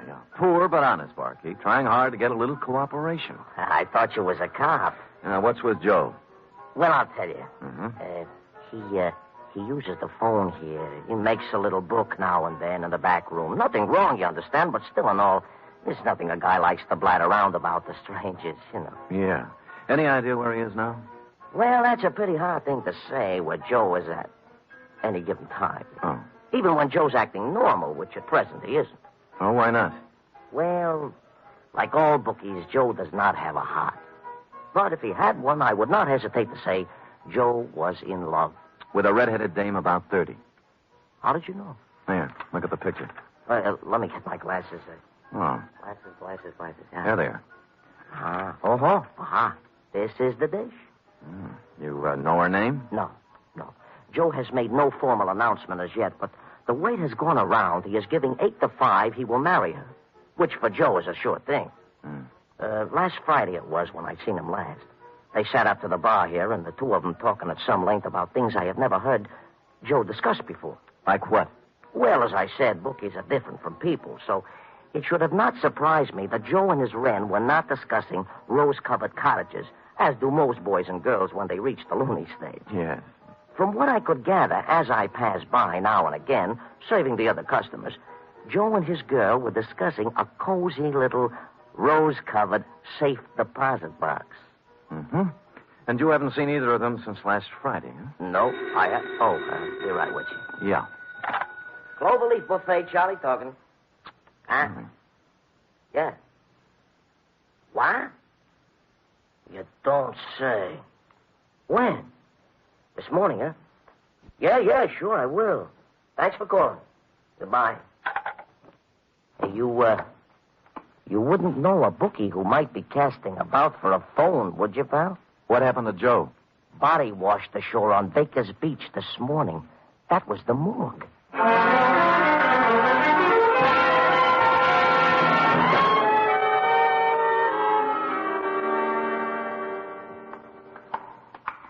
I know what you mean, Sam. Marks, abrasions, contusions, indications of foul play. That's right, Maxie. Did you see the police surgeon's report? Yeah. Shot of dope and shoved into the briny. Person or persons unknown. Well, pretty hard to do by yourself, huh, Sam? Yeah. Oh, you wish to look on Joe Strum, I take it. Yeah. This it? Yeah, let's see. Yeah. Oh, no. This is the wrong one. This is Strudwick. Wait a minute. Strudwick.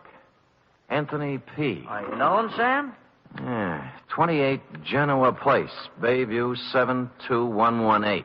Nice-looking boy, they said. Friend of yours, huh? No. Huh? Well, then how did you... Brand new league I'm in, Maxie. We call the shots ahead of time. Now, what about Strudwick? Old artist. Lived on Telegraph Hill. Got drunk 3 nights ago. Walked out his studio window on the 4th floor. All alone at the time. Well, if anyone offers you odds on that, grab it. See you later, Maxie. Yeah, but ain't you going to look on Joe Strum? No. Well, it's up to you, Sam. So long, Strudwick.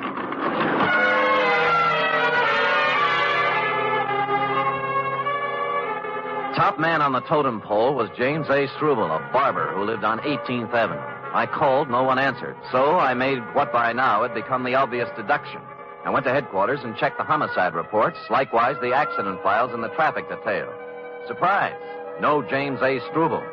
So I switched abruptly from the S's to the D's and called on dear, patient, understanding Lieutenant Dunne. Who's going off half-cocked? You. If you weren't such an idiot, you'd see what I'm talking about. No, listen, Sam, I'm no green pea. I've been kicking around homicide for 30 years.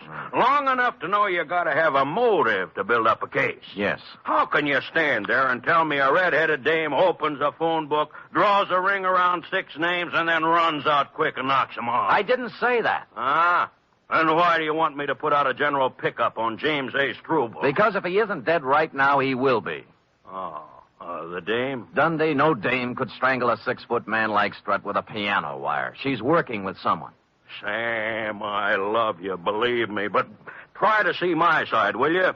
So I put out a general on Struble, and we pick him up, and he screams. And the chief hauls me in to ask why. And I tell him we put the pinch on Struble because his name is ticked off in somebody's phone book. Why, Yeah? Hey, who are you? Lieutenant. I want to see the lieutenant. Hey, is he drunk? Well, ask him. Oh, yeah. What's your name? Stuber. James A. Stuber. I want to report a murder. Or who? Me.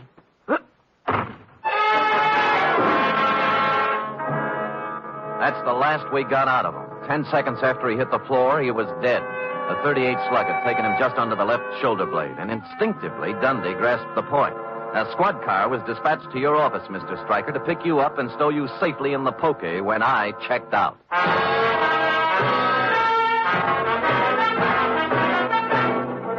You are listening to the weekly adventure of radio's most famous detective, Sam Spade.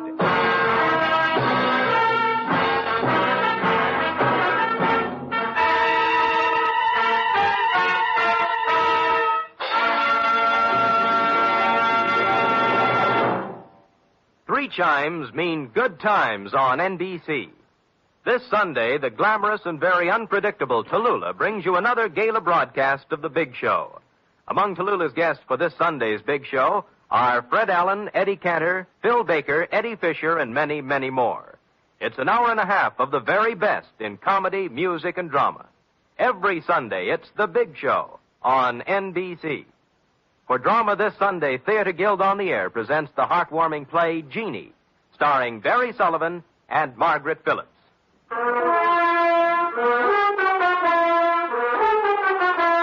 And now back to the Sinister Siren caper, tonight's adventure with Sam Spade.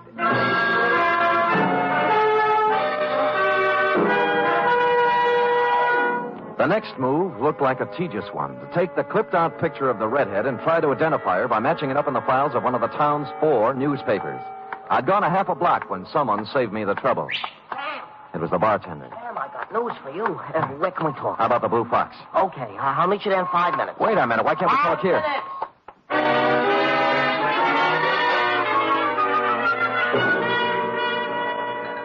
Cheers.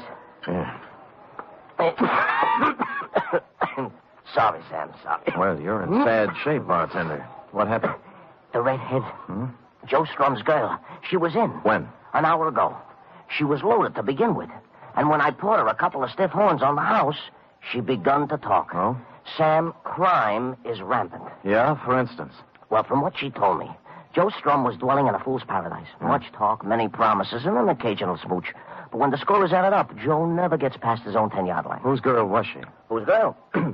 Prepare for a jolt, Sam. I'm holding onto my chair. Artie the actor. Artie the actor? Artie the actor. The picture you showed me was taken at his trial. Oh. She was sitting right behind his lawyer. Wait a minute. The safe deposit box. Yeah? How much is Artie supposed to have stashed away? She told me. A solid $500,000. Now, numerous insurance officials and a hatful of private dicks are openly curious as to what happened to the dough. Yeah. And the ranks of the curious have just been joined by Artie himself since he busted out of the jug. No dough? The cupboard is bare. Why'd he take the box out in Joe's name? She says Artie's a whimsical type guy. You know what he does?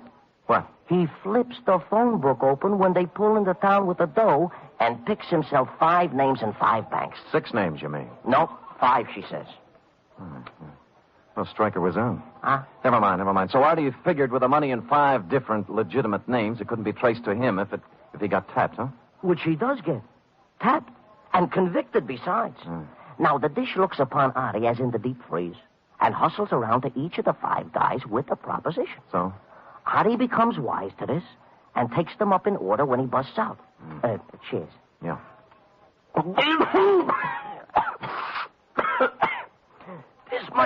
This much I learned before she staggers out of my joint. The rest I'm asleep for you to figure. You can't drink, bartender. Occasional. Sam, if there is any other reward, though, floating around when the smoke settles, I will be at the Cloverleaf. It's only beer, you know. And if you run across an honest, hard-working book who needs a phone... Yeah, thanks a lot, Charlie. So long, Sam.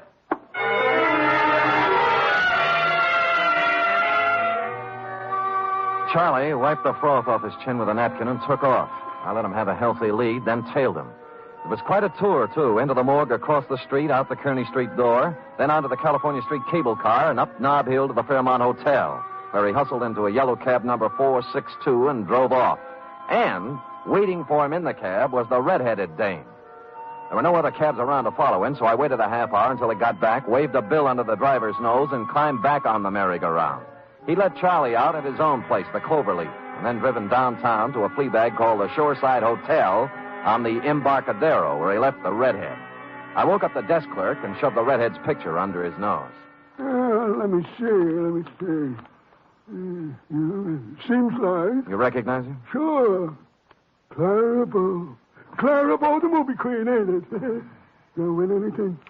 Look, friend, she was just here. Clara? The girl here. Oh, and she ain't Clara Bow? Right. She ain't Clara. She just drove up in a taxi. And... don't see her as good as I used to. You see, the glasses hurt my nose. Look, she just drove up in a taxi. Did you see her come in? No. I must have been dozing away. Yeah. I seen her come out, though. Huh? Yeah. Her and Mr. Walker checked out 15 minutes back. He was in 26 upstairs. I didn't have to cross-examine the clerk to see Mr. Walker had lived in 26 for some time. The floor was ankle-deep in cigarette butts, liquor bottles, sandwich crusts, and other debris. The table in the corner was covered with travel folders, mostly on South America, and 7 days' newspapers, the top one of which was turned to the story on Artie the actor that I'd been reading in my office this morning when it all started. You know, it's too bad you came in when you did, Stryker, because if I'd read one more paragraph, I'd have learned something that could have saved me a lot of trouble. Whatever was the case with 4 of the names, the 5th one Artie hadn't picked at random. His lawyer was Harvey J. Strutherton. Hello? Mrs. Strutherton, this is Sam Spade. Oh, Mr. Spade. Yeah. Thank heaven you called. I'm terribly frightened. What's the matter? The girl. The redhead? Yes, she just called me. She says my husband was murdered. One of his clients, a man he defended, thinks Harvey betrayed him. Artie the actor. Artie Billings. Yes. There was a lot of money. She knows where it is. Why is she telling you all this? I don't know, Mr. Spade. She warned me against calling the police. I don't know what to do. Well, then don't do anything. But don't you see? She's coming here. She'll be here in 20 minutes.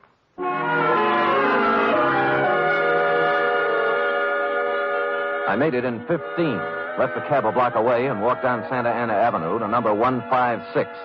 The night fog had moved in, making it tough to follow the path through the high shrubbery to the door of the house.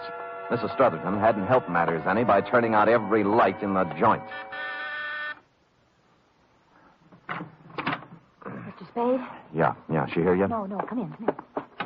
Why'd you turn out the lights? I thought I was being watched. There's a fire in the living room. This way. The shades and draperies were all pulled. The windows shut tight. The house had the musty reek of a room that's been closed up for a long time. She guided me around the dining room furniture and through the doors into the living room, sat me down in front of the fire. Would you like some brandy, Mr. Spade? No, thanks. Cigarette? Yeah. Thanks. Tell me now. Tell me, I want to know everything. This man my husband defended. You know he's out of jail? I saw the papers. Why would he kill Harvey? After my husband did everything in his power to get him acquitted. Money. A lot of money. How much? $500,000. How about a match? Oh, yes, of course. I held back, and without thinking, she leaned over into the firelight. I saw Mrs. Strutherton then for the first time. It was the redhead. All right, hold it now. Don't move. What are you This doing? is a .38, baby, at the back of your neck. Now, don't move. All right, where is he? I don't know what you mean. You heard what I said. Where's your husband? He's dead. He's The dead. body you identified in San Mateo is Artie the actor. You and Harvey engineered the escape so you'd have a fall guy for 5 murders and $500,000. Now, for the last time, where is he? Harvey? All right. Harvey? He'll kill me. Don't do it. Don't do it.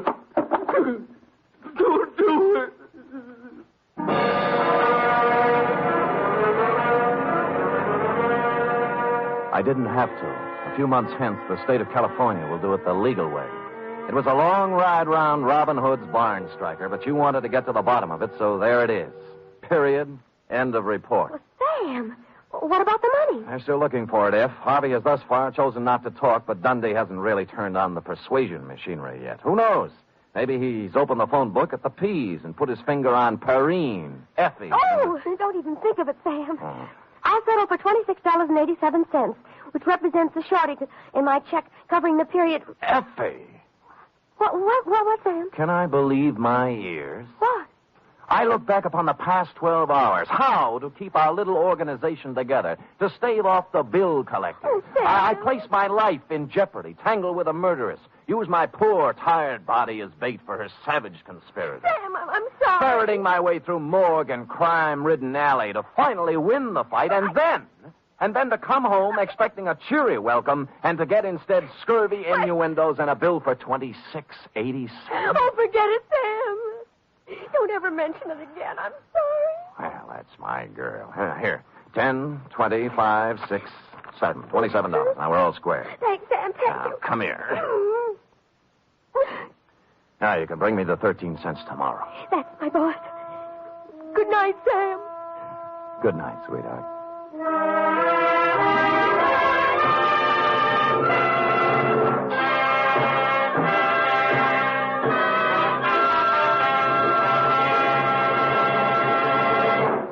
Three chimes mean good times on NBC. The National Broadcasting Company presents The Adventures of Sam Spade, Detective.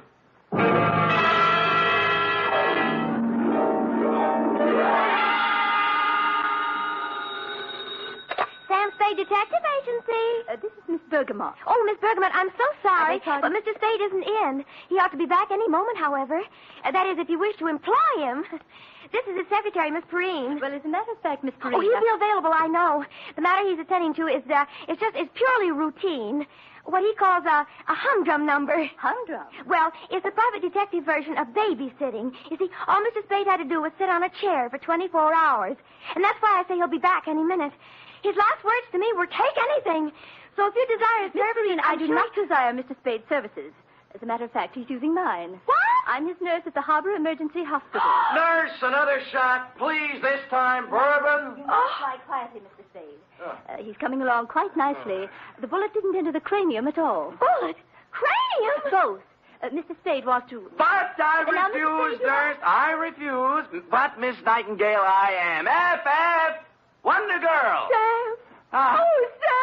Dry those big brown eyes, Cherub. Fluff up the sofa and spread out some lamp for me to lay my poor bullet-ridden head on. In practically no time at all, I'll be staggering in to gasp out a humdrum report on the Kimberly Cross caper.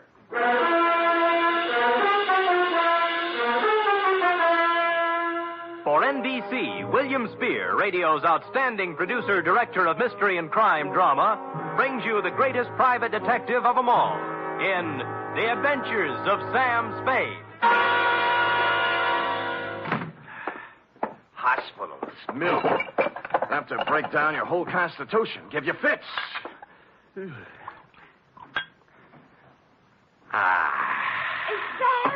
Who else? Oh, Sam. You look like the drummer man in the Spirit of 76. Nothing. As you know, Angel, no profession is without its hazards, least of all this tawdry one of ours. Well, sit down now. Oh, yes, Sam. Now, may I put my poor wounded head in your lap? Oh. Comfy? Mm-hmm. Oh, poor Sam. Oh, they're stupid, too, honey. Let's see now. Hey, new filling. High twos, huh? Date, fill it in to G.J. Runcible, Claims Manager, Sunset Indemnity Company, from Samuel Spade, license number 137596. Subject, the Kimberly Cross caper. Dear Mr. Runcible. It's just as well for private investigators that we have no way of knowing, by the way a job starts, how it's going to end. I remember once I went beating the bushes for a mad dog killer and ended up playing Monopoly with him in a hotel room for 6 hours. And I remember, too, the time I agreed to take a box of homemade candy to an old lady, wound up with a double murder and a case of arson. Yours, Mr. Runcible, belong to this species. Spade. G.J. Runcible, Sunset Indemnity. You available? Maybe. What'd you have? Are you or are you not available, Mr. Spade? Answer yes or no? Yes. Yes. How much? $50 a day. Expenses, Yes. right. Got a job for you next 24 hours. All you got to do is sit on a chair and keep your eyes on something beautiful. Sounds keen. Might call it a babysitting job. Oh, who is she? Kimberly Cross. Pretty? Like $250,000. Oh, rich, too, huh? She's on exhibit at the Bergendorf Galleries on Sutter Street. She's on exhibit? Get over there right away. Well, I'd better. Check with Mr. Bergendorf personally and then see Johnny Stroud, our company man. He'll give you instructions. Fine. Now, why don't you tell me what we're... Hello? always happens on page 6.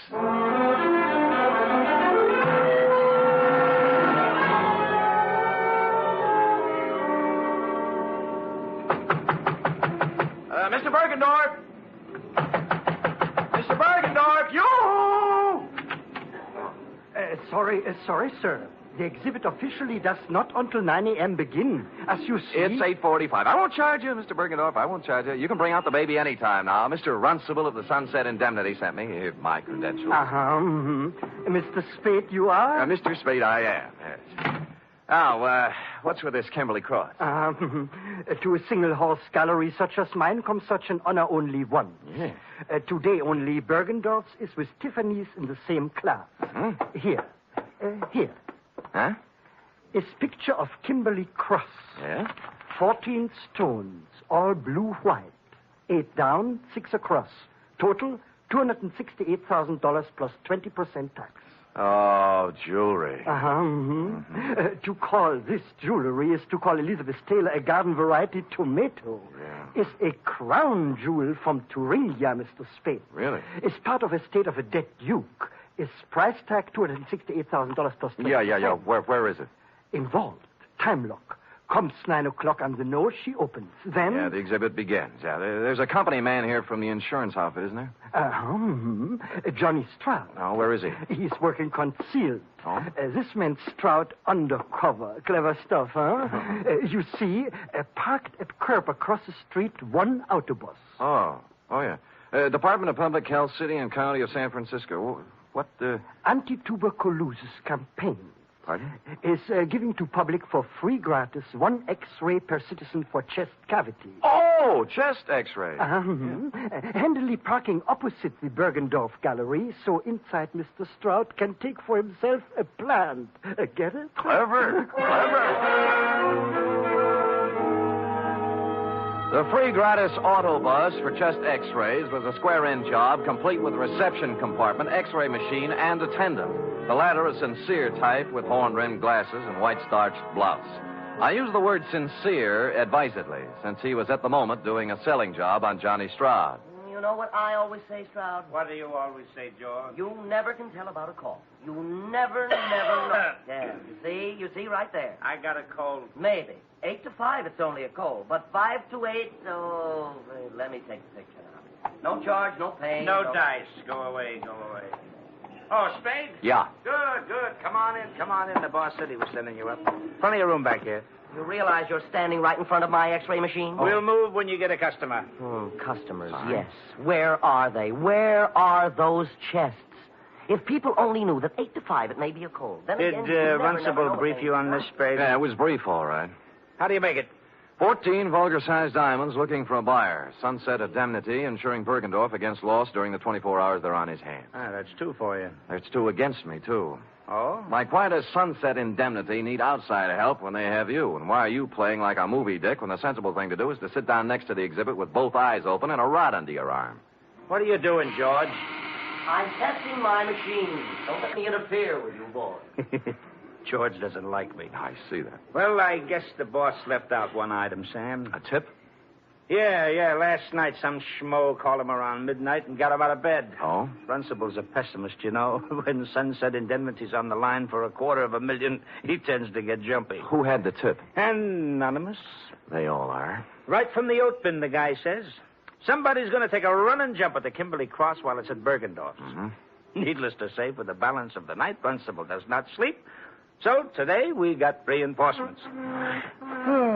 Georgie? Yes? I'm going to leave you now, George, to take my post across the street while Mr. Spade... Hey, wait a minute, Johnny.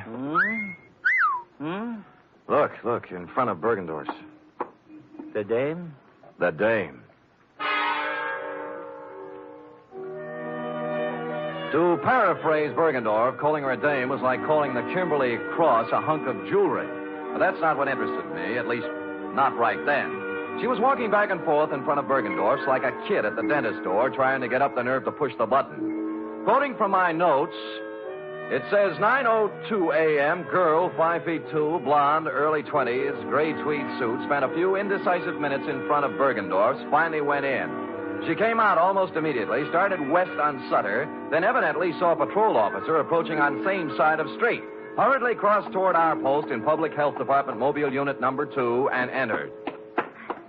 Hello. Well, good morning, good morning. Am I too early for the... Oh, you're just in time. First customer of the day. Let's see now. Name? Martin. Martin. First name? Bernice.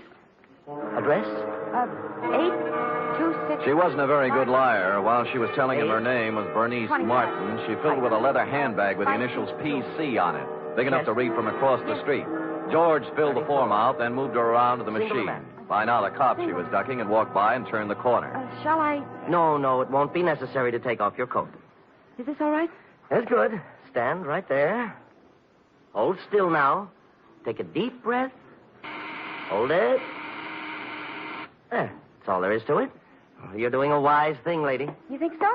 Certainly. 8 to 5, it's only a cold, but 5 to 8, you never know. Here's your stub with your number on it. We'll notify you in a few days. Thank you. Thank you.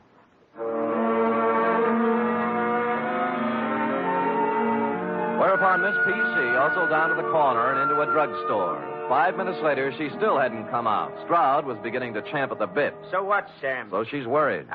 She's ducking cops. She's using a phony name. Or her girlfriend's handbag. Look, I'm going. Hey, wait a minute. I'm sure I've seen her somewhere before. Where?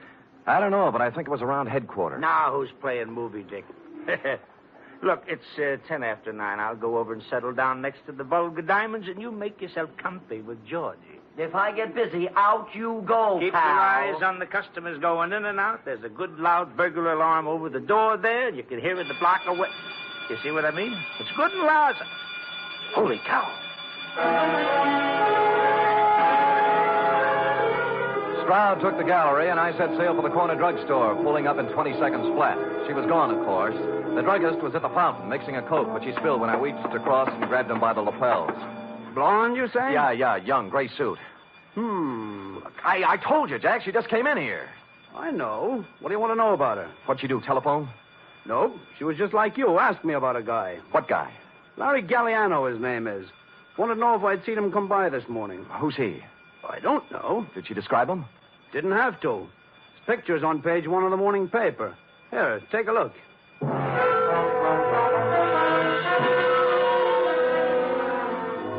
It was no time to dawdle, but I gave it 10 seconds. Larry Galliano, a one-time gas station stick-up artist, had just been released from Quentin after doing 5 years. On the way across the street to Bergendorf's, it came back to me where I'd seen her, standing outside the courtroom, crying when they sentenced him 5 years ago. Over here, Sam. Yeah. Oh, no. Bergendorf, huh? Yeah, shot from behind. The stones, needless to say. Sure. Maybe you were right about that day. No, she didn't have time. Someone was hiding in here waiting for Bergendorf's to open up this morning. How'd you get out? Well, there must be a back door in this joint. I'll check it. The phone's on the desk. Wake up Lieutenant Dendy, huh? Right. How he'll love it, too. 2 of us holding hands across the street while... Stroud! Johnny Stroud! Look, it's me, Bergendorf, Sam Spade. Stroud? He's checking the back door. Who did it? Oh, double-crossed me. Wanted it all. Who? Who you talking about?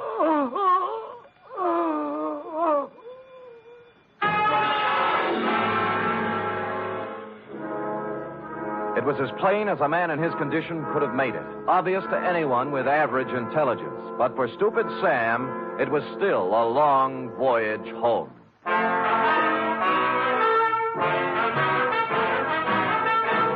You are listening to the weekly adventure of radio's most famous detective, Sam Spade.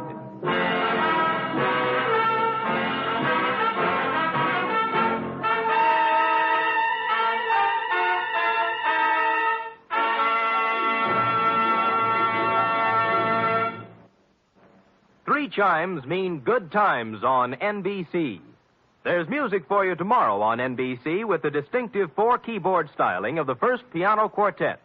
This widely acclaimed and unique musical organization brings you a melodic blend of classical and light classical selections in 4-part harmony every Saturday.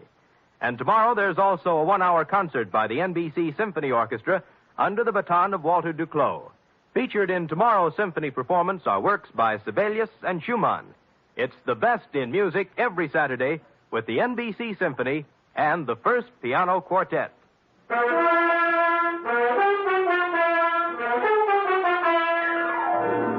And now back to the Kimberly Cross caper, tonight's adventure with Sam Spade.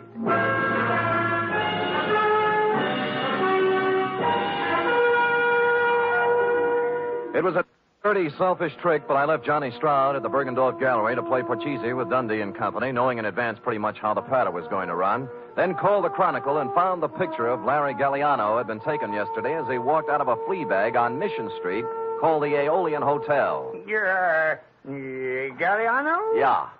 Sure. I know him. Stayed here night before last. Until I found out about him. Oh, found out what? That he was an ex-con. Wow. This here's a respectable house, mister. Uh-huh. We don't cater to felons, misdemeanors, or any other members of the Demon. Demon? Yes, indeed. So, when I found where Galliano come from, why... Yeah. Now, look, did he give you a forwarding address? I don't know. Let me see, son. Yes. Oh, yeah. Christopher Apartments on Jones. See, you're in luck, young man. Yeah, my girlfriend's a landlady over there. Now, looky here. Don't you sweet talk her now.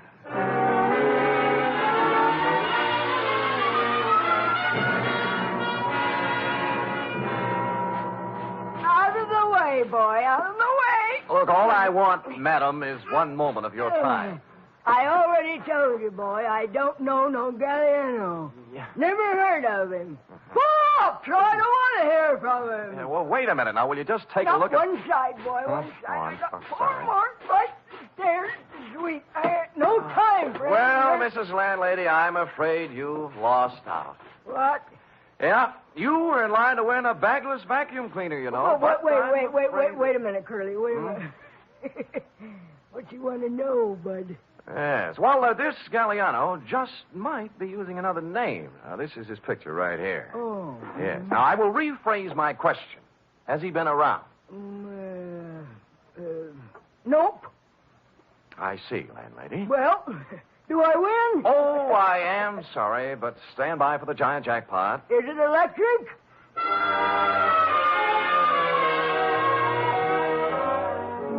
I patted her cheek, made a detour around her, and left, figuring to check with the parole board.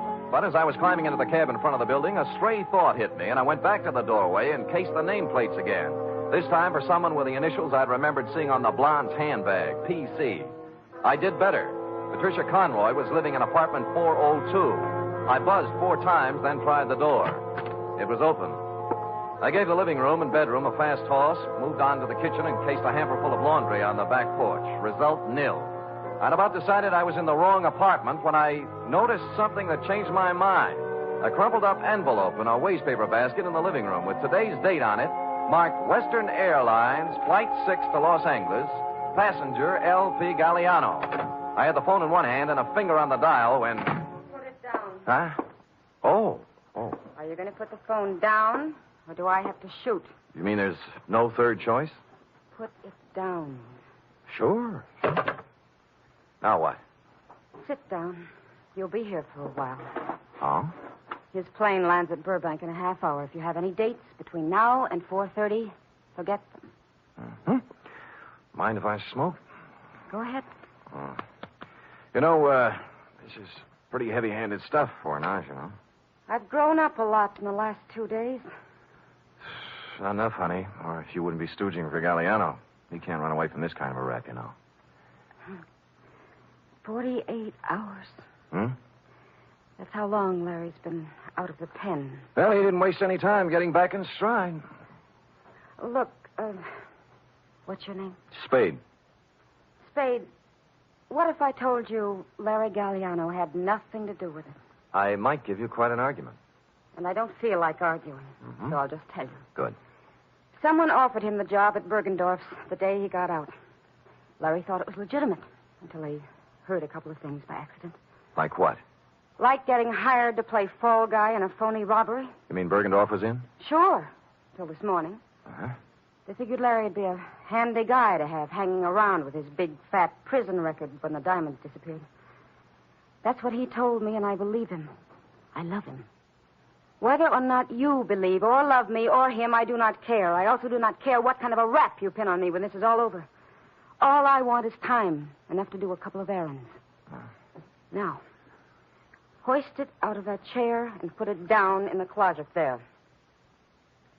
You hear what I said? Yes, ma'am.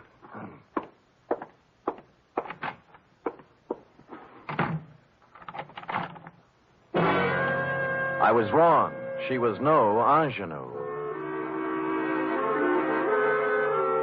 Happily, the closet had a light in it, so I settled down on a hat box and read some old copies of Mademoiselle until 5:30 when I heard the door close. What with soundproof outside walls, no window, a double slab door with a lock she thoughtfully filled with gum, it was almost 7 when I got back to my office. The next move, of course, was to call Lieutenant Dunne and wise up the Los Angeles police on Galliano. I picked up the phone and put it down 4 times. There was no use kidding myself. The yarn she told was pretty wild, but there was something about the way she told it. And I believed her. Spade. In here. Mr. Spade.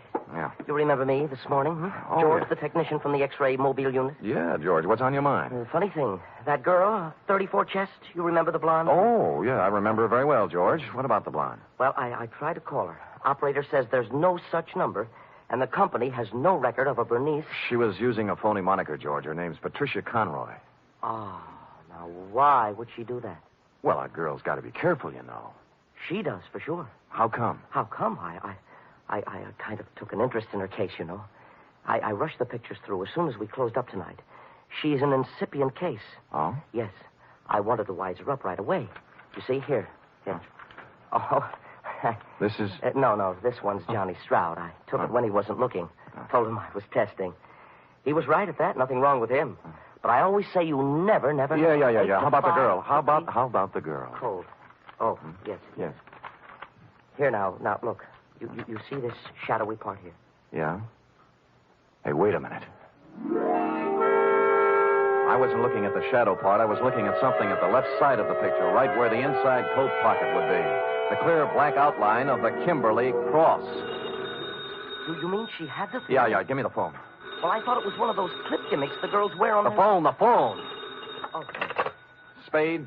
Johnny Stroud. Look, I got news for you. I got news for you, too. I spotted that blonde again. Where? In a bar on Kearney Street. Talking to guess who? You mean Galliano? Who's he? Never mind. Who was she drinking with? Papadopoulos, the biggest jewelry fence on the coast. Where are you now? Outside her apartment. Jones near Post. I think the number's... I'll be up in 5 minutes. Look,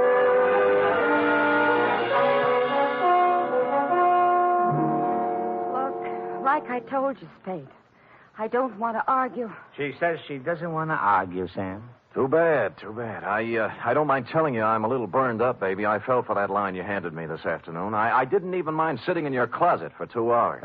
What's that? Sure, she's got a 32 tucked away here somewhere. Had me looking up the barrel while she dished out a lot of... Who's got the cross, honey, you or Galliano? We don't know anything about it. Then what were you doing in that bar with Papadopoulos? Larry said whoever had it would try to move it through him. I thought I could get to him, but I was wrong. How did that sound? What do you think? Look, I walked into Bergendorf's this morning. Why'd you run out? The vault was open. Furniture was overturned, and Bergendorf didn't answer when I called. I figured it was a setup for Larry to check in, and he was on his way, so... It does sound phony, doesn't it? It sure does, honey. I had a lie, I guess. I could make up a better story than that. Oh, you're doing great. Why'd Larry blow Tom? You need a diagram? He was scared. What chance is the next convict when it's his story against someone else's? What did you do with the 32? In the drawer. Over there. Now, here's the big question, honey. I can't tell you anything else. Where are the diamonds? How do I know? How do I know? Look, you're a real modest girl, Patricia. As a liar, you're sensational. I'm not lying. Oh, believe me. You had the Kimberly Cross in your inside coat pocket when you came into the wagon this morning. What are you talking about? I'll get it. The X-ray, baby. Take a look. You asked for a diagram. There it is. In your inside left pocket. Oh, wait a minute. Hello? Mr. Spade? Yeah? This is George, the technician again. This is all wrong. Hold it, George. Let me see that. I don't have any inside pocket. Look, I'm wearing the suit right now. Hold it. George, what is it? Well, I got to worrying about that print of Miss Conroy's. The incipient case, 34 chest, you know? Yeah, what about it? I called the lab and they checked again. It's a mistake, Mr. Spade. A switch. It belongs to someone else. Who? Johnny Stroud. Oh.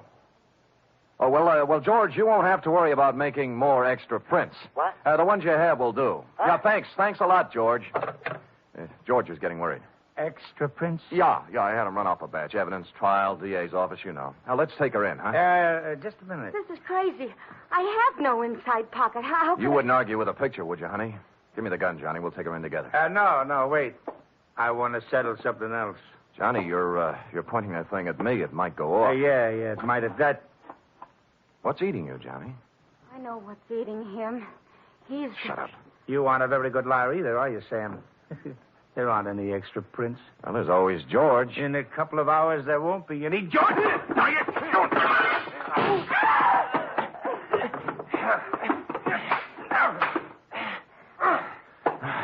Okay, Johnny, on your feet. Let me go, Sam. Let me go. We can work out a deal. Shut up. Sam, your head. You're shot. Here, take the gun. Call Dundee. Get it?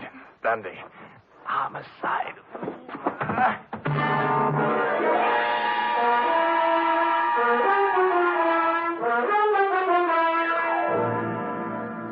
And the next voice I heard belonged to cool, brisk Miss Bergamot of the Harbor Emergency Hospital. Period. End of babysitting session. How intrepid, Sam. But your wound... Nothing, sweetheart, nothing. As Hopalong Cassidy always says in Reel 6, don't worry, honey, it was only a scratch. Now... Wait. Can't you get up without moving your lap? No, but Sam, there's one important omission. Oh? The Kimberly Cross. What did Stroud do with it? That cherub is an intramural affair between Stroud and Mr. Runcible. While, as you know, this report is an affair between you and the portable. Oh. Scoot.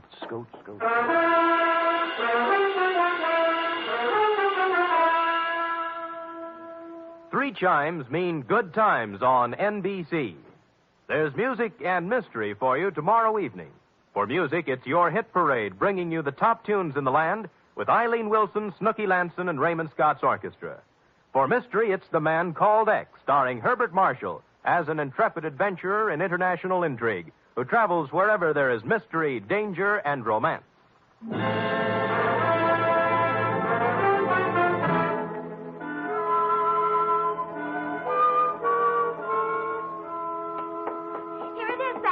Oh, brisk, efficient Miss Perrine. You may lay it on my desk and restore your lap to its original position. Oh, yes, sir. Ooh. Comfortable, Sam? Loving every minute. Sam, Yeah?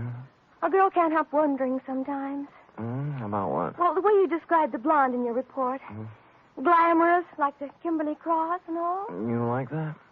Oh, I just wish sometimes someone else could be her secretary, and I'd be the one you'd meet in a room with velvet draperies and a long cigarette holder and slanting glasses and a black lace negligee. Hold it, girl, hold it. You've gone quite far enough. I know, but it's only natural for a girl to want to be glamorous, Sam. Pardon me. You show up with any of those props, and I'll turn you over my knee. You like me the way I am, Sam? Yep. Why is it always this way? Just when I think I'm getting somewhere, I find myself saying, "Good night, Sam." My sweetheart.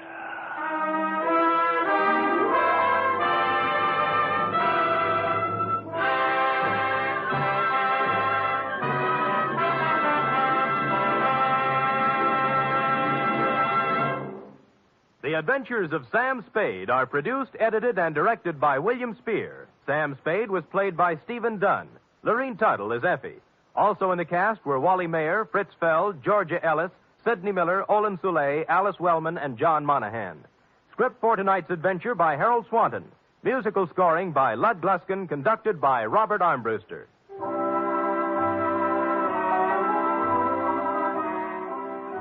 Join us again next week, same time, for another adventure with Sam Spade. Don't underestimate the danger of tuberculosis. Although great strides have been taken toward stamping out the disease, it still remains a menace. Last year alone, it caused 50,000 deaths in the United States.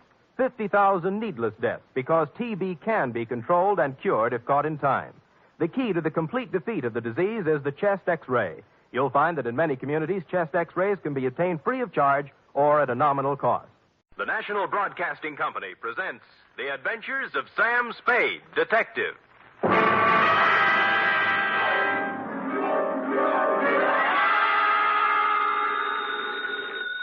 Sam Spade Detective Agency. Hi. Sam? Who else? Did you wind it up, Sam? Is it all over? If you're talking about the usual happy ending with the villains dead and buried and the lovers joining hands while the camera does a slow fade, it is not all over, sweetheart. What do you mean, Sam? The villains in this piece are for real, still doing business at the same old stand from one end of the country to the other. Oh, Sam, you sound so grim. Only because I have a grim tale to tell, little one. So warn all within earshot that if they seek bluebirds of happiness, sweetness and light, and love conquers all, to try another detective. Because even now I am on my way with something that might butt into your sleep for the next few days. To wit, my report on the Denny Shane caper.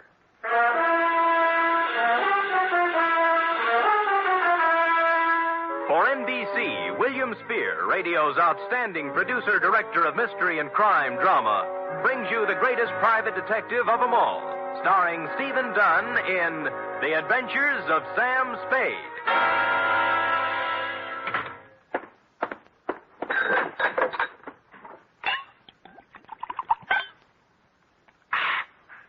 Effie! Sam? Yeah. Oh, I'm sorry, Sam. I didn't hear you come in. Ooh. Oh, tired, Sam? Yeah. You look pale. I guess maybe I'm a little sick, too. Now, Sam, I warned you about heavy lunches when you're on a case. Not that kind of sick, Angel. This kind starts at your shoe tops, runs up your backbone, and kicks around in your head till you're... Where's the book? Right here, Sam. Okay. The date, fill it in. To John Q. Public. From Samuel Spade, license number 1375596. Subject, the Denny Shane caper. Dear John Q. She was sprawled in the corner chair when I got back from lunch. A kid of 16 or so, complete with bobby socks, hair ribbons, and shoulder bag. The kind you see every afternoon in the drugstore near the high school, making jive talk over a soda. But she looked up as I walked in, and the eyes didn't look like jive talk at all. There was trouble in them. You're Mr. Spade? Yep. The detective? Well, according to some people. Fine. I need a detective. You're sure now? Mm-hmm. Positive. What would you be doing with a detective? Your ad in the classified section said you find people. Well, sometimes. They're not too badly lost, that is. Who do you want to find? Did you ever hear of Denny Shane? You don't really want to find Denny Shane, do you? Why not? Well, most people want to lose him. Then you do know him. I'm glad. Here's $20. Now, wait a minute. Hold it, honey. Don't get anxious. What's the matter? Don't you want to be paid for this? Not if I don't do it. What do you mean? Let's talk about you. What's your name? Mary Johnson. Does it make any difference? Mm-hmm. Mary Johnson. Where do you live, Mary?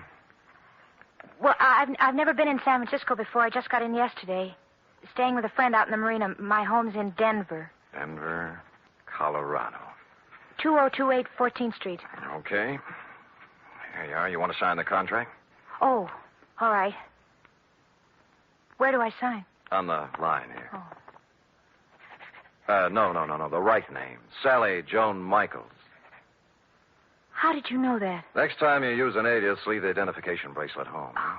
Don't tell people you're fresh out of Denver when your coat label says it's fresh out of Ruse Brothers, San Francisco.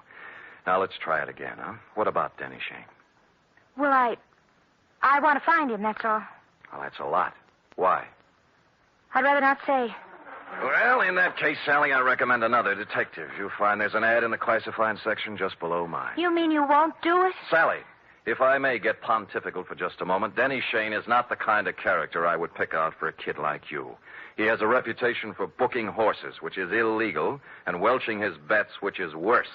He is associated at one time or another with almost everyone in the files of the Kefauver Committee. And as for the girls he runs around Stop with... it, will you? Oh, so that's it. No, that isn't it. I've never seen Denny Shane in my life. If we do find him, you'll have to point him out to me. Really? He's been good to me. You see, all my life he's been good to me. Mm-hmm. And you've never seen him? No. Denny Shane is my brother, Mr. Spade. My mother died when I was born. I was adopted, but Denny went to an orphanage, and I guess he sort of ran wild after he got out. Yeah. What do you mean he's been good to you? Sent me money on birthdays and Christmases, sometimes in between. He always said if I needed help to tell him, but I never knew where to find him. We need help right now, Mr. Spade. My stepmother has to have an operation, and I know Denny will give me the money if I can find him. Why did you tell me all those black lies? I was afraid you'd call my folks. They'd be horrified if they found out. Oh. Mm-hmm. This is the truth now. Girl Scouts honor. Yes, Mr. Spade. Okay, you run home and study your algebra, and I'll look up Shane in court. No, I've got to talk to Denny myself. You're sure you want to come along? Oh, yes. Okay, but I'm going to have to leave you outside while I talk to his friends. Let's go.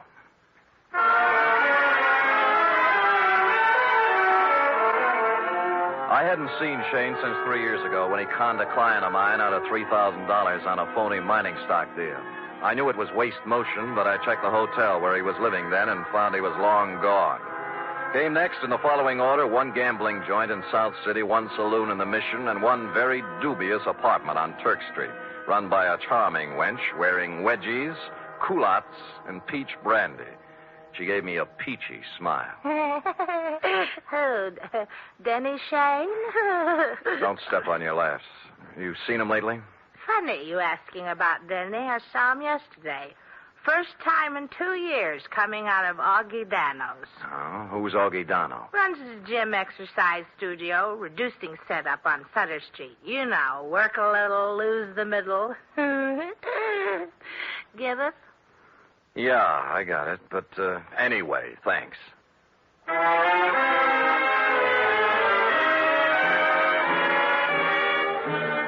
So we took off for Augie Dano's. We'd been together 2.5 hours so far and exchanged maybe 2.5 sentences. She just sit quietly in her corner of the cab with her hands folded on her lap, looking straight ahead. Sally. Hey. Oh. What's the matter, honey? Nothing. Oh, now, come on. You can tell your Uncle Sammy something's eating you. Now, what is it? I told you. You're sure it has nothing to do with Denny and you? We settled that. I don't know, did we? You know, I got an ache in my bad knee. Is that good? Nope. I only get it when things are going sour on me. Well, here's Augie Dano's. Come on, you can go in, too. This place looks respectable for a change. The gold lettering on the door said Augustine Dano, Masseur, Scientific Reducing. And inside was an expensive-looking reception room with birch paneling, potted palms, and antique leather chairs, into one of which I stored Sally while I made bold to enter a door at the rear marked private. Oh, now, there. Look what you made me do. I am sorry. Oh, dear me, you should be. My best perfume all over the... I'm sorry. I didn't mean to slam the door, lady. The draft. This is a private office, sir. There is a button outside clearly marked ring and wait. That I did not see, and once again, I am so sorry about spilling the perfume. Oh, my. Toujours, my regret. TV. $12 an ounce.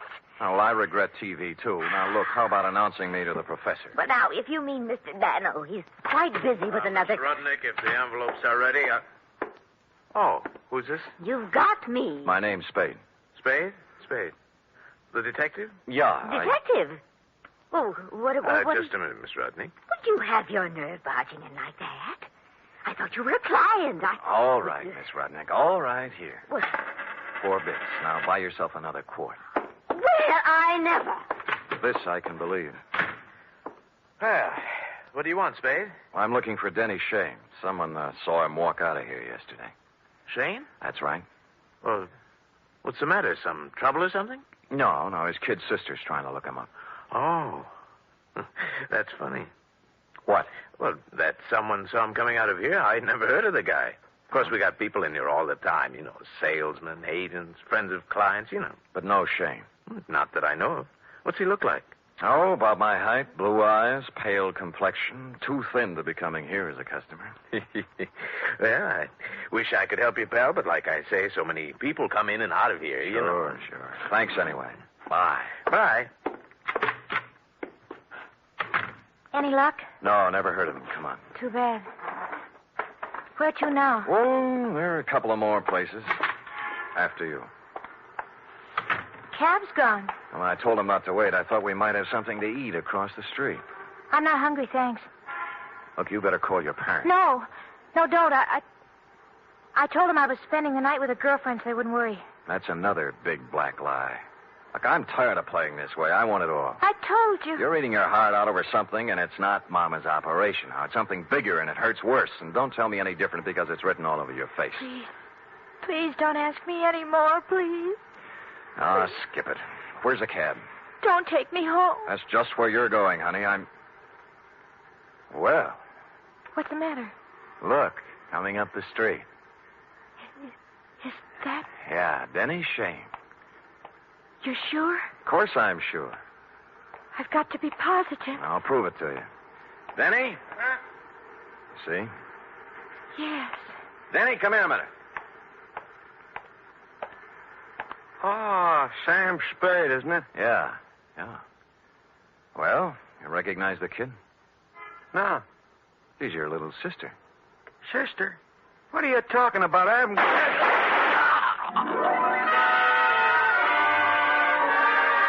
It all happened in less than a second. So hard, so fast, so horrible, it froze me in my tracks. The shoulder bag flew open, there was an automatic in her hand, and then Denny Shane was dead on the pavement, and she was turning toward me, her face a sick gray color, handing me the gun, handle first. There. It's done now.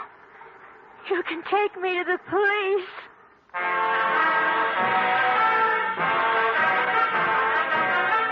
You are listening to the weekly adventure of radio's most famous detective, Sam Spade.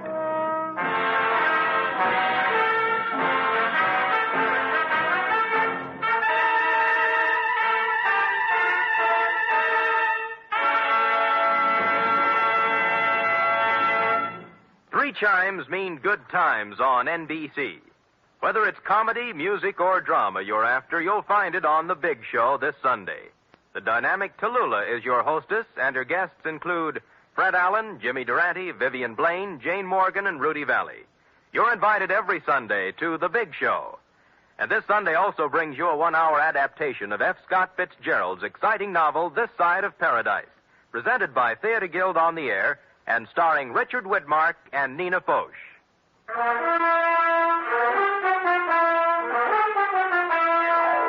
And now back to the Denny Shane caper, tonight's adventure with Sam Spade.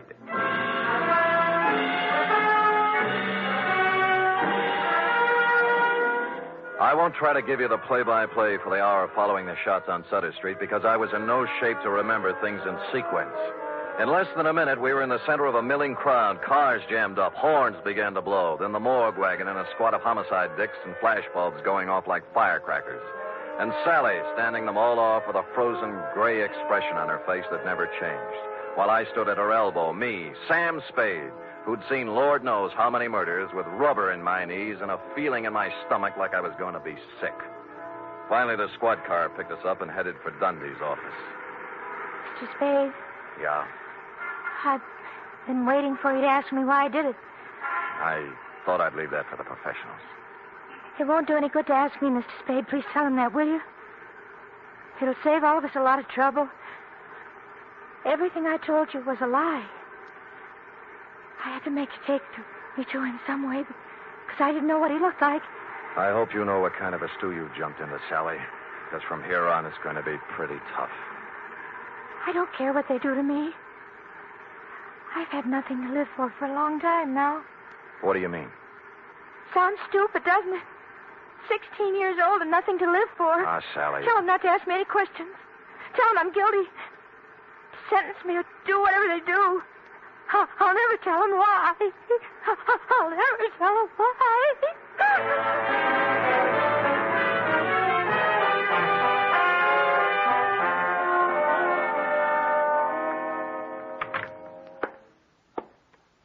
Give me a cigarette, Sam. Yeah. Why did I have to grow up to be a homicide, Dick? No dice, Lieutenant? No dice. It's her old man's gun. Hooked it out of his drawer this morning before she left for school. I still think she's mixed up with Shane somewhere. Dundee, believe me, that's one thing I can guarantee. She didn't know Shane from Hopalong Cassidy. Well, I'm only falling back on the standard answer to this kind of a clam bake, Sam. This is not a standard clam bake. You're telling me. You know, Sam, it kind of scares you. What the Sam hell's happening to our kids? A 16-year-old girl still in high school walking up to someone on the street? Shut up, Dundee. Oh, I'm sorry. Yeah, it's got me, too. She's resting on the couch in there. Stick around till I get back. I gotta go down and wait for her folks.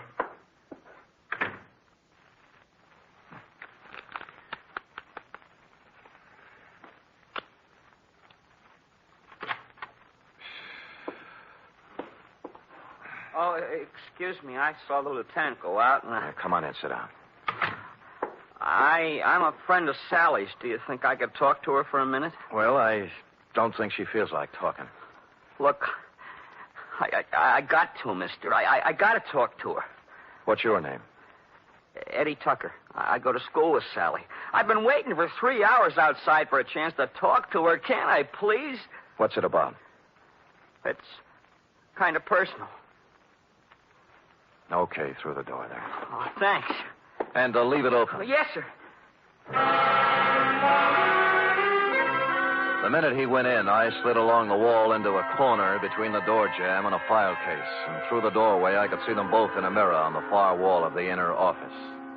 Sally. What are you doing here? I had to see you, Sally. I heard about it, and I had to see you, that's all. You're wasting your time, Eddie. It's all over and you know it. You shouldn't have done it, Sally. You know what I promised you. I know what you promised me all the other times, too. This was for keeps, honest. So are the other times. All right, look. Look at this, see? Out the window. Watch. Now do you believe me? Eddie, it's not your fault anymore. I don't blame you, honest. All those promises... I'll keep this one, Sally. Honest, I will. No. You're a zombie, Eddie. You know what a zombie is? Someone who moves and walks around, but who's dead inside. Go away. Now. Go away. He got up slowly and walked past me out the door, rosy-cheeked, 17, with a tired, old man look in his eyes. A few minutes later, the matron came by, and I left her with Sally. The window in Dundee's office opened onto a second-floor roof below, and directly beneath it, I picked up what Eddie had tossed out. A set of car keys in a leather case, plus a third one that looked like it belonged to a school locker with the number 339 on it. And written in ink on the leather inside, like a memo, was Denny Shane, 778 Turk Street, apartment 4.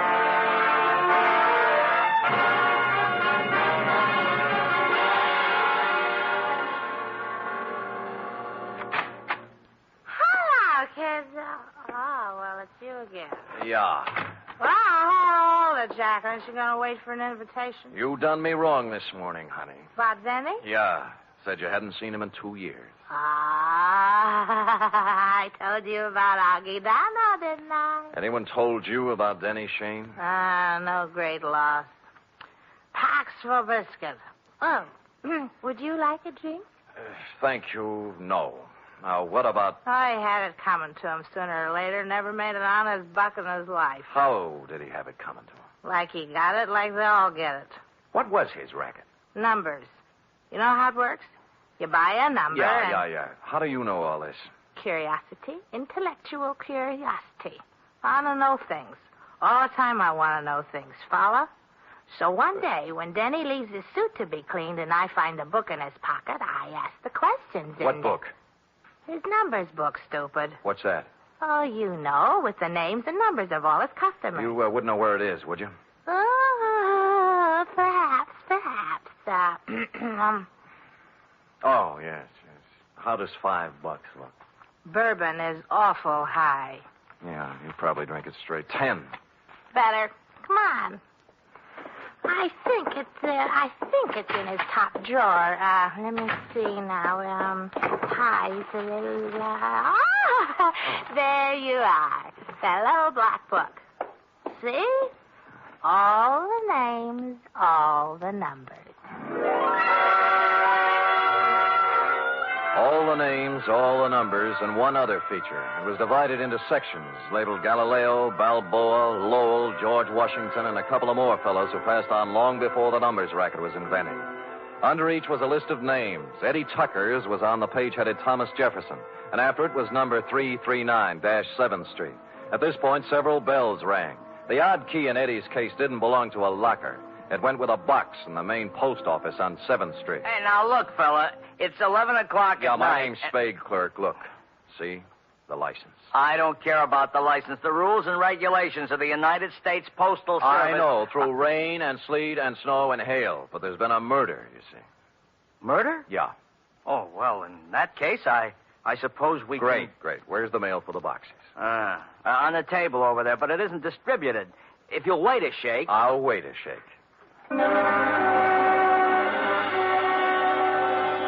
It took more than a shake, but we got to it just before midnight. A scented envelope it was, addressed simply to Eddie Tucker, box 339. And in it was the answer to everything. The tired old man eyes on the kid Eddie, the zombie. And Sally, who figured her life was over at 16 because Eddie was through. But who had sent it to him was something else again. Just a plain white envelope, the kind you get for a nickel a pack in the dime store. I looked at it a little closer, wondering what manner of stationer would deem it fitting to sprinkle perfume on the kind of envelope most people mail their bills in. And finally, a possible explanation took shape in my mind. You don't have to hit Spade on the head with a baseball bat. Any large-sized mallet will do. Not just a minute, Spade. I deserve an explanation. You'll get it, Augie. I'm in bed asleep. Where do you get off buzzing my bell this time of night? Patience. But look. You're alone? Yeah. Good. Yeah. Well, what are you taking your coat off for? Just relax, Augie. Yeah, there's the coat. Tie. And now the shoulder holster. Shoulder holster? There we are. Wait a minute now. What is all this? Well, you know the old saw, Augie. Work a little, lose the middle. What I need is exercise. Great. All right, you come around to the studio sometime. What's the matter with you? Are you crazy? Yeah, get up. I want to try it with the right hand.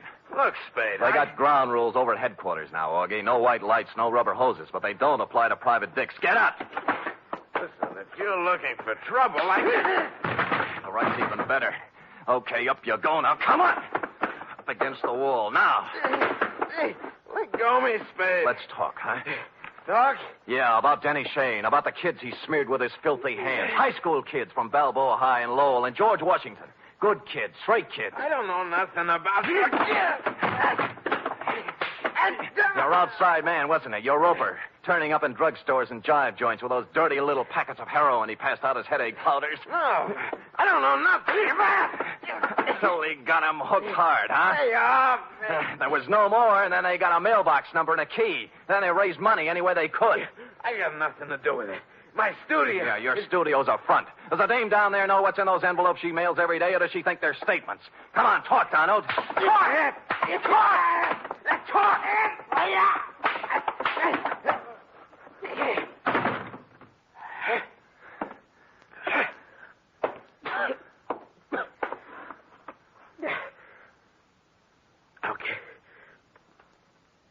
Okay. I'll talk.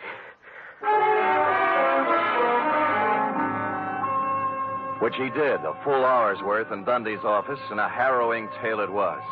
I felt like printing up 1 million copies and mailing it out to every father and mother in the country. They'd taken him downstairs when I happened to glance out of Dundee's window, and down on the second floor roof, a point of light was moving back and forth slowly from one end to the other.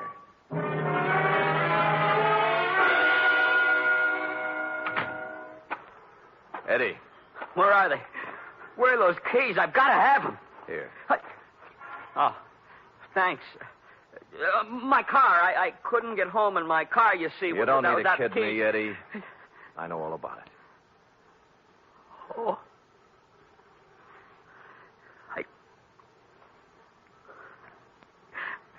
can't do anything about myself, Mr. Spade. I'm helpless. What she said. Zombie. You're not helpless. You can't handle a little love, maybe, but you're not helpless. Other guys have licked it, and you can, too, if you want it bad enough. I want you. Good, that's all you need. We'll take care of the rest. Let's go, huh?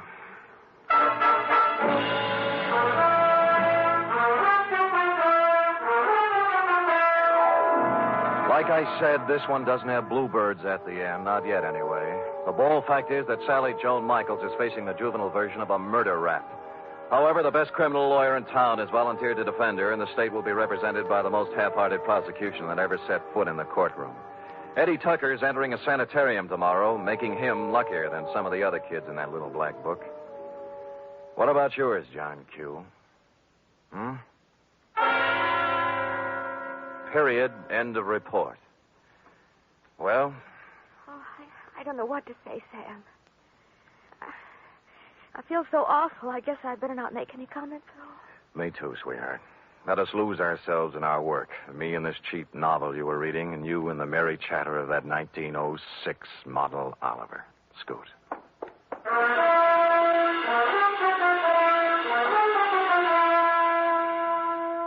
3 chimes mean good times on NBC. This Sunday, there's fun for you with 2 delightful families, the Blandings and the Harrises. Mr. and Mrs. Blanding stars Cary Grant and Betsy Drake as the troubled but proud owners of the famous Dream House. And the Phil Harris Alice Faye Show brings you Phil and Alice, plus Brother William, darling child Julius, and the ever-present Frankie Remley.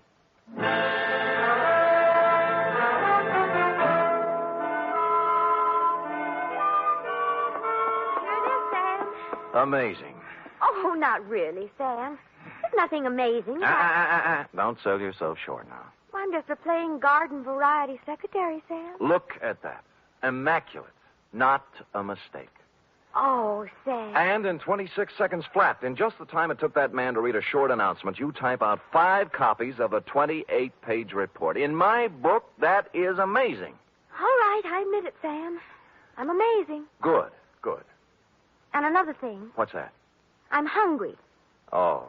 And tonight is sauerbraten night at Schroeder's, and Max Nishi's letting girls in now. Cherub, as you may have gathered, I didn't collect a fee off this one. Oh, but Sam, I still have $10 you gave me last week to cover my back salary from 6 weeks before that, so we really... Schroeder's it is, yes. Let me go home and put on my other shirt. And I'll get my sauerbraten hat. Good night, Sam. Good night, sweetheart. She is amazing.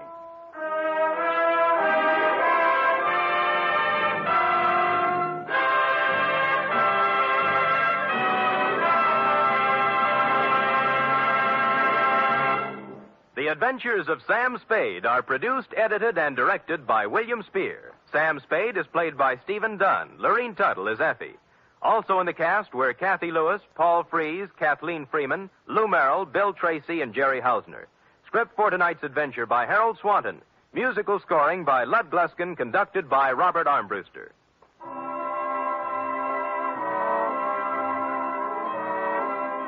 Join us again next week, same time, for another adventure with Sam Spade.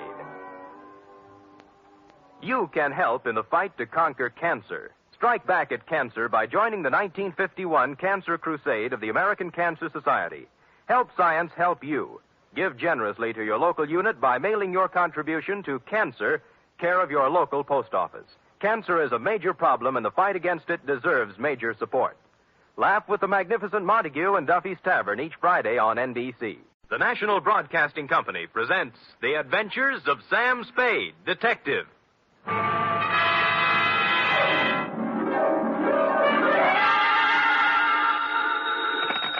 Sam Spade Detective Agency. Me, sweetheart. Oh, you. What's the matter now? Oh, nothing. You just up and leave and don't say where you're going, and I'm only your secretary, and I'm the last one to know about it, and everybody else in town knows more than I do, and I wasn't Enough. Wait a minute. How did everybody in town know about it? Well, it was in the newspapers, that's all. In the society column, no less. Really? Well, imagine that. Florabelle Frolics column. Florabelle. Mr. Spade, the notorious private detective, is vacationing at Westover as a guest of a promising young architect, Garrett Welch. Notorious yet. Well, at least they spell my name right. I suppose you had a great time. Well, it was exciting. What did you do? Just talked over old times, F. Did a little hunting, little shooting. Did you bag anything? F, watch your language. Sam. I see you're shocked. Well, so was I. However, if you have nothing to do, hang around the office, and I will be down with several pages from my diary telling about the whole affair. I've titled them The Civic Pride Caper.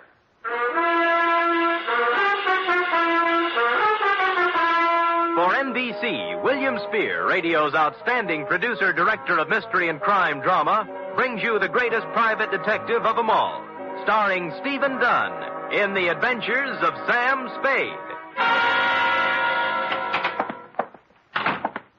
Effie! Oh, here I am, Sam. Well, I thought you'd gone chicken and run out on me. You're part of this organization. You're going to bear the bitter with the sweet, along with the rest of us. I know, but I always seem to get the bitter. Friday's when the sweets will be given out. Don't quibble. Don't quibble. This is a nasty job we have here, and we might just as well sit down and get it over with. You care for a drink? You might need it. No, thanks. I don't need false bravery. Lucky you. Well, are you ready? No, but we might as well start. Well, you know best. Date, fill it in to Garrett Welch, room 212, Fairchild Building, Westover, California. From Samuel Spade, license number 137596. Subject, the Civic Pride Caper. Dear Garrett, I'd never been in Westover before, and I found it, on the surface at least, an attractive, bustling little city. The streets were clean, and the girls were sun-kissed and friendly. Add to that the $150 you sent me by mail, and you can imagine with what pleasant feelings I arrived. I found the Fairchild Building easily enough, and room 212, well, I couldn't miss it. There were sounds of vigorous activity coming out through the transom. And when I opened the door, two men were engaged in a fight. One was big and one was little. I didn't know which one was my client, so I automatically reached for the big guy. Go on me. What do you think you're doing? What's it all about? Ask him. He'll tell you. All right, what's the story? I was being foully and unreasonably attacked by this misguided citizen. I ought to kill you. That's what I ought to do. That's what everybody ought to do. Hold still. Oh, you. Why? Oh, let him go. Let him go. Beat it, Carson. Wait until you can catch me alone in some dark alley. Don't think I won't. Don't you think I won't. I'm sure you will. I'm going to catch you every place and every time I can. Well, I take it your name is Garrett Welch. It is. And I want to thank you, friend. Nothing. You rescued me from a rather unhappy breeding. And your mouth is kind of cut up. Huh? Oh, there's nothing I can't take care of. Drink? Never touch you. Oh. You might have noticed I've already had a few drinks today. Well, it helps me forget. And it also keeps me from thinking. There you are. No, thanks. My name is Spade. Why did you send for me? Bodyguard? No. Let them have their fun. I don't mind. Maybe I even deserve it. Look, you're paying for my time. Why don't we get with it, huh? Oh, sure. Why not? Good. Come over here to the window. There. Look out there. Where? The far corner. Oh, you mean that building? Pile of rubbish is a better description. Well, what happened? Fire? No. It just collapsed one night.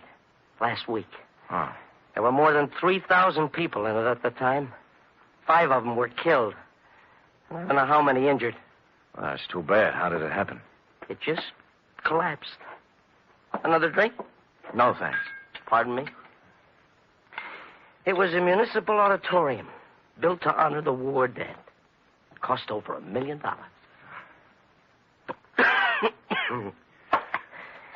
I was the architect. Oh. Yeah.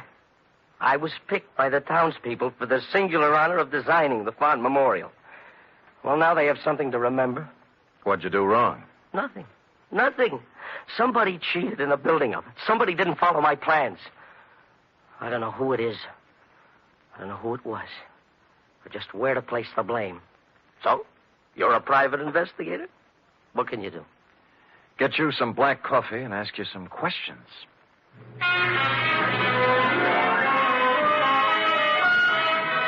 He gave me a list of everybody in town who had something to do with the building. First off, I called on a man named Howard Kessley, whose construction company had the contract for erecting the auditorium. Kessley lived in an elegant house on a well-guarded estate. And after they took my gun away from me, they let me in. I waited in a room tastefully decorated with original oil paintings and oriental rugs. And eventually, a football hero-type man walked in. You from the insurance company? No, I'm a private detective, Sam Spade. Who are you working for? Garrett Welch. Huh. That's a laugh. Funny? Well, what do you want? Look, you built that auditorium. Have you any idea why it fell down? Maybe you just got tired. I don't know. Aren't you interested? We're looking into it now. Who's we? My company engineers. That Garrett Welch. An architect. We should have had somebody who knew what he was doing. Do you have any copies of the building specifications that I might look at? Sure, I got nothing to hide. You can go back and tell Garrett Welch that the best thing he can do is get out of town. Or somebody tries to knock him off and succeed. Here's a copy of the plans. Look at it all you want. You'll find I did what I was supposed to do. I got my gun back from the guards and left with the building specifications tucked under my arm. They didn't mean a thing to me, of course. I'd only asked for them to see whether he'd refuse to show them. But out of curiosity, I unrolled them just for a look before dumping them into the ash can. And I noticed something. The last page was signed and approved by the city building inspector, a man named Albert Mitchell.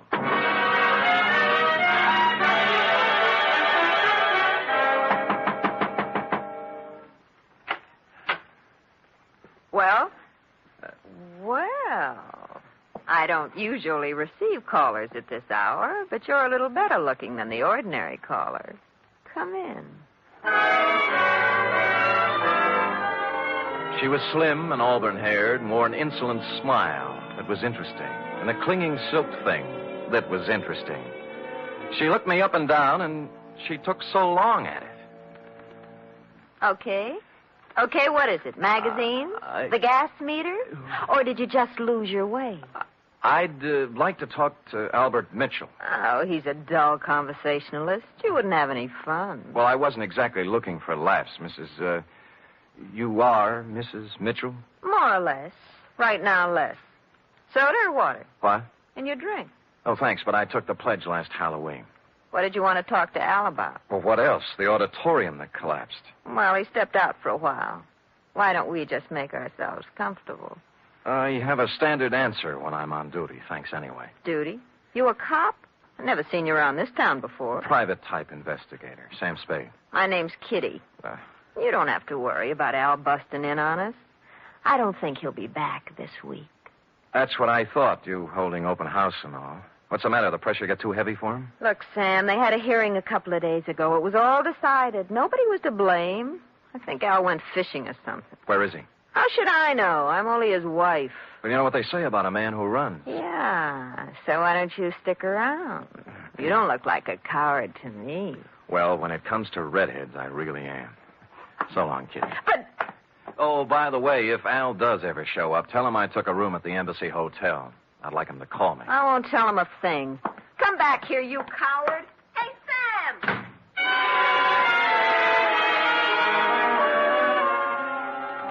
I went down to the wreckage of the auditorium. It was late, and the streets were quiet and deserted. I walked through the twisted shell of the building, striking matches and looking around. I didn't know what I was looking for, but apparently I wasn't the only one visiting the scene of the crime. I was standing just inside the gutted remains of what was once the lobby when it happened. Gunfire cut loose at the back of the building. I ran toward the noise, and when I turned the back corner, I saw a cloud of plaster dust where the shots had apparently been fired. There were no people or cars in sight, but on the sidewalk, on hands and knees, was a man. Rats. Double-crossing dirty rats. Save me. Don't let me die. Kitty. He grabbed my legs and tried to pull himself up. His face was a gargoyle of pain. I reached down to help him, but he slipped back to the sidewalk, dead. 4 bullets had gone through his back. A billfold fell out of his pocket. It was loaded with identification, and everything said Albert Mitchell, age 40, occupation, building inspector.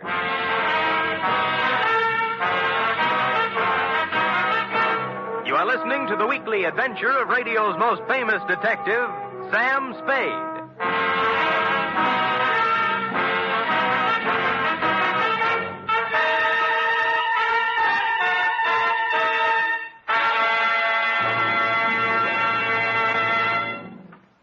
Three chimes mean good times on NBC. This Sunday, Theater Guild on the Air presents an exciting one-hour adaptation of the Broadway stage comedy Light Up the Sky. Starring in this Theater Guild production are Joan Bennett, Sam Levine, and Thelma Ritter. And on Sunday, you're invited to another hour-and-a-half broadcast of The Big Show, starring Eddie Arnold, Jack Carson, Eddie Cantor, Olivia de Havilland, Martha Ray, Meredith Wilson, and many more. Your MC, of course, is the glamorous and unpredictable Tallulah.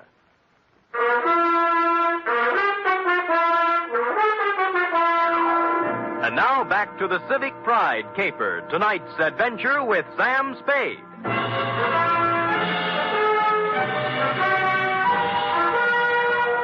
A good many other people had heard the sound of Albert Mitchell's assassination, and before long a crowd had gathered.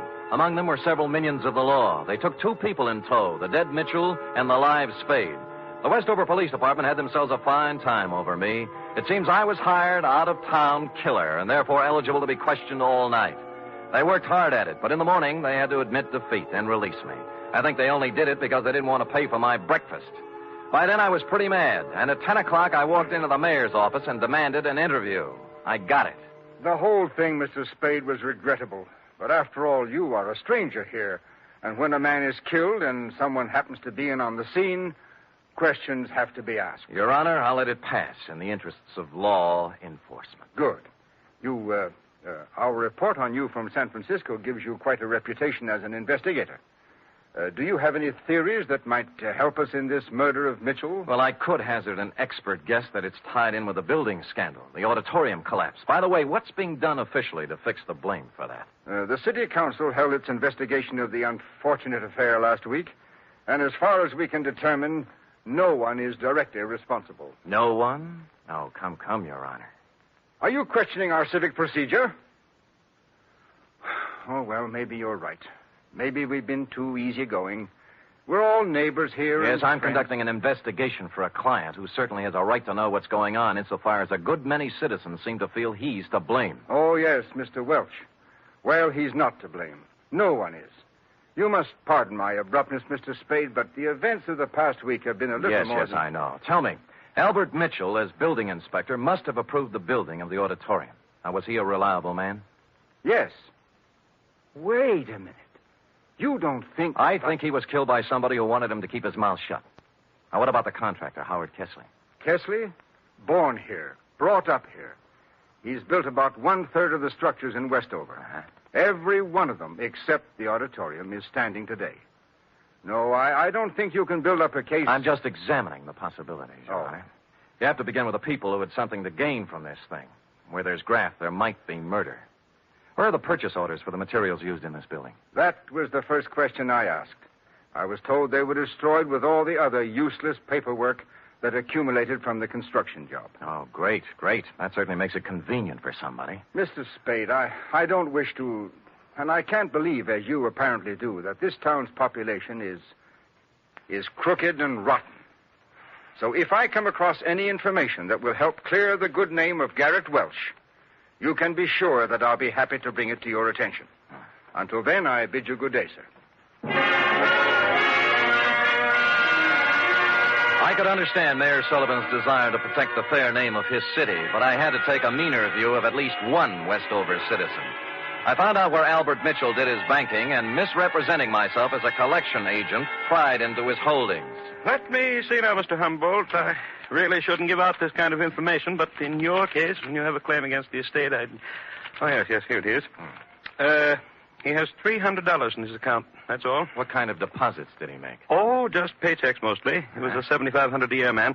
Every Friday he deposited $150. Any deposits larger at any time? Oh, yes.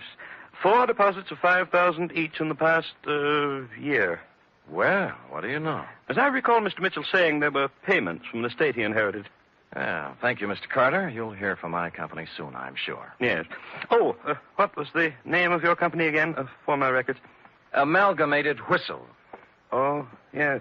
Preferred. Oh, yes, of course. That inheritance gag was right out of the Kefauver investigation. An inheritance is paid in a lump sum, practically never in 4 payments of $5,000 each. I didn't know whether Mrs. Mitchell was receiving, but I decided to find out. When I knocked at her door, all was quiet inside, but a second after my knock, there was a burst of sorrow. When she came to the door, there were 2 rather impossible-sized tears flowing down her face. For widow's weed, she wore a black dress, tight, satin, and low cut. Oh, Mr. Spade, I'm in no mood for talking now. Oh, just for a moment. May I come in? I guess so. I'm really kind of alone and lost. What is it you want? I must apologize for intruding on your bereavement, Mrs. Mitchell. I'm not usually as callous. Oh, that's all right. But I'm not sure I can help you any. I'm so broken up. What is it, camphor? What? Whatever you used to make those tears. All right, so I can't really cry. I never have, but it's expected of me. Yeah, all right. In that case, I sympathize with you. What do you want? Kitty, your dear departed husband made $7,500 a year and deposited $20,000 in 8 months. Now, what about it? I don't know anything about his money. All I know is that the bank told me he had only $300 left. What'd he do with it? He spent it on other women. Oh, I see. So the artificial tears do make sense, I guess. No, you don't understand. It's not that simple. It's funny, Sam, because I really mean it. Oh, I know how stupid I look in these clothes. And I did use camphor on my eyes because I wanted to cry. I wanted to cry for all the good days and the good years Al and I had. But the bad years kept getting in between, and I couldn't do it. I like you better all the time, Kitty. I knew you were real pretty. Now it turns out you're pretty real. I really loved him, and he loved me. But we kicked it away because we both wanted more excitement than this town or his salary could give us. There was no place to go. We just didn't get along. He was out spending his money on other women, being a big shot. I can't blame him, though. I helped make him do it. What about the money? He got it for falsifying the auditorium inspection papers, didn't he? Well, he didn't get it for inventing television. Who paid him? Sam, don't ask me anymore. Well, you do know where the $20,000 came from, don't you, Kitty? Don't, Sam. I'm scared. You know what you ought to do? You ought to come back to San Francisco with me. Let me help you get a job there. You can make a fresh start. You're not kidding. I give you my word. I ought to have my head examined for trusting you, but I'm going to do it. Al got that money from the Central Cement Company for, quote, an advisory capacity, unquote. Mm-hmm. You know who owns the Central Cement Company? Howard Kessler? Warm, but not quite. His brother. Last night when Al showed up in town, he was gunning for trouble. Why? He said they were going to make a fall guy out of him, and that he wasn't going to take the blame for anybody. That's what he said. Uh-huh. But I think he ran out of money and wanted to make a touch in exchange for disappearing again, for good.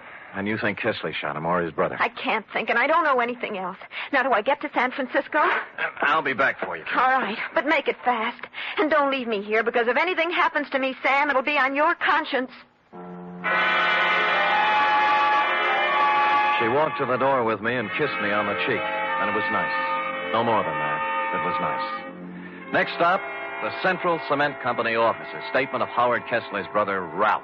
I'll explain it to you in simple terms. We supplied cement for a lot of buildings in this part of the country. When you want to build something, you submit a bid. When you want to know what kind of a bid to submit, you ask an expert. Mitchell was our expert, and we didn't expect him to work for nothing. You mean Mitchell tipped you off as to what other firms were bidding? Well, call it anything you want. It's done all the time. I found Garrett Welch, my architect client, slumped over his desk, much the worse for drink, and it took a good half hour with coffee and wet cloths to bring him around to something resembling normal. I was proud of that building, Mr. Spade. As proud once as I am ashamed of it now.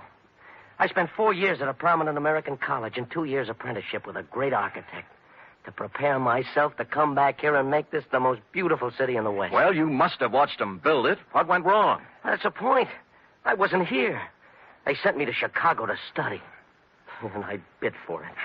What they really wanted was for me to be out of the way. Who are they? The city council. But... oh, why bother? Just tell me how much I owe you and we'll just forget it.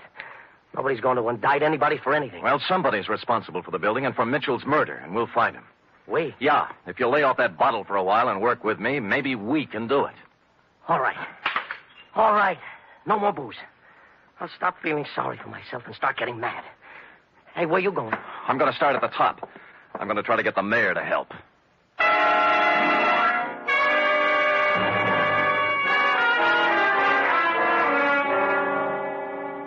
You say you've turned up something, Mr. Spade? A lot of something, Your Honor. I ferreted out copies of the purchase orders for the materials used in that building. They were generally inferior and below the quality required by sound engineering and the law. Oh, you can't mean it. I do. You can inform your district attorney that in a matter of 2 or 3 days, I will move for an indictment of several people in this community for gross criminal negligence.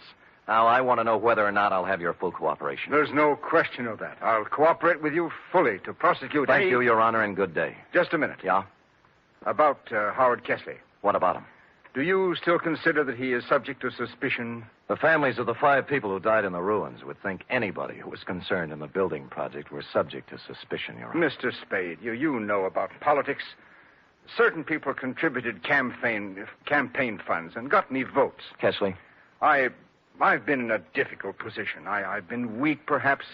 Maybe I haven't wanted to look too closely at certain possibilities in this horrible affair, but I promise you I won't stop now. It doesn't matter what happens. My first duty is to the citizens of this town. Well said, Your Honor. Just tell the same thing to the other members of the city council. Tell them that if I kick the lid off this garbage can, it's going to make Westover smell pretty bad. You'll hear from me, Mr. Spade. I guarantee you.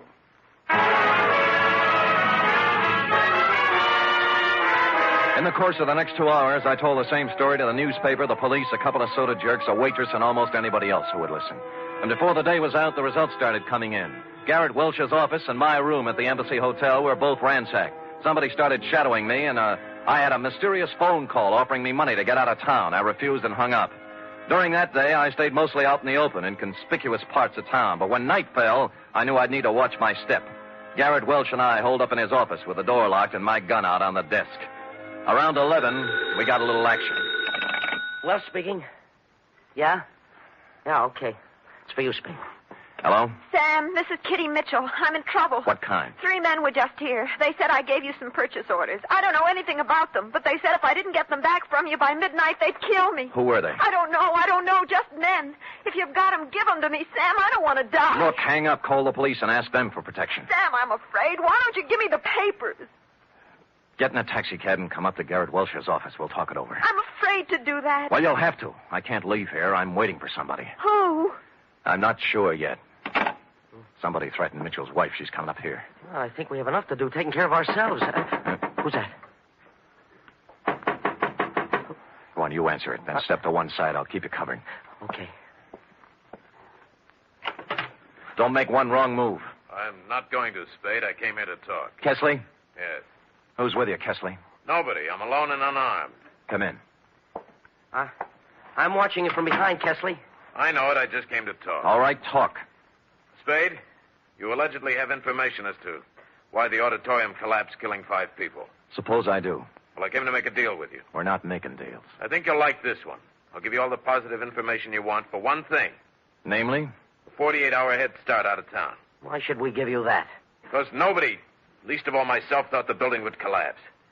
It's true I used inferior materials, but I had to. What does that mean? There's a man in this town.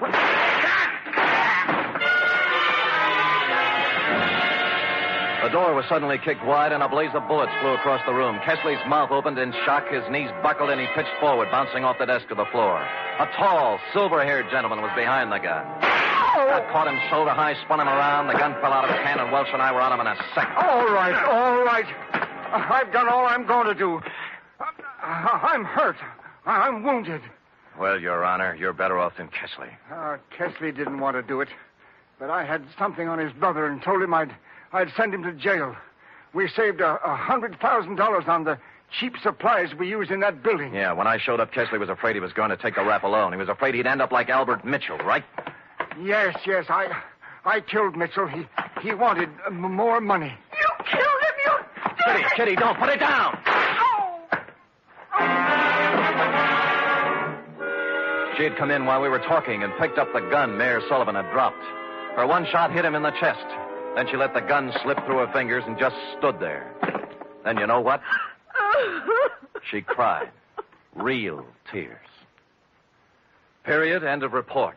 Sam, what an awful tragedy. It was indeed, Eff. Of course, in a few minutes, the place was full of police, and we turned her over. What do you think's going to happen to her, Sam? I'd rather not think about that, Effie. Now, how about typing it up?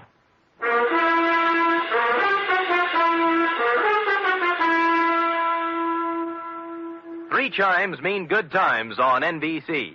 There's fun this Sunday with two of your favorite families, the Blandings and the Harrises. Mr. and Mrs. Blanding stars Cary Grant and Betsy Drake in the title roles as the owners of the famous Dream House. And the Phil Harris-Alice Faye Show brings you Phil and Alice with more of their merry antics, plus Frankie Remley, Brother William, and the entire cast. You're invited this Sunday.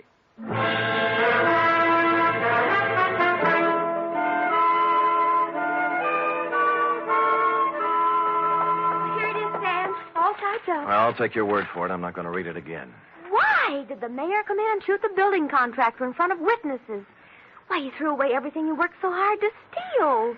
Why? That is a good question, F. Saved by the knock. Come in. This is Sam Spade's office. It is? I'm Lyle Rooks. You expect me to believe that? I'm Western editor of Radio Television Mirror magazine. Well, you know best. I just wanted to tell you that in our annual awards poll, nationwide, the American listeners have chosen Steve Dunne as their favorite detective. Steve Dunne, not me? Be quiet, Sam. So here, sir, is your citation. You may want to frame it. Put it up in your office. Why? Thank you. Goodbye. Well, Steve Dunne. He's the man that plays you on the radio, Sam. Oh, he's handsome. Well, do you love him better than you love me when I'm burning up with passion for you? Are you really burning up, Sam? Well, I'm beginning to smolder a little. Come here and tell me about love. Oh, well, I don't know much about it, Sam. Not as much as I'd like to know. Well, I'm sorry. Sorry, I don't have a teacher's permit for the state of California. Good night, Sam. Good night, sweetheart.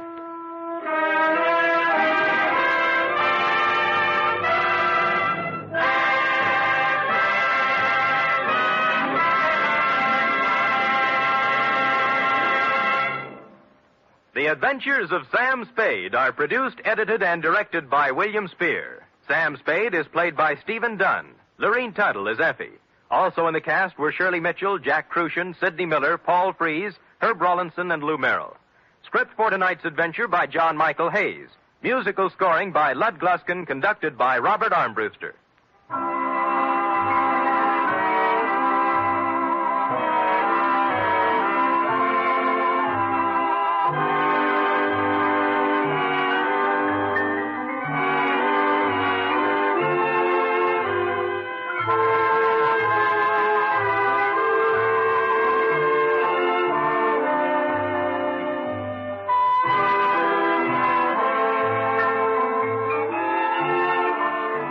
Join us again next week, same time, for another adventure with Sam Spade.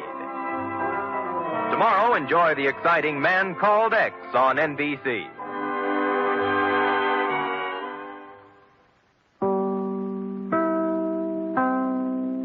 The National Broadcasting Company presents The Adventures of Sam Spade, Detective.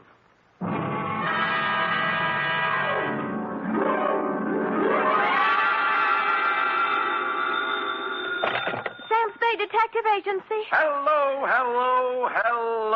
Sam? At this hour on this network, you were expecting maybe Mary Margaret McBride? I've been expecting anything, Sam. Well, after all, to have you drop out of sight like that, leaving not a ripple on the surface for 4 whole days. Mr. Livingstone is frantic. Who? Mr. Livingstone, the man you rented the car from. He's ready to send out a search party. Aha! Sammy and Livingstone with a reverse twist. It's no joke, Sam. Nothing, huh? You have no right to worry me like this. It's not fair. Where are you? To the only spot on Earth as yet unvisited by the National Geographic Society, sweetheart, the Vale of Takaloma. And don't try to find it on a map because it isn't. Set yourself for my saga of a crook's tour of the hinterlands with just a touch of mysticism, which is why I call it the Rowdy Dowser caper. All right, Murgatroyd, these will do. Sam, where are you calling from? A tailor's shop. I had to leave without my pants.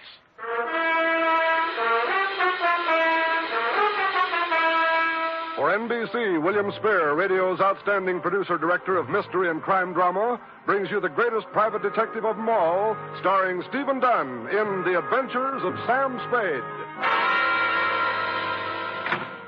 Dum-da-da-dum-dum-dum. When you and I were young. Effie. Sam? Who else? Are you decent? Decent? Well, you said you'd lost your pants, so... Oh! How do they look? Well? Isn't it a little early for Halloween? Ooh, you made a joke. You ready, woman? As always, Sam. Date, fill it in. 2 Constable Ollie Shuttle, North Tuckaloma, California. From Samuel Spade, license number 1375596. Subject, the Rowdy Dowser caper. Dear Ollie, on Wednesday it was when I returned to my office of a fine spring morning to find a note lying on my desk like a big, juicy piece of cheese in a mousetrap. Quote, Mr. Spade, call North Tuckaloma 3, unquote. North Tuckaloma. Where have I... Long distance. North Tuckaloma 3. Yes, sir. One moment. Would you repeat the number, please? North Tuckaloma 3. North Tuckaloma 3. Nice diction. That is North Tuckaloma? I'm not kidding. Look it up, girl. Look it up. Yes, sir. North Tuckaloma 3. Well, she must have found it in the book because soon we had encouraging buzzes and clicks. 6 operators later, we had punched our way north to the farm at Slattery Flat. Then we knocked off for lunch, while Slim Slattery repaired the windmill that made the juice for the last lap. At 2:07 p.m., victory was in sight. Yeah? Sam, this is Operator 9 for the 10th time. Oh, fine. How we doing, Millie? Sam boy, I am actually ringing North Tuckaloma 3. Oh, good girl.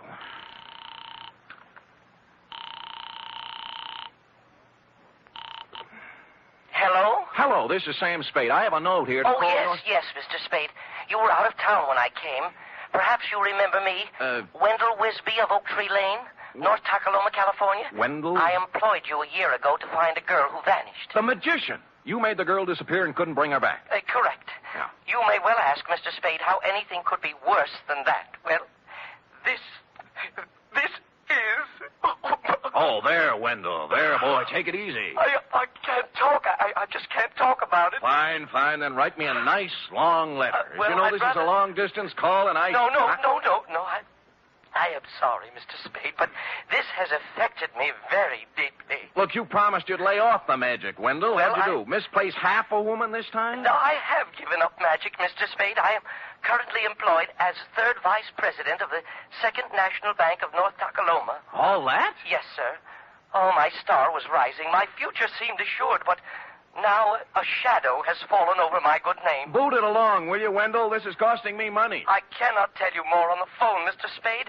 You must come at once. It is extremely urgent. I see. Well, frankly, Wendell, I have a feeling I'll be tied up. But I left There's your a collection retainer I under have your to make, desk, and, well, the Father. chances are I'll... What was that? I just said there's $100 under your desk blotter for a retainer. I left it when I came with the note. But if you have a collection to make, suppose Wendell, that is the collection. And so it befell that shortly before lunch on the following day, I guided my rented hack across the ford at Clobber Creek, up the high road through Possum Notch, and down into the Vale of Tuckaloma, where I muscled my way through a flock of geese in the main street and tied up before the imposing stone facade of the Second National Bank. Inside, sitting in front of the door marked Urban Root President, sat a secretary whose facade looked colder and even more imposing than the bank's. She was shriveling one of the customers, a meek little milk toast in a salt and pepper soup. But as I informed you, my good man, President Root is extremely tied up at the moment. Oh, I'm quite aware of that, miss. I wouldn't bother him for the world, but you see, No, I don't see. And since you refused to state the nature of your business... Did I refuse? You most certainly did. Oh, dear me, I didn't mean to refuse anything. It's just that, well, it's sort of personal, and may I go in? You may sit down until I tell you to go in. Is that clear? Yes, ma'am, yes. I understand. I don't mind waiting. Don't mind at all. And now you, sir. What do you want? I have an appointment with Wendell Wisby. Mr. Wisby is in conference with the President Root. Thanks. If you'll sit down, I'll... just a minute, sir. Just a minute. And you must understand, President Root, this is a matter of family honor. Yes. I shall... Oh. Hi, Wendell. Oh, Mr. Spade. Now, sorry I couldn't get here sooner, but it's a long haul. Well, Mr. Spade is a friend of mine, President Root, from my salad days as a magician. A very competent detective, I might add. Well, thank you, Wendell. Yeah, I see. We are indeed fortunate to have him with us in this matter. Good, good. Please sit down, Mr. Spade. Thanks. You are aware, Mr. Spade, this matter is to be held in strictest confidence. Word must be kept from the depositors at all cost until... But remember, President Root, remember the code of the Wisbys. Should worst come to worst, I shall make good. I shall make good if it takes me... I understand, Wisby. I understand. Well, mind if I admit I don't? What is it, Wendell? Snatcher. Snatch whom? Uncle Purse. Our former cashier, Mr. Spade. Purse Snatcher. Wisby's uncle. Purse Snatcher. What about him? Everything. He has disappeared. Absconded. That is a harsh word, President Root. I would prefer to say he disappeared until we have further proof. The money's gone, isn't it? How much money? $53,000. From Uncle Purse's accounts. Yeah. It may be he has absconded, President Root, but we must remember that despite the Snatcher surname, Uncle Purse is a Wisby.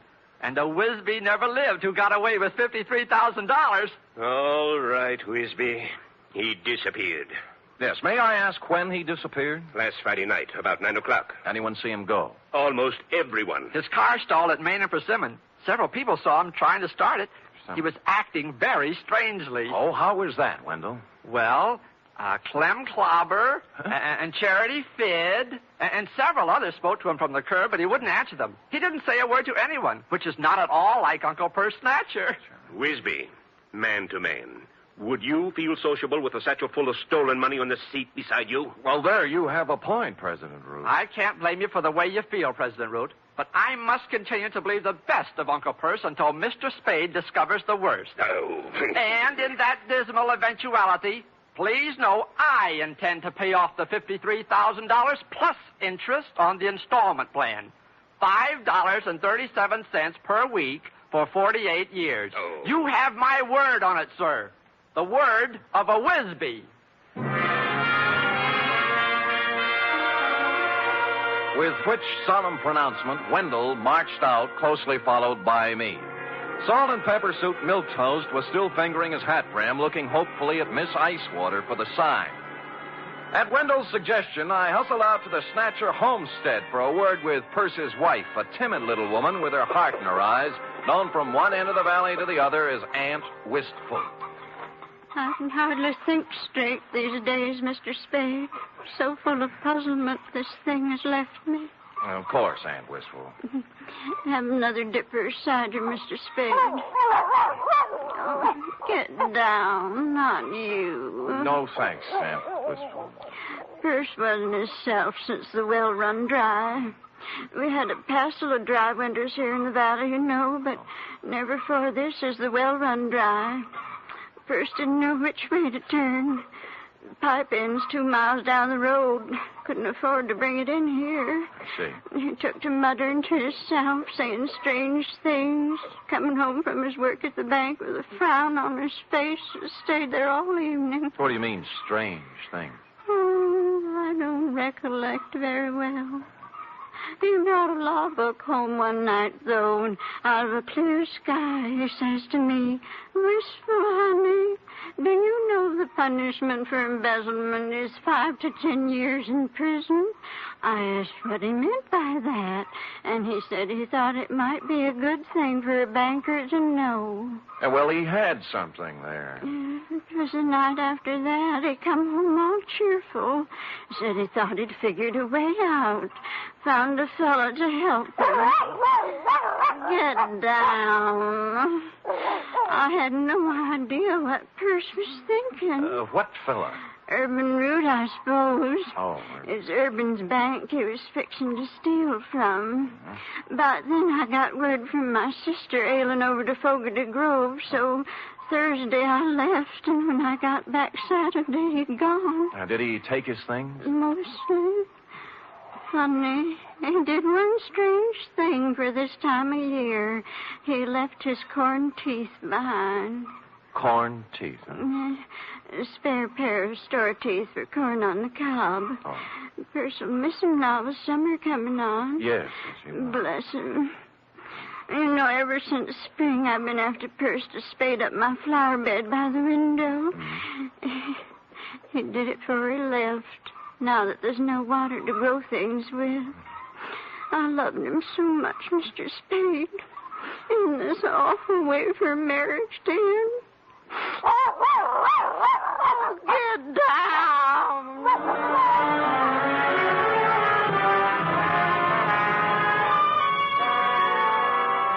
Well, I started at Main and Persimmon Streets and worked south, farm by farm.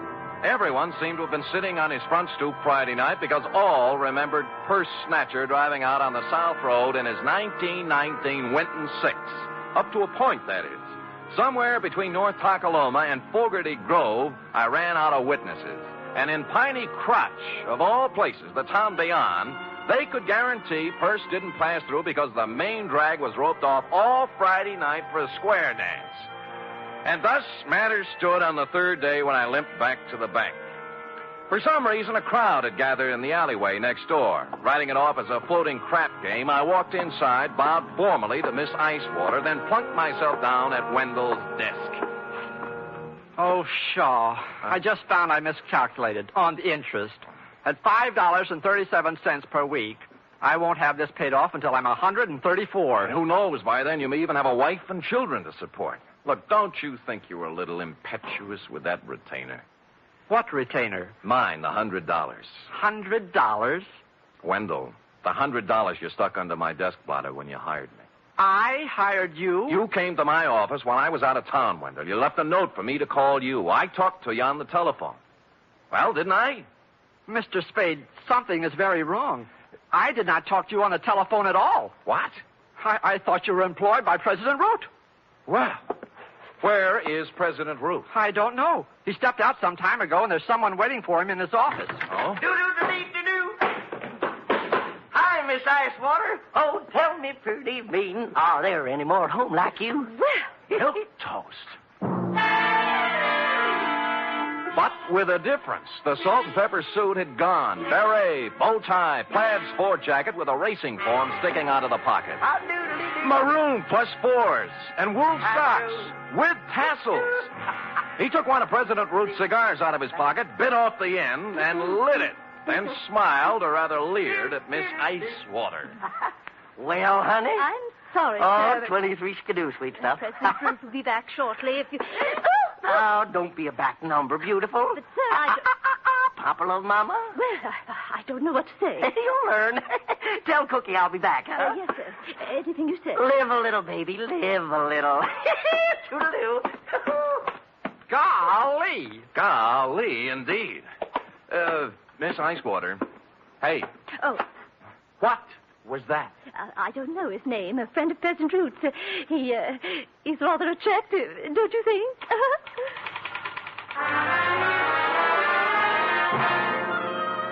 Only now, as I went outside in his wake, did I see what had caused the crowd in the alleyway. The first sport model convertible in Tolokema Valley since Wally Reed came through on location. And the first pink one I'd ever seen. Pondering the new milk toast, I walked into the drugstore, found a phone book, and checked all 25 names. North Takaloma 3 belonged to the Atomic Auto Courts and Restaurant. Charity Fidd, proprietress.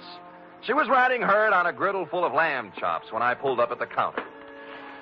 How's that again, Sonny? Short, you say? Short. And scalped on top with a fringe of hair like so? Yeah, and a wicked leer in his eye. That's my man. Well, he wasn't wearing no barrack hat nor plaid coat when I seen him. Salt and pepper suit it was. Yeah, I know. Who is he? Well, he didn't register, but they say he's Dowser. Dowser. Don't know his first name, do you? Nope. Now, where he come from? Stayed in room 6 till 2 days ago. Ain't seen him around since. When did he come here? Let me see now. Codfish ball. Beg pardon? Oh, that'd be Friday night, late. And the funny thing now, think of it, he come afoot. Not by the road to Fogarty Grove, mind you, but by the trail over the ridge. Well, where does it go to, Aunt Charity? Winds up the old clobber place, Banda now. Oh, thanks. I'll be back. You'll be nothing. You just sit right down where you are and you wrap yourself around this. Ain't no growing boy going hiking over the ridge without supper. Clean it up now, every scrap. Yes, Ma.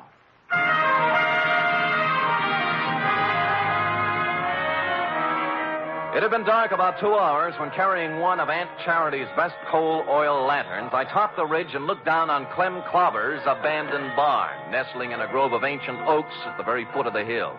The moon was bright enough to show up the pair of grassy ruts leading from the rear of it down the gully toward the road to Fogarty Grove, a couple of miles away.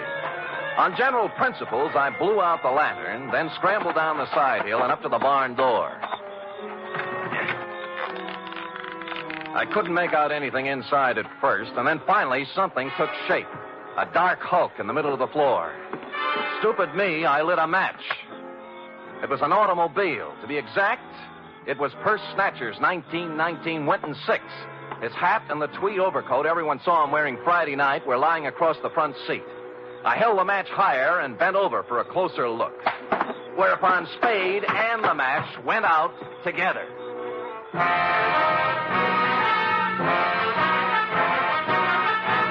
You are listening to the weekly adventure of radio's most famous detective, Sam Spade.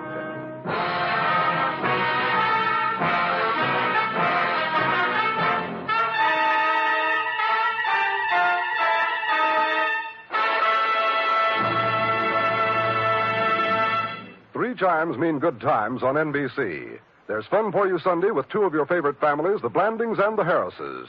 Mr. and Mrs. Blanding stars Cary Grant and Betsy Drake in the title roles as the proud but somewhat bewildered owners of the famous Dream House. The Phil Harris-Alice Faye Show stars Phil and Alice, of course, plus ever-helpful Frankie Remley, Brother William, and delivery boy Julius. Yes, there are laughs this Sunday and every Sunday with the Phil Harris-Alice Faye Show and Mr. and Mrs. Blandings.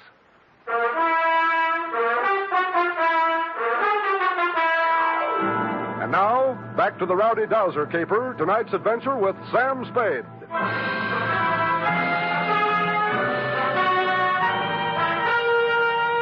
I must apologize, Constable, for succumbing once again to the traditional nemesis of the private eye. But the bald facts are simply that I bent over for a closer look at the Winton 6 and was struck a dastardly blow on the rear of the head. How long I remained incommunicado, I know not, but I awoke presently, and with good reason. My pants were on fire. As a matter of fact, the entire barn was on fire, and I was lying in the tonneau of the Winton 6 wearing Purse Snatcher's overcoat. The door I'd come in was a wall of flame, likewise the stalls on both sides. But at the rear were a few square feet of rotten siding that hadn't caught yet. Now, ordinarily, I'd have thought twice, but when your pants are afire, you only think once. So I ran right through it and took a flying header into the creek behind the barn. It was just as well I only thought once, since at this moment the flames reached the Winton's gas tank.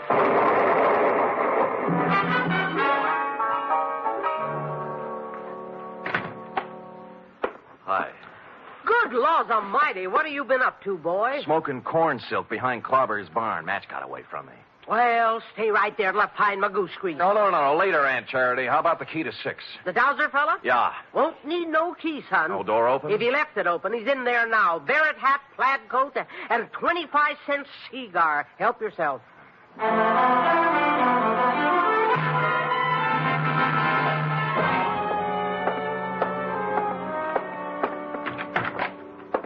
Well. Well, hey, Mr. Spade, isn't it? Right, and you're Dowser.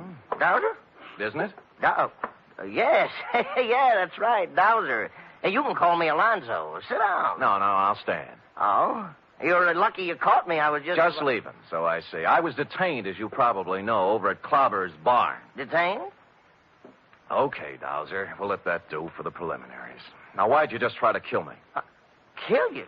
Well, good heavens, man, I did not get careless at a weenie bake, Dowser. I just woke up in the middle of a 3-alarm fire, and I don't like it. As a matter of fact, I'm a little burned up, to use the phrase loosely, and I just might kick your teeth in. Now, believe me, I haven't been near Clobber's barn since Friday. I had nothing to do with whatever happened. Sure, and you had nothing to do with a $100 retainer in the phone call from Wendell Wisby. Well, as a matter of fact, you figured with a curious city fellow like me on the premises, urban root might shake down easier. Bigger apples from the same old tree, right?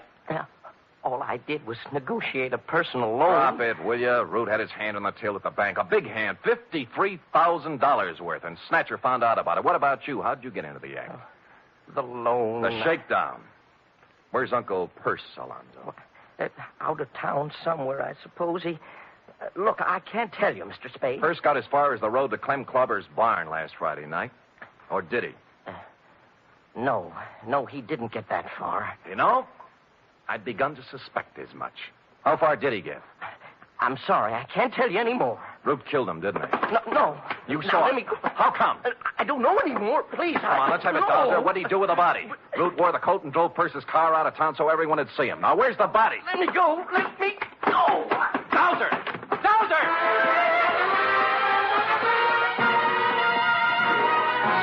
He squirted out of my hands like a watermelon seed, leaving me with a plaid coat, and took off down the line of atomic cabins toward the atomic restaurant. A nice high-knee action for a little guy. And what with my burns and contusions, I'm forced to admit he was widening the gap between us when he rounded the corner of the atomic restaurant, making possibly the gravest error of his career. Aunt Charity was rounding the same corner, coming the other way with an armload of wood.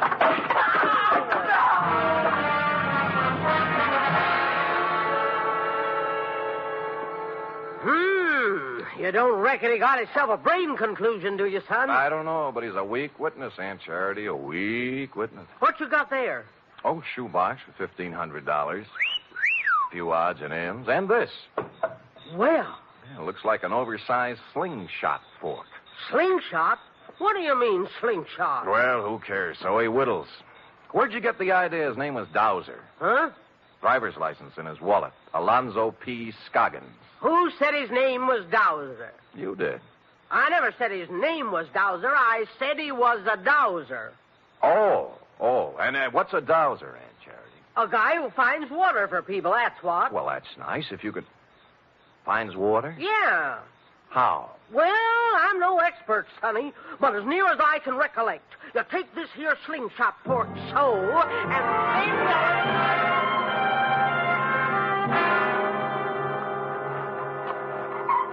Mr. Spade, I can't go through with it. Get hold of yourself, Wendell. Remember the code of the Wisby. But this sinister revelation has virtually prostrated me, Mr. Spade. And you must remember it is now over a year since my salad days as a magician. Tut, Wendell. Stout fella, stiff upper. And further, even at the peak of my career, I was only sketchily acquainted with the field of dowsery. Hold it. There they are. Aunt Wistful is sitting on the back porch with President Root. Mr. Spade, The code of the Wisbys, Wendell? Yes, sir. Let's go. I just can't tell you how full up with gratefulness I am. Now, Aunt Wistful, don't take on so. It's nothing at all. It's, You remember Mr. Spade, President Root? Wait, of course. Of course. Hardly seems any time at all since we met President Root. Oh, Mr. Spade, President Root's going to buy the farm. Isn't that wonderful? Touching. And he's allowing me $10,000 on it against the money Perce stole. Well, that's a generous offer. I thought so. Considering there's no water on the farm. Perce said many times it wouldn't be worth $40 an acre for that water. Well? Did you say something, Wendell? Yes. Aunt Wistful, I have great news for you. It may not be necessary to sell the farm. What do you mean, Wendell? We've made a deal here. Maybe the signals are off for now, President Root. You recall Uncle Perce said he'd found a man to solve his problem, Aunt Wistful? I am now ready to step forward and bring it into the open. I am that man. You? What do you mean, Wendell? Since entering the banking field, I divorced myself from magic and the allied dark arts, Aunt Wistful. So I wish to keep my other talents sub rosa. What are you talking about, Wisby? President Root, I am a part-time dowser. And he just happens to have his dowsing rod along, right, Wendell? Right. I have reason to believe there is water here, if I can just douse it out. Wendell, you're out of your... Shut up. Douse away, Wendell, douse away. Very well. Now, I hold the dowsing fork before me, thus. Then I turn, thus... Where does it point, Wendell? Let me see.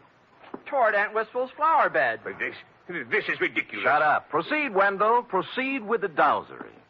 1 step, 2, 3, 4. Well, the rod's pointing down. Oh, I never. Right in the middle of my flower bed. Listen, Aunt Wistful. I'll make that $20,000. $20,000 for the farm. Cash, see? Not credit. Cash. 20? Hold out. 25. 30. Right here is where we dig. 35. 35,000. Well, it's already been dug up. Looks as if Uncle Perce had dug a hole and then filled it back up. Last Friday night, just before 9 o'clock, right, President Root?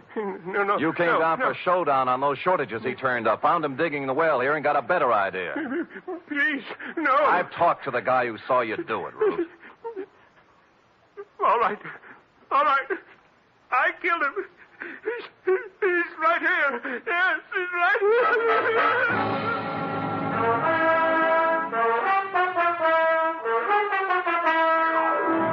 Which is where you came in, Constable, and since you can take it from here, I shall close, as always, with... Period. End of report. Right. Another triumph, Sam. Another new sphere of effort. No field is safe from my talent, sweetheart. You will please preserve it for posterity during the following 15-second announcement. Scoot. Scoot.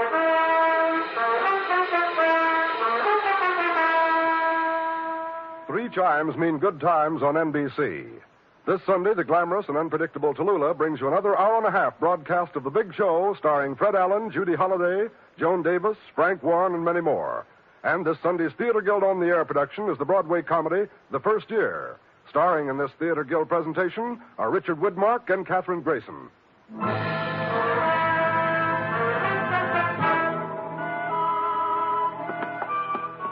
Here it is, Sam. Ah, efficient girl.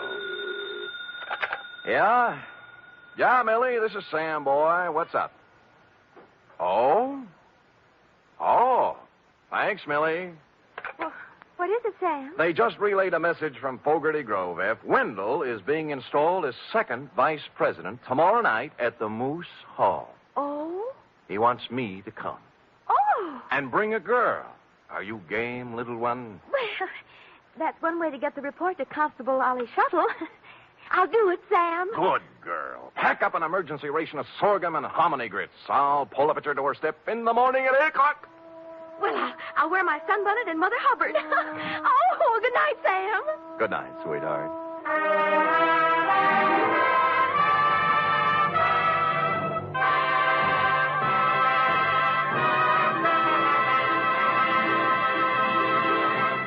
The Adventures of Sam Spade are produced, edited, and directed by William Spier. Sam Spade was played by Stephen Dunne. Lurene Tuttle as Effie. Also in the cast were Peggy Weber, Verna Felton, Sidney Miller, Alice Wellman, Charles Smith, and Nestor Paiva. Script for tonight's adventure by Harold Swanton.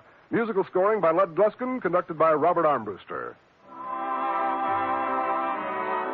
Join us again next week, same time, for another Adventure with Sam Spade. Tomorrow, your hit parade plays the hit tunes on NBC.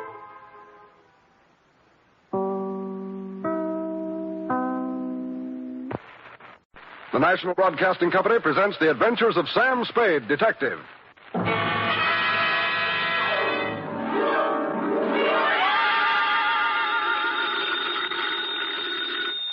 Sam Spade Detective Agency. Me, sweetheart. Sam. Oh, Sam. Now take it easy. The papers are on the street. I saw them. So did I. There'll be some red-faced editors ducking behind their green eye shades tomorrow. What do you mean, Sam? You don't print up the score until the returns are all in, F. This applies to presidential elections, boxing matches, and executions at San Quentin Prison. Sam, you mean Willie? I mean Willie. Batten down the hatches and turn over your foam rubber cushion, Wonder Girl, for even now I'm homeward bound with a stride-by-stride account of a 12-hour marathon, which I shall call, for obvious reasons, the Hail and Fairwell Caper.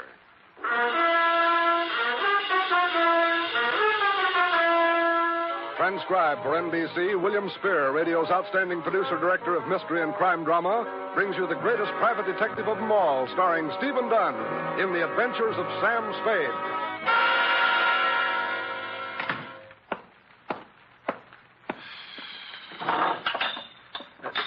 I've been robbed. Effie? Sam? Brought in here this minute. Oh, yes, sir. Have I done something? That's what I was about to ask. Have you been sticking your delightful, freckle-covered, upturned little nose into my schnapps bottle?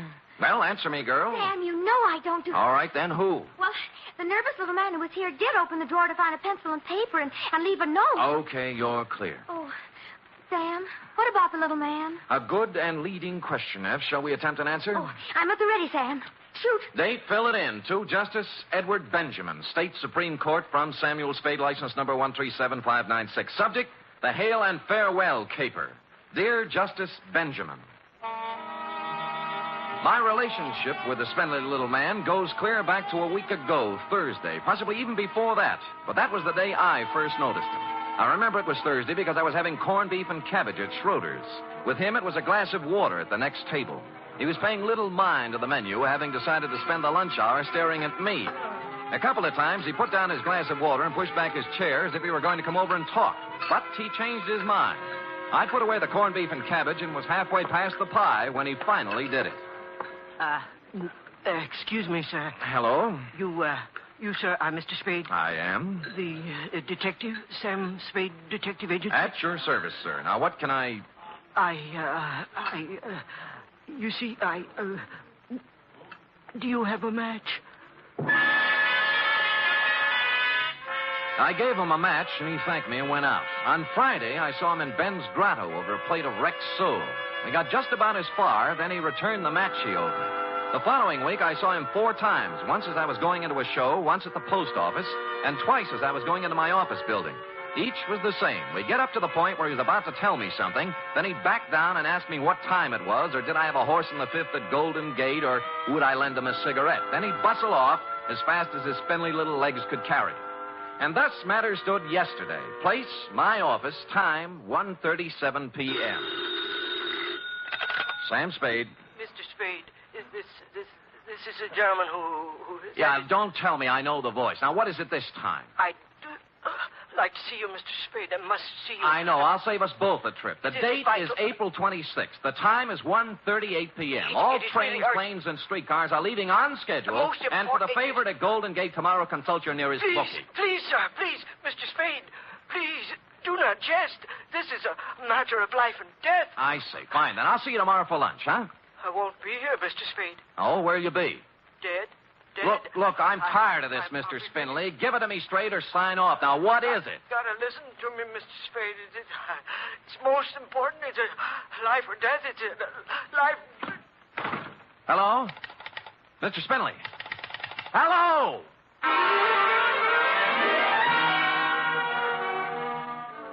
It almost seemed as if he were in earnest this time, so I didn't hang up. I hustled down the hall to the next office, found another phone, and sweet-talked the supervisor into tracing down Mr. Spindley. It was a pay booth in a drugstore opposite the Park Emergency Hospital. The clerk in the drugstore was just getting over it when I punched in. Spindley had collapsed in the booth and had been hauled across the street to the hospital. On the bed there. Oh, thanks, Doctor. Life and death, Mr. Spade. Terrible. You've got to stop it. It's murder. He's been Legal muttering murder. like that ever since we brought him in. Yeah, hop, huh? The legal kind. You see before you an overdose of sleeping tablets. You mean he tried to kill himself? I can't think of an easy way anyone could feed him 2 full bottles, can you? Pull through? Probably. We gave him a good pumping. Don't let them do it. Don't. All right. It's murder. Now, Mr. Doe, don't carry on so. But I know who did it, sir. You must stop him. All right. I know who is Take it easy. He's got a lot of strength for a little guy. Mr. Doe, huh? No name. Yeah, nothing to identify him. Funny thing, that. What do you mean? I'd almost guarantee the man's undernourished, hasn't eaten for days, shabby clothes and so on. Yet look at the roll I found in his pocket. How much? Almost $800. Oh, did you find anything else? Yeah, this. Huh? What do you make of it? Well, front page of the Star Times. It's a galley proof, isn't it? Kind they run off in the linotype room before they start the presses. Yeah. Killer dies tonight. Willie Johnson, hitchhike murderer, to enter gas chamber at midnight. Innocent man. All It's murder. It's murder. Down you go, Mr. Doe. But I know who did it, sir. I know everything. Everything. I know. A frame. It's a skillful frame. You mean Willie Johnson? Yes, sir. Yes, sir. I know who it was. It was Hail and Farewell, sir. Hail and Farewell. Who was it? Come on, Mr. Doe. Wake up. Mr. Doe. Yeah. I was waiting for that. Hit him? Like a ton of bricks. He'll be incommunicado for the next 24 hours or longer. Hail and farewell. A broken down actor. Huh? Only an actor would think more of an exit line than an innocent man's neck. You mean you believe he knows? I don't know what I believe. The guy's been trailing me for 10 days, driving himself nuts, tries to knock himself off. It's a cinch he believes it. Well, there's no chance of bringing him around before tomorrow. Yes, and Willie Johnson dies tonight. So what happens? So I'm stuck for taxi fare to San Quentin.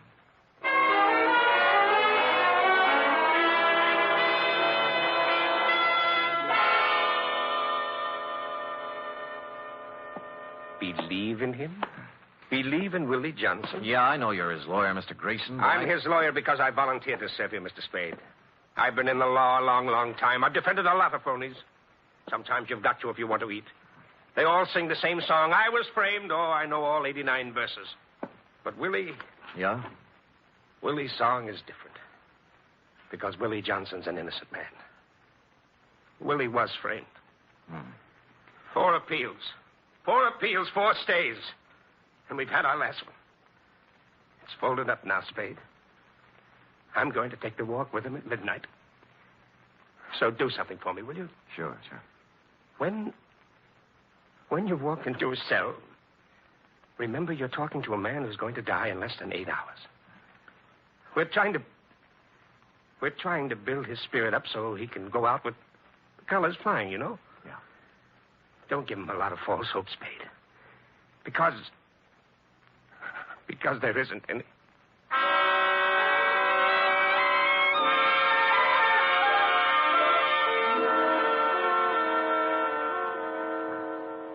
I don't quite understand, Mr. Spade, sir. I told my story so many times. I'd like to write something about you for the papers, Willie. Oh, yes, sir. But all the newspaper gentlemen been here and gone. Yeah, I know. Could you tell it just once more, Willie? Well, all right, sir. It's more than a year ago, I guess you know that. Yeah. I was broke, you know. Things hadn't been going so well, sir. I was down to my last 2 bits that night. I walked into Sherry Dugan's. That's the bar on the waterfront, huh? Yes, sir. I got to talking with a fella sitting at the bar there. He bought me beer. Who was he? I never did find his name. I ain't seen him since that night. If I could find him, I don't reckon I'd be where I am, sir. He had a paper with him. Was reading the classified ad section. You know the part about autos, transportation, and so on? Yeah. Well, there was an ad there. I'd say, we'll pay $500 plus expenses to drive car to Mexico City with a phone number. And the fella said if he were in my shoes, he'd call up and inquire, so I did. I inquired, and I got the job. Well, sir, about an hour later, I met a man with a car at Southern Mason by the gas station there. And he gave me the $500, and I start out for Mexico City. Who was he, Willie? Never found his name either. We tried, too, Mr. Grayson and me. Never could find him. I see. Well, it was raining that night, sir. I remember. It was raining. And I hadn't gotten more than 50 miles south of town, somewhere around Morgan Hill it was, when a siren blew off behind me, and the first thing I knew, well, they was asking me questions about a girl. A girl named Georgia Lyon. It was her car, it seems, and the officer claimed I stole it. They made me raise my arms, and they searched me. And there was a knife in my pocket, you see, with blood on it. There, and I don't know how it got there. And the $500, that had blood on it, too. And there was blood on the seat. And when they opened the Tuttle back, there she was. This Georgia Lyon I told you. All doubled up there and dead, and they said I'd done it for the money in the car, and I guess I just went crazy, Mr. Spade, with this all coming at me at once that way. You see, I tried to make a break for it, and I got away. And I knew it was a terrible wrong thing to do. I know that. Yeah, what about the trial, Willie? Well, sir, Mr. Grayson done everything in his power, sir. And so did I. I told the truth as close as I could recollect it, but it didn't make no sense. We never found the man in the bar or the man who drove up in the car. What about the phone number in the ad? Oh, that turned out to be a fancy dress. That turned out to be a fancy dress shop on Powell Street called Mason Francine. And the classified ad, sir, that was the queerest thing of all. Well, what do you mean? Well, Mr. Grayson went through every newspaper in the country for 2 weeks either side of the night, and there wasn't any such ad in any of them. So they said I was lying. They said I was lying. I made it all up in my head. And now they're going to kill me for it. Yeah. I don't know, Mr. Spade. I've heard it so long now. Maybe I did kill her. Maybe they're right. Maybe they're right. But there was something in the way he said, maybe they're right. I told you they were wrong. I thanked him and told him I had what I wanted from my story and said goodbye. There was no hope in his face, but no despair either. He knew what was coming, and he was ready. And that's all.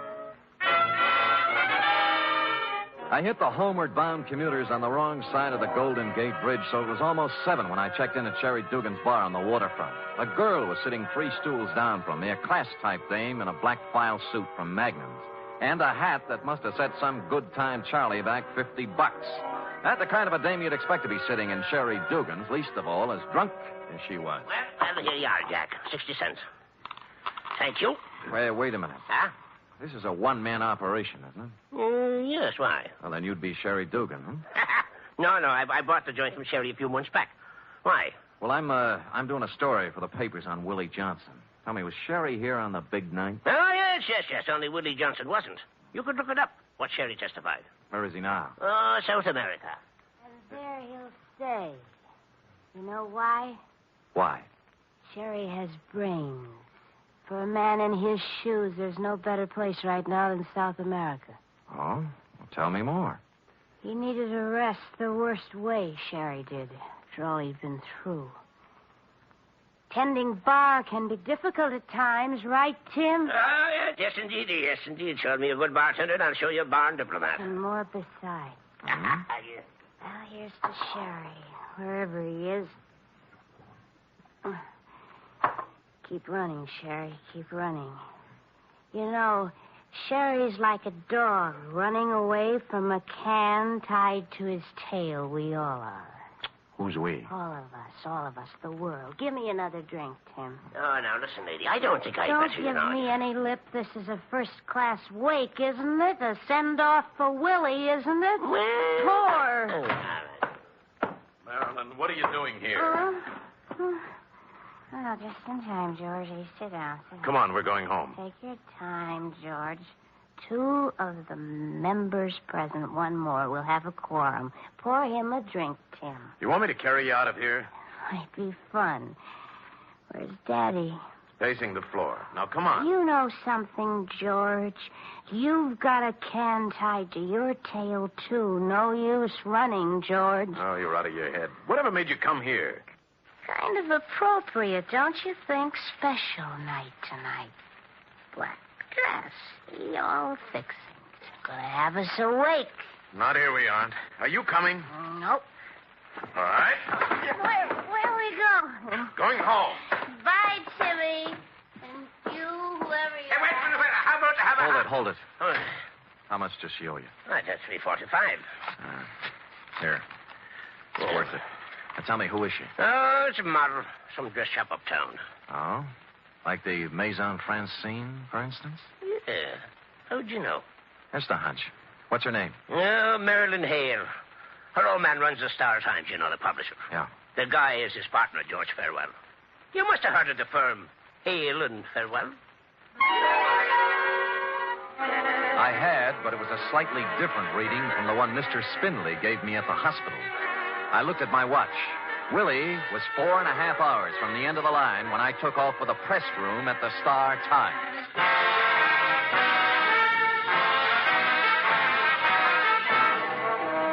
You are listening to the weekly adventure of radio's most famous detective, Sam Spade.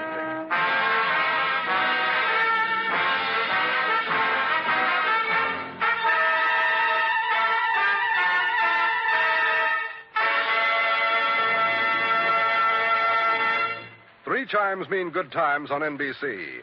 There's fun and music for you tomorrow evening with the Dennis Day Show. There'll be songs by Dennis and another typical tangled comedy situation, the kind of hilarious mix-up that could happen only to Dennis Day.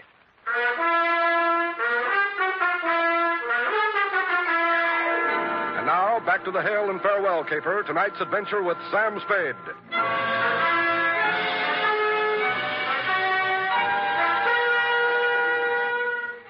Time, 8:11. I got out of the elevator in the basement of the Star Times building on Mission Street and started looking for the press room foreman, somebody named Joe Fortescue. I finally found his feet sticking out from under a sick linotype, hauled him out, and tried to make him understand what I wanted. Yeah, I know who you mean. I know, a little bandy-legged guy. Can't hear you. I say, he's a little bandy-legged guy. Yeah, that's the guy. Hello, what about him? Come on. Go ahead, you first. Now, who is he? Charlie Forrest, he's nuts. I know, but that's not what I care. Been off his rocker for a year. Look, you see that picture on the wall over your head? Yeah. That's Mr. Hale, the Iron Fist. Oh. Won't tolerate no inefficiency, you understand? But this screwball, this Charlie Forrest, I personally canned him twice, and both times Iron Fist sends it back to me. Yeah. So it don't make no never mind to me, brother. Leave him come to work, Stewed, all the time. Leave him lay off for 2 straight weeks like this time. Don't make no never mind. Yeah, now look, I'm up with you now. How long's Charlie been this way? A year or so. I know just when it started. When Willie Johnson was hauled in on the hitchhiking killing, right? Oh, you've been talking to Charlie, huh? Yeah. Funny thing how that hit him. You'd find him sitting in a corner by himself, mumbling all the time about the guy being innocent. Mm-hmm. What do you suppose Charlie had to do with that? Oh, I don't know. Got real crazy toward the end, you know. Said he was killing Willie Johnson. And you'd ask him with what, and he'd say a linotype machine and a hunk of newsprint. One day he even offered to prove it, you know. How? Oh, I don't know. He said he had proof. He said he had the evidence that would save Willie's neck, hid in his room. Boy, he was the office trolley. Look, I've got to find out where he lives. They don't know upstairs. I don't know. We don't know downstairs neither. He moved out of his apartment 3 weeks back, and don't nobody know where he went. Look, he was in this morning. Picked up a galley proof of page 1. Hey, that's right. Yeah. I'll tell you who might know where to find him. Oh, come on. Yeah, about 10 o'clock he leave here. Said he was going to look him up. Somebody named Spade. Thanks. Sam Spade. He's a detective. That remains to be seen.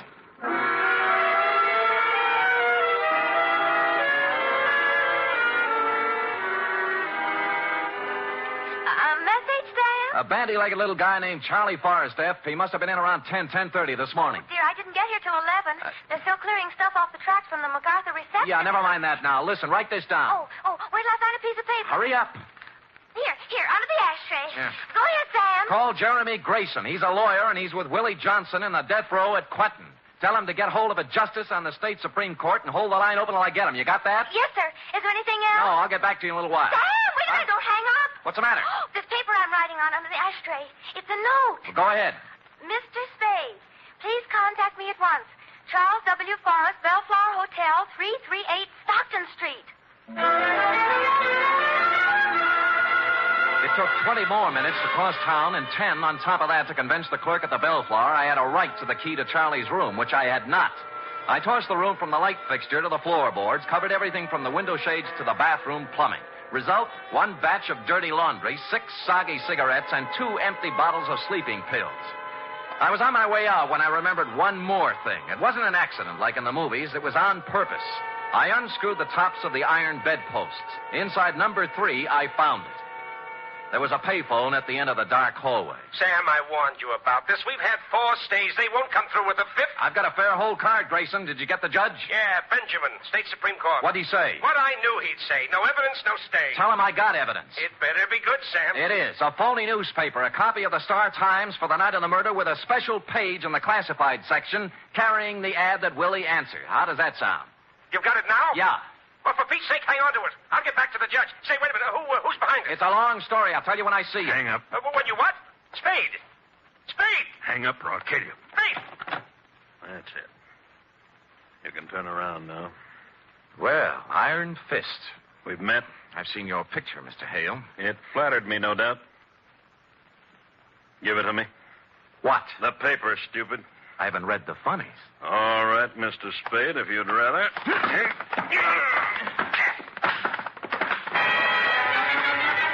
Iron Fist knew other games besides publishing. He moved up, I went for the gun, which suddenly wasn't there, and he was giving me a fast demonstration of judo for beginners.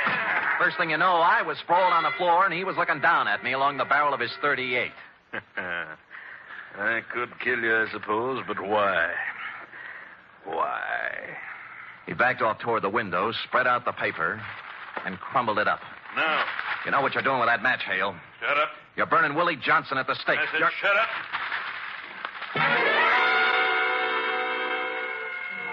He touched the match to the pile of papers, watched them flare suddenly, lighting up the entire hallway. He looked like a medieval devil. I'm sorry about Willie Spade, but it has to be, that's all. It has to be. What did you have to do with Georgia Lyon? Nothing. Nothing at all.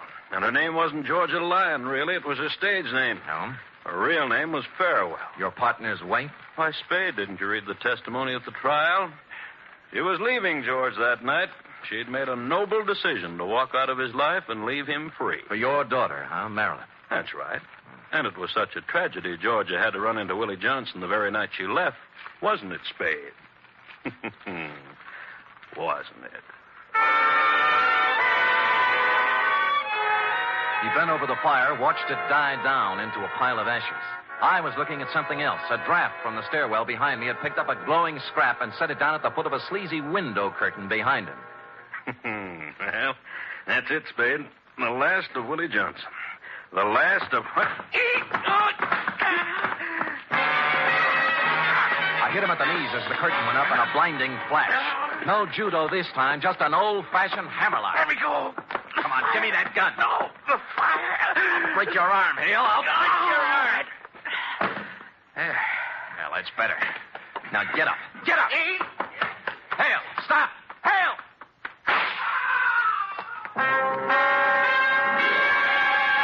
I caught him in the leg as he hit the top of the stairway. He took off like an eagle, lit on his neck halfway down, and toppled the rest of the way like a loose-packed sack of laundry. He was dead when I got to him. Score, with an hour and 5 minutes to play, no evidence, one dead witness, one unconscious one killer, and accomplice at large. There was only one way left to go, and I took it.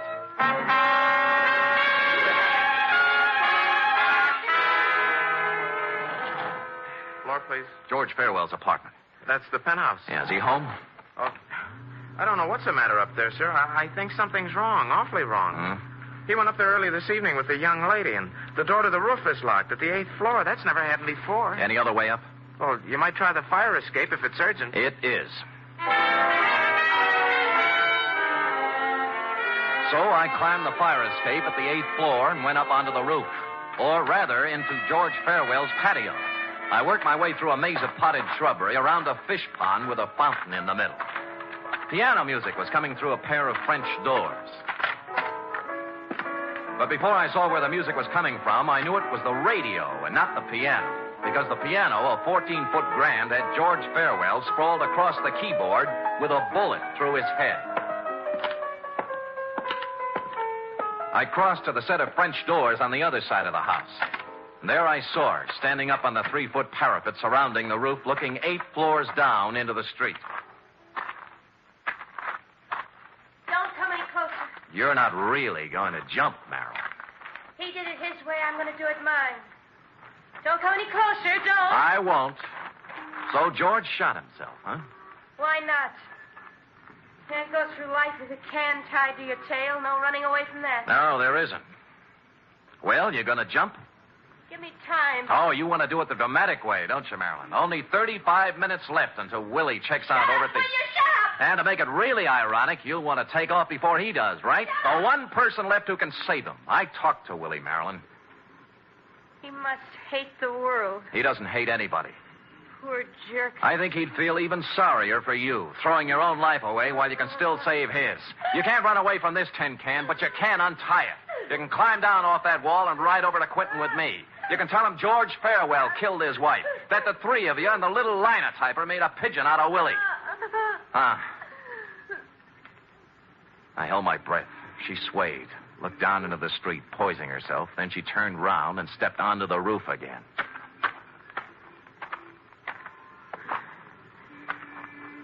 Let's go. Congratulations. Yeah. Only George Fairwell didn't stab his wife that night. I did.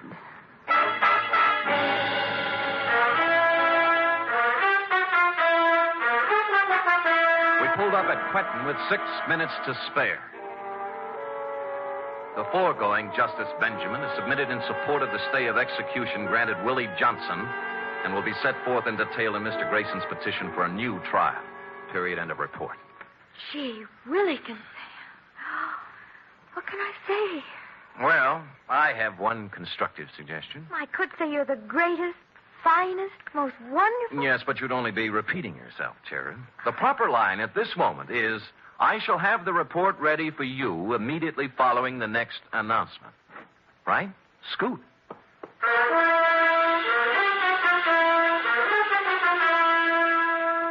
Three chimes mean good times on NBC. Listen to the stars on this Sunday's big show. Jimmy Durante, Ethel Merman, Milton Berle, and Gordon McRae, plus Meredith Wilson and his orchestra. Your MC on the big show, of course, is the glamorous Tallulah.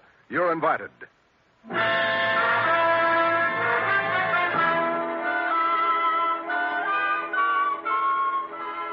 Here it is, Sam. Sam? Here's the report. Oh, yeah.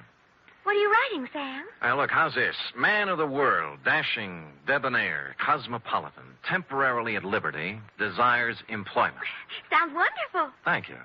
What does it mean? All right, we'll drop it down a few notches. Private investigator, accomplished raconteur, will tell troubles to listening public. Nice telephone voice. Contact Sam Spade, 1 East 48th Street, New York.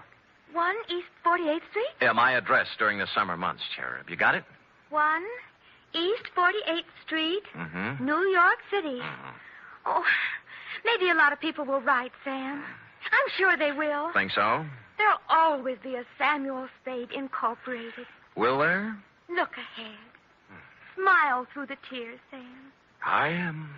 The day will come soon again when the phone will ring and you will say... Sam Spade Detective Agency. Yes, and I will say...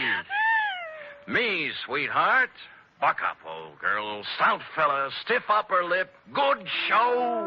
Not goodbye, but au revoir, Sam. Hail and farewell. Good night, sweetheart.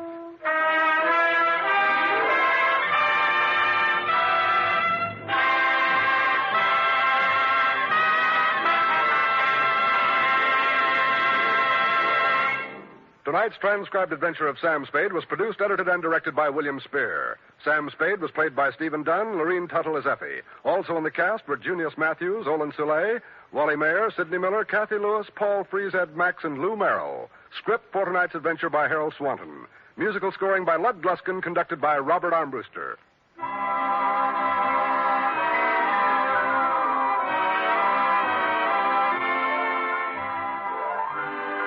This is NBC, the national broadcasting company.